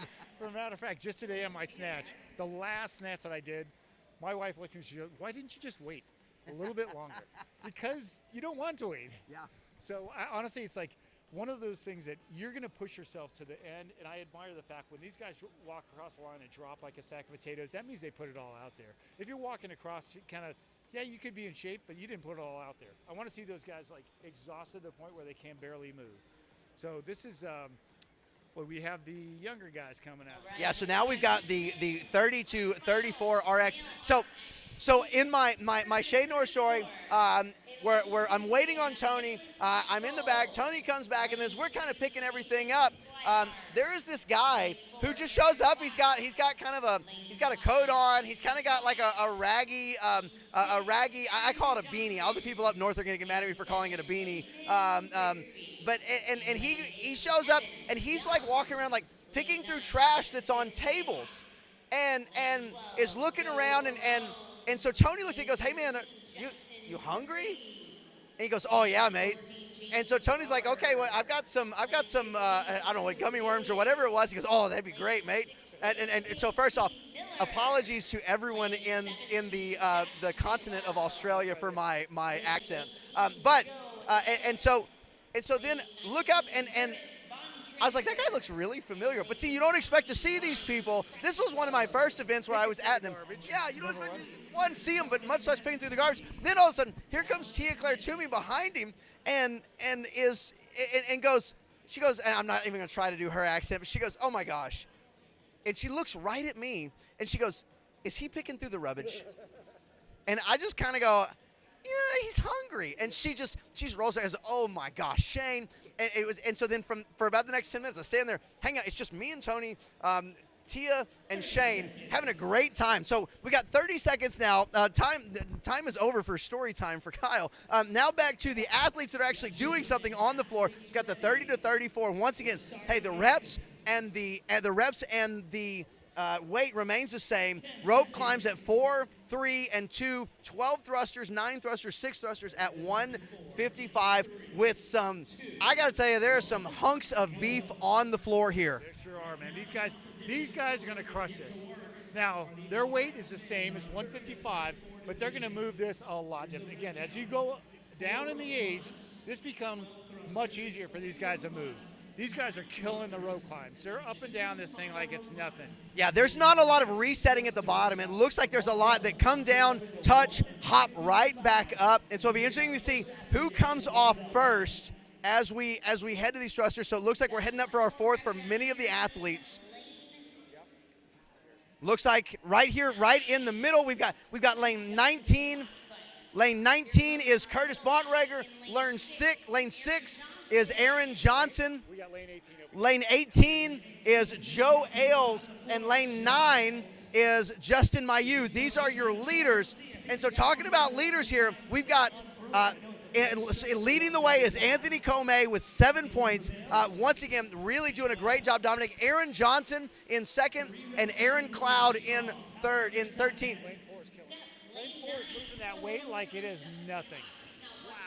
Yeah, lane 4, Aaron Cloud is absolutely ripping through these. Goes unbroken, moves it up. In lane 9, we see Justin Mayu, who came off the rope pretty early. So these guys moving it pretty well. Let's see if they can maintain this pace. This is like a back-breaking pace. These guys are moving the weight like it's nothing. Looks like lane 4 jumped up there right away. Didn't waste any time. Lane 9 is a little bit slower getting on the rope, but we got a re-chalk. And we got Nathan Grigsby kind of leaned over, looking around, trying to figure out when he can go up. But not only Nathan Grigsby, he's joined by Aaron Johnson, our second overall leader as we are moving through this. We've got lane 5, Anthony Comey. So Anthony Comey, your leader, now moving back to the rope. So maybe we're seeing some gamesmanship, or maybe we're just seeing Anthony Comey realize what he's good at and what he's not, and just trying to do damage control. Is that Aaron Cloud in lane 4? Because he is like moving that way. Yeah, that's Aaron Cloud. And he just jumped up. We also had, he's the first one off the rope, first one back on the weight. He's going to crank this thing out because he moves that weight so smooth. Yeah, it really. Aaron Cloud might have so much of an advantage because he's a good gymnastic, but he's also super strong. He just dropped the weight. Well, dropped the weight, and so goes back and touches. Looks like he's setting his rest times as he walks back, touches the concrete behind the lane. Let me ask you this: do you like it or do you not? I don't think it's not necessary to walk away from it like that. When you do that, you set yourself up for what it's. Wow, and so maybe now what we're seeing, maybe some of these effects, because he does 2, drops it, bends over. Now we're going again. So Maybe we pushed it too hard on the first one. I guess we'll probably see. But here's the deal, is we see these breaks. He still has the lead, and now is moving back for his final rope climbs. A little bit of jelly legs, it kind of looks like, though. He's going to have to move. He's got somebody chasing him right now. Yeah, got Nathan Grigsby coming up behind him. Nathan's a big guy. He's got a big jump. I don't know if Aaron's even started his rope climbs. Nope, he was stuck at the chalk bucket. Here it goes. Nathan just hopped up. And Nathan is really pushing the pace, and you know what? And I'll tell you what, he's pushing the pace. Aaron is really, he's looking tough. Those arms are getting straight, and he's really having trouble getting up that rope. There you go. Nathan just hopped back up on the rope. As long as he got a good foot climb, he looks like he's moving pretty good. And unfortunately, over here in lane 17, Josh Manuel was really making a lot of progress, but had to go back to the barbell because he didn't move it up. Nathan Grigsby now taking the lead. He's got 6 more thrusters left. And he's the only one who is at the thrusters right now. Now comes Aaron Cloud. Aaron just looking to do a little damage control, see if he can hang in these top 2. Nathan's a taller athlete. Aaron's a shorter athlete. This right here is going to be the test of who has that last little. Oh, no rep right at the top for Nathan Grigsby. Aaron is moving through these. Oh, this is going to get close. Aaron may make this. Aaron's going to step over the bar and win. Aaron Cloud, wow, and so now Nathan Grigsby takes second place. Then over here in lane 17, Josh Manuel is looking to finish this off as well, while in lane 6, Aaron Johnson crosses the finish line. That's big. Aaron Johnson is in second place, and Anthony Comey is still on the floor. That was quite a race there. That's going to help Nicholas too. He jumped up a couple spots there because of that first place finish. Absolutely. I tell you, it's pretty amazing to see, and maybe it was part of his plan. I'll tell you what, Aaron Cloud looked like he was really struggling. Yes. Looked like he was Jurg. Jurg, it's no longer Mr. Butler, it's Jurg. Okay, so y'all don't leave. I got to give them a shout out, but right now, so we have our overall leader, Anthony Comey, is trying to get across. He's in his final rep. He's got 3 reps left. He's trying to get across while he's battling up in lane 12. He's battling Joe Perrone. Who's going to step across first? Looks like Joe Perrone is going to get across. Steps across first. Anthony Comey battling. Oh, gets a no rep here. Up in lane 9, we've got Justin Mayu. Justin Mayu just gets a no rep as well. And so he's going to take a break. He's got absolutely. Seconds. He's got a couple reps left. I think he's got 1 or 2 reps left. And now in lane 18, Joe Ailes. Joe Ailes steps across. Absolutely. And so now we've got Anthony Comey trying to get this last rep. As he stands, guy just gets a no rep again. This is a struggle, unfortunately. So when you get to a point where he's burned out that much, you got to take a couple extra seconds, because if you don't, you're going to end up either hurting yourself or not finishing the workout. And that's what's going on right now. He's just got to take the time, rest, and move through it.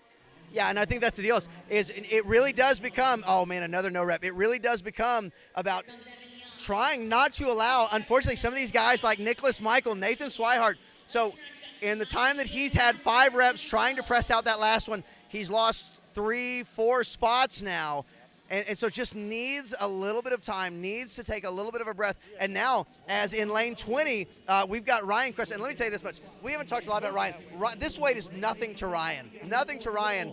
And so let's see, Anthony Comey really trying to get it up there. And now he finally, just like you said, take a few extra seconds. Boy, he's really disappointed as he steps across the line. And I unfortunately understand why, as we have a couple other athletes trying to wrap this up.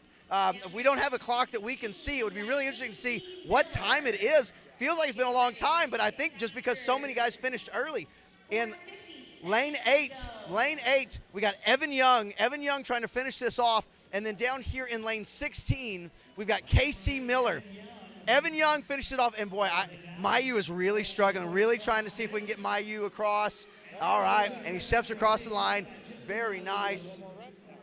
Very nice. And then in lane 16, we got Casey Miller. Casey Miller steps across. We have a couple of athletes that are on the rope trying to finish off the rope climbs. Those are tough to watch, because you can tell he's a good athlete. Yeah. and he's just struggling with those rope climbs. You just can't get a good bite on there. Whether Yeah. he has a new pair of shoes on, I don't know. Yeah, absolutely.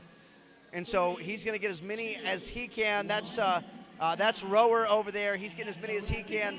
So a great job by these guys. So the thing that you heard me talking about in the middle, unfortunately, the Jurg. So Jurg Butler. We talked about trying to figure out what is. I kept calling him Jurg. It's Jurg Butler. He's no longer Mr. Butler. It's Jurg to you, sir. Thank you so much to the young ladies who they literally wrote it in bright orange paint on the Edge Fitness Performance chalkboard. So nice of them, and very clear. Absolutely. And so I got to tell you, Ron, man, I appreciate so much you being here, talking to me. I know that I'm probably going to have to end this because I know you'll stand here and talk to me all day long, but I also see your very beautiful wife right over your shoulder, kind of inching closer to us every moment. Looking at her watch. That's right.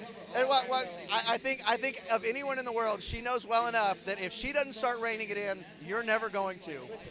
If I am able to compete tomorrow the rest of the time, big shout out to my buddy Tim.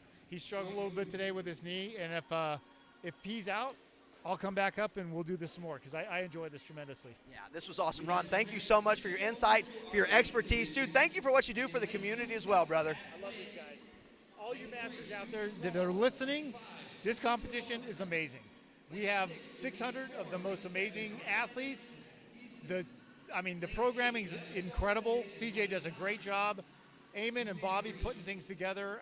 Bobby hosts this thing, and it's his whole thing. He goes, I'm the host. What do you need? So come and enjoy us.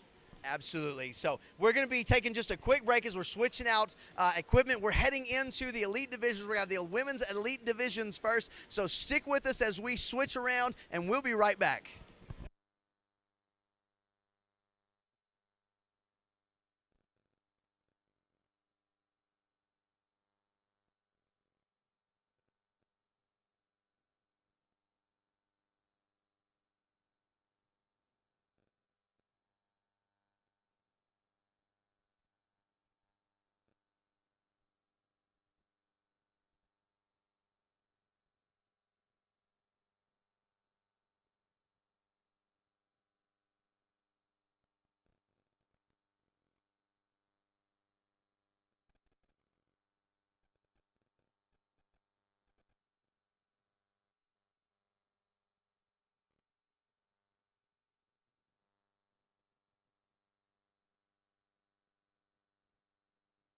All right, so that's the beginning of our elite divisions. We've got our 2 elite females and our 5 60 to 64 elite females. Sorry, and the 2 elite 65 plus females.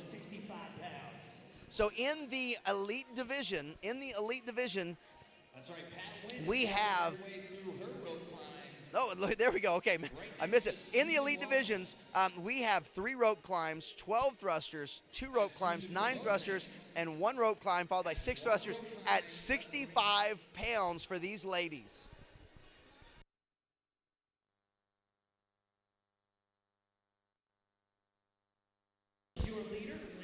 So in lane number 6, we've got Denise Moore heading to the bar. She's got her first set of 12, gets set, and then in lane 7, Odine Eason goes straight into it. So Denise kind of got set up a little bit in the front rack. Eason went straight into a squat clean, but you can definitely tell that this is a difficult weight. This is a difficult weight for these age groups. Once again, doing a pretty good job of finding the weight that is pushing each of these groups a little bit more at a time. And so now we have 2 athletes still climbing the rope and 4 or 5 on the field. Denise Moore is now advancing. Not the youngest in the age group by any means, 64 years old. Heading back to the rope is Denise. Denise waving at the field announcer, the floor announcer, shouting out that she's not the youngest in her field. She's actually 64, be entering the 65 plus division soon. And I'll tell you what, Denise is she's already a force to be reckoned with. She's going to continue to be a force to be reckoned with as she goes. Hey, Want to give a shout out, Pat Wynn over here fighting for every inch on this rope as she's climbing this rope in the 65 plus division. I tell you what, that's absolutely amazing to look at this. Once again, I talked a little bit about it with Ron. Thinking about the age, think about the people that you know that are in the 60 plus age group, not just in CrossFit, but the 60 plus age group in life. And thinking about that we're out here doing thrusters at 65 pounds, lifting 65 pounds above our head, climbing a 15-foot rope. Absolutely awesome. So Denise Moore and Odine Eason both head to the thruster bar now, neck and neck. Looks like they're both, Denise picks it up a couple of seconds ahead of Odine. Odine drops right into a clean, but looks like Denise is moving that bar much, much better, really pulling through this very, very well. Eason now with 4 to go. Final rep for Moore, and she'll advance her barbell for the final time. So Moore advances her barbell for the final time. Meaning they've got 5 minutes left in this 8-minute time cap. In lane 5, we've got Susan Provoznak as she is working through her thrusters. In lane 9, we've got Suzanne Reith. Bev Levante back working on her second set of rope climbs. Inch by inch, doing a great job, really getting through here as we're at Denise Moore now climbing up that rope. And Denise, boy, she's making this look pretty easy. Honestly, she's making it look way easier than it actually is. As she comes down, she's got her one climb, as Odine Eason is now going to try to catch her as well on her rope climbs. But Denise Moore onto the thrusters. She's got 6 thrusters before she crossed that finish line. And I'll tell you, I don't see her having an issue with these 6 thrusters in any way, shape, or form. Odine Eason now walking back. Odine's just trying to make sure that she's going to take second place points here. Denise Moore, wow, what a performance as she rips through those 6. Odine Eason now comes here. Pat Wynn has now finished off her rope climb and heads to the barbell thrusters. Odine Eason doing a great job, really pulling through these. She's got 2 reps left, down to her last couple of reps now. And Eason is going to step over the line, kind of like I was talking about with Ron. That's your 1 and 2 right there. And with Eason's performance yesterday, taking 3 first place, today I believe that Denise has either taken 1 or either 2 or 3 first place. It's going to be interesting to see how this all shapes up, but there may not be enough points, enough people between Moore and Eason for her to be able to actually make up that ground. Provoznak, lane number 5, on her final set. Provoznak on her final set. In the 65 plus, we've got Susan Wallace now finishing off her first set of thrusters. She heads back to the rope climbs. Down day number 2. And 1 more thruster here as she stands it up. Susan Provoznak steps across the line, takes 3rd place in the heat. Finish back right around 5:29. Let's get behind Bev as she's trying to get Deb Labonte trying to get that last rope climb. Oh, just missed that foot hook as she's trying to get up there. The first foot hook is always great for her. She struggles with the second. Now moving on, we've got Susan Wallace going up for her rope climb. Pat Wynn right behind her. Susan Wallace jumping up now. You can see getting a good foot lock, being real certain about where those hands and those feet are as she slowly works her way up. And this is absolutely awesome. My goodness, makes the touch. Coming on down, Pat Wynn behind her, starting to get that rope climb as well. Now with Susan Wallace moving to her barbell, working for 9 thrusters. Just about 90 seconds. Got about a minute and a half left as she's got 9 thrusters. Goes from that hang squat clean into a thruster. Very nice. And she's just going to go with the singles, and that's all right. Any way that she can keep moving forward is a benefit. We've got Pat Wynn behind her who's slowly working on these rope climbs. And so she just, if Wallace can just keep moving, she's going to keep gaining ground. So we've got Suzanne Reith took a little bit of a hard fall there. Hope she's okay down at the bottom. Sometimes as you're coming down that rope, the rope just kind of gets away from you a little bit. We've got Pat Wynn getting up to that last little bit. Come on, Pat, you can almost get there. She's got one last little, and I'll tell you what, sometimes when you are tired and when you're struggling, that last little bit is absolutely terrifying. It looks like it's not very far.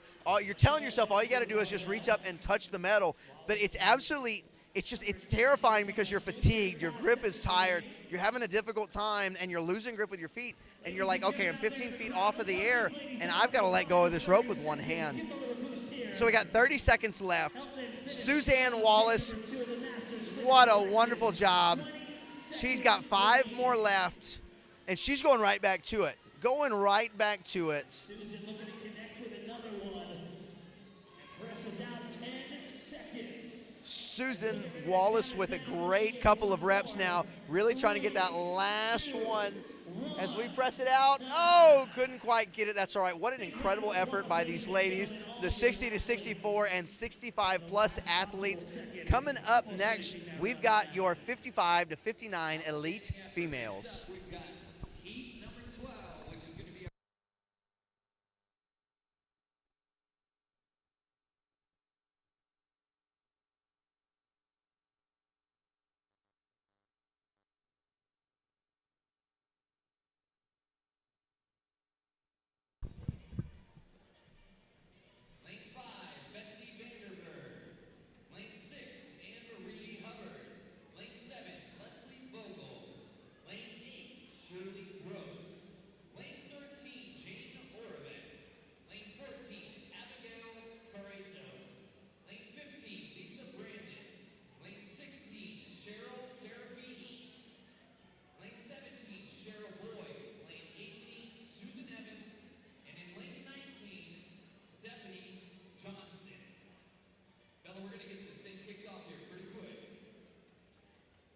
Ladies, I'm going to give you about 30 seconds.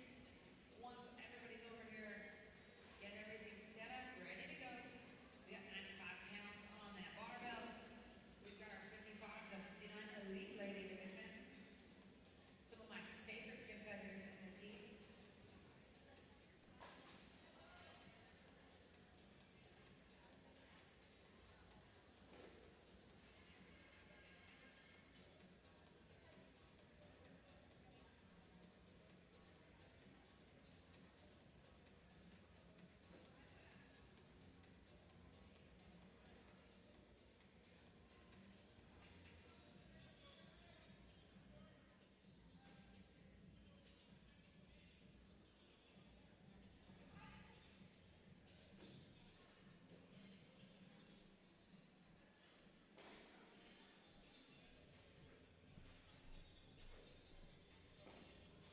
We are ready to rock and roll. My timers, are we ready? We're good to go. All right, ladies, let's do it. 10 seconds. Moving into the full field of our 55 to 59 ladies with the last workout of the day, This is your 55 to 59 Jack Ketch. ladies division. So in our elite ladies division, you've got 4 rope climbs, 12 thrusters, 3 rope climbs, 9 thrusters, 2 rope climbs, 1 thruster at 85 pounds. So a heavyweight. Boy, I already have one fall. Hope that she is okay. Having a hard time telling. Is that Susan Evans, I believe. Hope she's okay. A little bit of a crash as she came down. But now as we are waiting for who's going to be our leader, coming down, is that Colette Cowan? Looks like Colette Cowan is our leader in lane 3, but not far behind. Betsy Vanderbaugh, Anne-Marie Hubbard. On the far side, we've got lane 15 with Lisa Brandon. In lane 16, Cheryl Serafini. So got these 85 thrusters for 12 reps. This is a very heavy weight. And so we're going to start to see a little bit of the heavy push and the heavy pull start to impact each other, really have this interference in this opposite movements. Hands up in the air for these ladies, getting to So their final Colette Cowan already has hands up in the air. So she's got 12 thrusters, and she's moving through them very, very well. The other side, we got Cheryl Serafini. We also have Cheryl Boyd. We have Lisa Brandon with hands in the air as they're trying to move back to that rope climb. Oh, wow. And so sneaking in there, didn't even see, I believe, Anne-Marie Hubbard. Anne-Marie Hubbard moves back. Anne-Marie Hubbard is your overall leader. She's got 6 total points to this point. Anne-Marie Hubbard, followed by Betsy Vanderberg and Leslie Vogel. So we've got Colette Cowan now at the chalk bucket, coming up, starting her first. Lisa Brandon also coming back to the rope. Colette on her first rope climb. Anne-Marie Hubbard on her second rope climb.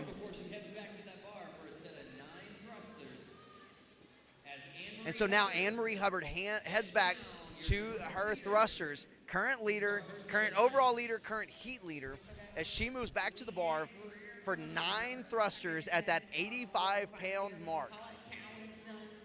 Colette Cowan now finished, moving back to her bar as well. Hands on her hips, just trying to rest those arms a little bit as this is this push and pull. And as you heard Ron Ortiz talking about earlier, this is a grip killer because you're going to have those forearms extended the whole time in that thruster. I tell you what, if you've got a great front rack and you get those elbows high and prevent having that extension of those forearms, you're in a lot better shape. Anne-Marie Hubbard looks like she is done with her set. She has 1 rope climb and 6 thrusters coming up. Excuse me, she has 2.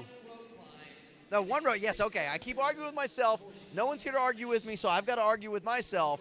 She's got 1 rope climb remaining as she's trying to take first in this event. Lots of hands in the air as these ladies are trying to move into their next set of rope climbs. Anne-Marie Hubbard, the only one on her last set of rope climbs at the moment. Colette Cowan with 1 more before she moves back into her final rope climb. Anne-Marie Hubbard now moving back to the bar.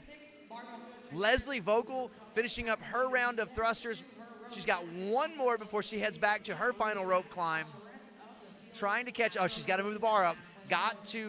Trying to catch Colette Cowan. Anne-Marie Hubbard really moving this bar with very little trouble. Not going to say no trouble, but little trouble, looking very strong at the end of this workout. She can smell that finish line, as I'm sure is a nice scent at the end of a workout like this. Anne-Marie Hubbard steps over the bar, takes first place. Another first place. She will remain in first place on the weekend, heading into Sunday, the final day. So you got Colette Cowan approaching the bar for her final 6 thrusters. At the moment, not in too much danger of being caught. Well, I say that, and as I say that, in lane 15, you've got Lisa Brandon, who's approaching the bar as well. Colette moving this bar very well. Lisa is just now starting. It looks like Colette has a 3-rep lead on her, but Colette drops the bar. If Lisa can maintain, she might be able to catch, because now Lisa has 3 reps. Colette has 2, but Colette hadn't picked up the bar. Now she picks up the bar. Lisa Brandon, final 2 reps. Colette is going to finish and step over, as Lisa Brandon now will finish. And it appears that Leslie Vogel stepped over before Lisa Brandon. So Lisa will take 4th, Leslie will take 3rd. In lane 4, we've got Leanne Greer stepping across the line. Lane 5, Betsy Vanderberg trying to finish this up, doing single clusters. In lane 17, you got Cheryl Boyd looking very strong here at the end, just lost it a little bit. Finishes, finishes, didn't lose it. She just dropped the bar because she was done. So Betsy Vanderberg and then Cheryl Boyd step over as we have 2.5 minutes left as the field is still working, trying to complete this workout.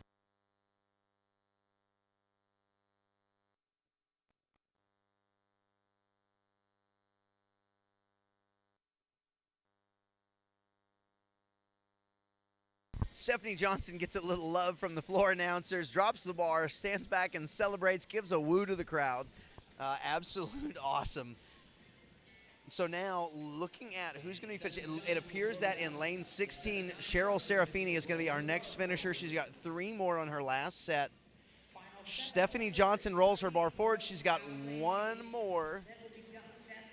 Cheryl Serafini on her last thruster finishes up and steps across the line for the finish of the event.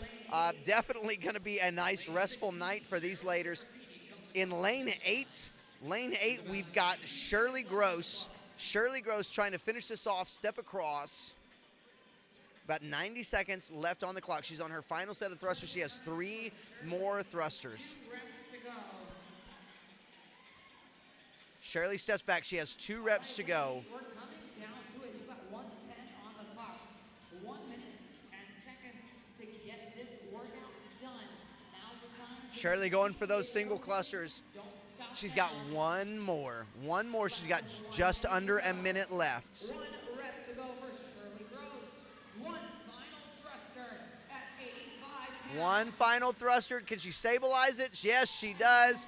Steps across the line. Very nice, Shirley Gross, with the support of a great crowd standing watching. She gets a hug as she comes off.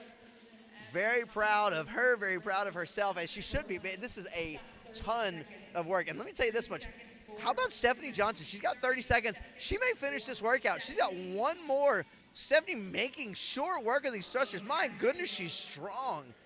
Man, that's awesome as she comes across. 20 seconds left. 3 athletes left on the field.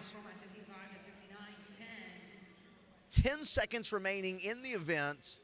Come on, let's get behind them. 5, 3, 2, 1, and that's the time cap with a great event for the 55-59 limit. Next up is the 50 to 54 elite ladies.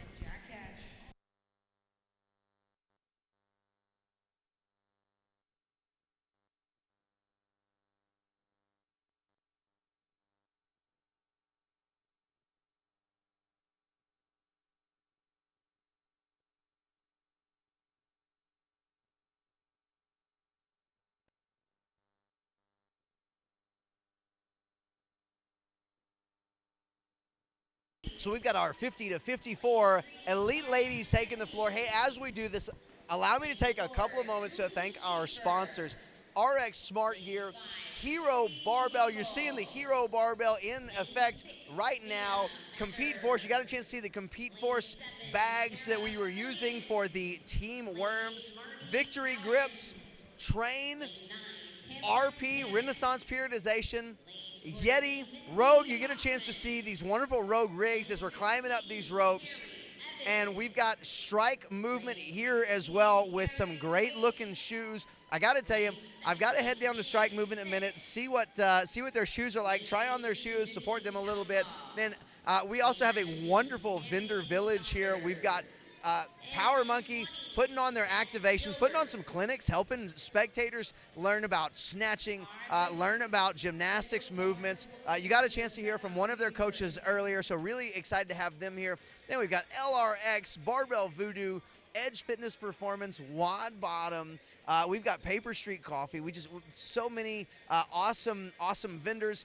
On top of the amazing sponsors that we have, we've got GoTrain.com as the clothing provider of the Masters Fitness Collective Championship, as we are now heading into the 50 to 54 elite ladies.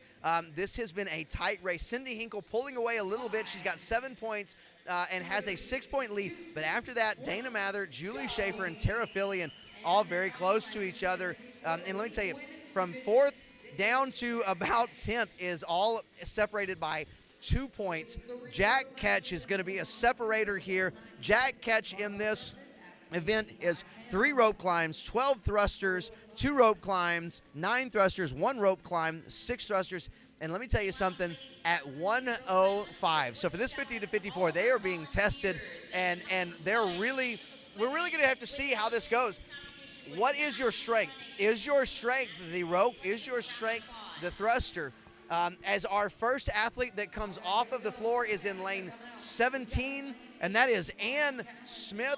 Now we see Cindy Hinkle, our overall leader, moving to the bar. Lane 7, Tara Fillion. Lane 9, Marnie Callens. So now we have much of the field joining the party here at the bar, the thruster party. as we are now at 105, starting to see a few athletes break in lane 4. You got Julie Schaefer, who's in third. She's breaking, trying to go. This is a heavy bar for her, it appears. So she's trying to make sure that she just continues to chip away as this event goes on. Cindy Hinkle, though, really making quick work of this, really moving through this event very well. Looks like she, at first I thought maybe she was going to take a breather, but she is not. She's just going to rip through and move her bar up, and she will be moving onto the rope first. Her and Ann Smith will move back to the bar at the same, or back to the rope at the same time. So now we've got two rope climbs. Boy, Ann Smith has a great descent.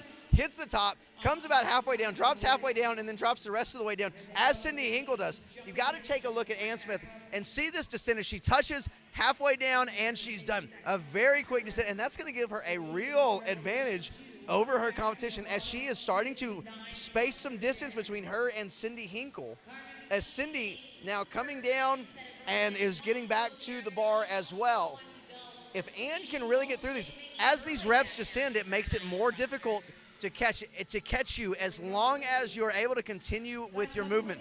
So we've got Ann who goes 3, drops the bar. Looks like she might go 3 sets of 3. Let's see what Cindy does. Cindy looked really good on those thrusters, stayed very steady, was not moving too terribly quick, but it allows her to keep her breath, not be overexerting herself. So it looks like Ann is going 3 sets of 3. Cindy is going to go 5 and 4. Cindy has 4 left. Ann has 1 more. Drops it. Ann's got to move the bar. Ann, come back and move the bar. Come on, Ann. Come back and no, Ann. Oh my goodness, Ann, you have to come back. The judge has to get her and tell her to come back. Oh, I'm just getting to. Oh my gosh, Ann is gonna. No, is he gonna? Oh my goodness. Ann doesn't know. Ann's doing an extra rope climb. He's gonna make her come back, move the bar. Cindy Hinkle, 1 rep left. She's going to move the bar up. She goes back for her final rope climb, coming back for her final 6. As Ann enters her final 6 thrusters, Cindy Hinkle climbing the rope. So Cindy Hinkle coming down. Ann Smith, 1 rep in. She's got 5 more reps. 5 reps to go. Little bit of a bobble at the top for Ann Smith. Now Cindy Hinkle coming back to the bar. Cindy Hinkle has 6 reps left. Ann Smith now coming up. Ann has 1 rep left. Looks like Ann is going to finish off, take the event win. Great job, Ann. Boy, what an awesome job. Cindy Hinkle looking to take 2nd place. Little bit of a bobble there at the top as she had to lean back a little bit to press. Look, in lane 7, though, Cindy's not alone. Tara Fillion looking amazing on these thrusters, really pressing through. Cindy with 1 left. Cindy drops the bar, steps over as Tara Fillion continues to work right next to her.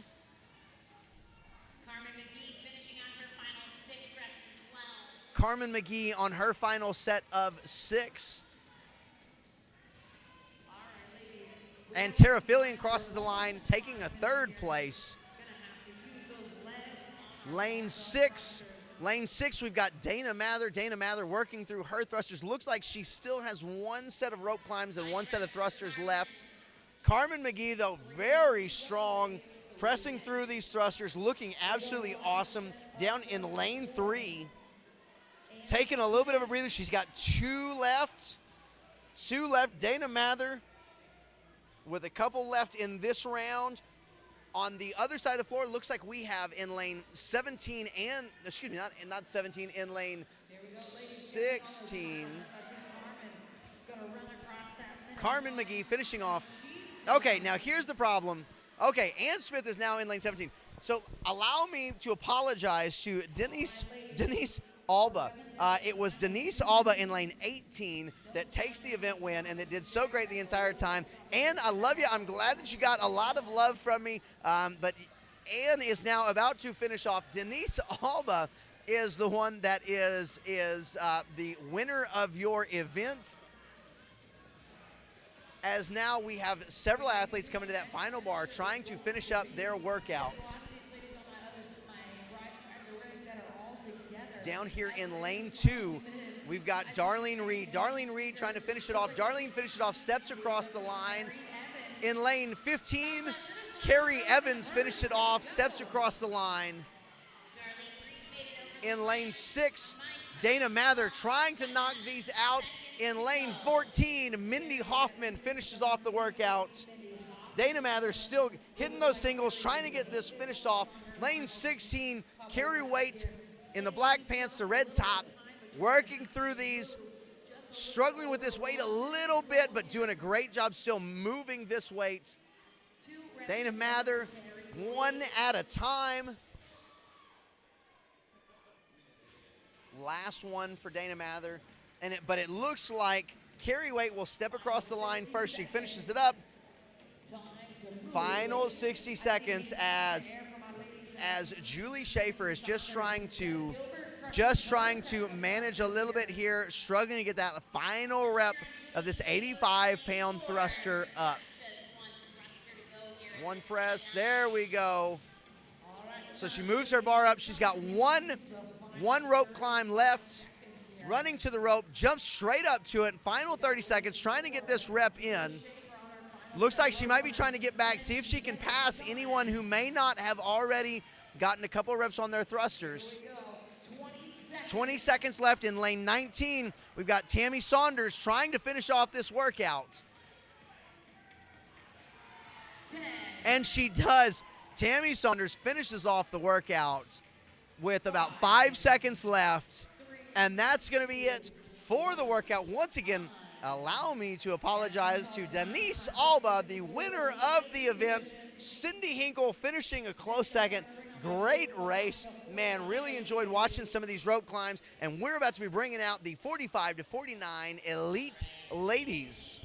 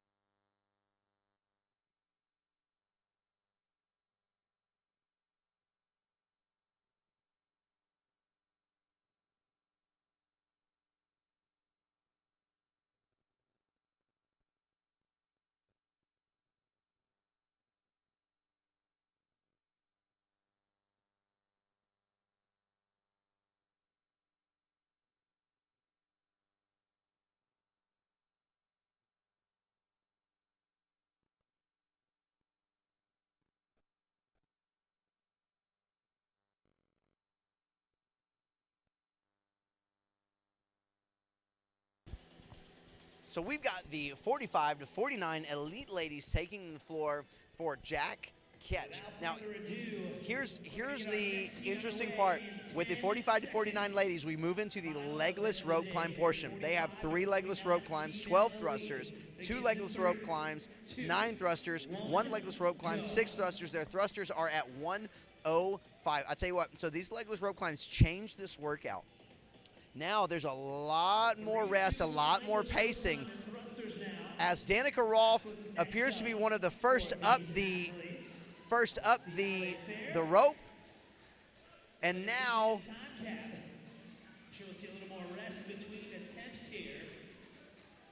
I was wondering, I didn't have the correct group up. I was like, wait a minute, that's not the right group as I'm looking at my sheet. Stephanie China and Danica Rolfe appear to be leading the way on these rope climbs, which would make sense. Both of them really did a great job on those on the bar muscle-ups in the previous workout. Danica is the first athlete to head to the barbell. Stephanie China working her way up the rope as well. Looks like Danica will have a couple of reps under her belt. Stephanie China, a much larger athlete and much stronger athlete than Danica. Not trying to put Danica down. Danica is a friend of mine. We've competed together in Cairo. But Stephanie definitely has the lifting advantage. So it looks like Danica is trying to make sure that she takes small sets, works through this, because you don't know how the end of this workout is going to hit you. Down, we got Pa'ana Alapa'i down in lane 8. And she is really moving through these thrusters very well. Takes a little bit of a break. Now they are joined by Ida Keplinger as she puts on her belt and now comes in. Ida is a very strong athlete as well, so these thrusters are going to be a real strength for her. In lane 20, we've got Misty Ritter. Misty Ritter has joined the lead pack as she has started her thrusters. Danica Rolfe finishing the thrusters first. Stephanie China right behind her. They'll both be approaching the rope at the exact same time. We'll see who it is that's going to hop up first, who it is that's going to start pulling. Looks like Danica is walking with a purpose. She's going to get some chalk up. Stephanie China also will get some chalk as well. Ida Keplinger still working on her. She's less than 5 reps.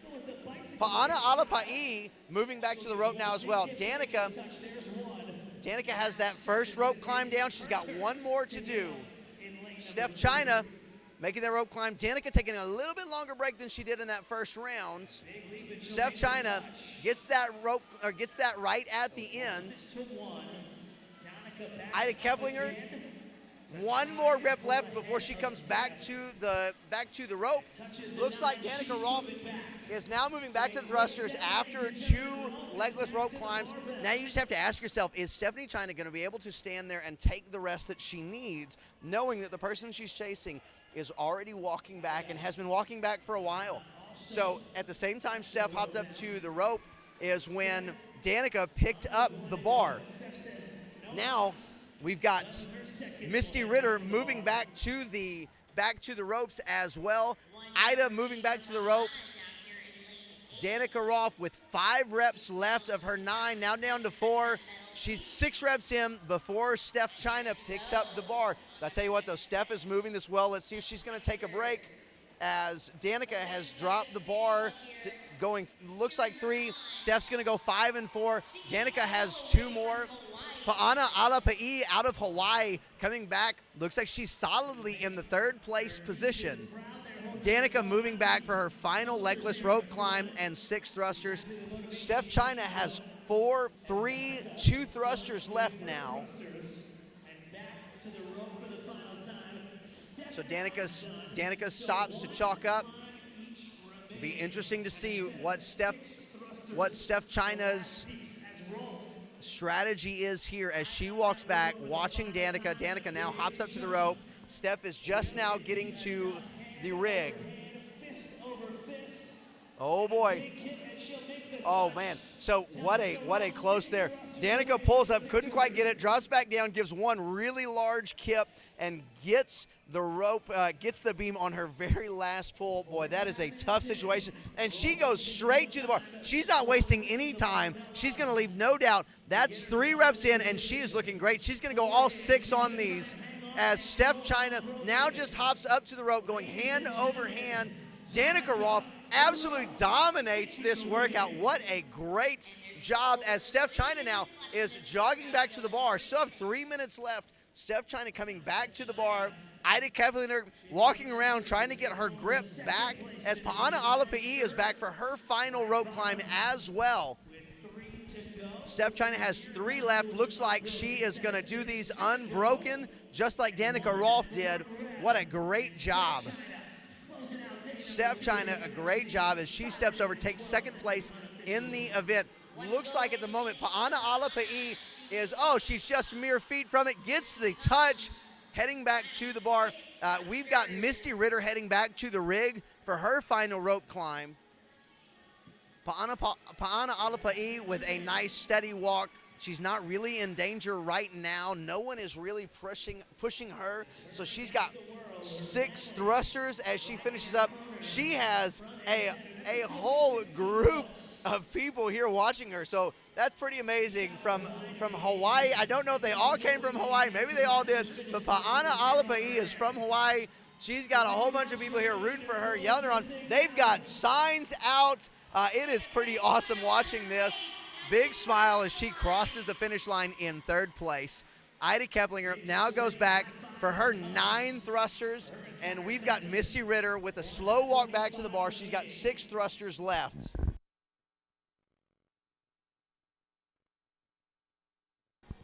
Boy, I will say the legless rope climbs really change the way that this workout plays out. Because you can definitely tell, man, the arms are just exhausted. They have to take a lot more rest as they go through this. They've got 90 seconds left. We've only had 3 finishers. Looks like Misty Ritter is going to be our 4th finisher as she does steps over the bar. Nice job, Misty. What a great job with that finish, finishing strong. So we look back across the floor now. Got Ida Keplinger, appears to be our 5th place now, leader on the floor in lane 6. As she's working through these thrusters. 1 to go in lane One more. but just 1 lane over. Oh, 2 more, excuse me, 2 more. 1 more thruster for Shelly Deem. Ida's gonna move her bar forward. 45 seconds left. She's got 1 more rope climb and 6 more thrusters. Don't know if she's gonna get it. Not entirely sure that she's all that interested in trying to even do a rope climb. She's having a good time with her judge, having a good time with Dylan, our floor announcer. So I think she's pretty happy where she is. She's like, no thanks, I'm pretty good. Shelly Deem unfortunately got about halfway up the rope. She's been struggling with that last rope climb in her 2nd round. So it looks like about 20 seconds. Not sure we're going to be making a lot of ground up. Wait, well, look at this. Ida does hop up. No, she does in 10 seconds. 10 seconds left. Hand her out. She gets about halfway up and calls it. So what a great job. Danica Rolfe and Steph China putting on an absolute clinic. Pretty awesome to see how they did that, how they worked through that, and really distanced themselves. Day 2 is done for those ladies. Coming up next, our 40 to 44 elite females.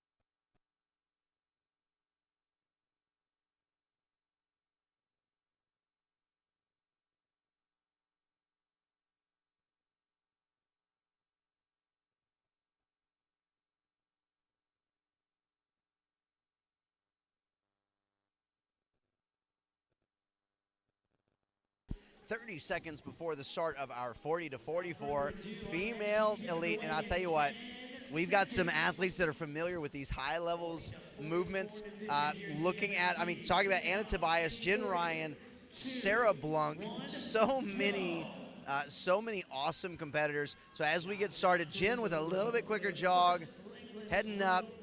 But we have 3 legless rope climbs.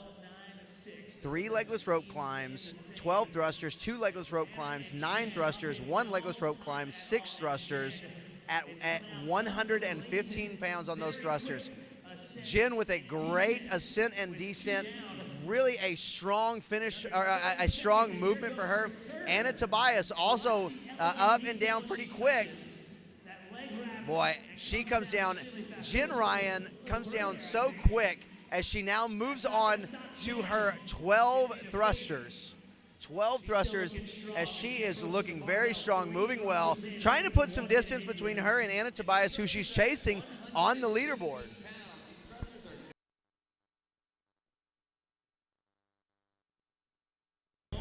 So Anna Tobias comes out. Jen still has less than 5 reps left, does 9 reps, has just 3 left, as Anna Tobias now picks up the bar, and then joining both of them in lane 4, we've got Fran Bowen. Fran Bowen, a great competitor in and of herself, so she does not feel out of place where she is.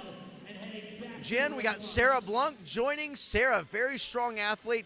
Look for her to move this weight very well. As Jen moves back to the rope climb, she's got 2 legless rope climbs to do here. 5 thrusters in around 12.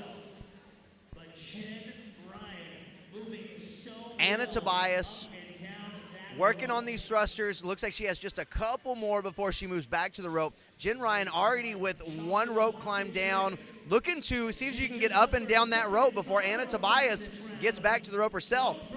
Jen Ryan, she's going to have this real quick descent. Check this descent out as she comes down. Doesn't spend a lot of time on the rope, and it doesn't spend a lot of time on her grip either because of that. So she heads back to the barbell. As she heads back to that heavy barbell, switches over to her alter ego, Yin Rion, as she starts ripping away at this barbell. Jen Ryan doing great.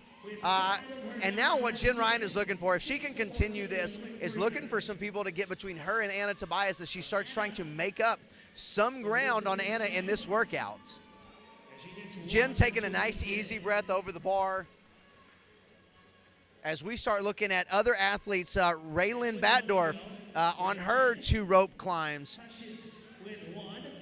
Sarah Blunk on her 2 rope climbs. Now, Jen Ryan, though, running away with this, done with her second round, heading back to her rope climb. She's got 1 rope climb and 6 thrusters. I don't see these rope climbs being a big difficulty for her. She's going to chalk up, get those hands nice and ready for her rope climbs, and there's no reason for her to rush this. The only thing that will happen with you rushing this is failing possibly. Take your time. You've got plenty of a lead. These thrusters are taking these ladies a long time, so breathe because you can see all of your competitors on the floor. There's no reason to rush yourself. However, knowing Jen Ryan, I don't believe that that's going to be an option for her, kind of waiting with a quick descent. We're going to watch her attack this last barbell. So what I'm talking about Jen not allowing herself to go a little bit slower, Jen is going to attack this last barbell, step across the line triumphantly.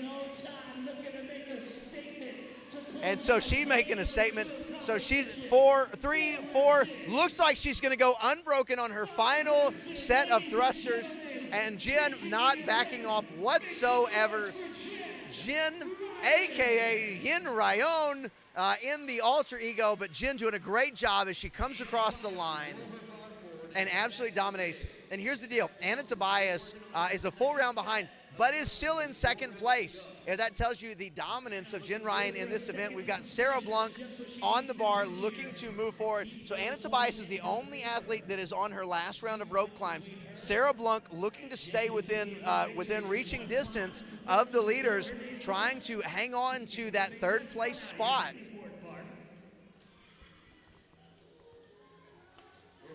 Fran Bowen, though, not letting her get too far away. Fran Bowen working away at those thrusters. This group right here in the middle of the floor is really staying tight. They're not allowing anybody to really gain a lot of ground. Anna Tobias moving back to her 6 thrusters.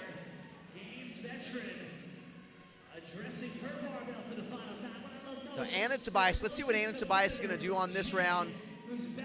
as she really is pulling away at these thrusters, really pushing strong.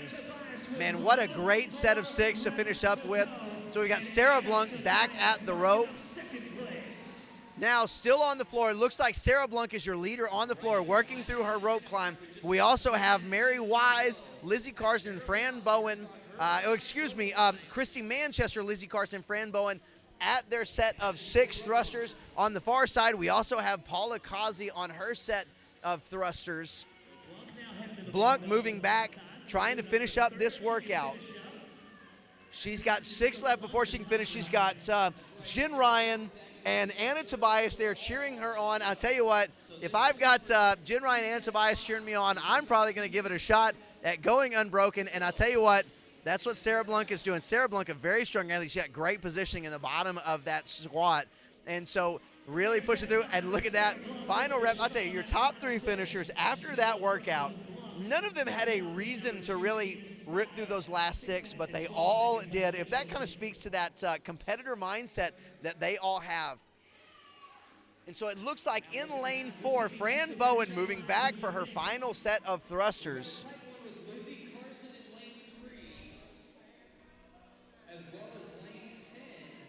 So we've got Lizzie Carson in lane 3 trying to finish up her set of 6 thrusters.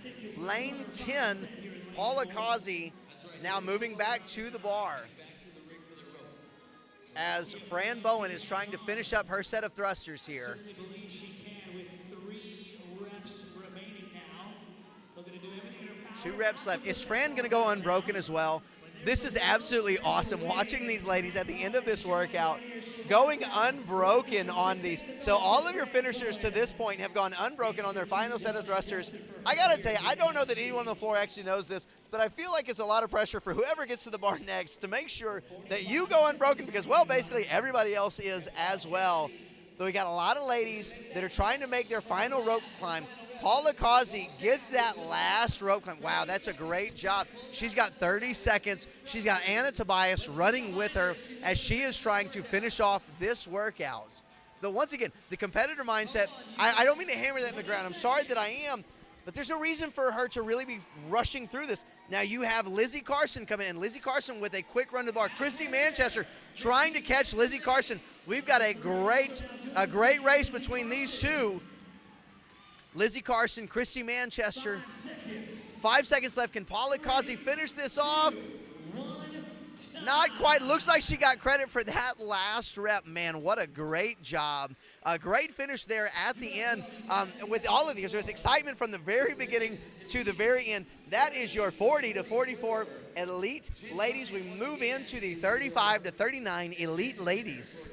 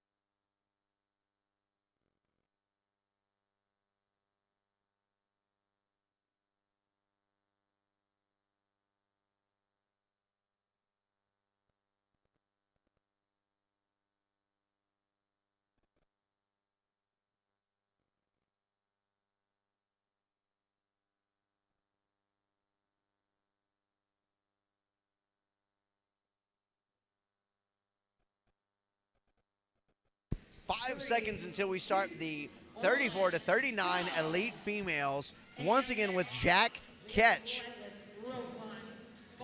3 legless rope climbs, 12 thrusters, 2 legless rope climbs, 9 thrusters, 1 legless rope climb, 6 thrusters. The thrusters are at 115.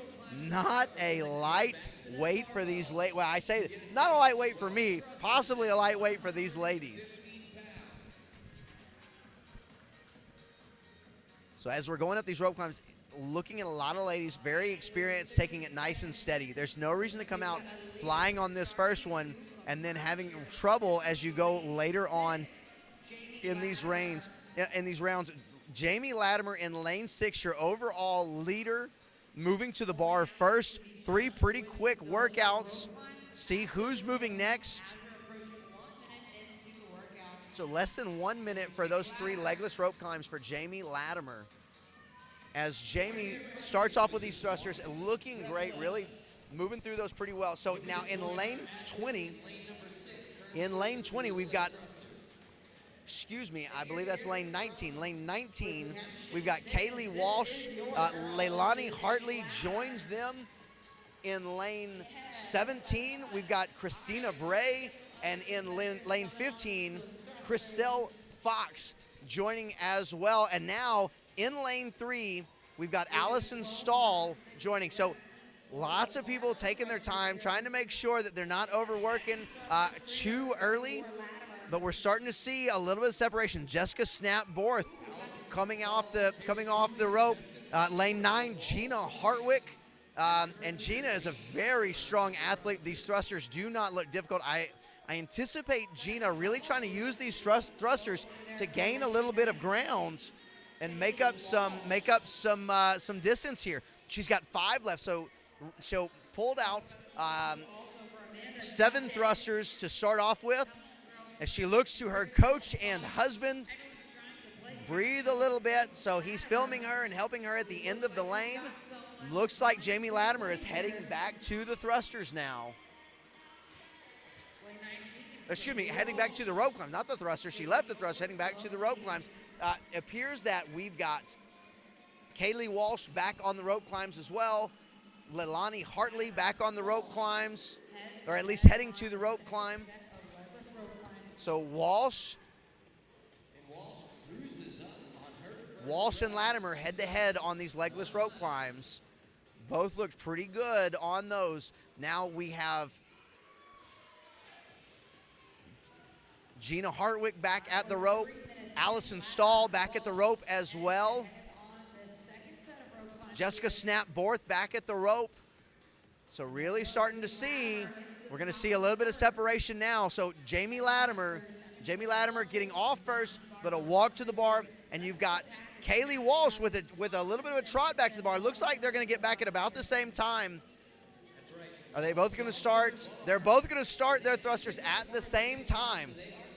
Neck and neck, and honestly, neck and neck on their reps. They're both on 3. Walsh is actually starting to pull ahead on the thrusters now. As she drops, takes a breather. Looks like Latimer is going to Latimer's going to drop as well. So both are taking a breather now. And we have Leilani Hartley joining, as well as Allison Stahl. They're on opposite sides of the floor here. And no idea where the other is, but they are together. 1 rep to go for Latimer. Latimer 1 rep to go. Walsh 1 rep to go now. Both moving the bar at the same time. Latimer walking back. Walsh now walking back. And so here's the deal. 1 legless rope climb left and 6 thrusters. I can only hope that these ladies finish their rope climb at the exact same time, and we get to see a thruster race when they don't know where everybody else is. They're on opposite sides of the floor. So Leilani Hartley finishing up, heading back to the rope for her one final rope climb as well. So Jamie Latimer heading up. Walsh still breathing. So Latimer now moving back to the bar for her final rope climbs. Gina Hartwick absolutely ripping through her set of thrusters. And so we have Walsh moving. Whoa, Walsh moving back. Latimer moving. Walsh jog back to the bar. Boy, if they can hang on to this. Latimer has a short lead, but now they're both 3-3. Looks like Walsh is actually moving a little bit faster. Walsh is going to take this. Walsh drops the bar, gets over. Walsh takes the lead. Oh my gosh, didn't see that coming. Walsh takes the lead. Latimer takes second. What a great race. Now the race is between Leilani Hartley and Allison Stahl. Stahl runs to the bar, gets those thrusters started early. Leilani Hartley now back at the bar. Looks like Walsh is going to take this race for third. Leilani Hartley's probably going to finish off for fourth. Yes, Walsh finishes with an unbroken set. Allison Stahl, now what? Allison Stahl. Leilani Hartley finishes, looks like in lane 15. Christelle Fox is going to finish. She's going to take the next spot as we've got lots of ladies doing some amazing work. Boy, this heat is absolutely flying.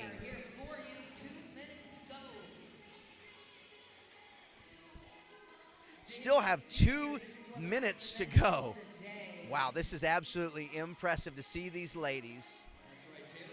So we got Gina Hartwick making her way up the rope. Hand over hand, boys. She's got those long arms here. She's trying to get back to the rope. She's got to call it hooks the feet. She has to call it for that final, for those final couple of feet. And that is just a gut-wrenching thought that you get all the way up that rope and just know that you can't possibly make any more ground on that rope climb. And so you just have to come down after climbing up 90% of the rope. So right now, it's just kind of a waiting game. We still have about 90 seconds, and it's more just about a waiting game. Are you willing to wait long enough to be able to climb that rope? Looks like Jessica Snap-Borth coming down the rope. Looks like that's her final rope climb. I believe she's trying to finish up her set. She has 6 thrusters left. Now, here's the deal. Taylor Cooley is going to try to catch Jessica Snap-Borth. They are right next to each other. Looks like Jessica Snap-Borth is going to be 2 thrusters ahead, but Taylor Cooley is one. She's moving far quicker. Is Jessica Snap-Borth going to be able to continue? She's starting to slow here at the ends. Oh, and it's a race over the bar. I don't even know who got first. Oh my gosh, both finished. That's got to be a neck and neck finish. What an incredible finish on trying to get them both across the line. They both finished their thruster and got across the line at the same time. Just going to come down to the timers. Absolutely awesome race.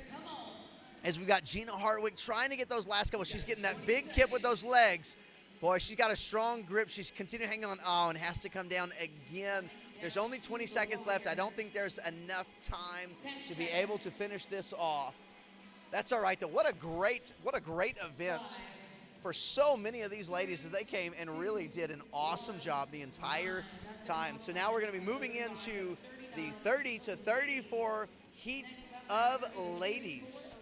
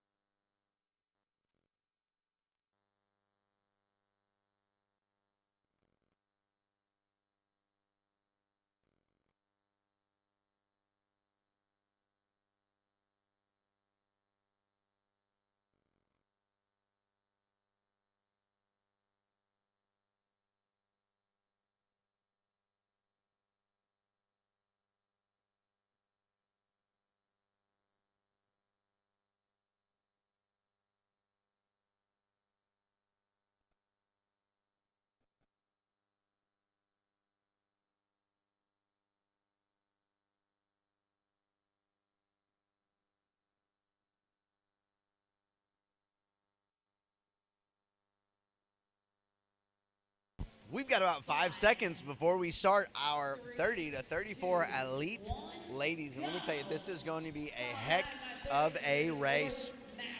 So we've got 3 legless rope climbs, 12 thrusters, 2 legless rope climbs, 9 thrusters, 1 legless rope climb, 6 thrusters, thrusters at 115. Got those 3 legless rope climbs to get through before we You'll see who comes off of the rope first. Got some very heavy thrusters as we move in, so trying to push this rope, if you are not very comfortable pushing the rope, could be a mistake. Really trying not to get too caught up in the competition of it all, making sure that this first round, you are kind of running your race with the amounts that are here. Maybe we can start looking at the competition around us after that. First female, Shelby Forney. Shelby Forney coming off first. competition floor, medic to the competition floor, lane 10. Medic competition floor, lane 10. Shelby Forney really moving through these well. Lindsey Grassis right next to her. In lane 7, we've got Becca Sheely looking good as well. Those are the only 3 currently on the thrusters. We do have in lane 13, Megan Grinnan. Megan Grinnan is moving up as well. So we only have about 5 ladies on the bar. In lane 14, Chelsea McCarty. Now joined in lane 16 with Marilyn Wilmot. I'll tell y'all what, Sarah Sigmund's daughter used to know how to rope climb. Neither did Catherine. Look at them now. All right, so our leader, Shelby Forney, back at the rope, heading up that rope, but she is closely followed by Lindsey Grassis. Lindsey stopping to get a little bit of chalk. Oh no, Shelby Forney with a no rep on that first. Underway in the second set. No rep on her first attempt, so she still has 2 left. So you've got Shelby Forney and Lindsey Grassis both standing next to each other, waiting until they approach that next rope climb. Shelby hops up first. She's had a lot more rest now, even though Shelby got back to it first. Lindsey took her time after coming off those thrusters. Shelby looks much better this round, as they are also joined in lane 5 by Katie Simonson. Katie Simonson starting to see more ladies come back for their 2 rope climbs. Got lane 15 and 16 both just walked back. Amanda Ritchie, Marilyn Wilmot both walking back. And Lindsey Grass is the first to hop up in the 2 leaders. As she comes. Her rope just needs to touch that metal plate, and here she comes. And so now Lindsey Grass is coming. That's your leader. But here's the deal. Shelby Forney, after an initial fail, is still moving well up the bar, or moving well up the rope, moving well on the bar. So now it just becomes kind of a waiting game. Who is it is going to be able to stay steady? Who's going to be able to get back to the rope and just breathe enough to be able to go? Now, here's the deal, though. In lane 7, Becca Sheely is starting to creep up. Almost approaching that 4-minute mark. So we have... Our final heat of women. Elite. We've got Becca Sheely starting to make her way into these 9. We've got 3 left for Lindsey Grassis, 4 left for Shelby Forney, and they are joined by Katie Simonson. Now on the other side of the floor in lane 18, Lauren Lavalley joins the party. Lauren has kind of snuck up on us a little bit, as in lane 13, Megan Greenan also joining the thrusters. And now you've got Lindsey Grassis moving back, Shelby Forney moving back. So both are going to be standing at the rope at the same time as they are both fighting for that first spot. Who is it that is going to hop up first? And are they going to hop up too soon? This is part of that game, part of trying to figure out what is your next move. And who feels stronger as they move back to the thrusters, quite frankly. To get to the top of the Who's going to make the first move? Oh my gosh, they both make the first move. If they both get up there at the same time, this is going to get crazy again. Both are moving up, small steps. And both get that rep and both come down. So now it's a race. Both are jogging to the bar. As Lindsey Grasses picks up the bar first, Shelby Forney next. If Lindsey has a 1-rep lead. If she can just maintain this, she's going to take that 1-rep lead and take the win. 1 for Lindsey. I think Shelby might have seen the writing on the wall, drops the bar, comes back, still in command of that second spot. If she can finish off strong here, nice. Shelby Forney with that second place finish. Now here's the deal. In lane 18, Lauren Lavalley looks like she has a chance to take third. Lane 7, Becca Shealy is at the bar as well, as is in lane 5, Katie Simonson. But it is in lane 18, Lauren Lavalley finishes in third place. Several ladies at that final bar, all in the same area together, knowing where each other is. You can look and see their reps as Katie Simonson is going to take the next spot. Well, I'll tell you what, in lane 15, Amanda Ritchie is excited to get back to that barbell. She was moving in a hurry, and you know what? She is really ripping through these thrusters. She may actually give, if she can get back at, no, Becca Shealy across the line as in lane 15. Amanda Ritchie with a great finish. Man, she almost picked up speed as she went. What a great job. As now we see Britta Castillo moving back to the rope for her final rope climb. In lane 9, we've got Jennifer Lehan working through her final set of thrusters. As in lane 13, Megan Greenan finishes off her round, finishes off her afternoon. Kristen Hernandez with a quick run to the bar. Kristen, looking very strong on these thrusters as Jennifer Lehan finishes across the line. Looking like in lane 14, Chelsea McCarty looking good too, but Kristen Hernandez with a great set of thrusters at the end is able to finish off her afternoon, her evening actually, as we're looking at about 7:13 now. In lane 14, you got Chelsea McCarty trying to finish this off. 1 rep left. She's going to step over the bar, finish that off. There you go, 10 seconds. Get up to the top of that rope. 10 seconds left. 5, 3. Got Britta Castillo trying to get through her thrusters. Can't quite get through them. But a great race between Shelby Forney and Lindsey Grasses, as we have a great chance there to see some people come from behind, see some people really ripping through those thrusters at the end. Now we're going to switch over. We're going to bring the men, the elite men, out onto the floor. Our first heat is going to be the 60-plus elite men.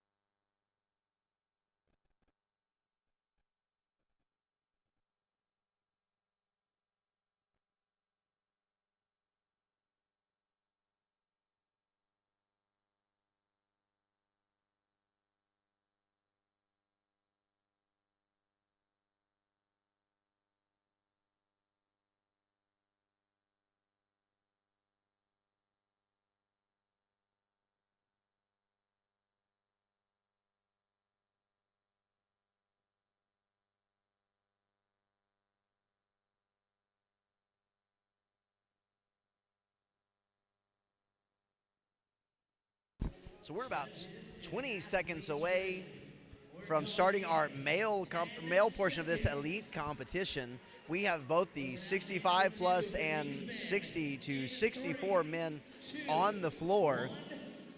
Their version of this workout is 4 rope climbs, 12 thrusters, 3 rope climbs, 9 thrusters, 2 rope climbs, and 1 thruster at 95 pounds. These gentlemen are able to use their legs. We've seen that using the legs changes the workout a little bit, but it still doesn't eliminate the possibility of that failure coming at the end, because there's so much more grip involved, because you're jumping back up on that rope really quick. I'm not going to say more grip, but it changes the effect on the grip. Want to go for Hippensteel, down lane 2. Looks like Dave Hippensteel has 1 rep to go. Dave leading the way in the gymnastics in this 65-plus division. Yep. A beautiful descent is Hippensteel now. And so Dave heads on the 60-plus division in lane 14. We've got Greg Beams. Greg Beams in lane 20. We've got Michael Wall in lane 19. We've got Gus Vandervoot. And then joined in the middle of the floor by Tony Tursky. Tony in pretty good position in terms of the events this week. The way he's been moving through these events. But it looks like, so our first athlete in the 60-plus moving back to the bar is in lane 14, Greg Beams. Greg Beams, and we have Dave Hippensteel finishes off his thrusters first. Now he's heading back to the rope as well. In lane number 20, Michael Wall also heading back, and it looks like Michael Wall is going to hop straight up. Michael Wall will be Down to lane 14 heading up the rope. with Greg Beams.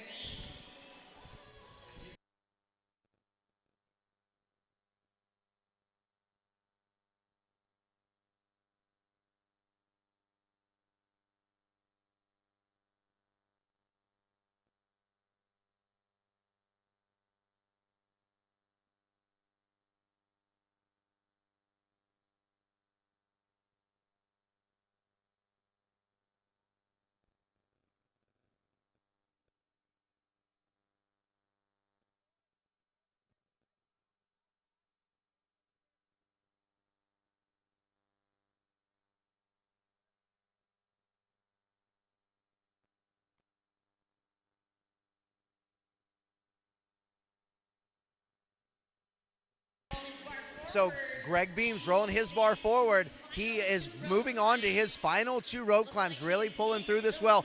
Dave Hippensteel in the lead in the 65-plus, but Matt Bell not letting him get too far away. Matt Bell also on the thrusters now as well. Oh, a little bit of a spill over here on the 65-plus. Tony Tursky back to the bar, moving through those thrusters.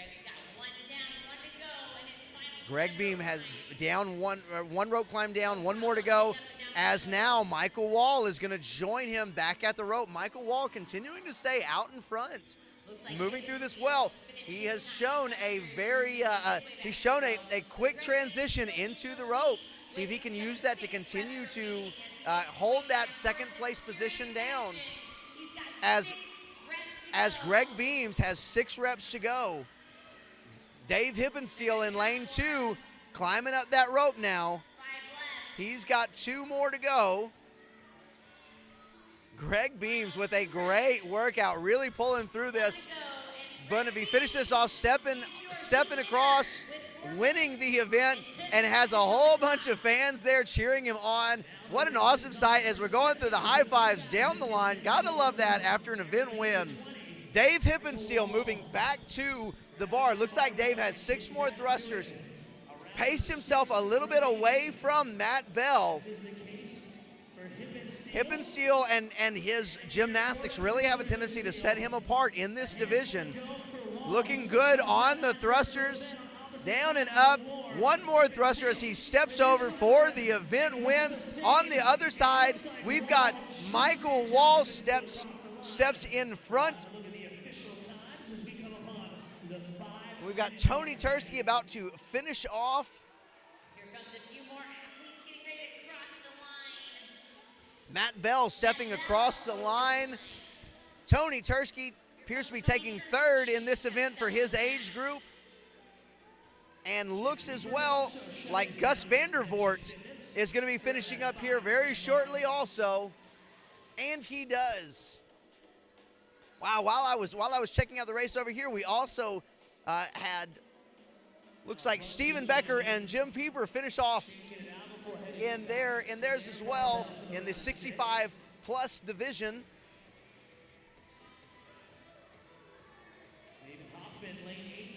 Lane 18. David Hoffman almost finished. He's got 4 reps left, but I tell you what, in lane 21, Thomas Isbicki is trying to catch him. He's got a very quick cycle. They both only have 1 left. Who's going to get it up? Put it down. And it looks like David Hoffman puts his foot on the mat first. As in lane 3, so I spoke too soon. Steven Becker now on to the thrusters as he's working through his 6 thrusters. Next competitors on the far end of the floor. Mike Ware stepping over the bar, finishing off his workout. Lane 15, we've got Stanley Wood to the bar. Lane 13, Mark Peters. So Stanley Wood, Mark Peters, back and forth here. Who's going to finish this off? Both have 3 thrusters. They're going 1 for 1, rep for rep on these thrusters. One more to go for Peters, 1 more to go for Wood as Peters locks it out. Peters finishes off, comes across the line. Wood now stepping across the line. What a great job there. So we've got 1 minute remaining. We've got Keith Williams still on the floor for the 60 to 64, and Rick Seamus on the floor for the 65 plus category. Tell you what, this is no small feat. Once again, think about how many people in the world that are 60 plus can, much less lift